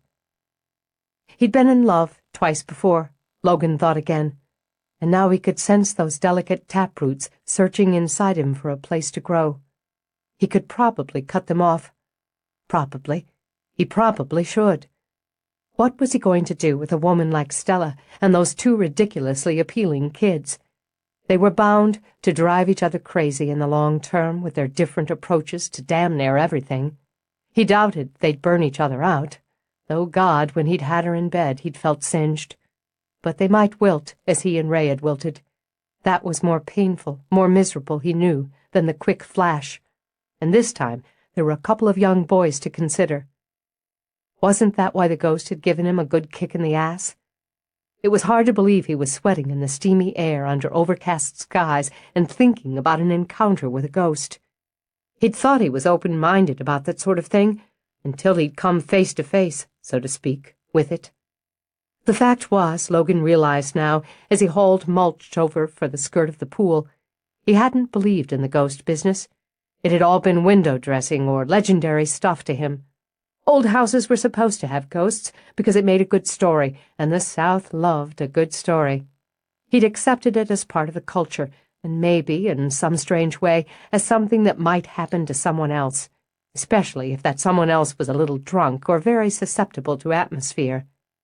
He'd been neither, but he'd felt her breath, the ice of it, and her rage, the power of it. She'd wanted to cause him harm. She'd wanted him away, from those children and their mother. So he was invested now in helping to find the identity of what walked those halls. But a part of him wondered if whoever she was right. Would they all be better off if he stayed away? The phone on his belt beeped. Since he was nearly done, he answered instead of ignoring, dragging off his filthy work gloves and plucking the phone off his belt. Kittredge. Logan, it's Stella. The quick and helpless flutter around his heart irritated him. Yeah? I've got the friggin' forms in my truck. What forms? Whatever damn forms you're calling to nag me about. It happens I'm not calling to nag you about anything. Her voice had gone crisp and businesslike, which only caused the flutter and the irritation to increase. Well, I don't have time to chat either. I'm on the clock. Seeing as you are, I'd like you to schedule in a consult. I have a customer who'd like an on-site consultation. She's here now, so if you could give me a sense of your plans for the day, I could let her know if and when you could meet with her. Where? She rattled off an address that was 20 minutes away. He glanced around his current job site, calculated. 2 o'clock. Fine, I'll tell her. The client's name is Marcia Fields. Do you need any more information? No. Fine. He heard the firm click in his ear and found himself even more annoyed he hadn't thought to hang up first. By the time Logan got home that evening, he was tired, sweaty, and in a better mood. Hard physical work usually did the job for him, and he'd had plenty of it that day. He'd worked in the steam, then through the start of a brief spring storm. He and his crew broke for lunch during the worst of it and sat in his overheated truck, rain lashing at the windows, while they ate cold po' boy sandwiches and drank sweet tea. The Fields job had strong possibilities. The woman ran that roost and had very specific ideas. Since he liked and agreed with most of them, he was eager to put some of them on paper, expand or refine them. And since it turned out that Marcia's cousin on her mother's side was Logan's second cousin on his father's, the consult had taken longer than it might have, and had progressed cheerfully. It didn't hurt that she was bound to send more work his way. He took the last curve of the road to his house in a pleasant frame of mind, which darkened considerably when he saw Stella's car parked behind his. He didn't want to see her now. He hadn't worked things out in his head, and she'd just muck up whatever progress he'd made. He wanted a shower and a beer, a little quiet. Then he wanted to eat his dinner with the ESPN in the background and his work spread out on the kitchen table. There just wasn't room in that scenario for a woman. He parked, fully intending to shake her off. She wasn't in the car or on the porch. He was trying to determine if going to bed with him gave a woman like her the notion that she could waltz into his house when he wasn't there. Even as he decided it wouldn't, not for Stella, he heard the watery hiss of his own garden hose. Shoving his hands in his pockets, he wandered around the side of the house. She was on the patio, wearing snug gray pants, the sort that stopped several inches above the ankle, and a loose blue shirt. Her hair was drawn back in a bright, curling tail, which for reasons he couldn't explain he found desperately sexy. As the sun had burned its way through the clouds, she'd shaded her eyes with gray-tinted glasses. She looked neat and tidy, careful to keep her gray canvas shoes out of the wet. "It rained today," he called out. She kept on soaking his pots. "Not enough." She finished the job, released the sprayer on the hose, but continued to hold it as she turned to face him. "I realize you have your own style and your own moods, and that's your business. But I won't be spoken to the way you spoke to me today. I won't be treated like some silly female who calls her boyfriend in the middle of the workday to coo at him, or like some anal business associate who interrupts you to harangue you about details. I'm neither. Not my girlfriend or not my business associate." He could see quite clearly the way her jaw tightened when she clenched her teeth. "If and when I contact you during the workday, it will be for a reason, as it most certainly was this morning." She was right, but he didn't have to say so. "We got the Fields job." "Hooray!" He bit the inside of his cheek to hold back the grin at her sour cheer. I'll be working up a design for her with a bid. You'll get a copy of both. That suit you?" "It does. What doesn't?" "Where are the kids?" It threw her off stride. "My father and his wife picked them up from school today. They're having dinner there and spending the night, as I have a birthing class with Haley later." "What time?" "What time what?" "Is the class?" "At 8:30. I'm not here for small talk, Logan, or to be placated. I feel very strongly that—" Her eyes widened, then narrowed as she stepped back. He'd stepped forward, and there was no mistaking the tone of that slow smile. "Don't even think about it. I couldn't be less interested in kissing you at the moment." "Then I'll kiss you, and maybe you'll get interested." "I mean it." She aimed the hose like a weapon. "Just keep your distance. I want to make myself perfectly clear." "I'm getting the message." "Go ahead and shoot," he invited. "I sweated out a gallon today. I won't mind a shower." "Just stop it." She danced back several steps as he advanced. "This isn't a game. This isn't funny." "I just get stirred right up when your voice takes on that tone." "I don't have a tone." "Yankee schoolteacher. I'm going to be sorry if you ever lose it." He made a grab, and instinctively she tightened her fist on the nozzle. And nailed him. The spray hit him mid-chest and had a giggle bubbling out of her before she could stop it. "I'm not going to play with you now. I'm serious, Logan." Dripping, he made another grab, feinted left. This time she squealed, dropped the hose, and ran. He snagged her around the waist, hauled her off her feet at the back end of the patio. Caught somewhere between shock and disbelief, she kicked, wiggled, then lost her breath as she landed on the grass on top of him. "Let me go, you moron!" "Don't see why I should." God, it felt good to be horizontal. Better yet, to have her horizontal with him. "Here you are, trespassing, watering my pots, spouting off lectures." He rolled, pinning her. "I ought to be able to do what I want on my own land." "Stop it. I haven't finished fighting with you." "I bet you can pick it up where you left off." He gave her a playful nip on the chin, then another. "You're wet, you're sweaty. I'm getting grass stains on my—" The rest of the words were muffled against his mouth, and she would have sworn the water on both of them went to steam. "I can't. We can't." But the reasons why were going dim. "In the backyard." "Want to bet?" He couldn't help wanting her, so why was he fighting it? He wanted the solid, sensible core of her, and the sweet edges. He wanted the woman obsessed with forms who would wrestle on the floor with her children. He wanted the woman who watered his pots even while she skinned him with words. And the one who vibrated beneath him on the grass when he touched her. He touched her, his hands possessive as they molded her breasts, as they roamed down her to cup her hips. He tasted her, his lips hungry on her throat, her shoulder, her breast. She melted under him, and even as she went fluid, seemed to come alive with heat, with movement. It was insane, it was rash, and it was foolish, but she couldn't stop herself. They rolled over the grass like two frenzied puppies.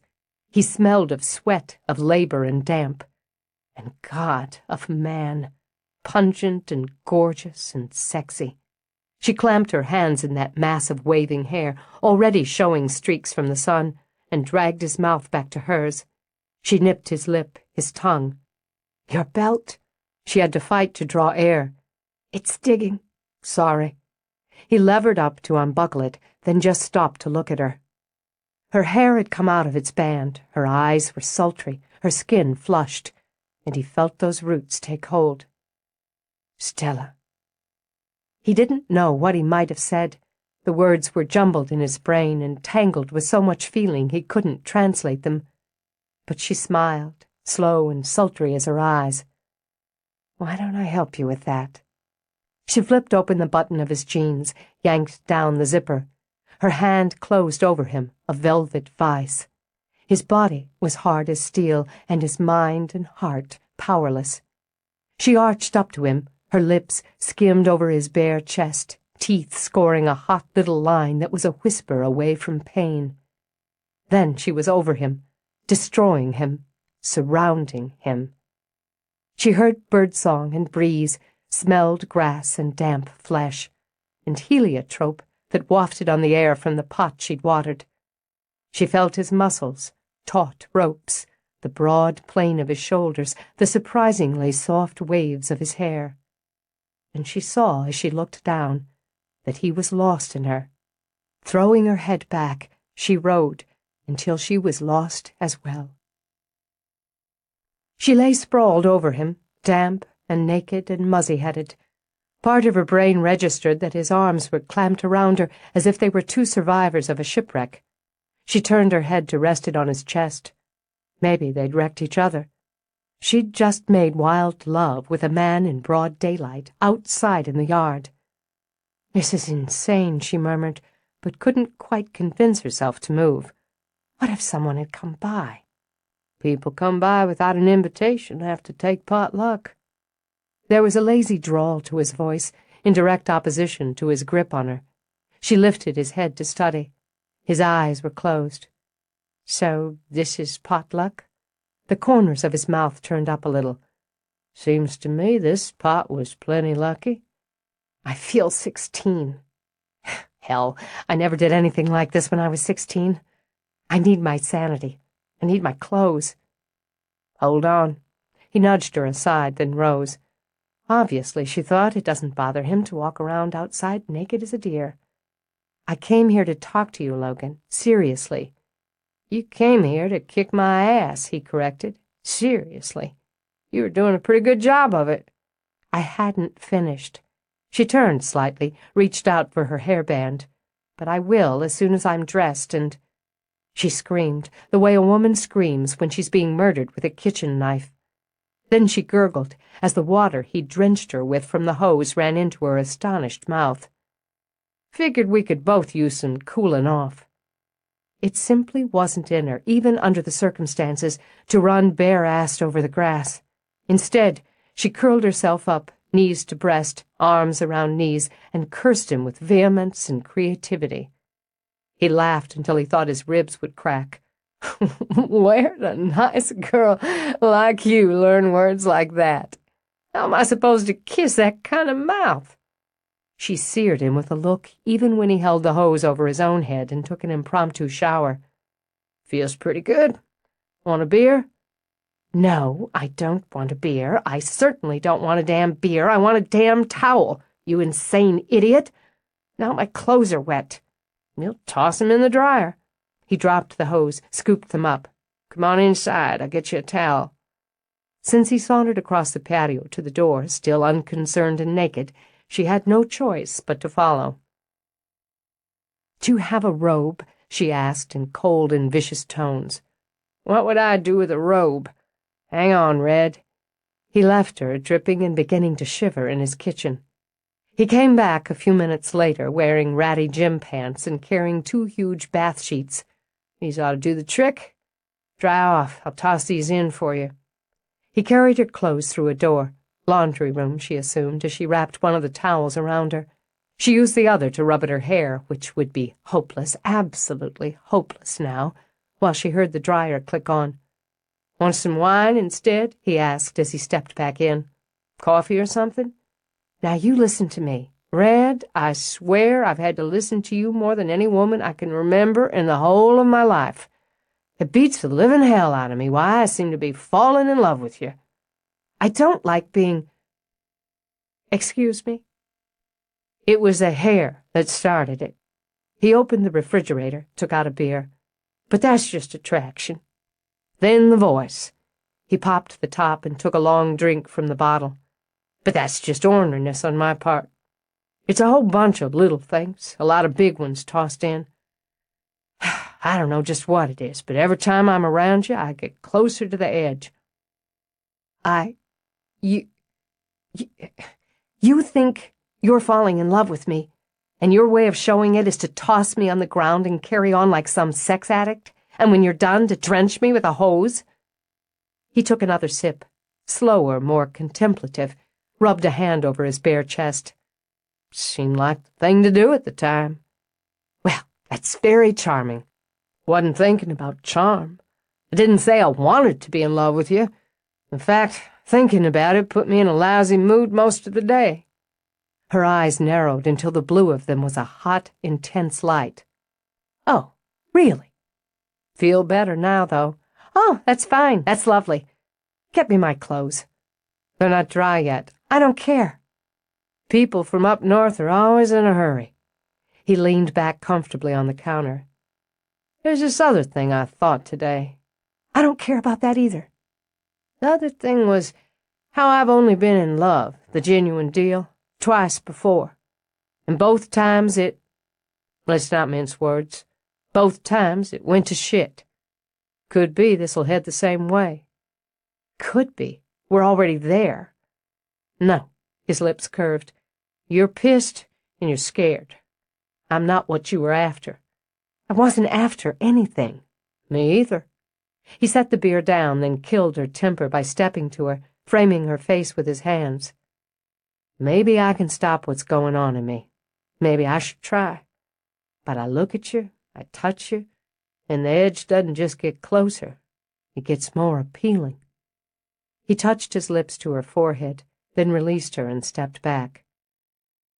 Every time I figure some part of you out, you sprout something off in another direction, she said.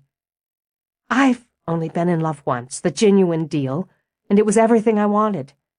I haven't figured out what I want now, beyond what I have. I don't know, Logan, if I've got the courage to step up to that edge again. Things keep going the way they are for me. If you don't step up, you might get pushed. I don't push easily. Logan. It was she who stepped to him now, and she took his hand. I'm so touched that you'd tell me, so churned up inside that you might feel that way about me. I need time to figure out what's going on inside me, too. It'd help, he decided after a moment, if you could work on keeping the pace. Her clothes were dry but impossibly wrinkled. Her hair had frizzed and was now, in Stella's opinion, approximately twice its normal volume. She dashed out of the car, mortified to see both Haley and Roz sitting on the glider drinking something out of tall glasses. Just have to change, she called out. I won't be long. There's plenty of time, Haley called back, and pursed her lips as Stella raced into the house. Do you know, she began, what it means when a woman shows up with her clothes all wrinkled to hell and grass stains on the ass of her pants? I assume she went by Logan's. Outdoor nookie. Roz choked on a sip of tea, wheezed in a laugh. Haley, Jesus. You ever do it outdoors? Roz only sighed now. In the dim, dark past. Stella was sharp enough to know they were talking about her. As a result, the flush covered not only her face but most of her body as she ran into the bedroom. She stripped off her clothes, threw them into a hamper. No reason to be embarrassed, she muttered to herself as she threw open her armoire. Absolutely none. She dug out fresh underwear and felt more normal after she put it on, and reaching for her blouse, felt the chill. She braced herself, half expecting a vase or lamp to fly across the room at her this time. But she gathered her courage and turned, and she saw the Harper bride. Clearly, for the first time, clearly, though the dusky light slipped through her as if she were smoke. Still, Stella saw her face, her form, the bright ringlets, the shattered eyes. The bride stood at the doorway that connected to the bath, then the boys' room. But it wasn't anger Stella saw in her face. It wasn't disapproval she felt quivering on the air. It was utter and terrible grief. Her own fear turned to pity. I wish I could help you. I want to help. With her blouse pressed against her breasts, Stella took a tentative step forward. I wish I knew who you were, what happened to you, why you're so sad. The woman turned her head, looked back with swimming eyes to the room beyond. They're not gone, Stella heard herself say. I'd never let them go. They're my life. They're with my father and his wife, their grandparents. A treat for them, that's all.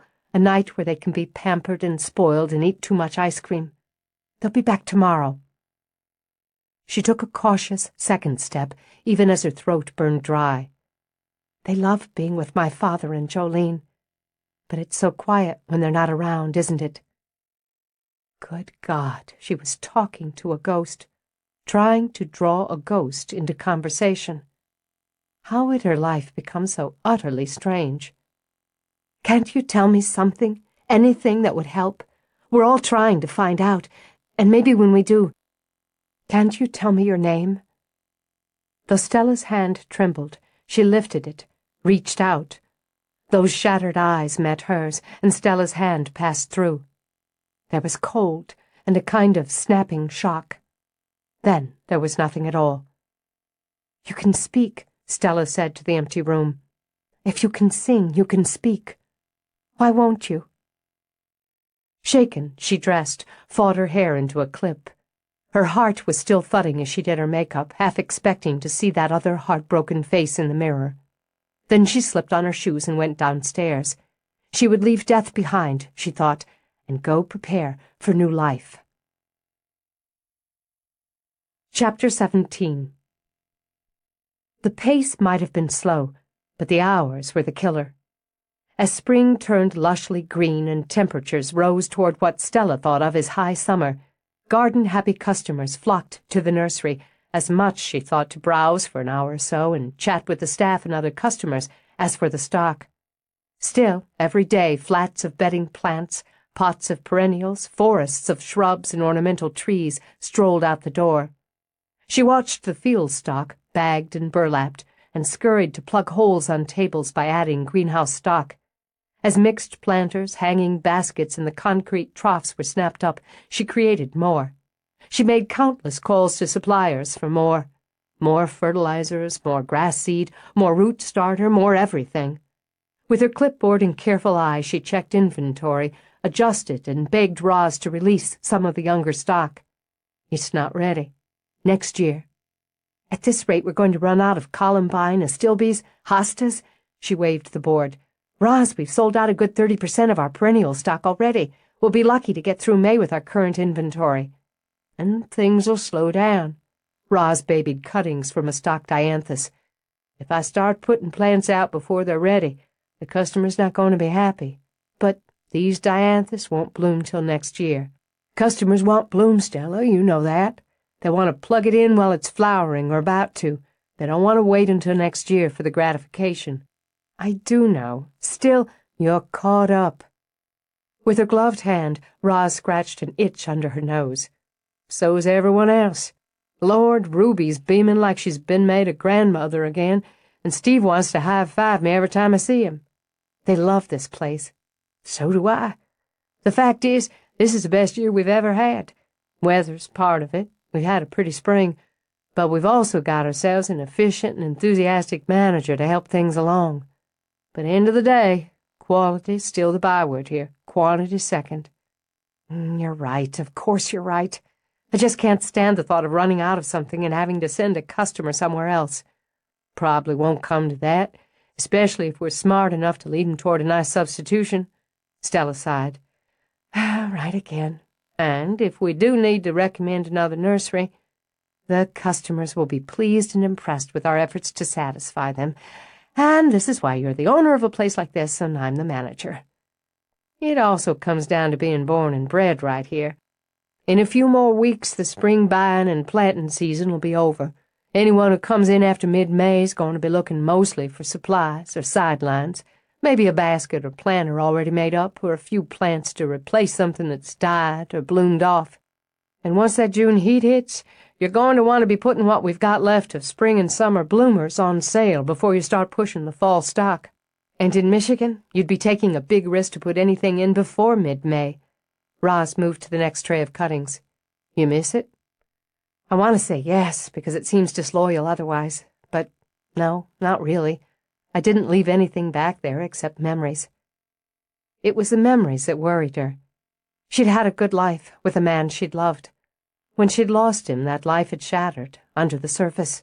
It had left her shaky and unstable inside.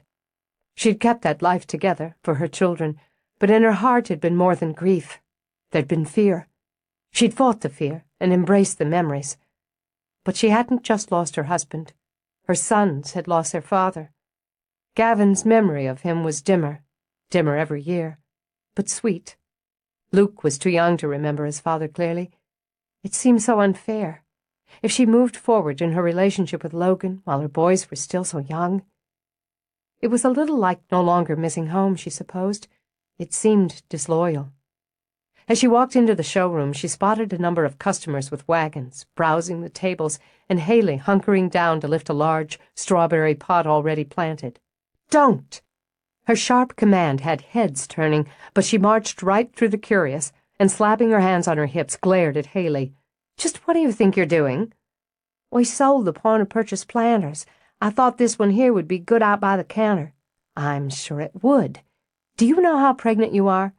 Haley glanced down at her basketball belly. "Kinda hard to miss."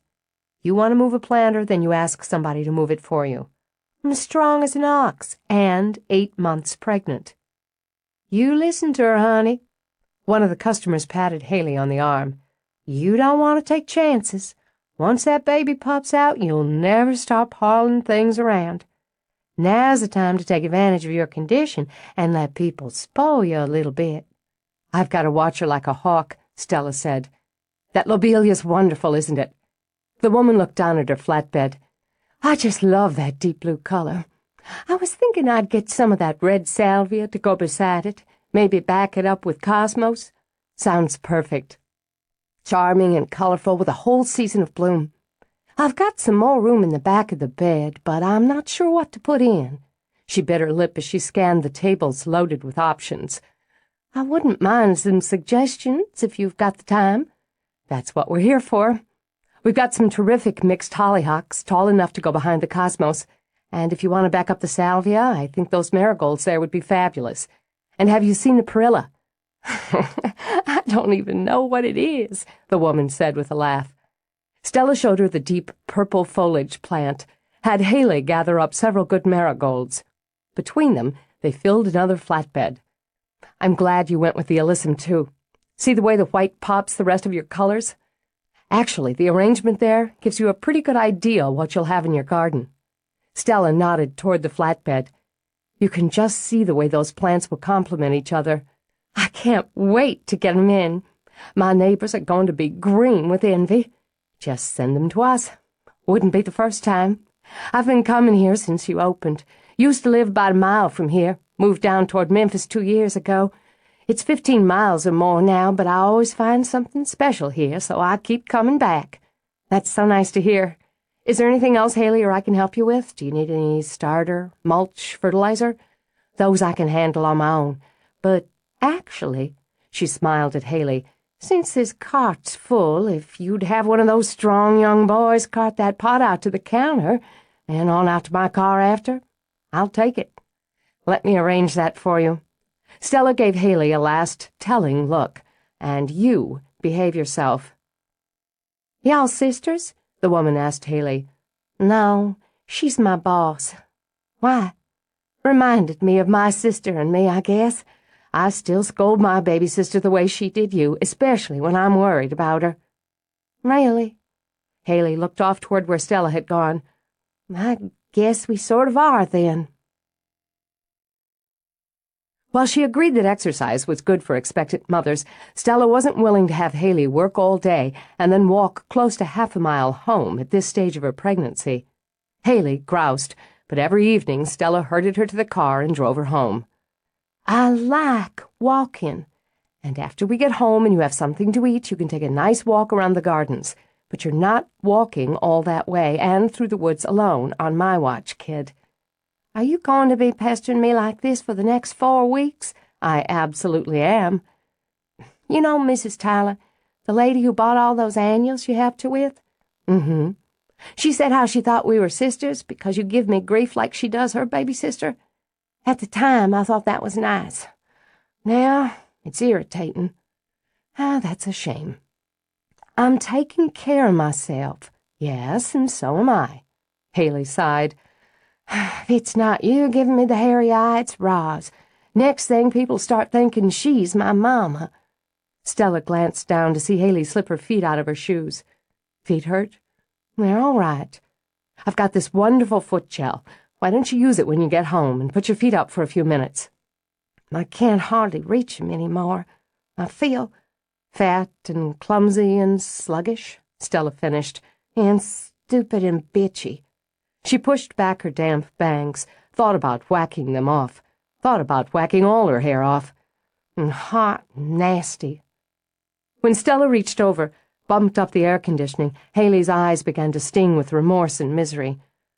"You're being so sweet to me. Everyone is, and I don't even appreciate it. And I just feel like I've been pregnant my whole life and I'm going to stay pregnant forever." "I can promise you won't." Stella, when they showed that video at birthing class and we watched that woman go through it, I don't see how I can do that. I just don't think I can." "I'll be there with you. You'll be just fine, Haley. I'm not going to tell you it won't be hard, but it's going to be exciting, too.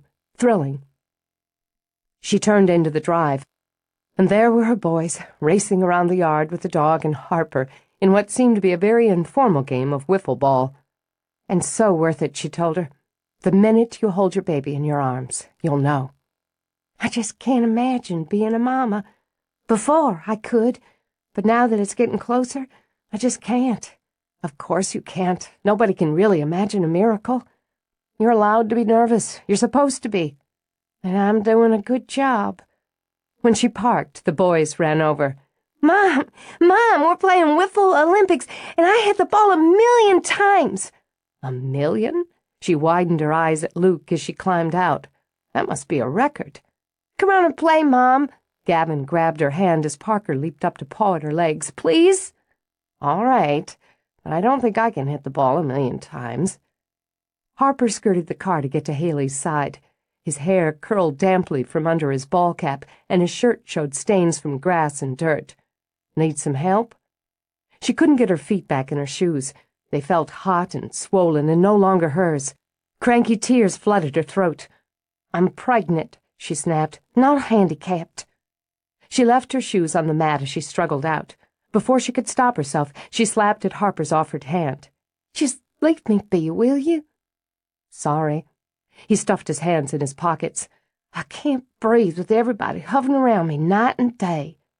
She marched toward the house, trying hard not to waddle. "She's just tired, Harper." Whether it was hovering or not, Stella watched Haley until she'd gotten inside.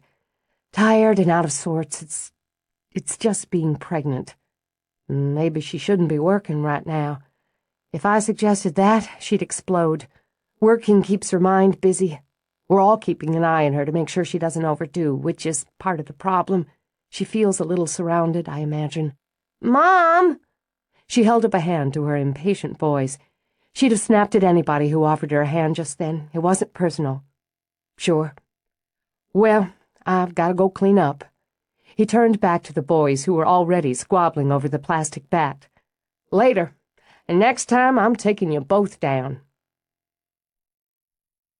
The afternoon was sultry, a sly hint of the summer that waited just around the corner. Even with the air conditioning, Stella sweltered in her little office.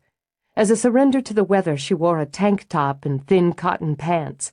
She'd given up on her hair and had bundled it as best she could on top of her head. She'd just finished outlining the next week's work schedule and was about to update one of her spreadsheets when someone knocked on her door. "Come in." Automatically, she reached for the thermos of iced coffee she'd begun to make every morning, and her heart gave a little jolt when Logan stepped in. "Hi. I thought you were on the fields job today." "Got rained out." "Oh?" She swiveled around to her tiny window, saw the sheets of rain. "I didn't realize. All those numbers and columns can be pretty absorbing, to some of us. It's a good day to play hooky. Why don't you come out and play in the rain, Red?" "Can't." She spread her arms to encompass her desk. "Work." He sat on the corner of it. "Been a busy spring so far. I don't figure Roz would blink if you took a couple hours off on a rainy afternoon." "Probably not, but I would." "Figured that, too." He picked up an oddly shaped and obviously child-made pencil holder, examined it. "Gavin or Luke?" "Gavin, age 7. "You avoiding me, Stella?" "No." "A little," she admitted, "but not entirely. We've been swamped here and at home. Haley's only got 3 weeks to go, and I like to stick close. Do you think you could manage a couple hours away, say Friday night? Take in a movie?" "Well, Friday nights I usually try to take the kids out." "Good. The new Disney flick's playing. I can pick you all up at 6. We'll go for pizza first. Oh, She sat back, frowned at him. That was sneaky. Whatever works. Logan, have you ever been to the movies with a couple of kids on a Friday night? Nope. He pushed off the desk and grinned. Should be an experience. He came around the desk and, cupping his hands under her elbows, lifted her straight out of the chair with a careless strength that had her mouth watering. I've started to miss you. He touched his mouth to hers, heating up the contact as he let her slide down his body until her feet hit the floor. Her arms lifted to link around his neck, banding there for a moment until her brain engaged again. Yeah, it looks like I started to miss you too, she said as she stepped back. I've been thinking. I just bet you have. You keep on doing that. He tugged at a loose lock of her hair. See you Friday. She sat down again when he walked out. But I have trouble remembering what I'm thinking. He was right. It was an experience. One he handled, in Stella's opinion, better than she'd expected. He didn't appear to have a problem with boy speak. In fact, during the pizza interlude, she got the feeling she was odd man out. Normally, she could hold her own in intense discussions of comic books and baseball, but this one headed to another level. At one point, she wasn't entirely sure the X-Men's Wolverine hadn't signed on to play third base for the Atlanta Braves. I can eat 50 pieces of pizza, Luke announced as the pie was divvied up, and after 5 gallons of popcorn. Then you'll puke. She started to remind Gavin that puke wasn't proper meal conversation, but Logan just plopped a slice on his own plate. Be smarter to puke after the pizza to make room for the popcorn. The wisdom and hilarity of this sent the boys off into delighted, gagging noises. Hey! Luke's face went mutinous. Gavin has more pepperoni on his piece. I have 2, and he has 3. As Gavin snorted and set his face into the look, Logan nodded. You know, you're right. Doesn't seem fair. Let's just fix that. He plucked a round of pepperoni off Gavin's piece and popped it into his own mouth. Now you're even. More hilarity ensued. The boys ate like stevedores, made an unholy mess, and were so overstimulated by the time they got to the theater she expected them to start a riot. You've got to remember to be quiet during the movie, she warned. Other people are here to see it. I'll try, Logan said solemnly, but sometimes I just can't help talking. The boys giggled all the way to the concession counter. She knew some men who put on a show for a woman's children to get to the woman, and she thought as they settled into seats with tubs of popcorn, she knew some who sincerely tried to charm the kids because they were an interesting novelty. Still, he seemed to be easy with them, and you had to give a man in his 30s points for at least appearing to enjoy a movie with talking monkeys. Halfway through, as she'd expected, Luke began to squirm in his seat. 2 cups of pop, she calculated, 1 small bladder. He wouldn't want to go, wouldn't want to miss anything, so there'd be a short, whispered argument. She leaned toward him, prepared for it, and Logan beat her to it. She didn't hear what he said in Luke's ear, but Luke giggled, and the 2 of them rose. Be right back, he murmured to Stella, and walked out with his hand over Luke's. Okay, that was it, she decided as her eyes misted. The man was taking her little boy to pee. She was a goner. 2 very happy boys piled into the back of Logan's car. As soon as they were strapped in, they were bouncing and chattering about their favorite parts of the movie. Hey, guys.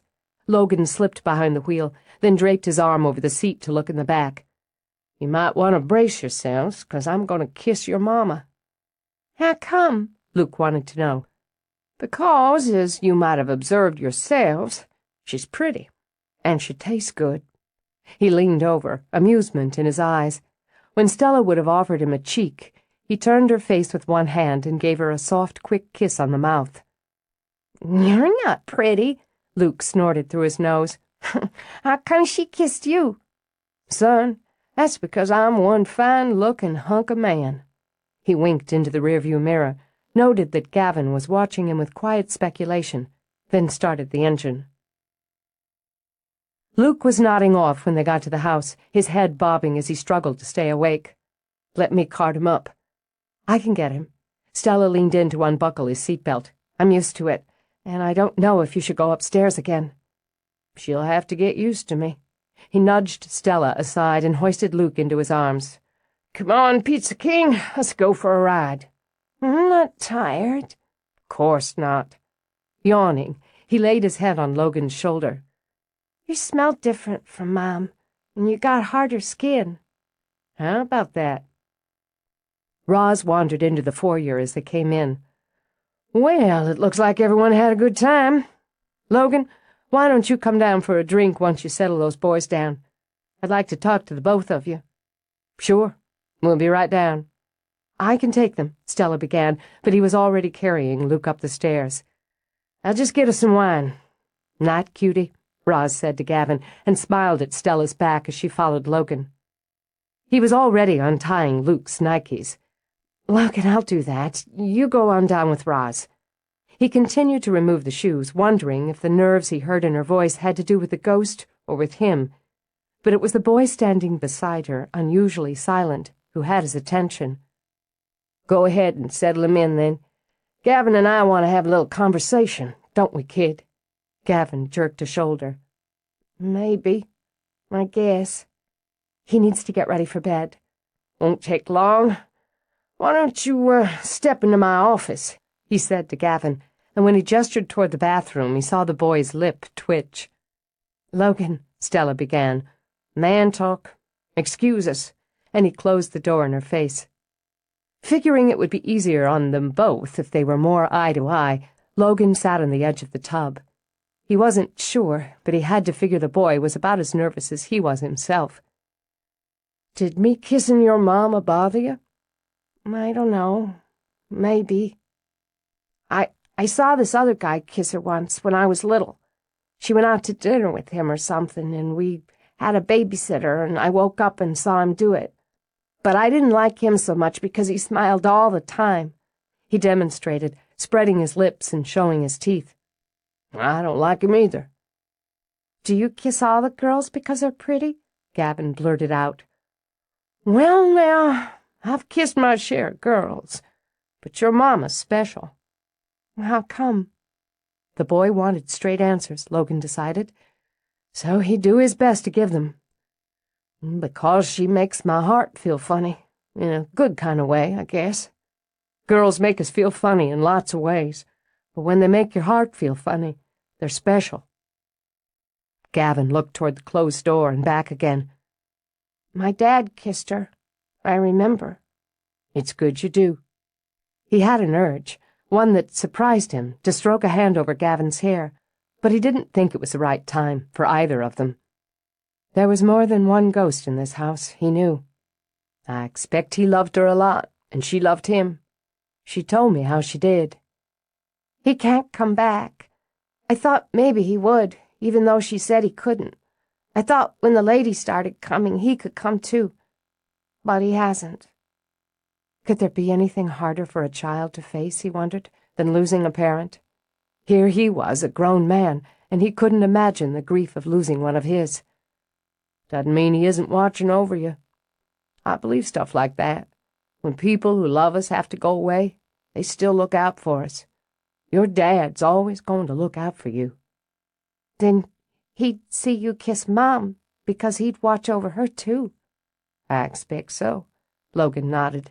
"I like to think he doesn't mind, because he'd know I want her to be happy.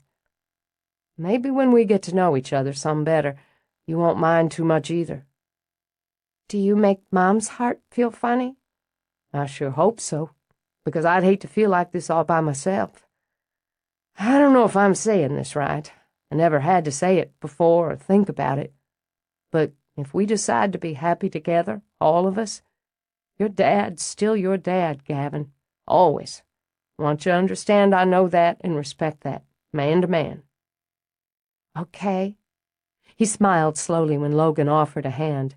When he shook it, the smile became a grin. "Anyway, I like you better than the other guy." "Good to know." Luke was tucked in and sleeping when they came back in.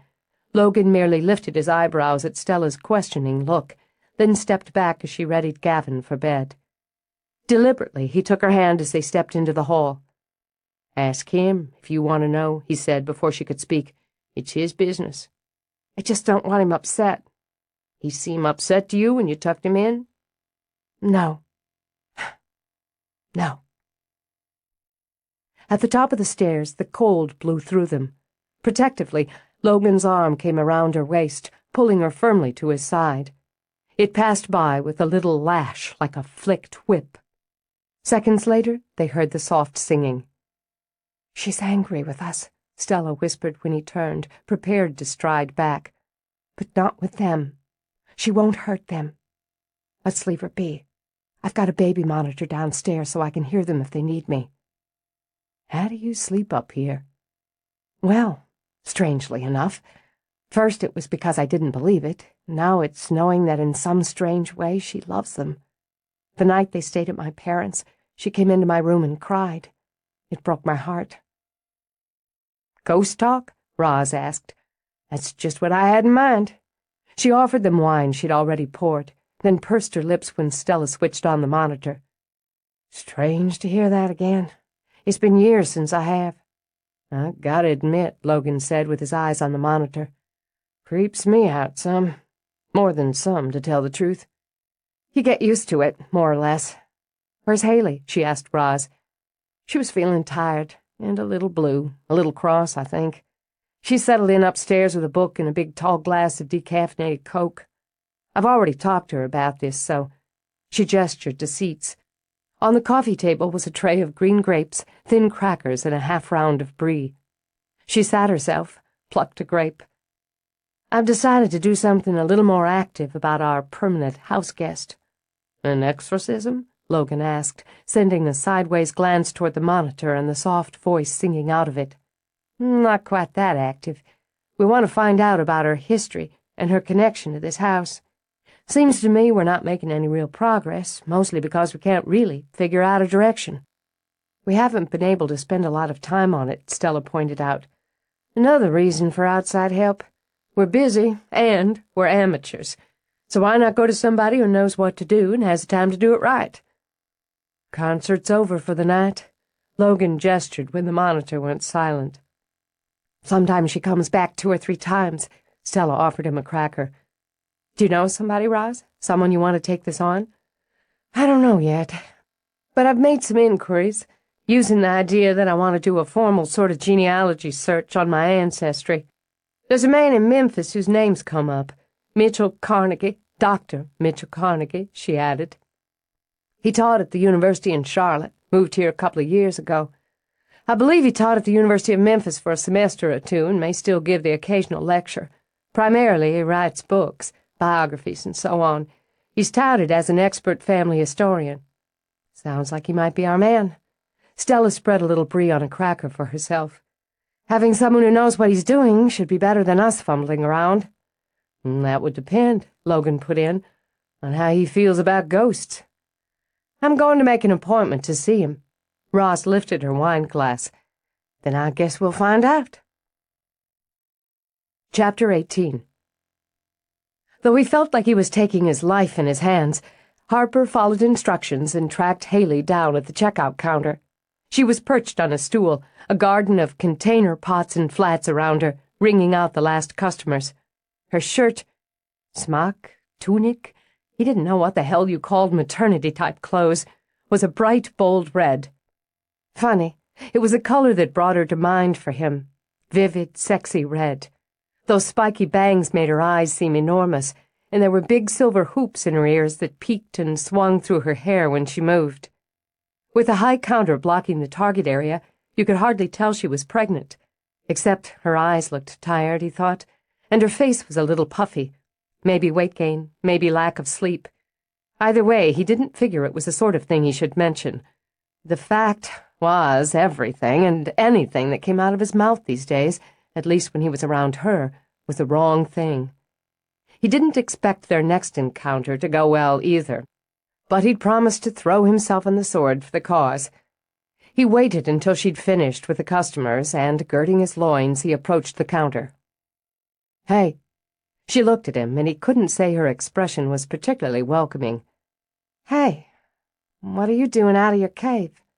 "Finished up for the day." Actually, my mother just called. She asked if I'd drive you on home when I finished." "Well, I'm not finished," she said testily. "There are at least 2 more customers wandering around, and Saturday's my night to close out." It wasn't the tone she'd used to chat up the customers, he noted. He was beginning to think it was the tone she reserved just for him. "Yeah, but she said she needed you at home for something as soon as you could, and to have Bill and Larry finish up and close out." "What does she want? Why didn't she call me?" "I don't know. I'm just the messenger." And he knew what often happened to the messenger. "I told Larry, and he's helping the last couple of stragglers. So he's on it." She started to lever herself off the stool, and though his hands itched to help her, he imagined she'd chomp them off at the wrists. "I can walk." "Come on. Jesus." He jammed his hands in his pockets and gave her scowl for scowl. "Why do you want to put me on the spot like that? If I let you walk, my mama's going to come down on me like 5 tons of bricks, and after she's done flattening me, she'll ream you. Let's just go." "Fine." The truth was, she didn't know why she was feeling so mean and spiteful and tired and achy. She was terrified something was wrong with her or with the baby, despite all the doctor's assurances to the contrary. The baby would be born sick or deformed because she didn't know what, but it would be her fault. She snatched her purse and did her best to sail by Harper and out the door. "I've got another half-hour on the clock," she complained, and wrenched open the door of his car. "I don't know what she would want that couldn't wait half-hour." "I don't know either." "She hasn't seen that genealogy guy yet." He got in, started the car. "Nope. She'll get to it when she gets to it." "You don't seem all that interested anyway. How come you don't come around when we have our meetings about the Harper bride?" "I guess I will when I can think of something to say about it." She smelled vivid, too, especially closed up in the car with him like this. Vivid and sexy, and it made him edgy. The best that could be said about the situation was the drive was short. Amazed he wasn't sweating bullets, he swung in and zipped in front of the house. "You drive a snooty little car like this that fast, you're just begging for a ticket." "It's not a snooty little car. It's a well-built and reliable sports car. And I wasn't driving that fast. What the hell is it about me that makes you crawl up my ass?" "I wasn't crawling up your ass. I was making an observation." "At least you didn't go for red." She opened the door, managed to get her legs out. "Most guys go for the red, the flashy. The black's probably why you don't have speeding tickets spilling out of your glove compartment." "I haven't had a speeding ticket in 2 years, she snorted. "Okay, 18 months, but would you stop arguing for 5 damn seconds and come over here and help me out of this damn car? I can't get up." Like a runner off the starting line, he sprinted around the car. He wasn't sure how to manage it, especially when she was sitting there, red in the face and flashing in the eyes. He started to take her hands and tug, but he thought he might jar something. So he leaned down, hooked his hands under her armpits, and lifted. Her belly bumped him, and now sweat did slide down his back. He felt what was in there move, a couple of hard bumps. It was extraordinary. Then she was brushing him aside. "Thanks." Mortifying, she thought.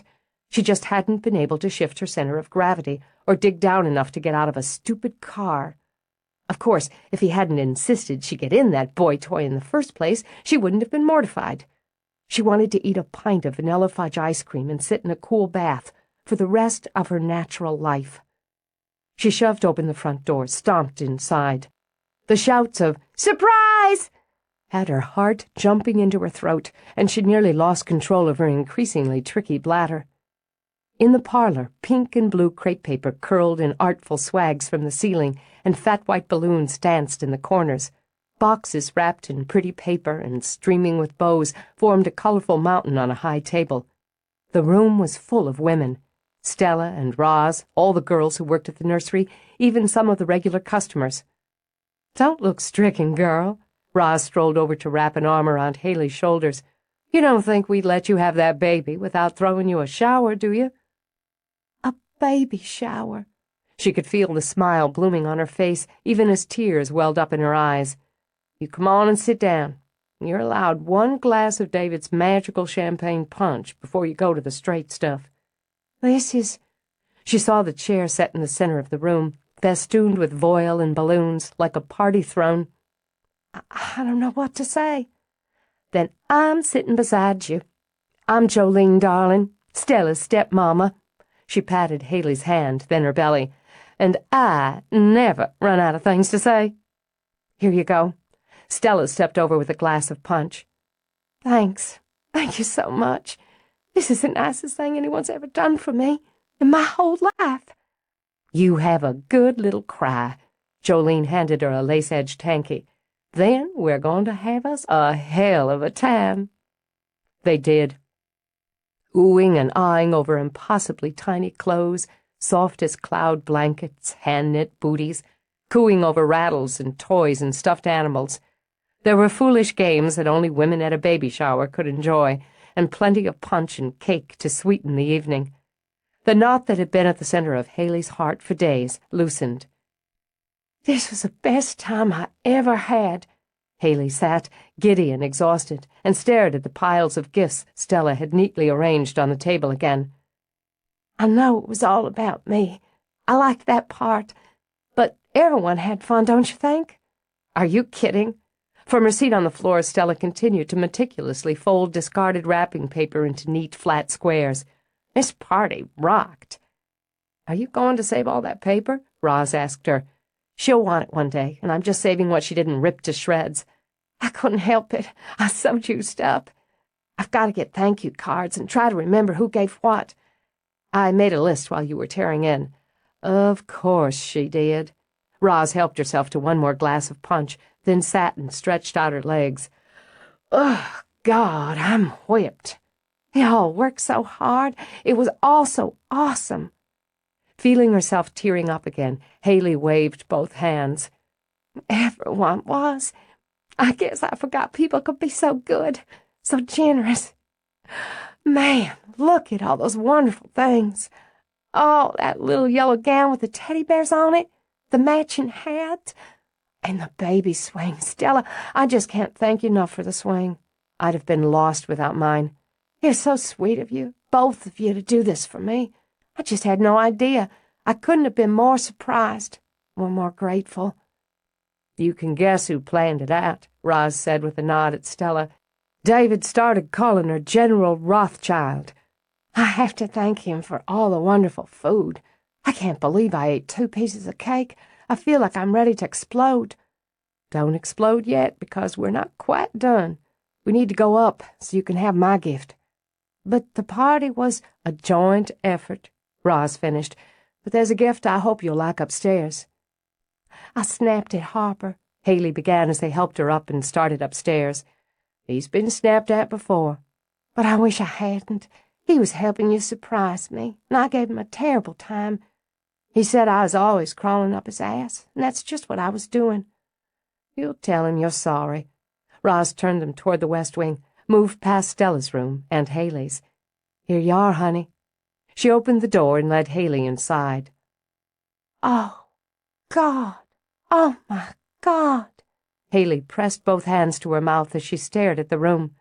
It was painted a soft, quiet yellow, with lace curtains at the windows.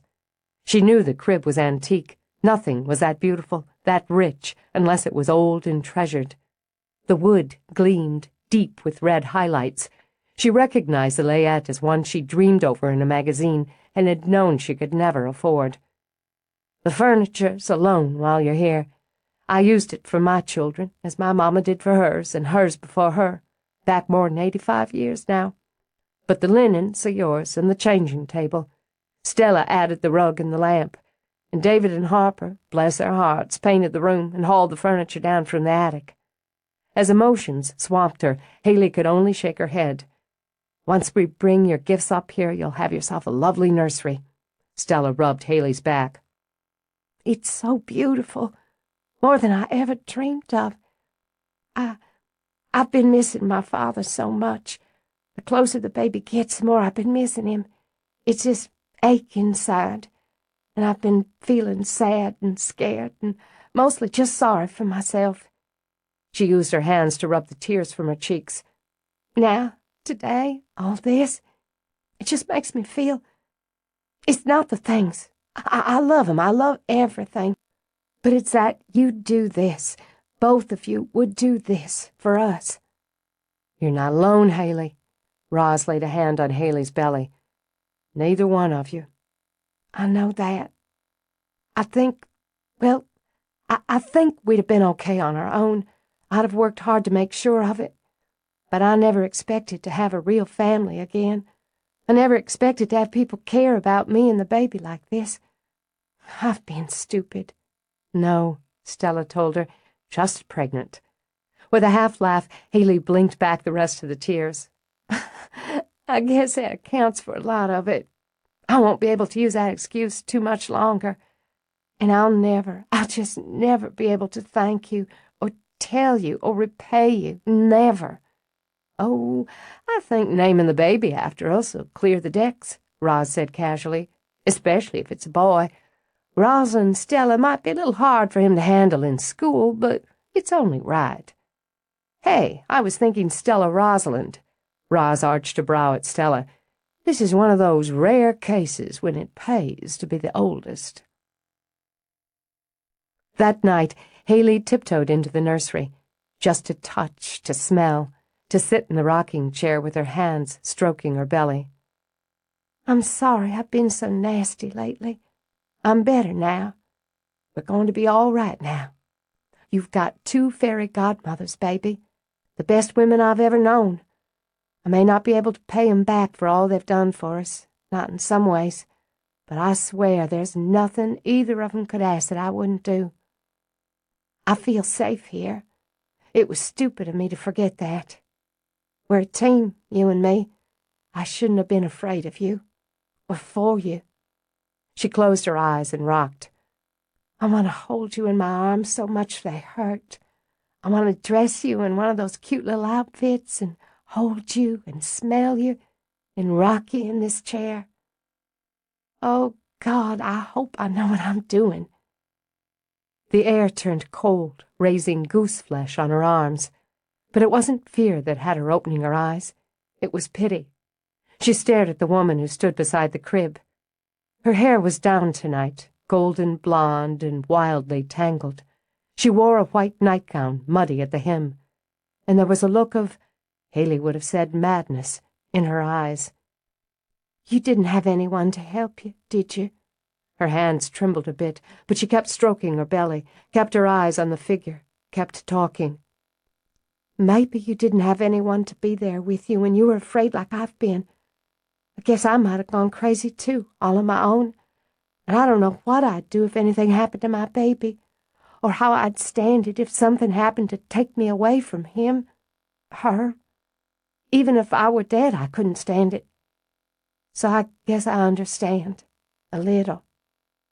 At her words, Haley heard a keening sound, a sound that made her think of a soul or a mind shattering. Then she was alone. On Monday, Haley sat perched on her stool once more. When her back ached, she ignored it. When she had to call for a relief clerk so she could waddle to the bathroom again, she made a joke out of it. Her bladder felt squeezed down to the size of a pea. On the way back, she detoured outside, not only to stretch her legs and back, but to see Stella. Is it okay if I take my break now? I want to hunt down Harper and apologize. She'd spent all morning dreading the moment, but she couldn't put it off any longer. He wasn't anywhere to be found on Sunday, but he's probably back in his cave now. Go ahead. Oh, I just ran into Roz. She called that professor, Dr. Carnegie. She has an appointment to see him later this week. Maybe we'll make some progress in that area. Then she narrowed her eyes on Haley's face. I tell you what, one of us is going with you to your doctor's appointment tomorrow. I don't want you driving any more. I still fit behind the wheel. Barely, she thought. That may be, but either Roz or I will take you. And I'm thinking it's time you go part-time. You might as well put me in the loony bin as take work away from me now. Come on, Stella. A lot of women work right up to the end.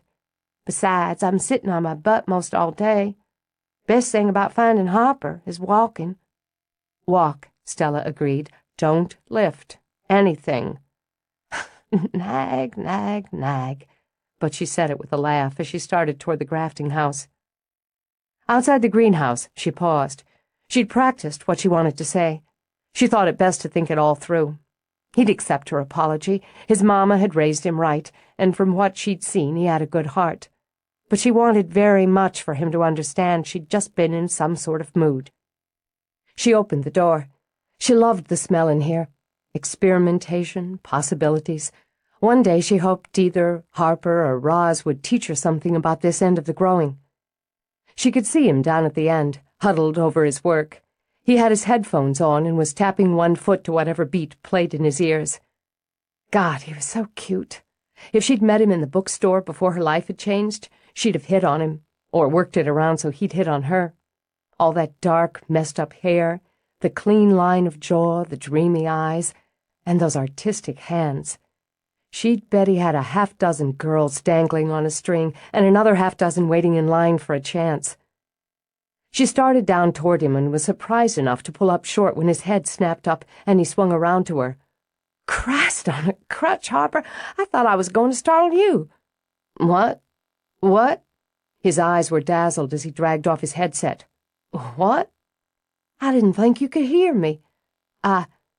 He hadn't. He'd smelled her. Do you need something? I guess I do. I need to say I'm sorry for jumping down your throat every time you opened your mouth the last couple of weeks. I've been an awful bitch. No. Well, yeah. Well, it's okay. She laughed and edged closer to try to see what he was doing. It just looked like he had a bunch of stems tied together. I guess I had the jumps.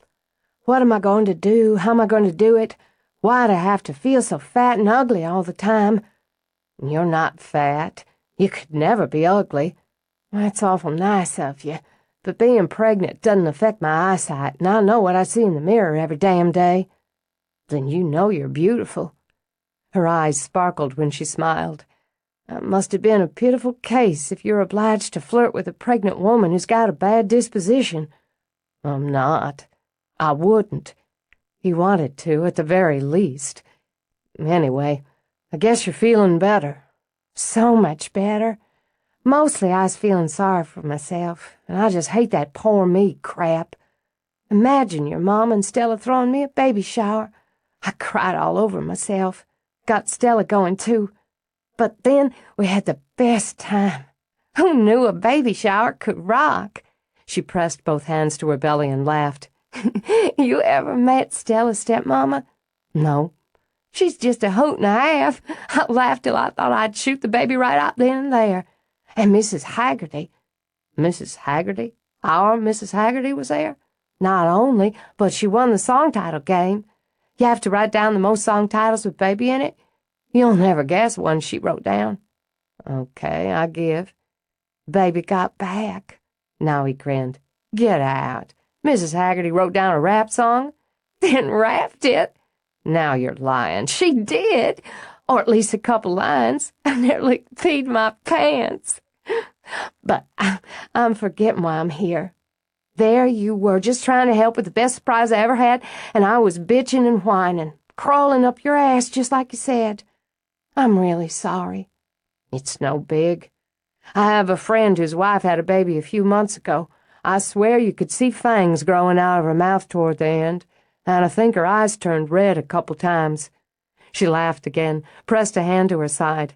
I hope I don't get that bad before. She broke off, a puzzled expression covering her face as she felt a little snap inside. Heard it, she realized, like a soft, echoing ping. Then water pooled down between her legs. Harper made a sound of his own, like that of a man whose words were strangled off somewhere in his throat. He sprang to his feet, babbling as Haley stared down at the floor. Uh-oh, she said. That's okay. That's all right. Maybe I should... maybe you should... Oh, for heaven's sake, Harper, I didn't just pee on the floor. My water broke. What water? He blinked, then went pale as a corpse. That water... God! Oh, Jesus! Oh, shit! Sit, or I'll get... An ambulance, the Marines, he thought. My mother. I think I better go with you. We're a little early." She forced a smile so she wouldn't scream. "Just a couple of weeks. I guess the baby's impatient to get out and see what all the fuss is about. Give me a hand, okay? Oh, Jesus, Harper, I'm scared to death." "It's fine." His arm came around her. "Just lean on me. You hurting anywhere?" "No, not yet." Inside, he was still pale and half sick, but his arm stayed steady around her, and when he turned his head, his smile was easy. "Hey." Very gently, he touched her belly. "Happy birthday, baby." "Oh, my God." Her face simply illuminated as they stepped outside. "This is awesome." She couldn't actually have the baby, but Stella figured she could do nearly everything else, or delegate it done. Haley hadn't put a hospital bag together, but Stella had a list. A call to David got that ball rolling even as she drove Haley to the hospital. She called the doctor to let him know the status of Haley's labor, left a voicemail on her father's cell phone and a message on his home answering machine to arrange for her own children, and coached Haley through her breathing as the first contractions began. "If I ever get married, or buy a house, or start a war, I hope you'll be in charge of the details." Stella glanced over as Haley rubbed her belly. "I'm your girl. Doing okay?" "Yeah, I'm nervous and excited and, oh, wow, I'm having a baby." "You're going to have a fabulous baby." "The books say things can get pretty tricky during transition, so if I yell at you or call you names..." "Been there. I won't take it personally." By the time Roz arrived, Haley was ensconced in a birthing room. The television was on, an old Friends episode. Beneath it on the counter was an arrangement of white roses. Stella's doing, she had no doubt. "How's Mama doing?" "They said I'm moving fast." Flushed and bright-eyed, Haley reached out a hand for Roz's. "And everything's just fine. The contractions are coming closer together, but they don't hurt all that much." "She doesn't want the epidural," Stella told her. "Ah." Roz gave Haley's hand a pat. "That'll be up to you. You can change your mind if it gets to be too much." "Maybe it's silly, and maybe I'll be sorry, but I want to feel it." "Wow, I feel that." Stella moved in, helped her breathe through it. Haley sighed out the last breath, closed her eyes just as David strode in. "Miss here the party room?" He set down an overnight case, a tote bag, and a vase of yellow daisies before he leaned over the bed to kiss Haley's cheek. "You're not going to kick me out 'cause I'm a man, are you?" "You want to stay?" Delighted color bloomed on Haley's cheeks. "Really?" "Are you kidding?" From his pocket he pulled a little digital camera. "I nominate myself official photographer." "Oh." Biting her lip, Haley rubbed a hand over her belly. "I don't know as pictures are such a good idea." "Don't you worry, sugar. I won't take anything that's not G-rated. Give me a big smile." He took a couple of shots, directed Roz and Stella to stand beside the bed, and took a couple more. "By the way, Stella, Logan's taking the boys back to his place after school." "What?" "Your parents are at some golf tournament. They were going to come back, but I told them not to worry. I'd take care of the kids. Then apparently Logan came by the nursery, ran into Harper. He's coming by shortly." "Logan?" Haley asked. "He's coming here?" "No, Harper. Logan's taking kid duty. He said he'd take him over to his place, put him to work, not to worry. We're supposed to keep him updated on baby progress." "I don't know if—" But Stella broke off as another contraction started. Her job as labor coach kept her busy, but part of her mind nickeled on the idea of Logan riding herd on her boys. What did he mean, put them to work? How would he know what to do if they got into a fight, which of course they would at some point? How could he watch them properly if he took them to a job site? They could fall into a ditch or out of a tree or cut off an appendage, for God's sake, with some sharp tool. When the doctor came in to check Haley's progress, she dashed out to call Logan's cell phone. "Kittredge." "It's Stella. My boys—" "Yeah, they're fine. Got 'em right here. Hey, Gavin, don't chase your brother with that chainsaw." At Stella's horrified squeak, Logan's laughter rolled over the phone. "Just kidding. I've got 'em digging a hole, and they're happy as pigs in mud and twice as dirty. We got a baby yet?" No, they're checking her now. Last check she was at 8 centimeters dilated and 70% effaced. I have no idea what that means, but I'll assume it's a good thing.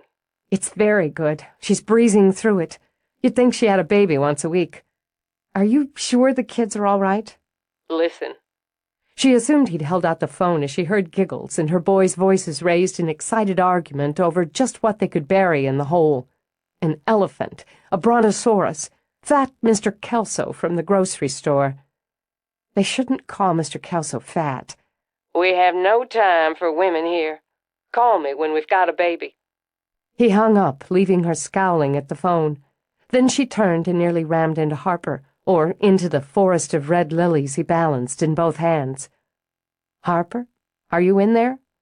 She okay? What's going on? Am I too late?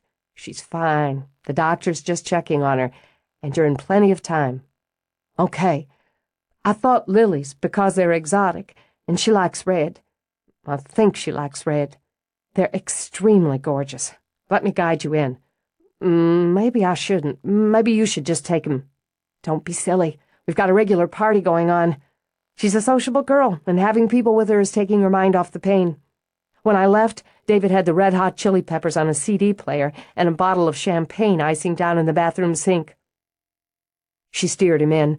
It was still the Red Hot Chili Peppers, and David turned his camera to the door to snap a picture of Harper peering nervously through a wonder of red lilies. Oh, those are the most beautiful things I've ever seen. A little pale but beaming, Haley struggled to sit up in bed. They'll make a great focal point, too. Stella helped Harper set them on a table. You can focus on them during contractions. The doctor says I'm nearly there. I can start pushing soon. He stepped up to the bedside. You okay? A little tired. It's a lot of work, but not as bad as I thought. Abruptly, her hand clamped down on his. Oh, Stella. Roz stood at the foot of the bed. She looked at her son's hand holding Haley's, looked at his face. She felt something inside her tighten, release painfully. Then she sighed and began to rub Haley's feet as Stella murmured instructions and encouragement. The pain increased. Stella watched the arc of contractions on the monitor and felt her own belly tighten in sympathy. The girl was made of iron, she thought. She was pale now, and her skin sheathed in sweat. There were times when Haley gripped Stella's hand so hard she was surprised her fingers didn't snap. But Haley stayed focused and rode the contractions out. An hour passed into another, with the contractions coming fast, coming hard, with Haley chugging through the breathing like a train. Stella offered ice chips and cool cloths, while Roz gave the laboring mother a shoulder massage. Harper, General Rothchild snapped out orders, rub her belly. He goggled at her as if she'd asked him to personally deliver the baby. Do what? Gently, in circles. It helps. David, the music. No, I like the music. Haley reached for Stella's hand as she felt the next coming on. Turn it up, David, in case I start screaming. Oh, fuck! I want to push. I want to push it the hell out now. Not yet, not yet. Focus, Haley, you're doing great. Ross, maybe we need the doctor. Already on it, she said on her way out the door. When it was time to push and the doctor sat between Haley's legs, Stella noted that both men went a little green. She gave Haley one end of a towel and took the other to help her bear down while she counted to 10. Harper, you get behind her, support her back. He was already edging for the door, but his mother blocked him. You don't want to be somewhere else when a miracle happens. She gave him a nudge forward. You're doing great, Stella told her. You're amazing. She nodded when the doctor called for Haley to push again. Ready now? Deep breath. Hold it. And push. God Almighty! Even with the babble of voices David swallowed was audible. I've never seen the like. I've got to call my mama. Hell, I got to send her a truckload of flowers. Jesus. Harper sucked in a breath along with Haley. There's a head. Haley began to laugh with tears streaming down her face. Look at all that hair. Oh, God. Oh, Lord. Can't we get him the rest of the way out? Shoulders next, honey, then that's it. Another good push, okay? Listen, he's already crying. Haley, that's your baby, crying. And Stella was crying herself as with a last desperate push, life rushed into the room. It's a girl, Roz said softly as she wiped the dampness from her own cheeks. You've got a daughter, Haley, and she's beautiful. A girl, a little girl. Haley's arms were already reaching. When they laid her on her belly so Roz could cut the cord, she kept laughing even as she stroked the baby from head to foot. Just look at you. Look at you. No, don't take her. They're just going to clean her up. 2 seconds. Stella bent down to kiss the top of Haley's head. Congratulations, Mom. Listen to her. Haley reached back, gripped Stella's hand, then Harper's. She even sounds beautiful. 6 pounds, 8 ounces, the nurse announced, and carried the wrapped bundle to the bed. 18 inches, and a full 10 on the Apgar. Hear that? Haley cradled the baby in her arms, kissed her forehead, her cheeks, her tiny mouth.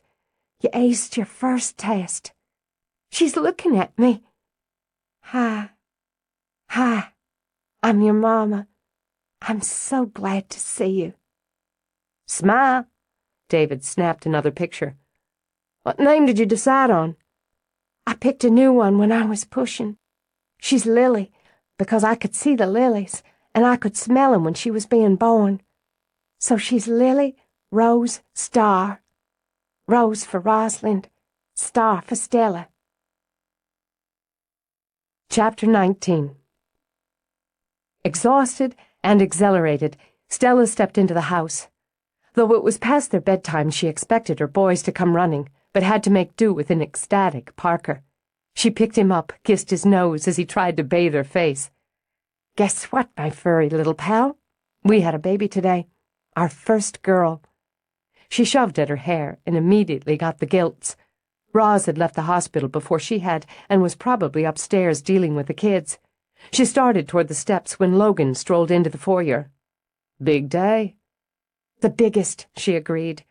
She hadn't considered he'd be there and was suddenly and acutely aware that her duties as labor coach had sweated off all of her makeup. In addition, she couldn't imagine she was smelling her freshest. I can't thank you enough for taking on the boys. No problem. I got a couple of good holes out of 'em. You may need to burn their clothes. They've got more. Is Roz up with them? No, she's in the kitchen. David's back there whipping something together, and I heard a rumor about champagne. More champagne? We practically swam in it at the hospital. I'd better go up and settle down the troops. They're out for the count. Have been since just before 9. Digging holes wears a man out. Oh.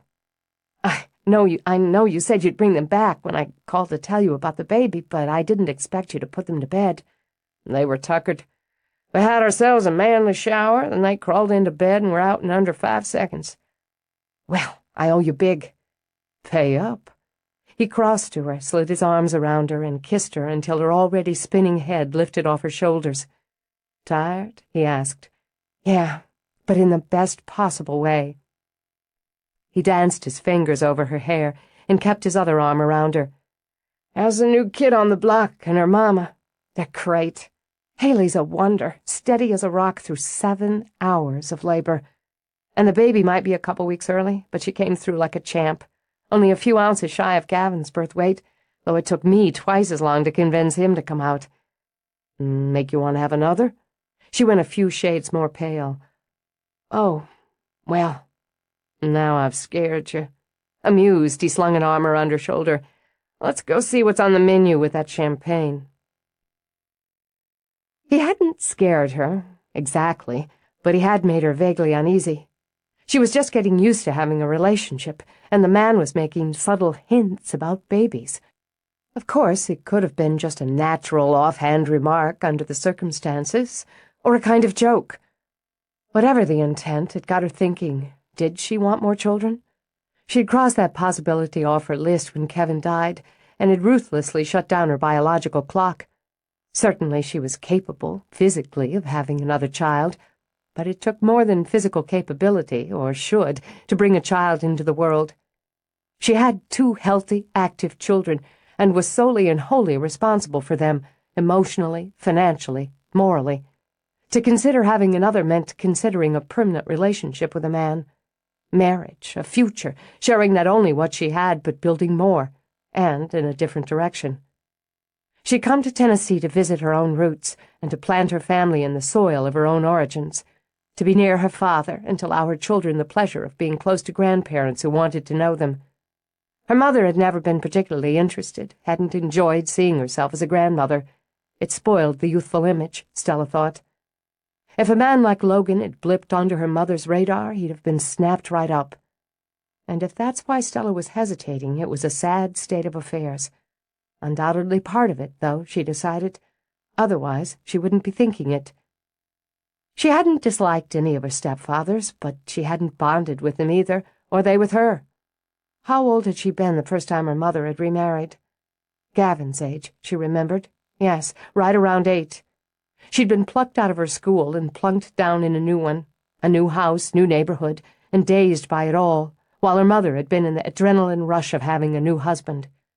That one had lasted, what, 3 years? 4? Somewhere between, she decided, with another year or so of upheaval while her mother dealt with the battle and debris of divorce, another new place, a new job, a new start, and another new school for Stella. After that, her mother had stuck with boyfriends for a long stretch, but that itself had been another kind of upheaval, having to survive her mother's mad dashes into love, her eventual bitter exit from it. And they were always bitter, Stella remembered. At least she'd been in college, living on her own, when her mother had married yet again. And maybe that was part of the reason that marriage had lasted nearly a decade. There hadn't been a child to crowd things. Yet eventually there'd been another acrimonious divorce, with the split nearly coinciding with her own widowhood. It had been a horrible year in every possible way, which her mother had ended with yet one more brief, tumultuous marriage. Strange that even as an adult, Stella found she couldn't quite forgive being so consistently put into second or even third place behind her mother's needs. She wasn't doing that with her own children, she assured herself. She wasn't being selfish and careless in her relationship with Logan, or shuffling her kids to the back of her heart because she was falling in love with him. Still, the fact was it was all moving awfully fast. It would make more sense to slow things down a bit until she had a better picture. Besides, she was going to be too busy to think about marriage, and she shouldn't forget he hadn't asked her to marry him and have his children, for God's sake. She was blowing an offhand comment way out of proportion. Time to get back on track. She rose from her desk and started for the door. It opened before she reached it. "I was just going to find you," she said to Roz. "I'm on my way to pick up the new family and take them home. I wish I could go with you. I nearly postponed this meeting so I could." She glanced at her watch as if considering it again. "By the time you get back from your meeting with Dr. Carnegie, they'll be all settled in and ready for some quality time with Aunt Roz. I have to admit I want my hands on that baby. So, now, what have you been fretting about?" "Fretting?" Stella opened a desk drawer to retrieve her purse. "Why do you think I've been fretting about anything?" "Your watch is turned around, which means you've been twisting at it, which means you've been fretting. Something going on around here I don't know about?" "No." Annoyed with herself, Stella turned her watch around. "No, it's nothing to do with work. I was thinking about Logan, and I was thinking about my mother." "And what does Logan have to do with your mother?" As she asked, Roz picked up Stella's thermos. After opening it and taking a sniff, she poured a few swallows of iced coffee in the lid. "Nothing. I don't know. Do you want a mug for that?" "No, this is fine. Just want a taste." I sense, I'm wondering, and I already sound like an ass." Stella took a lipstick from the cosmetic bag in her purse, and walking to the mirror she'd hung on the wall, she began to freshen her makeup. "Roz, things are getting serious between me and Logan." "As I've got eyes, I've seen that for myself. Do you want me to say and, or do you want me to mind my own business?" "And. I don't know if I'm ready for serious. I don't know that he is either. It's surprising enough it turned out we like each other, much less." She turned back. "I've never felt like this about anyone. Not this churned up and edgy and, well, fretful." She replaced the lipstick and zipped the bag shut. With Kevin, everything was so clear. We were young and in love, and there wasn't a single barrier to get over, not really. It wasn't that we never fought or had problems, but it was all relatively simple for us. And the longer you live, the more complicated life gets. Yes. I'm afraid of being in love again, and of crossing that line from this is mine to this is ours. It sounds incredibly selfish when I say it out loud. Maybe, but I'd say it's pretty normal. Maybe. Ross, my mother is a mess. I know in my head that a lot of the decisions I've made have been because I knew they were the exact opposite of what she'd have done. That's pathetic. I don't know that it is, not if those decisions are right for you. They were. They have been. But I don't want to step away from something that might be wonderful just because I know my mother would leap forward without a second thought. Honey, I can look at you and remember what it was like, and the both of us can look at Haley and wonder how she has the courage and fortitude to raise that baby on her own. Stella let out a little laugh. God, isn't that the truth? And since it's turned out the three of us have connected as friends, we can give each other all kinds of support and advice and shoulders to cry on. But the fact is, each one of us has to get through what we get through. Me, I expect you'll figure this out soon enough. Figuring out how to make things come out right's what you do. She set the thermos lid on the desk, gave Stella 2 light pats on the cheek. Well, I'm going to scoot home and clean up a bit. Thanks, Ross, really. If Haley's doing all right once I get them home, I'll leave David in charge. I know we're short-handed around here today. No, you stay home with her and Lily. Harper can handle things here. It's not every day you bring a new baby home. And that was something Roz considered as she hunted for parking near Mitchell Carnegie's downtown apartment. It had been a good many years since there had been an infant in Harper House. Just how would the Harper bride deal with that? How would they all deal with it? How would she herself handle the idea of her firstborn falling for that sweet single mother and her tiny girl? She doubted that Harper knew he was sliding in that direction, and surely Haley was clueless. But a mother knew such things. A mother could read them on her son's face. Something else to think about some other time, she decided, and cursed ripely at the lack of parking. She had to hoof it nearly 3 blocks, and cursed again because she'd felt obliged to wear heels. Now her feet were going to hurt, and she'd have to waste more time changing into comfortable clothes once this meeting was done. She was going to be late, which she deplored, and she was going to arrive hot and sweaty. She would have loved to have passed the meeting on to Stella, but it wasn't the sort of thing she could ask a manager to do. It dealt with her home, her family. She'd taken this particular aspect of it for granted for far too long. She paused at the corner to wait for the light. Roz! The voice on the single syllable had her hackles rising. Her face was cold as hell frozen over as she turned and stared through, the slim, handsome man striding quickly toward her in glossy Ferragamos. I thought that was you. Nobody else could look so lovely and cool on a hot afternoon. He reached out, this man she'd once been foolish enough to marry, and gripped her hand in both of his. Don't you look gorgeous? You're going to want to let go of my hand, Bryce, or you're going to find yourself face down in Eaton's sidewalk. The only one who'll be embarrassed by that eventuality is yourself. His face, with its smooth tan and clear features, hardened. I'd hoped, after all this time, we could be friends. We're not friends, and never will be. Quite deliberately, she took a tissue out of her purse and wiped the hand he'd touched. I don't count lying, cheating sons of bitches among my friends. A man just can't make a mistake or find forgiveness with a woman like you. That's exactly right. I believe that's the first time you've been exactly right in your whole miserable life. She started across the street, more resigned than surprised when he fell into step beside her. He wore a pale gray suit, Italian in cut, Canali, if she wasn't mistaken. At least that had been his designer of the moment when she'd been footing the bills. I don't see why you're still upset, Roz, honey, unless there are still feelings inside you for me.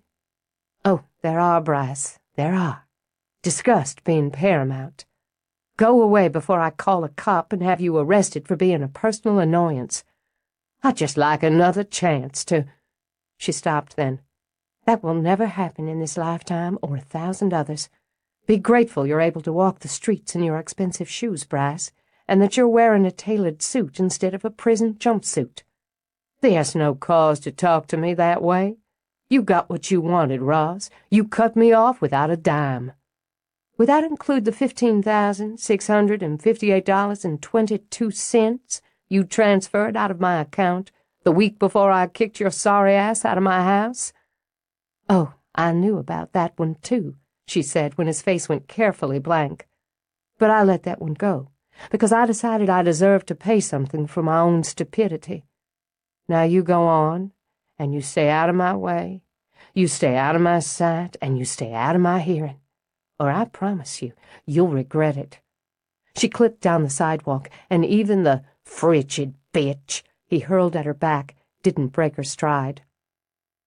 But she was shaking.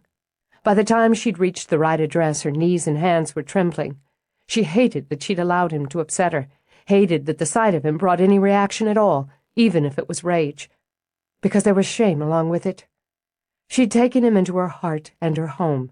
She'd let herself be charmed and seduced, and lied to and deceived. He'd stolen more than her money, she knew. He'd stolen her pride, and it was a shock to the system to realize, after all this time, that she didn't quite have it back.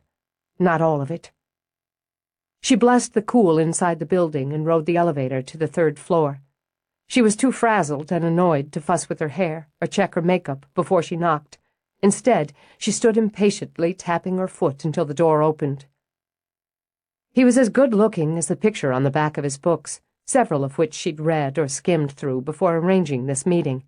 He was, perhaps, a bit more rumpled in rolled-up shirt-sleeves and jeans, but what she saw was a very long, very lanky individual with a pair of horn rims sliding down a straight and narrow nose. Behind the lenses, bottle-green eyes seemed distracted. His hair was plentiful, in a tangle of peat moss brown around a strong, sharp-boned face that showed a black bruise along the jaw. The fact that he wasn't wearing any shoes made her feel hot and overdressed. "Dr. Carnegie?" "That's right. Miss Harper? I'm sorry. I lost track of time. Come in, please, and don't look at anything." There was a quick, disarming smile. "Part of losing track means I didn't remember to pick up out here, so we'll go straight back to my office where I can excuse any disorder in the name of the creative process. Can I get you anything?" His voice was coastal Southern, she noted, that easy drawl that turned vowels into warm liquid. "I'll take something cold, whatever you've got." Of course, she looked as he scooted her through the living room. There were newspapers and books littering an enormous brown sofa, another pile of them along with a stubby white candle on a coffee table that looked as if it might have been Georgian. There was a basketball and a pair of high tops so disreputable she doubted even her sons would lay claim to them in the middle of a gorgeous Turkish rug, and the biggest television screen she'd ever seen, eating up an entire wall. Though he was moving her quickly along, she caught sight of the kitchen. From the number of dishes on the counter, she assumed he'd recently had a party. "I'm in the middle of a book," he explained, "and when I come up for air, domestic chores aren't a priority. My last cleaning team quit, just like their predecessors." "I can't imagine why," she said with schooled civility as she stared at his office space. There wasn't a clean surface to be seen, and the air reeked of cigar smoke. A Diefenbachia sat in a chipped pot on the windowsill, withering. Rising above the chaos of his desk was a flat-screen monitor and an ergonomic keyboard. He cleaned off the chair, dumping everything unceremoniously on the floor. "Hang on 1 minute." As he dashed out, she lifted her brows at the half-eaten sandwich and glass of, maybe it was tea, among the debris on his desk. She was somewhat disappointed when, with a crane of her neck, she peered around to his monitor. His screensaver was up, but that, she supposed, was interesting enough, as it showed several cartoon figures playing basketball. "I hope tea's all right," he said as he came back. "It's fine, thank you." She took the glass and hoped it had been washed sometime in the last decade. "Dr. Carnegie, you're killing that plant." "What plant?" "The Diefenbachia in the window." "Oh? Oh, I didn't know I had a plant." He gave it a baffled look. "Wonder where that came from. It doesn't look very healthy, does it?" He picked it up, and she saw with horror that he intended to dump it in the overflowing wastebasket beside his desk. For God's sake, don't just throw it out. Would you bury your cat alive?" "I don't have a cat." "Just give it to me." She rose, grabbed the pot out of his hand. "It's dying of thirst and heat, and it's root-bound. This soil's hard as a brick." She set it beside her chair and sat again. "I'll take care of it," she said, and her legs were an angry slash as she crossed them. "Dr. Carnegie—" "Mitch. If you're going to take my plant, you ought to call me Mitch. As I explained when I contacted you, I'm interested in contracting for a thorough genealogy of my family, with an interest in gathering information on a specific person." "Yes, all business," he decided, and sat at his desk. "And I told you I only do personal genealogies if something about the family history interests me. I'm obviously caught up in a book right now, and wouldn't have much time to devote to a genealogical search and report." "You didn't name your fee." $50 an hour, plus expenses." She felt a quick clutch in the belly. "That's lawyer steep. An average genealogy doesn't take that long, if you know what you're doing and where to look. In most cases, it can be done in about 40 hours, depending on how far back you want to go. If it's more complicated, we could arrange a flat fee, reevaluating after that time is used. But as I said, I don't believe you'll have to go back more than a century. Chump change in this field, and if you're only dealing with 100 years, you could probably do this yourself. I'd be happy to direct you down the avenues, no charge. I need an expert, which I'm assured you are, and I'm willing to negotiate terms. Since you took the time out of your busy schedule to speak to me, I'd think you'd hear me out before you nudge me out your door." All business, he thought again, and prickly with it. "That wasn't my intention, the nudging. Of course I'll hear you out. If you're not in any great rush for the search and report, I may be able to help you out in a few weeks." When she inclined her head, he began to rummage on, through, under the desk. "Just let me—" How the hell did that get there? He unearthed a yellow legal pad, then mined out a pen. "That's Rosalind, right? As you like it?" A smile whisked over her mouth. "As in Russell. My daddy was a fan." He wrote her name on the top of the pad. "You said 100 years back.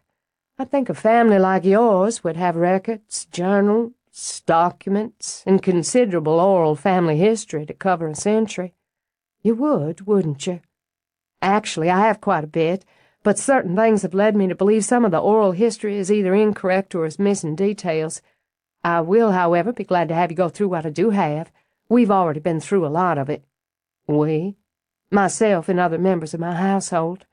"So you're looking for information on a specific ancestor." "I don't know if she was an ancestor, but I am certain she was a member of the household. I'm certain she died there." "You have her death record?" "No." He shoved at his glasses as he scribbled. "Her grave?" "No. Her ghost." She smiled serenely when he blinked up at her. "Doesn't a man who digs into family histories believe in ghosts? I've never come across one." "If you take on this job, you will. What might your fee be, Dr. Carnegie, to dig up the history and identity of a family ghost?" He leaned back in his chair, tapping the pen on his chin. "You're not kidding around."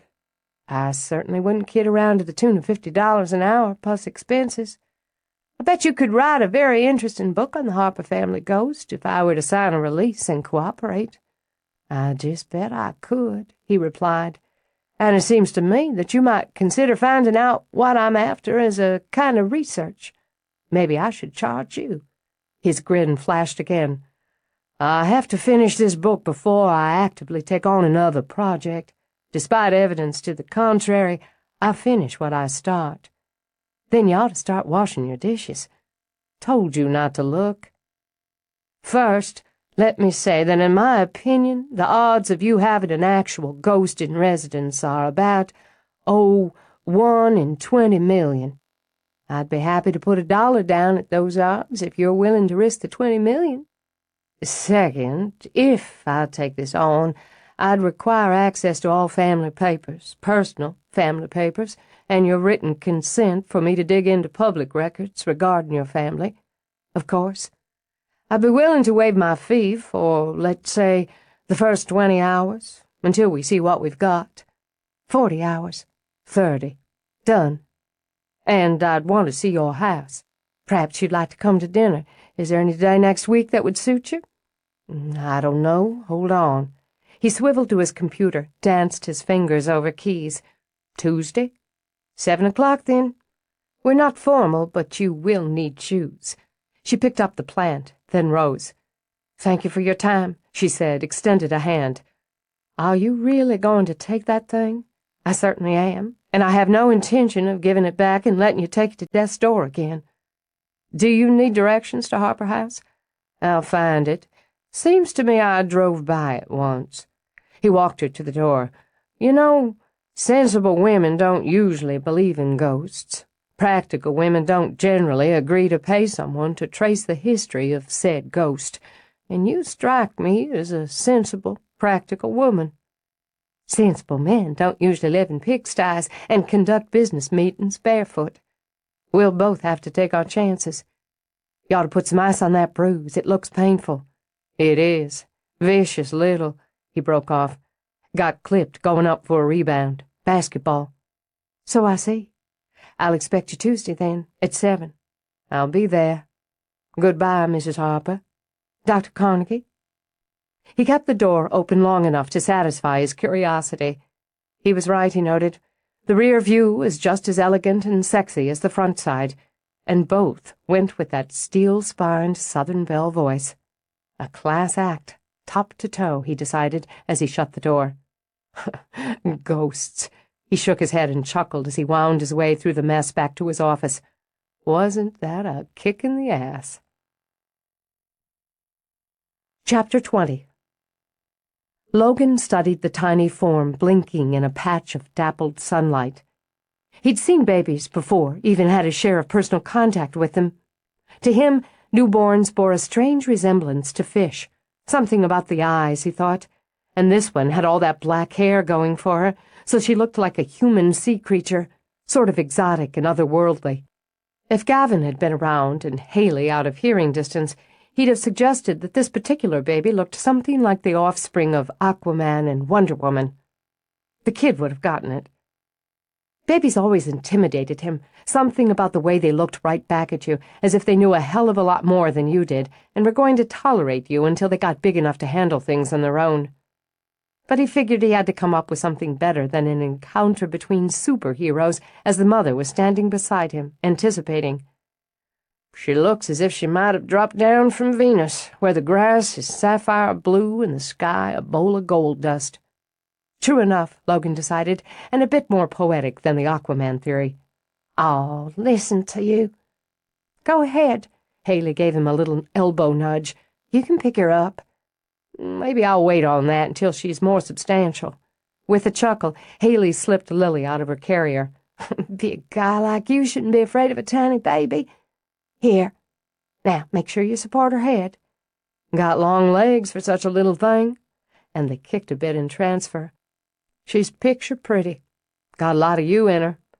I can hardly believe she's mine. Haley fussed with Lily's cotton hat, then made herself stop touching. Can I open the present now? Sure. She all right in the sun like this? We're baking the baby, Haley told him as she tugged at the shiny pink ribbon on the box Logan had set on the patio table. Sorry? She's got a touch of jaundice. The sun's good for her. Stella said Luke had it too, and they took him out in the sunshine for a little while a few times a day. She went to work on the wrapping paper. Seems like she and Roz know everything there is to know about babies. I can ask the silliest question, and one of them knows the answer. We're blessed, Lily and I. 3 women, 1 baby. Logan imagined Lily barely got out of burp before one of them was rushing to pick her up. Logan, do you think things happen because they're meant to, or because you make 'em happen? I guess I think you make 'em happen because they're meant to. I've been thinking. There's a lot of thinking time when you're up 2 or 3 times in the middle of the night. I just needed to get gone when I left Little Rock, and I headed here because I hoped Roz might give me a job. I could just as well have headed to Alabama. I've got closer kin there, blood kin, than Roz. But I came here, and I think I was meant to. I think Lily was supposed to be born here and have Roz and Stella in her life. We'd all be missing out on something if you'd pointed your car in another direction. This feels like family. I've missed that since my daddy died. I want Lily to have family. I know we'd have been all right on our own, but I don't want things to just be all right for her. All right doesn't cut it anymore. Kids change everything. Her smile bloomed. They do. I'm not the same person I was a year ago, or even a week ago. I'm a mother. She pulled off the rest of the wrapping and let out a sound Logan thought of as distinctly female. Oh, what a sweet baby doll. And it's so soft. She took it out of the box to cradle it, much as Logan was cradling Lily. Bigger than she is. Not for long. Oh, she's so pink and pretty. And look at her little hat. You pull the hat, and it makes music. Really? Delighted, Haley pulled the peaked pink hat, and the cradle song tinkled out. It's perfect. She popped up to give Logan a kiss. Lily's going to love her. Thank you, Logan. I figured a girl can't have too many dolls. He glanced over as the patio door slammed open. Parker scrambled out a foot ahead of two shouting, racing boys. They'd been this small once, he realized with a jolt, small enough to curl in the crook of an arm, as helpless as, well, a fish out of water. They ran to Logan as Parker sped in circles of delirious freedom. We saw your truck, Gavin announced. Are we going to go work with you? I knocked off for the day. Both faces fell, comically, and the buzz of pleasure it gave him had him adjusting his weekend plans. But I've got to build me an arbor tomorrow out in my yard. I could use a couple of Saturday slaves. We can be slaves. Luke tugged on Logan's pant leg. I know what an arbor is, too. It's a thing stuff grows on. There you go, then. I got a couple of expert slaves. We'll see what your mama says. She won't mind. She has to work 'cause Haley's on turnkey. Maternity, Haley explained. Got that. Can I see her? Luke gave another tug. Sure. Logan crouched down with the baby in his arms. She sure is tiny, isn't she? She doesn't do anything yet. Gavin frowned thoughtfully as he tapped a gentle finger on Lily's cheek. She cries and sleeps. Luke leaned close to Logan's ear. Haley feeds her, he said in a conspirator's whisper, with milk out of her boobie. With an admirably straight face, Logan nodded. I think I heard about that somewhere. It's a little hard to believe. It's true. That's why they have them. Girls. Guys don't get boobies because they can't make milk, no matter how much they drink. Huh. That explains that. Fat Mr. Kelsey's got boobies, Gavin said, and sent his brother into a spasm of hilarity. Stella stepped to the door and saw Logan holding the baby with her boys flanking him. All three of them had grins from ear to ear. The sun was shimmering down through the scarlet leaves of a red maple, falling in a shifting pattern of light and shadow on the stone. Lilies had burst into bloom in a carnival of color and exotic shapes. She could smell them, and the early roses, freshly cut grass, and verbena. She heard birdsong and the giggling whispers of her boys. The delicate music of the wind chime hung from one of the maple's branches. Her first clear thought as she froze there, as if she'd walked into an invisible frame of a picture, was, uh-oh. Maybe she'd said it out loud as Logan's head turned toward her. When their eyes met, his foolish grin transformed into a smile, easy and warm. He looked too big crouched there, she thought. Too big, too rough, with that tiny child in his arms. Too male-centered between her precious boys. And so dazzling, somehow, tanned and fit and strong. He belonged in a forest, beating a path over rocky ground, not here in this elegant scene with flowers scenting the air and a baby dozing in the crook of his arm. He straightened and walked toward her. Your turn. Oh, she reached for Lily. There you are, beautiful baby girl. There you are. She laid her lips on Lily's brow and breathed in. How's she doing today? She asked Haley. Good as gold. Look here, Stella. Look what Logan bought her. Yeah, a female thing, Logan mused as Stella made nearly the identical sound Haley had over the doll. Isn't that the most precious thing? And watch this. Haley pulled the hat so the tune played out. Mom! Mom! Luke deserted Logan to tug on his mother. Just a minute, baby. They fussed over the doll and Lily, while Luke rolled his eyes and danced in place. I think Lily and I should go take a nap. Haley tucked the baby in her carrier, then lifted it and the doll. Thanks again, Logan. It's awfully sweet of you. Glad you like it. You take care now. Dolls are lame, Gavin stated, but he was polite enough to wait until Haley was inside.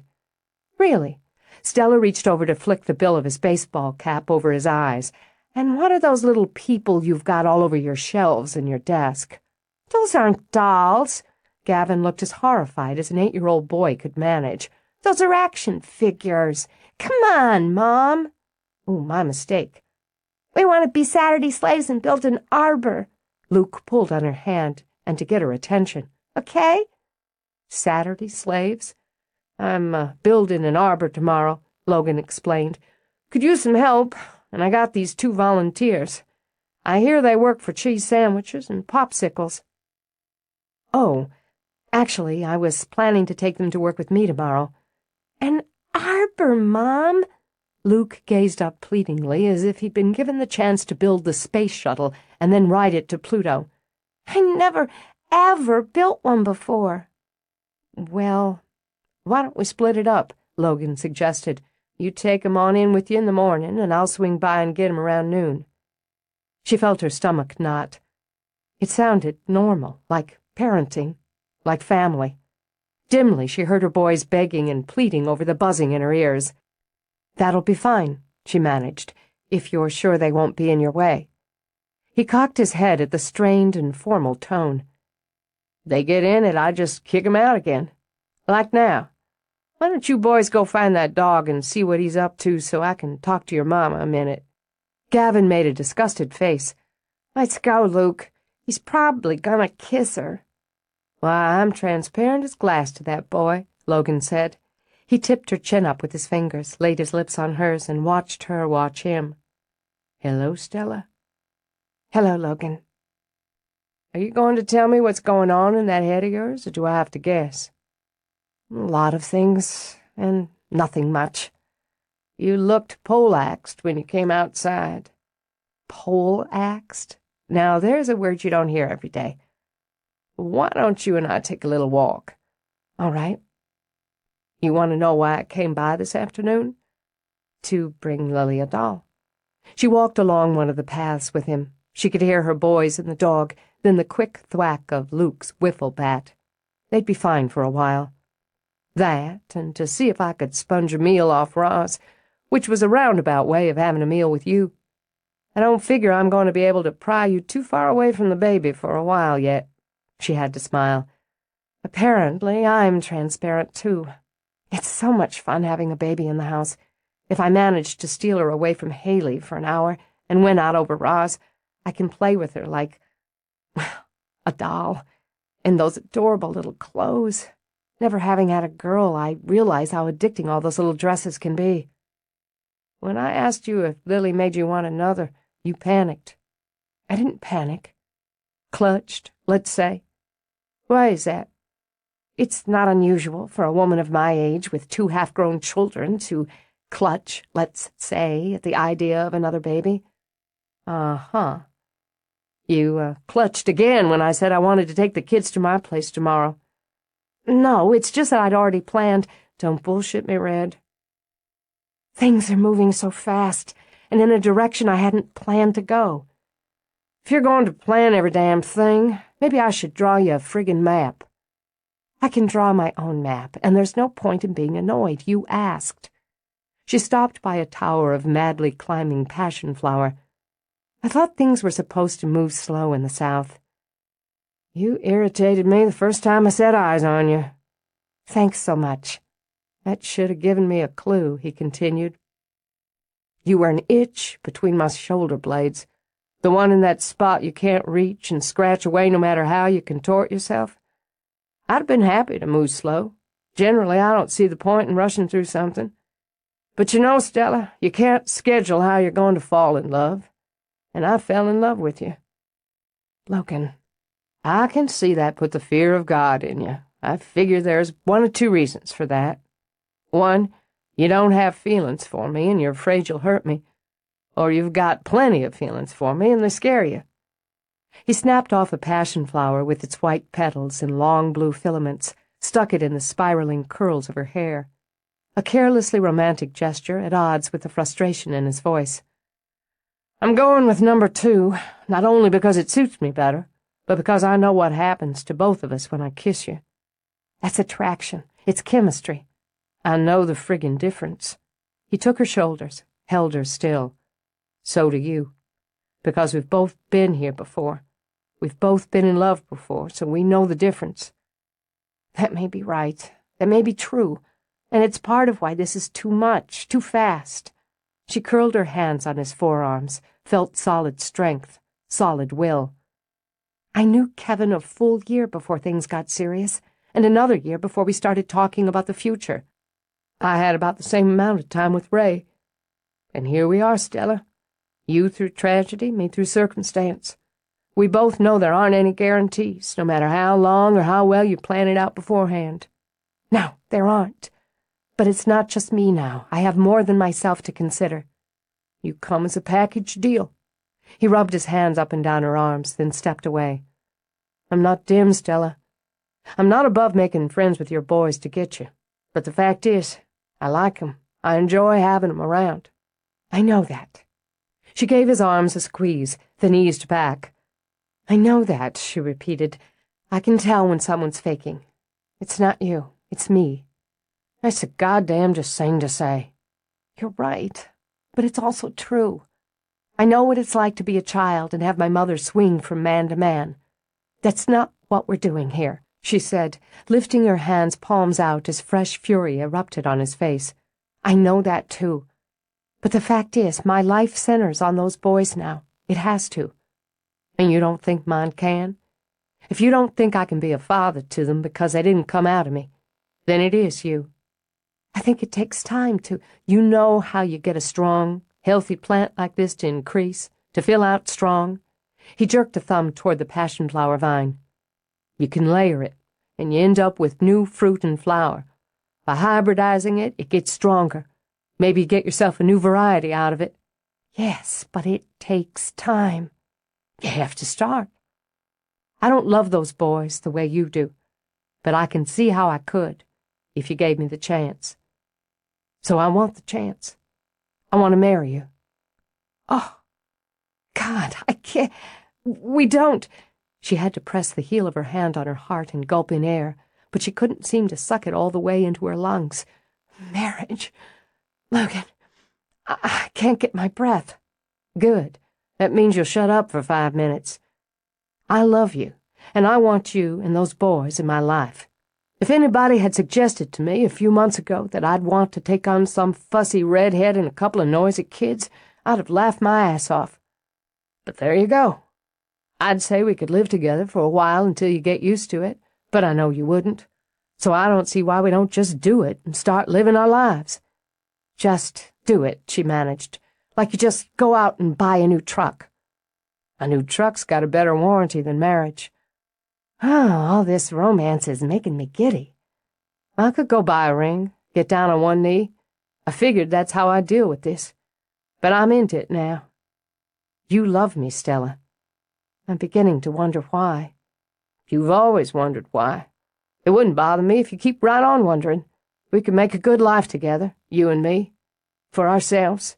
He jerked his head in the direction of the smack of plastic bat on plastic ball. For the boys.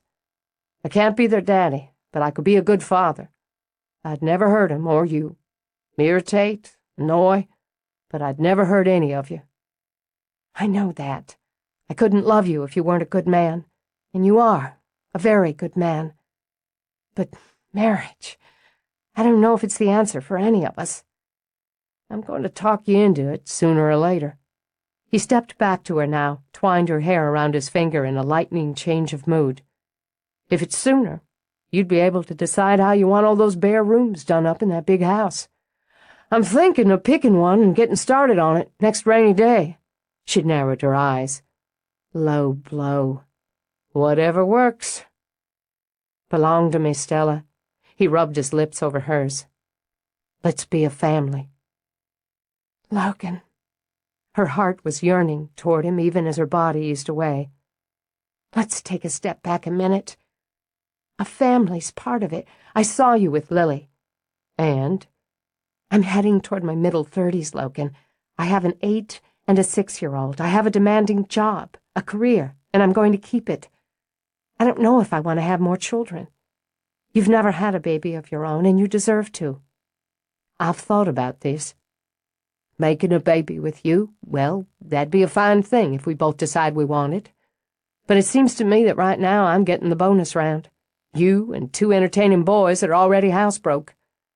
I don't have to know everything that's going to happen, Stella. I don't want to know every damn detail. I just have to know I love you, and I want them. Logan. Time for rational thinking, she decided. We're going to have to sit down and talk this out.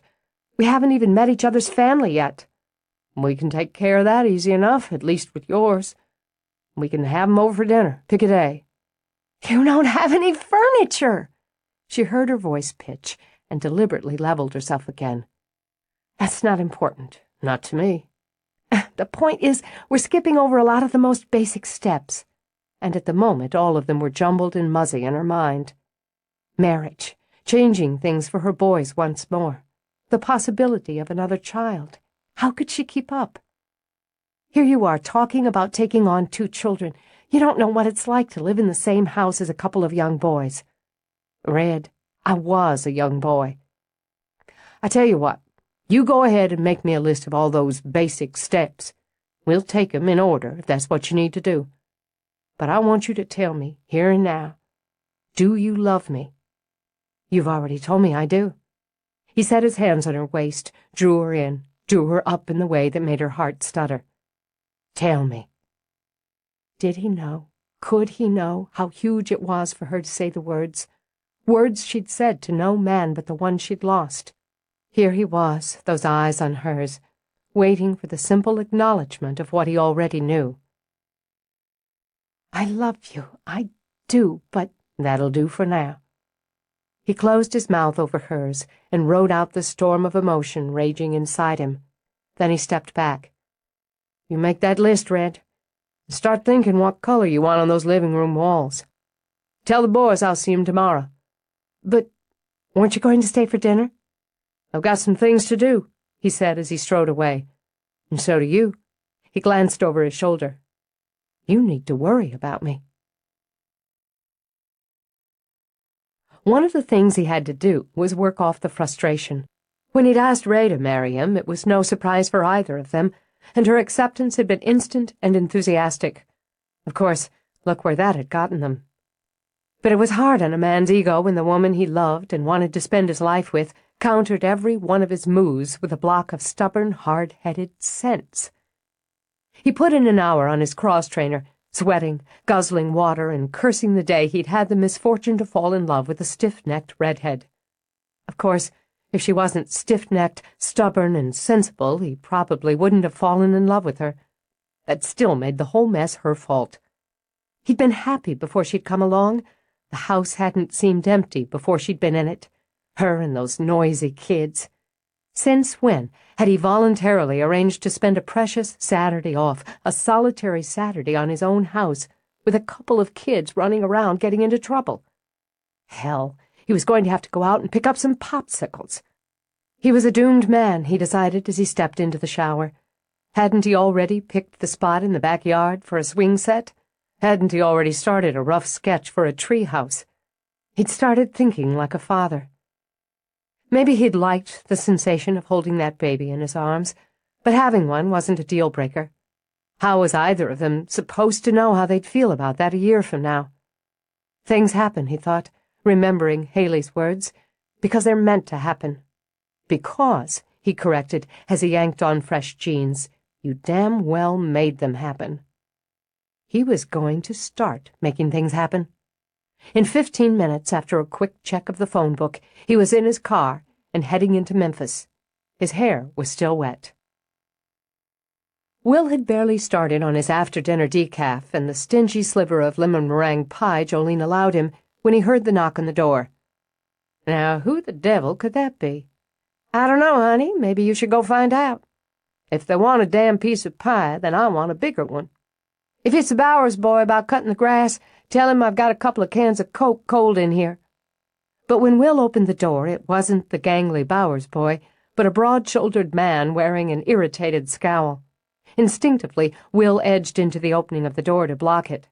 Something I can do for you? Yeah. I'm Logan Kittredge, and I've just asked your daughter to marry me. Who is it, honey? Fussing with her hair, Jolene walked up to the door. Why, it's Logan Kittredge, isn't it? We met you a time or two over at Ross's. Been some time back, though. I know your mama a little. Come on in. He says he asked Stella to marry him. Is that so? Her face brightened like the sun, with her eyes wide and avid with curiosity. Why, that's just marvelous. You come on back and have some pie. He didn't say if she'd said yes, Will pointed out. Since when does Stella say anything as simple as yes? Logan demanded, and had Will grinning. That's my girl. They sat down, ate pie, drank coffee, and circled around the subject at hand with small talk about his mother, Stella, the new baby. Finally, Will leaned back. So, am I supposed to ask you how you intend to support my daughter and grandsons? You tell me. Last time I did this, the girl's father'd had a couple of years to grill me. Didn't figure I'd have to go through this part of it again at my age. Of course you don't. Jolene gave her husband a little slap on the arm. He's just teasing. Stella can support herself and those boys just fine, and you wouldn't be here looking so irritated if you didn't love her. I guess one question, if you don't mind me asking, is how you feel about being stepfather to her boys. About the same way I expect you feel being their step-grandmother. And if I'm lucky, they'll feel about me the way they do about you. I know they love spending time with you, and I hear their Nana Jo bakes cookies as good as David's. That's some compliment. They're precious to us, Will said. They're precious to Stella. They were precious to Kevin. He was a good man. Maybe it'd be easier for me if he hadn't been. If he'd been a son of a bitch and she'd divorced him instead of him being a good man who died too young. I don't know, because that's not the case. I'm glad for her that she had a good man and a good marriage. Glad for the boys that they had a good father who loved them. I can live with his ghost, if that's what you're wondering. Fact is, I can be grateful to him. Well, I think that's just smart. Jolene patted Logan's hand with approval. And I think it shows good character, too. Don't you, Will? On a non-committal sound, Will pulled on his bottom lip. You marry my girl. Am I going to get landscaping and such at the family rate? Logan's grin spread slowly. We can make that part of the package. I've been toying with redoing the patio. First I've heard of it, Jolene muttered. I saw 'em putting on one of those herringbone patterns out of bricks on one of the home shows. I like the look of it. You know how to handle that sort of thing? Done a few like it. I can take a look at what you've got now if you want. That'd be just fine. Will pushed back from the table. Chapter 21. Stella chewed at it, stewed over it, and worried about it. She was prepared to launch into another discussion regarding the pros and cons of marriage when Logan came to pick up the boys at noon. She knew he was angry with her. Hurt, too, she imagined. But oddly enough, she knew he'd be by, somewhere in the vicinity of noon, to get the kids. He'd told them he would come, so he would come. A definite plus on his side of the board, she decided. She could and did trust him with her children. They would argue, she knew. They were both too worked up to have a calm, reasonable discussion over such an emotional issue. But she didn't mind an argument. A good argument usually brought all the facts and feelings out. She needed both if she was going to figure out the best thing to do for all involved. But when he hunted them down when she had the kids storing discarded wagons, at $1/4 a wagon, he was perfectly pleasant. In fact, he was almost sunny. "Ready for some man work?" he asked. With shouts of assent, they deserted wagon detail for more interesting activities. Luke proudly showed him the plastic hammer he'd hooked in a loop of his shorts. "That'll come in handy. I like a man who carries his own tools. I'll drop 'em off at the house later." "About what time do you think?" "Depends on how long they can stand up to the work." He pinched Gavin's biceps. "Ought to be able to get a good day's sweat out of this'n." "Feel mine! Feel mine!" Luke flexed his arm. After he'd obliged, given an impressed whistle, he nodded to Stella. "See ya." And that was that. So she chewed at it, stewed over it, and worried about it for the rest of the day, which, not being a fool, she deduced was exactly what he'd wanted. The house was abnormally quiet when she got home from work. She wasn't sure she liked it. She showered off the day, played with the baby, drank a glass of wine, and paced until the phone rang. "Hello?" Hi there. Is this Stella? "Yes, who?" This is Trudy Kittredge, Logan's mama. Logan said I should give you a call, that you'd be home from work about this time of day. Oh.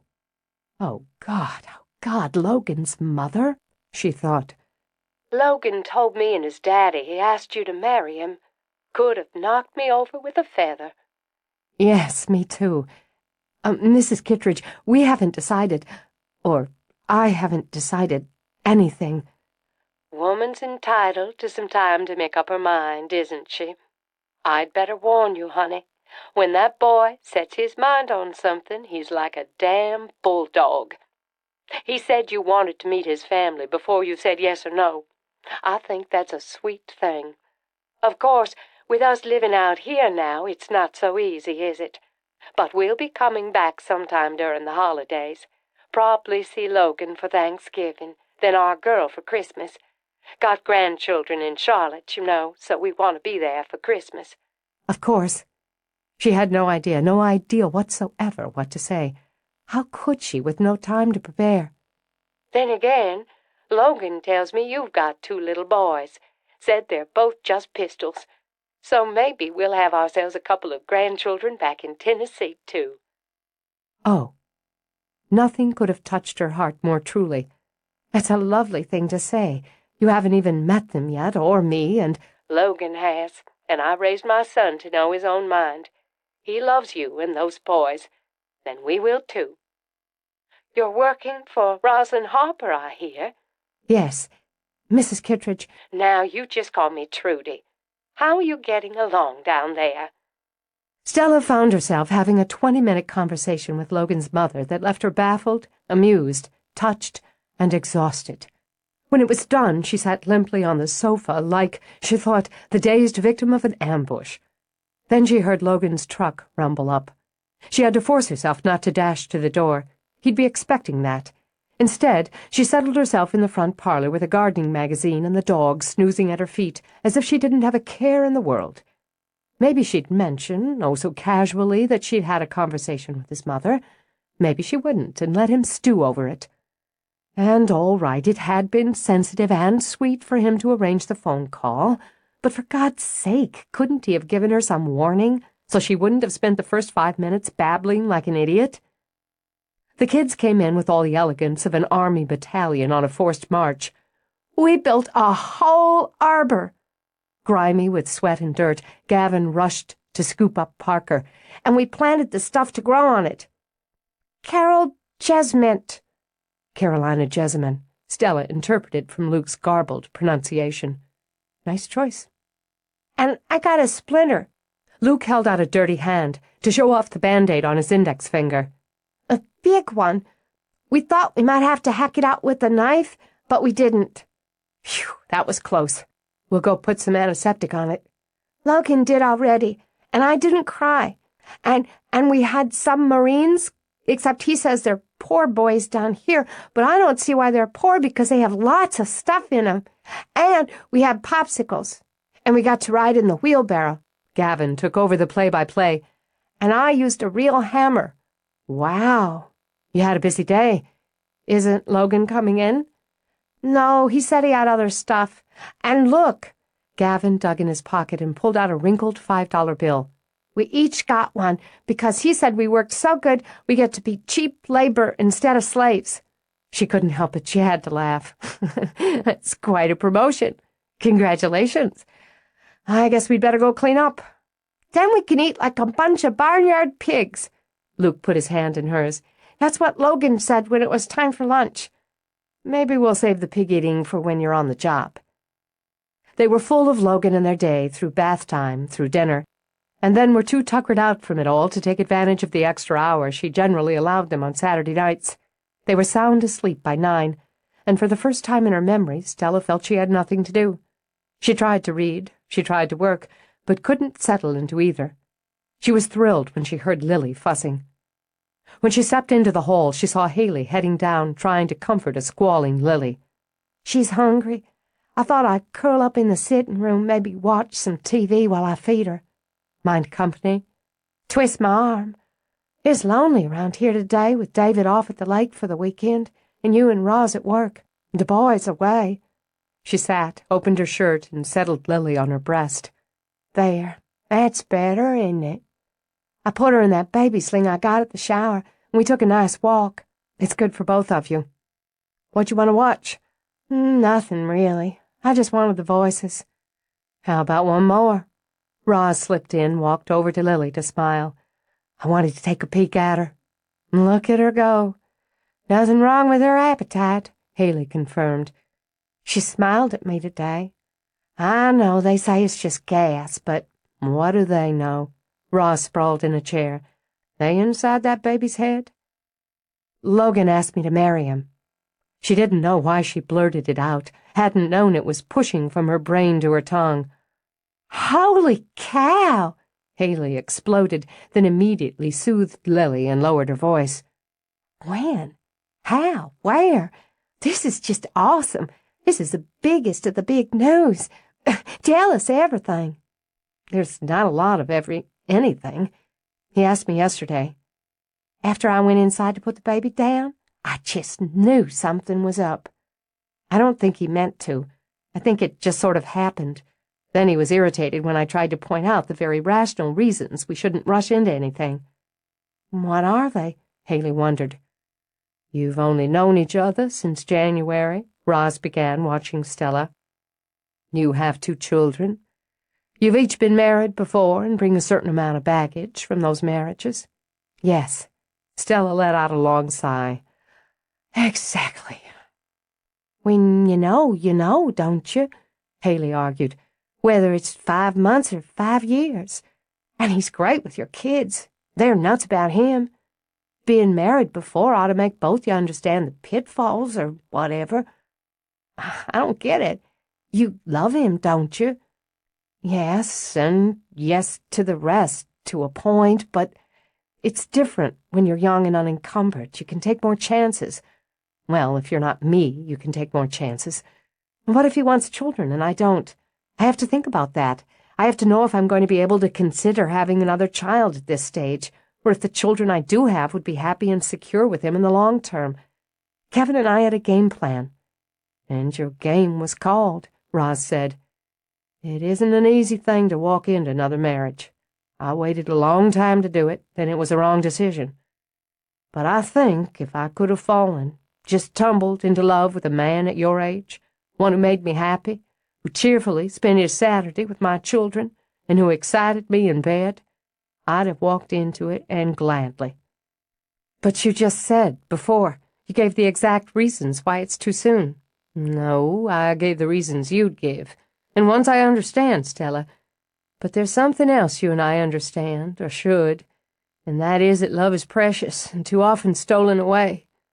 You've got a chance to grab hold of it again, and I say, lucky you." She dreamed again of the garden and the blue dahlia. It was laden with buds, fat and ripe and ready to burst into bloom. At the top, a single stunning flower swayed electric in the quiet breeze. Her garden, though no longer tidy and ordered, spread out from its feet in waves and flows and charming bumps of color and shape. Then Logan was beside her, and his hands were warm and rough as he drew her close. His mouth was strong and exciting as it feasted on hers. In the distance, she could hear her children's laughter and the cheerful bark of the dog. She lay on the green grass at the garden's edge, her senses full of the color and scent, full of the man. There was such heat, such pleasure as they loved in the sunlight. She felt the shape of his face with her hands. Not fairy-tale handsome, not perfect, but beloved. Her skin shivered as their bodies moved, flesh against flesh, hard against soft, curve against angle. How could they fit? How could they make such a glorious whole when there were so many differences? But her body merged with his, joined and thrived. She lay in the sunlight with him on the green grass at the edge of her garden, and hearing the thunder of her own heartbeat, knew bliss. The buds on the dahlia burst open. There were so many of them, too many. Other plants were being shaded, crowded. The garden was a jumble now, anyone could see it. The blue dahlia was too aggressive and prolific. It's fine where it is, it's just a different plan. But before she could answer Logan, there was another voice, cold and hard in her mind.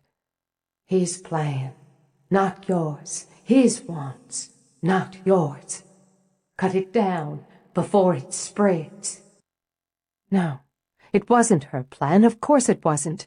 This garden was meant to be a charming spot, a quiet spot. There was a spade in her hand, and she began to dig. That's right. Dig it out. Dig it up. The air was cold now, cold as winter, so that Stella shuddered as she plunged the spade into the ground. Logan was gone, and she was alone in the garden with the Harper bride, who stood in her white gown and tangled hair, nodding, and her eyes were mad. I don't want to be alone. I don't want to give it up.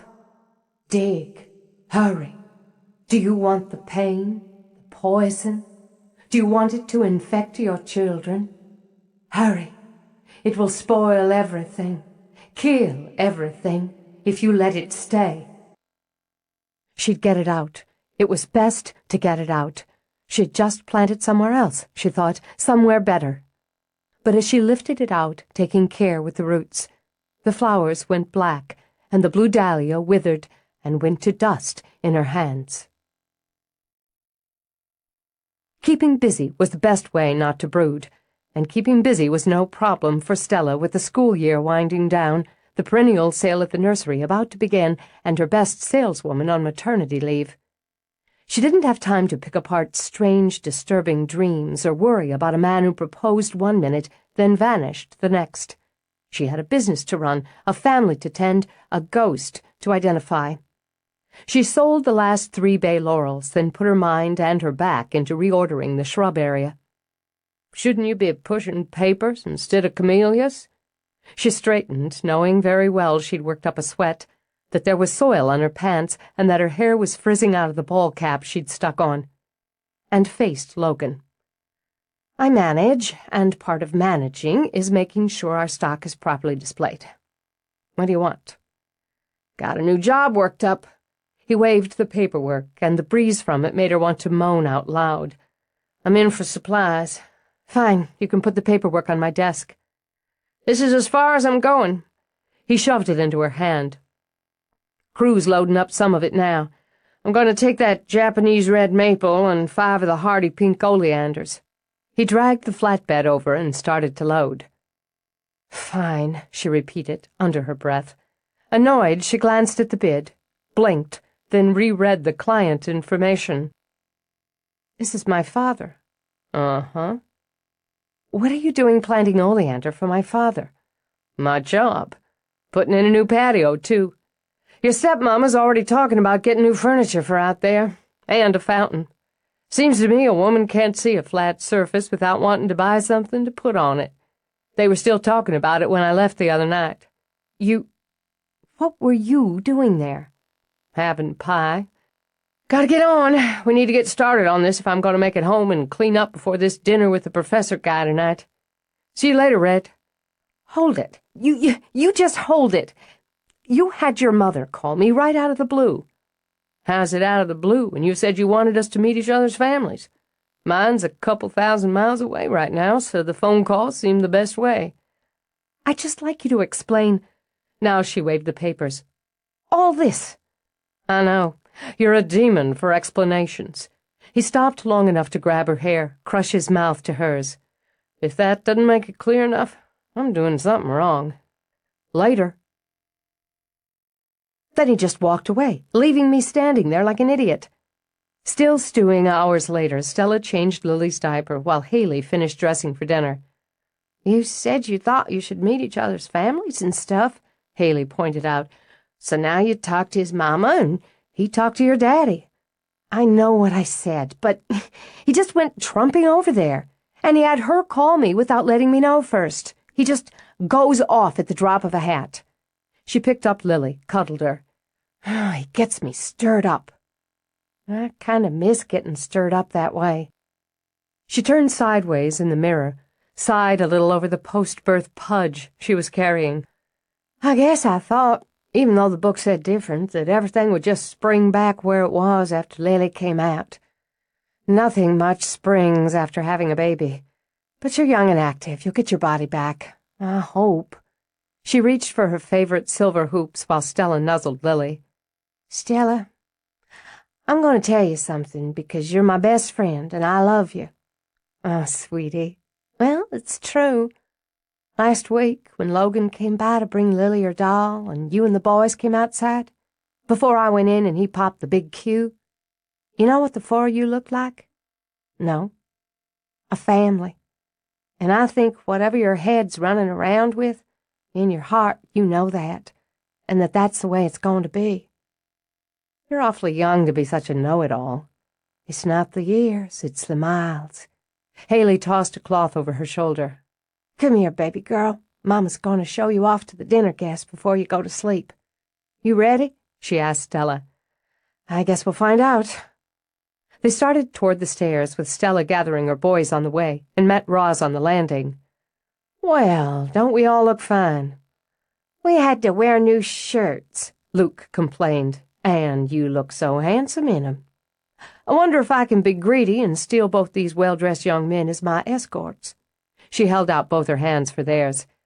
It's going to storm, she said with a glance out the window. And look here, I believe that must be our Dr. Carnegie, and right on time. What in the world is that man driving? Looks like a rusty red box on wheels. I think it's a Volvo. Haley moved in to spy over Roz's shoulder. A really old Volvo. They're like one of the safest cars, and so dopey-looking they're cool. Oh, my, look at that. Her eyebrows lifted when Mitch got out of the car. Serious hottie alert. Good God, Haley, he's old enough to be your daddy. Haley just smiled at Roz. Hot's hot, and he's hot. Maybe he needs a drink of water, Luke suggested. And we'll get one for Haley, too. Amused, Roz walked down to greet her first guest. He brought a good white wine as a hostess gift, which she approved of, but he opted for mineral water when she offered him a drink. She supposed a man who drove a car manufactured about the same time he'd been born needed to keep his wits about him. He made appropriate noises over the baby, shook hands soberly with the boys. She gave him points for tact when he settled into small talk rather than asking more about the reason she wanted to hire him. By the time Logan arrived, they were comfortable enough. I don't think we'll wait for Harper. Roz got to her feet. My son is chronically late and often missing in action. I've got one of my own, Mitch said. I know how it goes. Oh, I didn't realize you had children. Just the one. Josh is 20. He goes to college here. You really do have a beautiful home, Miss Harper. Roz, and thank you. It's one of my great loves.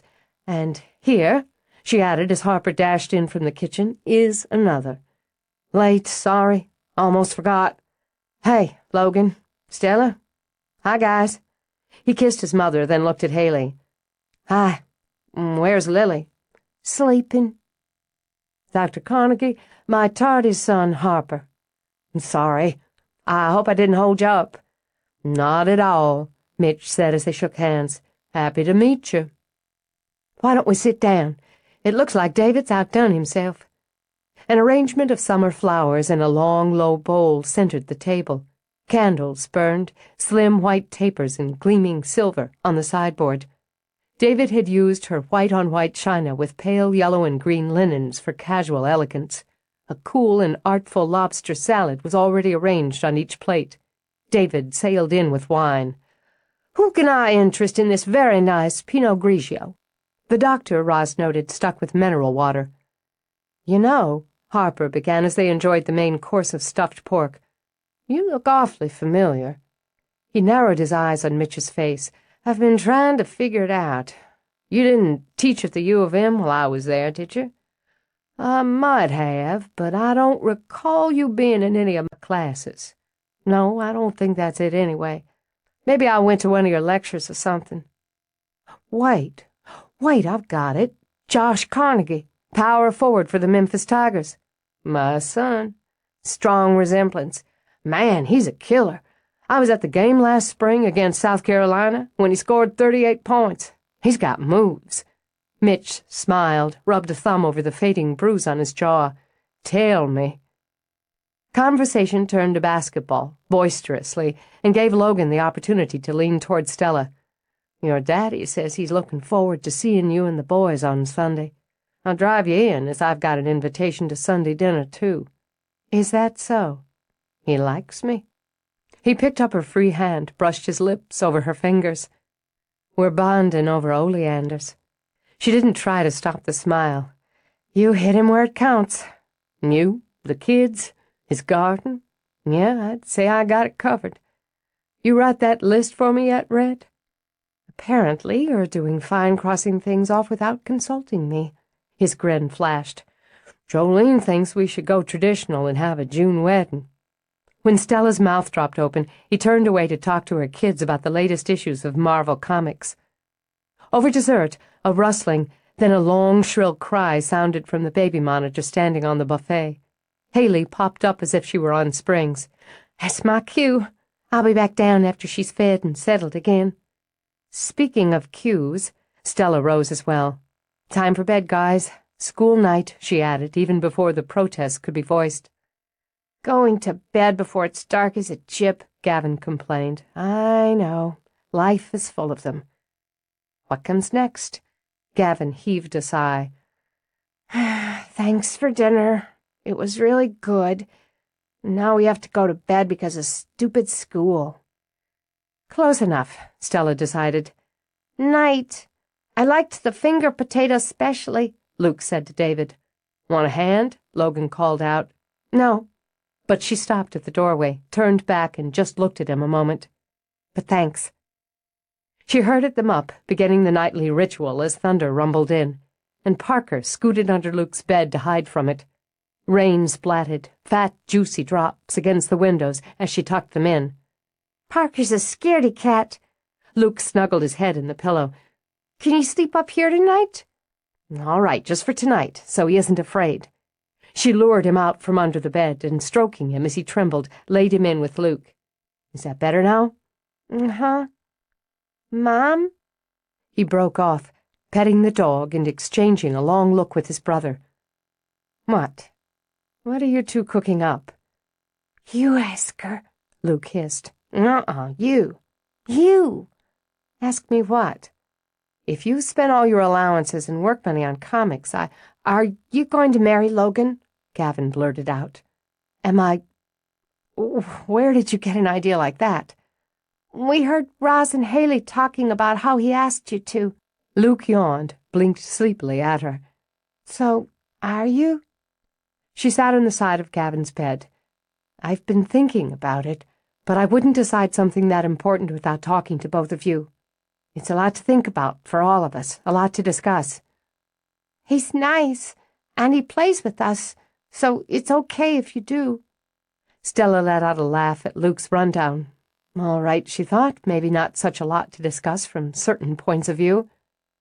Marriage is a very big deal. It's a really big promise. Would we go live in his house? Luke wondered. Yes, I suppose we would, if we like it there. And I like when he holds me upside down. And he got the splinter out of my finger, and it hardly hurt at all. He even kissed it after, just like he's supposed to. Did he? She murmured. He'd be our stepdad. Gavin drew lazy circles with his finger on top of his sheet. Like we have Nana Jo for a step-grandmother. She loves us. She certainly does. So we decided it'd be okay to have a stepdad, if it's Logan. I can see you've given this a lot of thought, Stella managed. And I'm going to think about it, too. Maybe we'll talk about it more tomorrow. She kissed Gavin's cheek. Logan said Dad's always watching out for us. Tears burned the back of her eyes. Yes. Oh, yes, he is, baby. She hugged him hard, then turned to hug Luke. Good night. I'll be right downstairs. But she walked through to her room first, to catch her breath, compose herself. Treasures, she thought. She had the most precious treasures. She pressed her fingers to her eyes and thought of Kevin, a treasure she'd lost. Logan said Dad's always watching out for us. A man who would know that, would accept that and say those words to a young boy, was another kind of treasure. He'd changed the pattern on her. He'd planted a bold blue dahlia in the middle of her quiet garden, and she wasn't digging it out. I'm going to marry him, she heard herself say, and laughed at the thrill of it. Through the next boom of thunder, she heard the singing. Instinctively, she stepped into the bath to look into her son's room. She was there, ghostly and billowing white, her hair a tangle of dull gold. She stood between the beds, her voice calm and sweet, her eyes insane as she stared through the flash of lightning at Stella. Fear trickled down Stella's back. She stepped forward and was shoved back by a blast of cold. No! She raced forward again and hit a solid wall. No! She battered at it. You won't keep me from my babies! She flung herself against the frigid shield, screaming for her children who slept on, undisturbed. You bitch! Don't you touch them! She ran out of the room, ignoring Haley, who raced down toward her, ignoring the clatter of feet on the stairs. She knew only one thing. She had to get to her children. She had to get through the barrier and get to her boys. At a full run, she hit the open doorway and was knocked back against the far wall. What the hell's going on? Logan grabbed her, pushing her aside as he rushed the room himself. She won't let me in. Desperate, Stella beat her fists against the cold until her hands were raw and numb. She's got my babies. Help me. Logan rammed his shoulder against the opening. It's like fucking steel. Rammed it again as Harper and David hit it with him. Behind them, Mitch stared into the room at the figure in white, who glowed now with a wild light. Name of God. There has to be another way. The other door. Roz grabbed Mitch's arm and pulled him down the hall. This ever happened before? No. Dear God. Haley, keep the baby away. Frantic, her hands throbbing from pounding, Stella ran. Another way, she thought. Force wouldn't work. She could beat against that invisible ice, rage and threaten, but it wouldn't crack. Oh, please, God. Her babies. Reason. She would try reason, and begging, and promises. She dashed out into the rain, yanked open the terrace doors, and though she knew better, hurled herself at the opening. You can't have them, she shouted over the storm. They're mine. Those are my children, my life. She went down on her knees, ill with fear. She could see her boys sleeping still, and the hard white light pulsing from the woman between them. She thought of the dream. She thought of what she and her boys had talked about shortly before the singing. It's not your business what I do. She struggled to keep her voice firm. Those are my children, and I'll do what's best for them. You're not their mother. The light seemed to waver, and when the figure turned, there was as much sorrow as madness in her eyes. They're not yours. They need me. They need their mother. Flesh and blood. She held up her hands, scraped and bruised from the beating. You want me to bleed for them? I will. I am. On her knees, she pressed her palms to the cold while the rain sluiced over her. "They belong to me, and there's nothing I won't do to keep them safe, to keep them happy. I'm sorry for what happened to you. Whatever it was, whoever you lost, I'm sorry. But you can't have what's mine. You can't take my children from me. You can't take me from my children." Stella pushed her hand out, and it slid through as if slipping through ice water. Without hesitation, she shoved into the room. She could see beyond her, Logan still fighting to get through, Roz pressed against the other doorway. She couldn't hear them, but she could see the anguish on Logan's face and that his hands were bleeding. He loves them. He might not have known until tonight, but he loves them. He'll protect them. He'll be a father to them, one they deserve. This is my choice, our choice. Don't ever try to keep me from my children again. There were tears now as the figure flowed across the room toward the terrace doors. Stella laid a trembling hand on Gavin's head, on Luke's. Safe, she thought as her knees began to shake. Safe and warm. "I'll help you," she stated firmly, meeting the grieving eyes again. "We all will. If you want our help, give us something. Your name, at least. Tell me your name." The bride began to fade, but she lifted a hand to the glass of the door. There, written in rain that dripped like tears, was a single word. Amelia. When Logan burst through the door behind her, Stella spun toward him, laid a hand quickly on his lips. "Shh, you'll wake them." Then she buried her face against his chest and wept. Epilogue. Amelia. Stella shivered, despite the dry clothes and the brandy Roz had insisted on. Her name. I saw it written on the glass of the door just before she vanished. She wasn't going to hurt them. She was furious with me, was protecting them from me. She's not altogether sane. "You're all right?" Logan stayed crouched in front of her. "You're sure?" She nodded, but she drank more brandy. "It's going to take a little while to come down from it, but yes, I'm okay." "I've never been so scared." Haley looked toward the stairs. "Are you sure all the kids are safe?" She would never hurt them. Stella laid a reassuring hand on Haley's. Something broke her heart and her mind, I think. But children are her only joy. "You'll excuse me if I find this absolutely fascinating and completely crazy."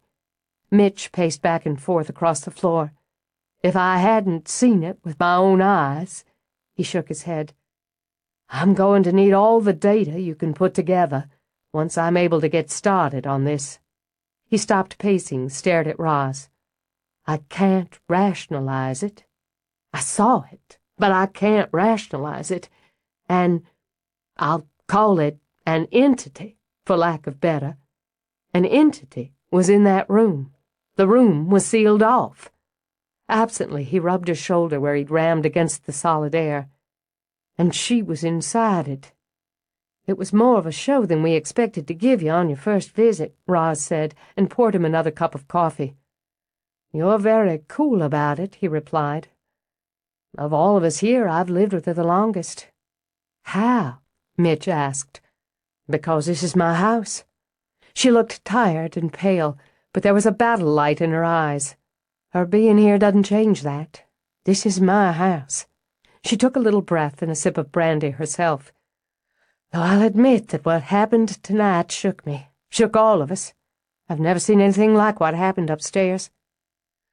I have to finish the project I'm working on, then I'm going to want to know everything you've seen." Mitch's eyes scanned the room. "All of you." "All right, we'll see about arranging that." "Stella ought to lie down," Logan said. "No, I'm fine, really." She glanced toward the monitor, listened to the quiet hum. "I feel like what happened tonight changed something. In her, in me. The dreams, the blue dahlia." "Blue dahlia?" Mitch interrupted, but Stella shook her head. "I'll explain when I feel a little steadier. But I don't think I'll be having them anymore. I think she'll let it alone. Let it grow there because I got through to her. And I believe absolutely it was because I got through mother to mother. My children grew up in this house. She never tried to block me from them."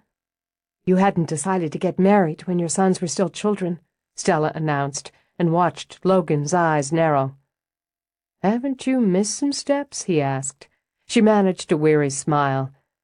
"Not any important ones, apparently. As for the bride, maybe her husband left her, or she was pregnant by a lover who deserted her, or... I don't know. I can't think very clearly. None of us can. And whether or not you think you're fine, you're still pale." Roz got to her feet. "I'm going to take you upstairs and put you to bed." She shook her head when Logan started to protest. "You're all welcome to stay as long as you like. Harper?" "Right." Understanding his cue and his duty, he got to his feet. "Can I get anyone another drink?"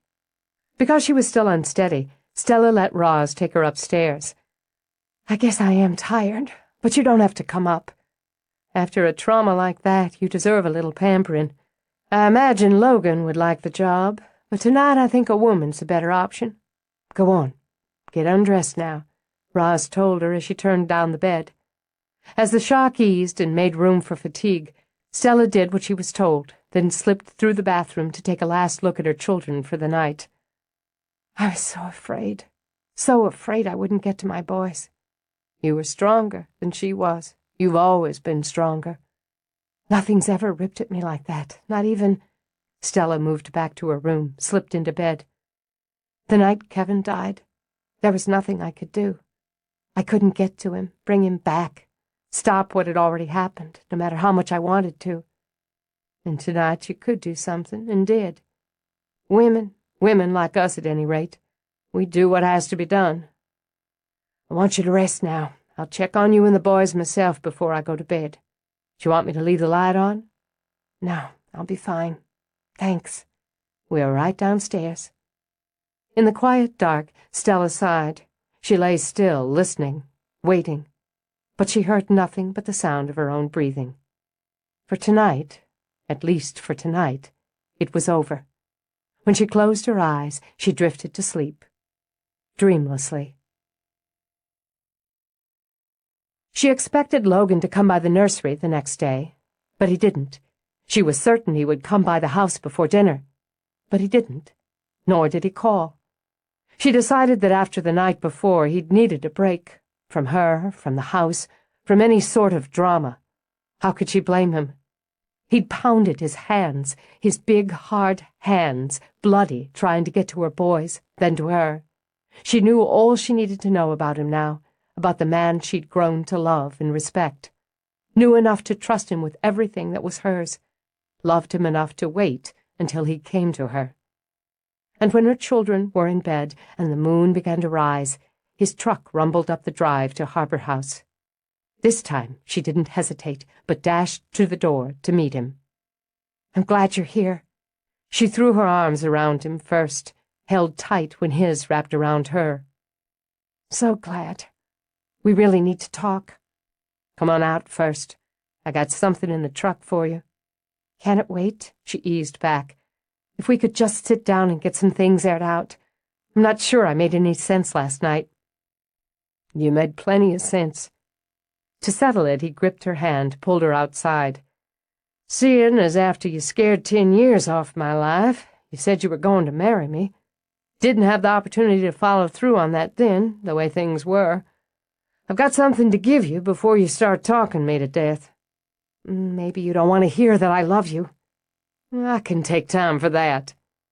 Grabbing her, he lifted her off her feet and circled them both to the truck. "You going to organize my life, Red?" "I'm going to try." "Are you going to disorganize mine?" "No question about it." He lowered her until her lips met his. "Hell of a storm last night, in every possible sense," she said as she rested her cheek against his. "It's over now." "This one is. There'll be others." He took her hands, kissed them, then just looked down at her in the dusky light of the moon. "I love you, Stella. I'm going to make you happy, even when I irritate the living hell out of you. And the boys? Last night, when I saw her in there with him, when I couldn't get to him, I know." Now she lifted his hands to kiss his raw, swollen knuckles. "One day, when they're older, they'll fully appreciate how lucky they are to have had two such good men for fathers. I know how lucky I am to love and be loved by two such good men. I figured out when I started falling for you. When was that? On the way to Graceland. You don't waste time. That's when you told me about the dream you'd had. Her heart fluttered. The garden? The blue dahlia. Then later, when you said you'd had another, told me about it, it just got me thinking. So, he reached into the cab of the truck, took out a small pot with a grafted plant. I asked Harper if he'd work on this. A dahlia, she whispered. A blue dahlia. He's pretty sure it'll bloom blue when it matures. Kid's got a knack. Tears burned into her eyes and smeared her voice. I was going to dig it up, Logan. She kept pushing me to, and it seemed she was right. It wasn't what I'd put there, wasn't what I'd planned, no matter how beautiful it was. And when I dug it up, it died. It was so stupid of me. We'll dig this one in instead. We can plant this, you and me, and the four of us can plant a garden around it. That suit you? She lifted her hands, cupped his face. It suits me. That's good, because Harper worked like a mad scientist on it, shooting for a deep, true blue. I guess we'll wait and see what we get when it blooms. You're right. She looked up at him. We'll see what we get. Gave me the go-ahead to name it, so it'll be Stella's Dream. Now her heart swirled into her eyes. I was wrong about you, Logan. You're perfect, after all. She cradled the pot in her arm as if it were a child, precious and new. Then, taking his hand, she linked fingers so they could walk in the moon-drenched garden together. In the house, in the air perfumed with flowers, another walked and wept. We hope you have enjoyed our presentation of Blue Dahlia by Nora Roberts. Copyright 2004 by Nora Roberts. Read by Susie Breck. Performance copyright 2004 by Brilliance Audio, all rights reserved. For further information concerning this program or other Brilliance Audio titles, please call the following toll-free number, 1-800-222-3225, or visit our website at www.brillianceaudio.com. No part of this recording may be played for an audience or reproduced in any form. It may not be streamed, downloaded, broadcast, or copied without written permission. Address all inquiries to Brilliance Audio, Post Office Box 887, Grand Haven, Michigan 49417. Audible hopes you have enjoyed this program.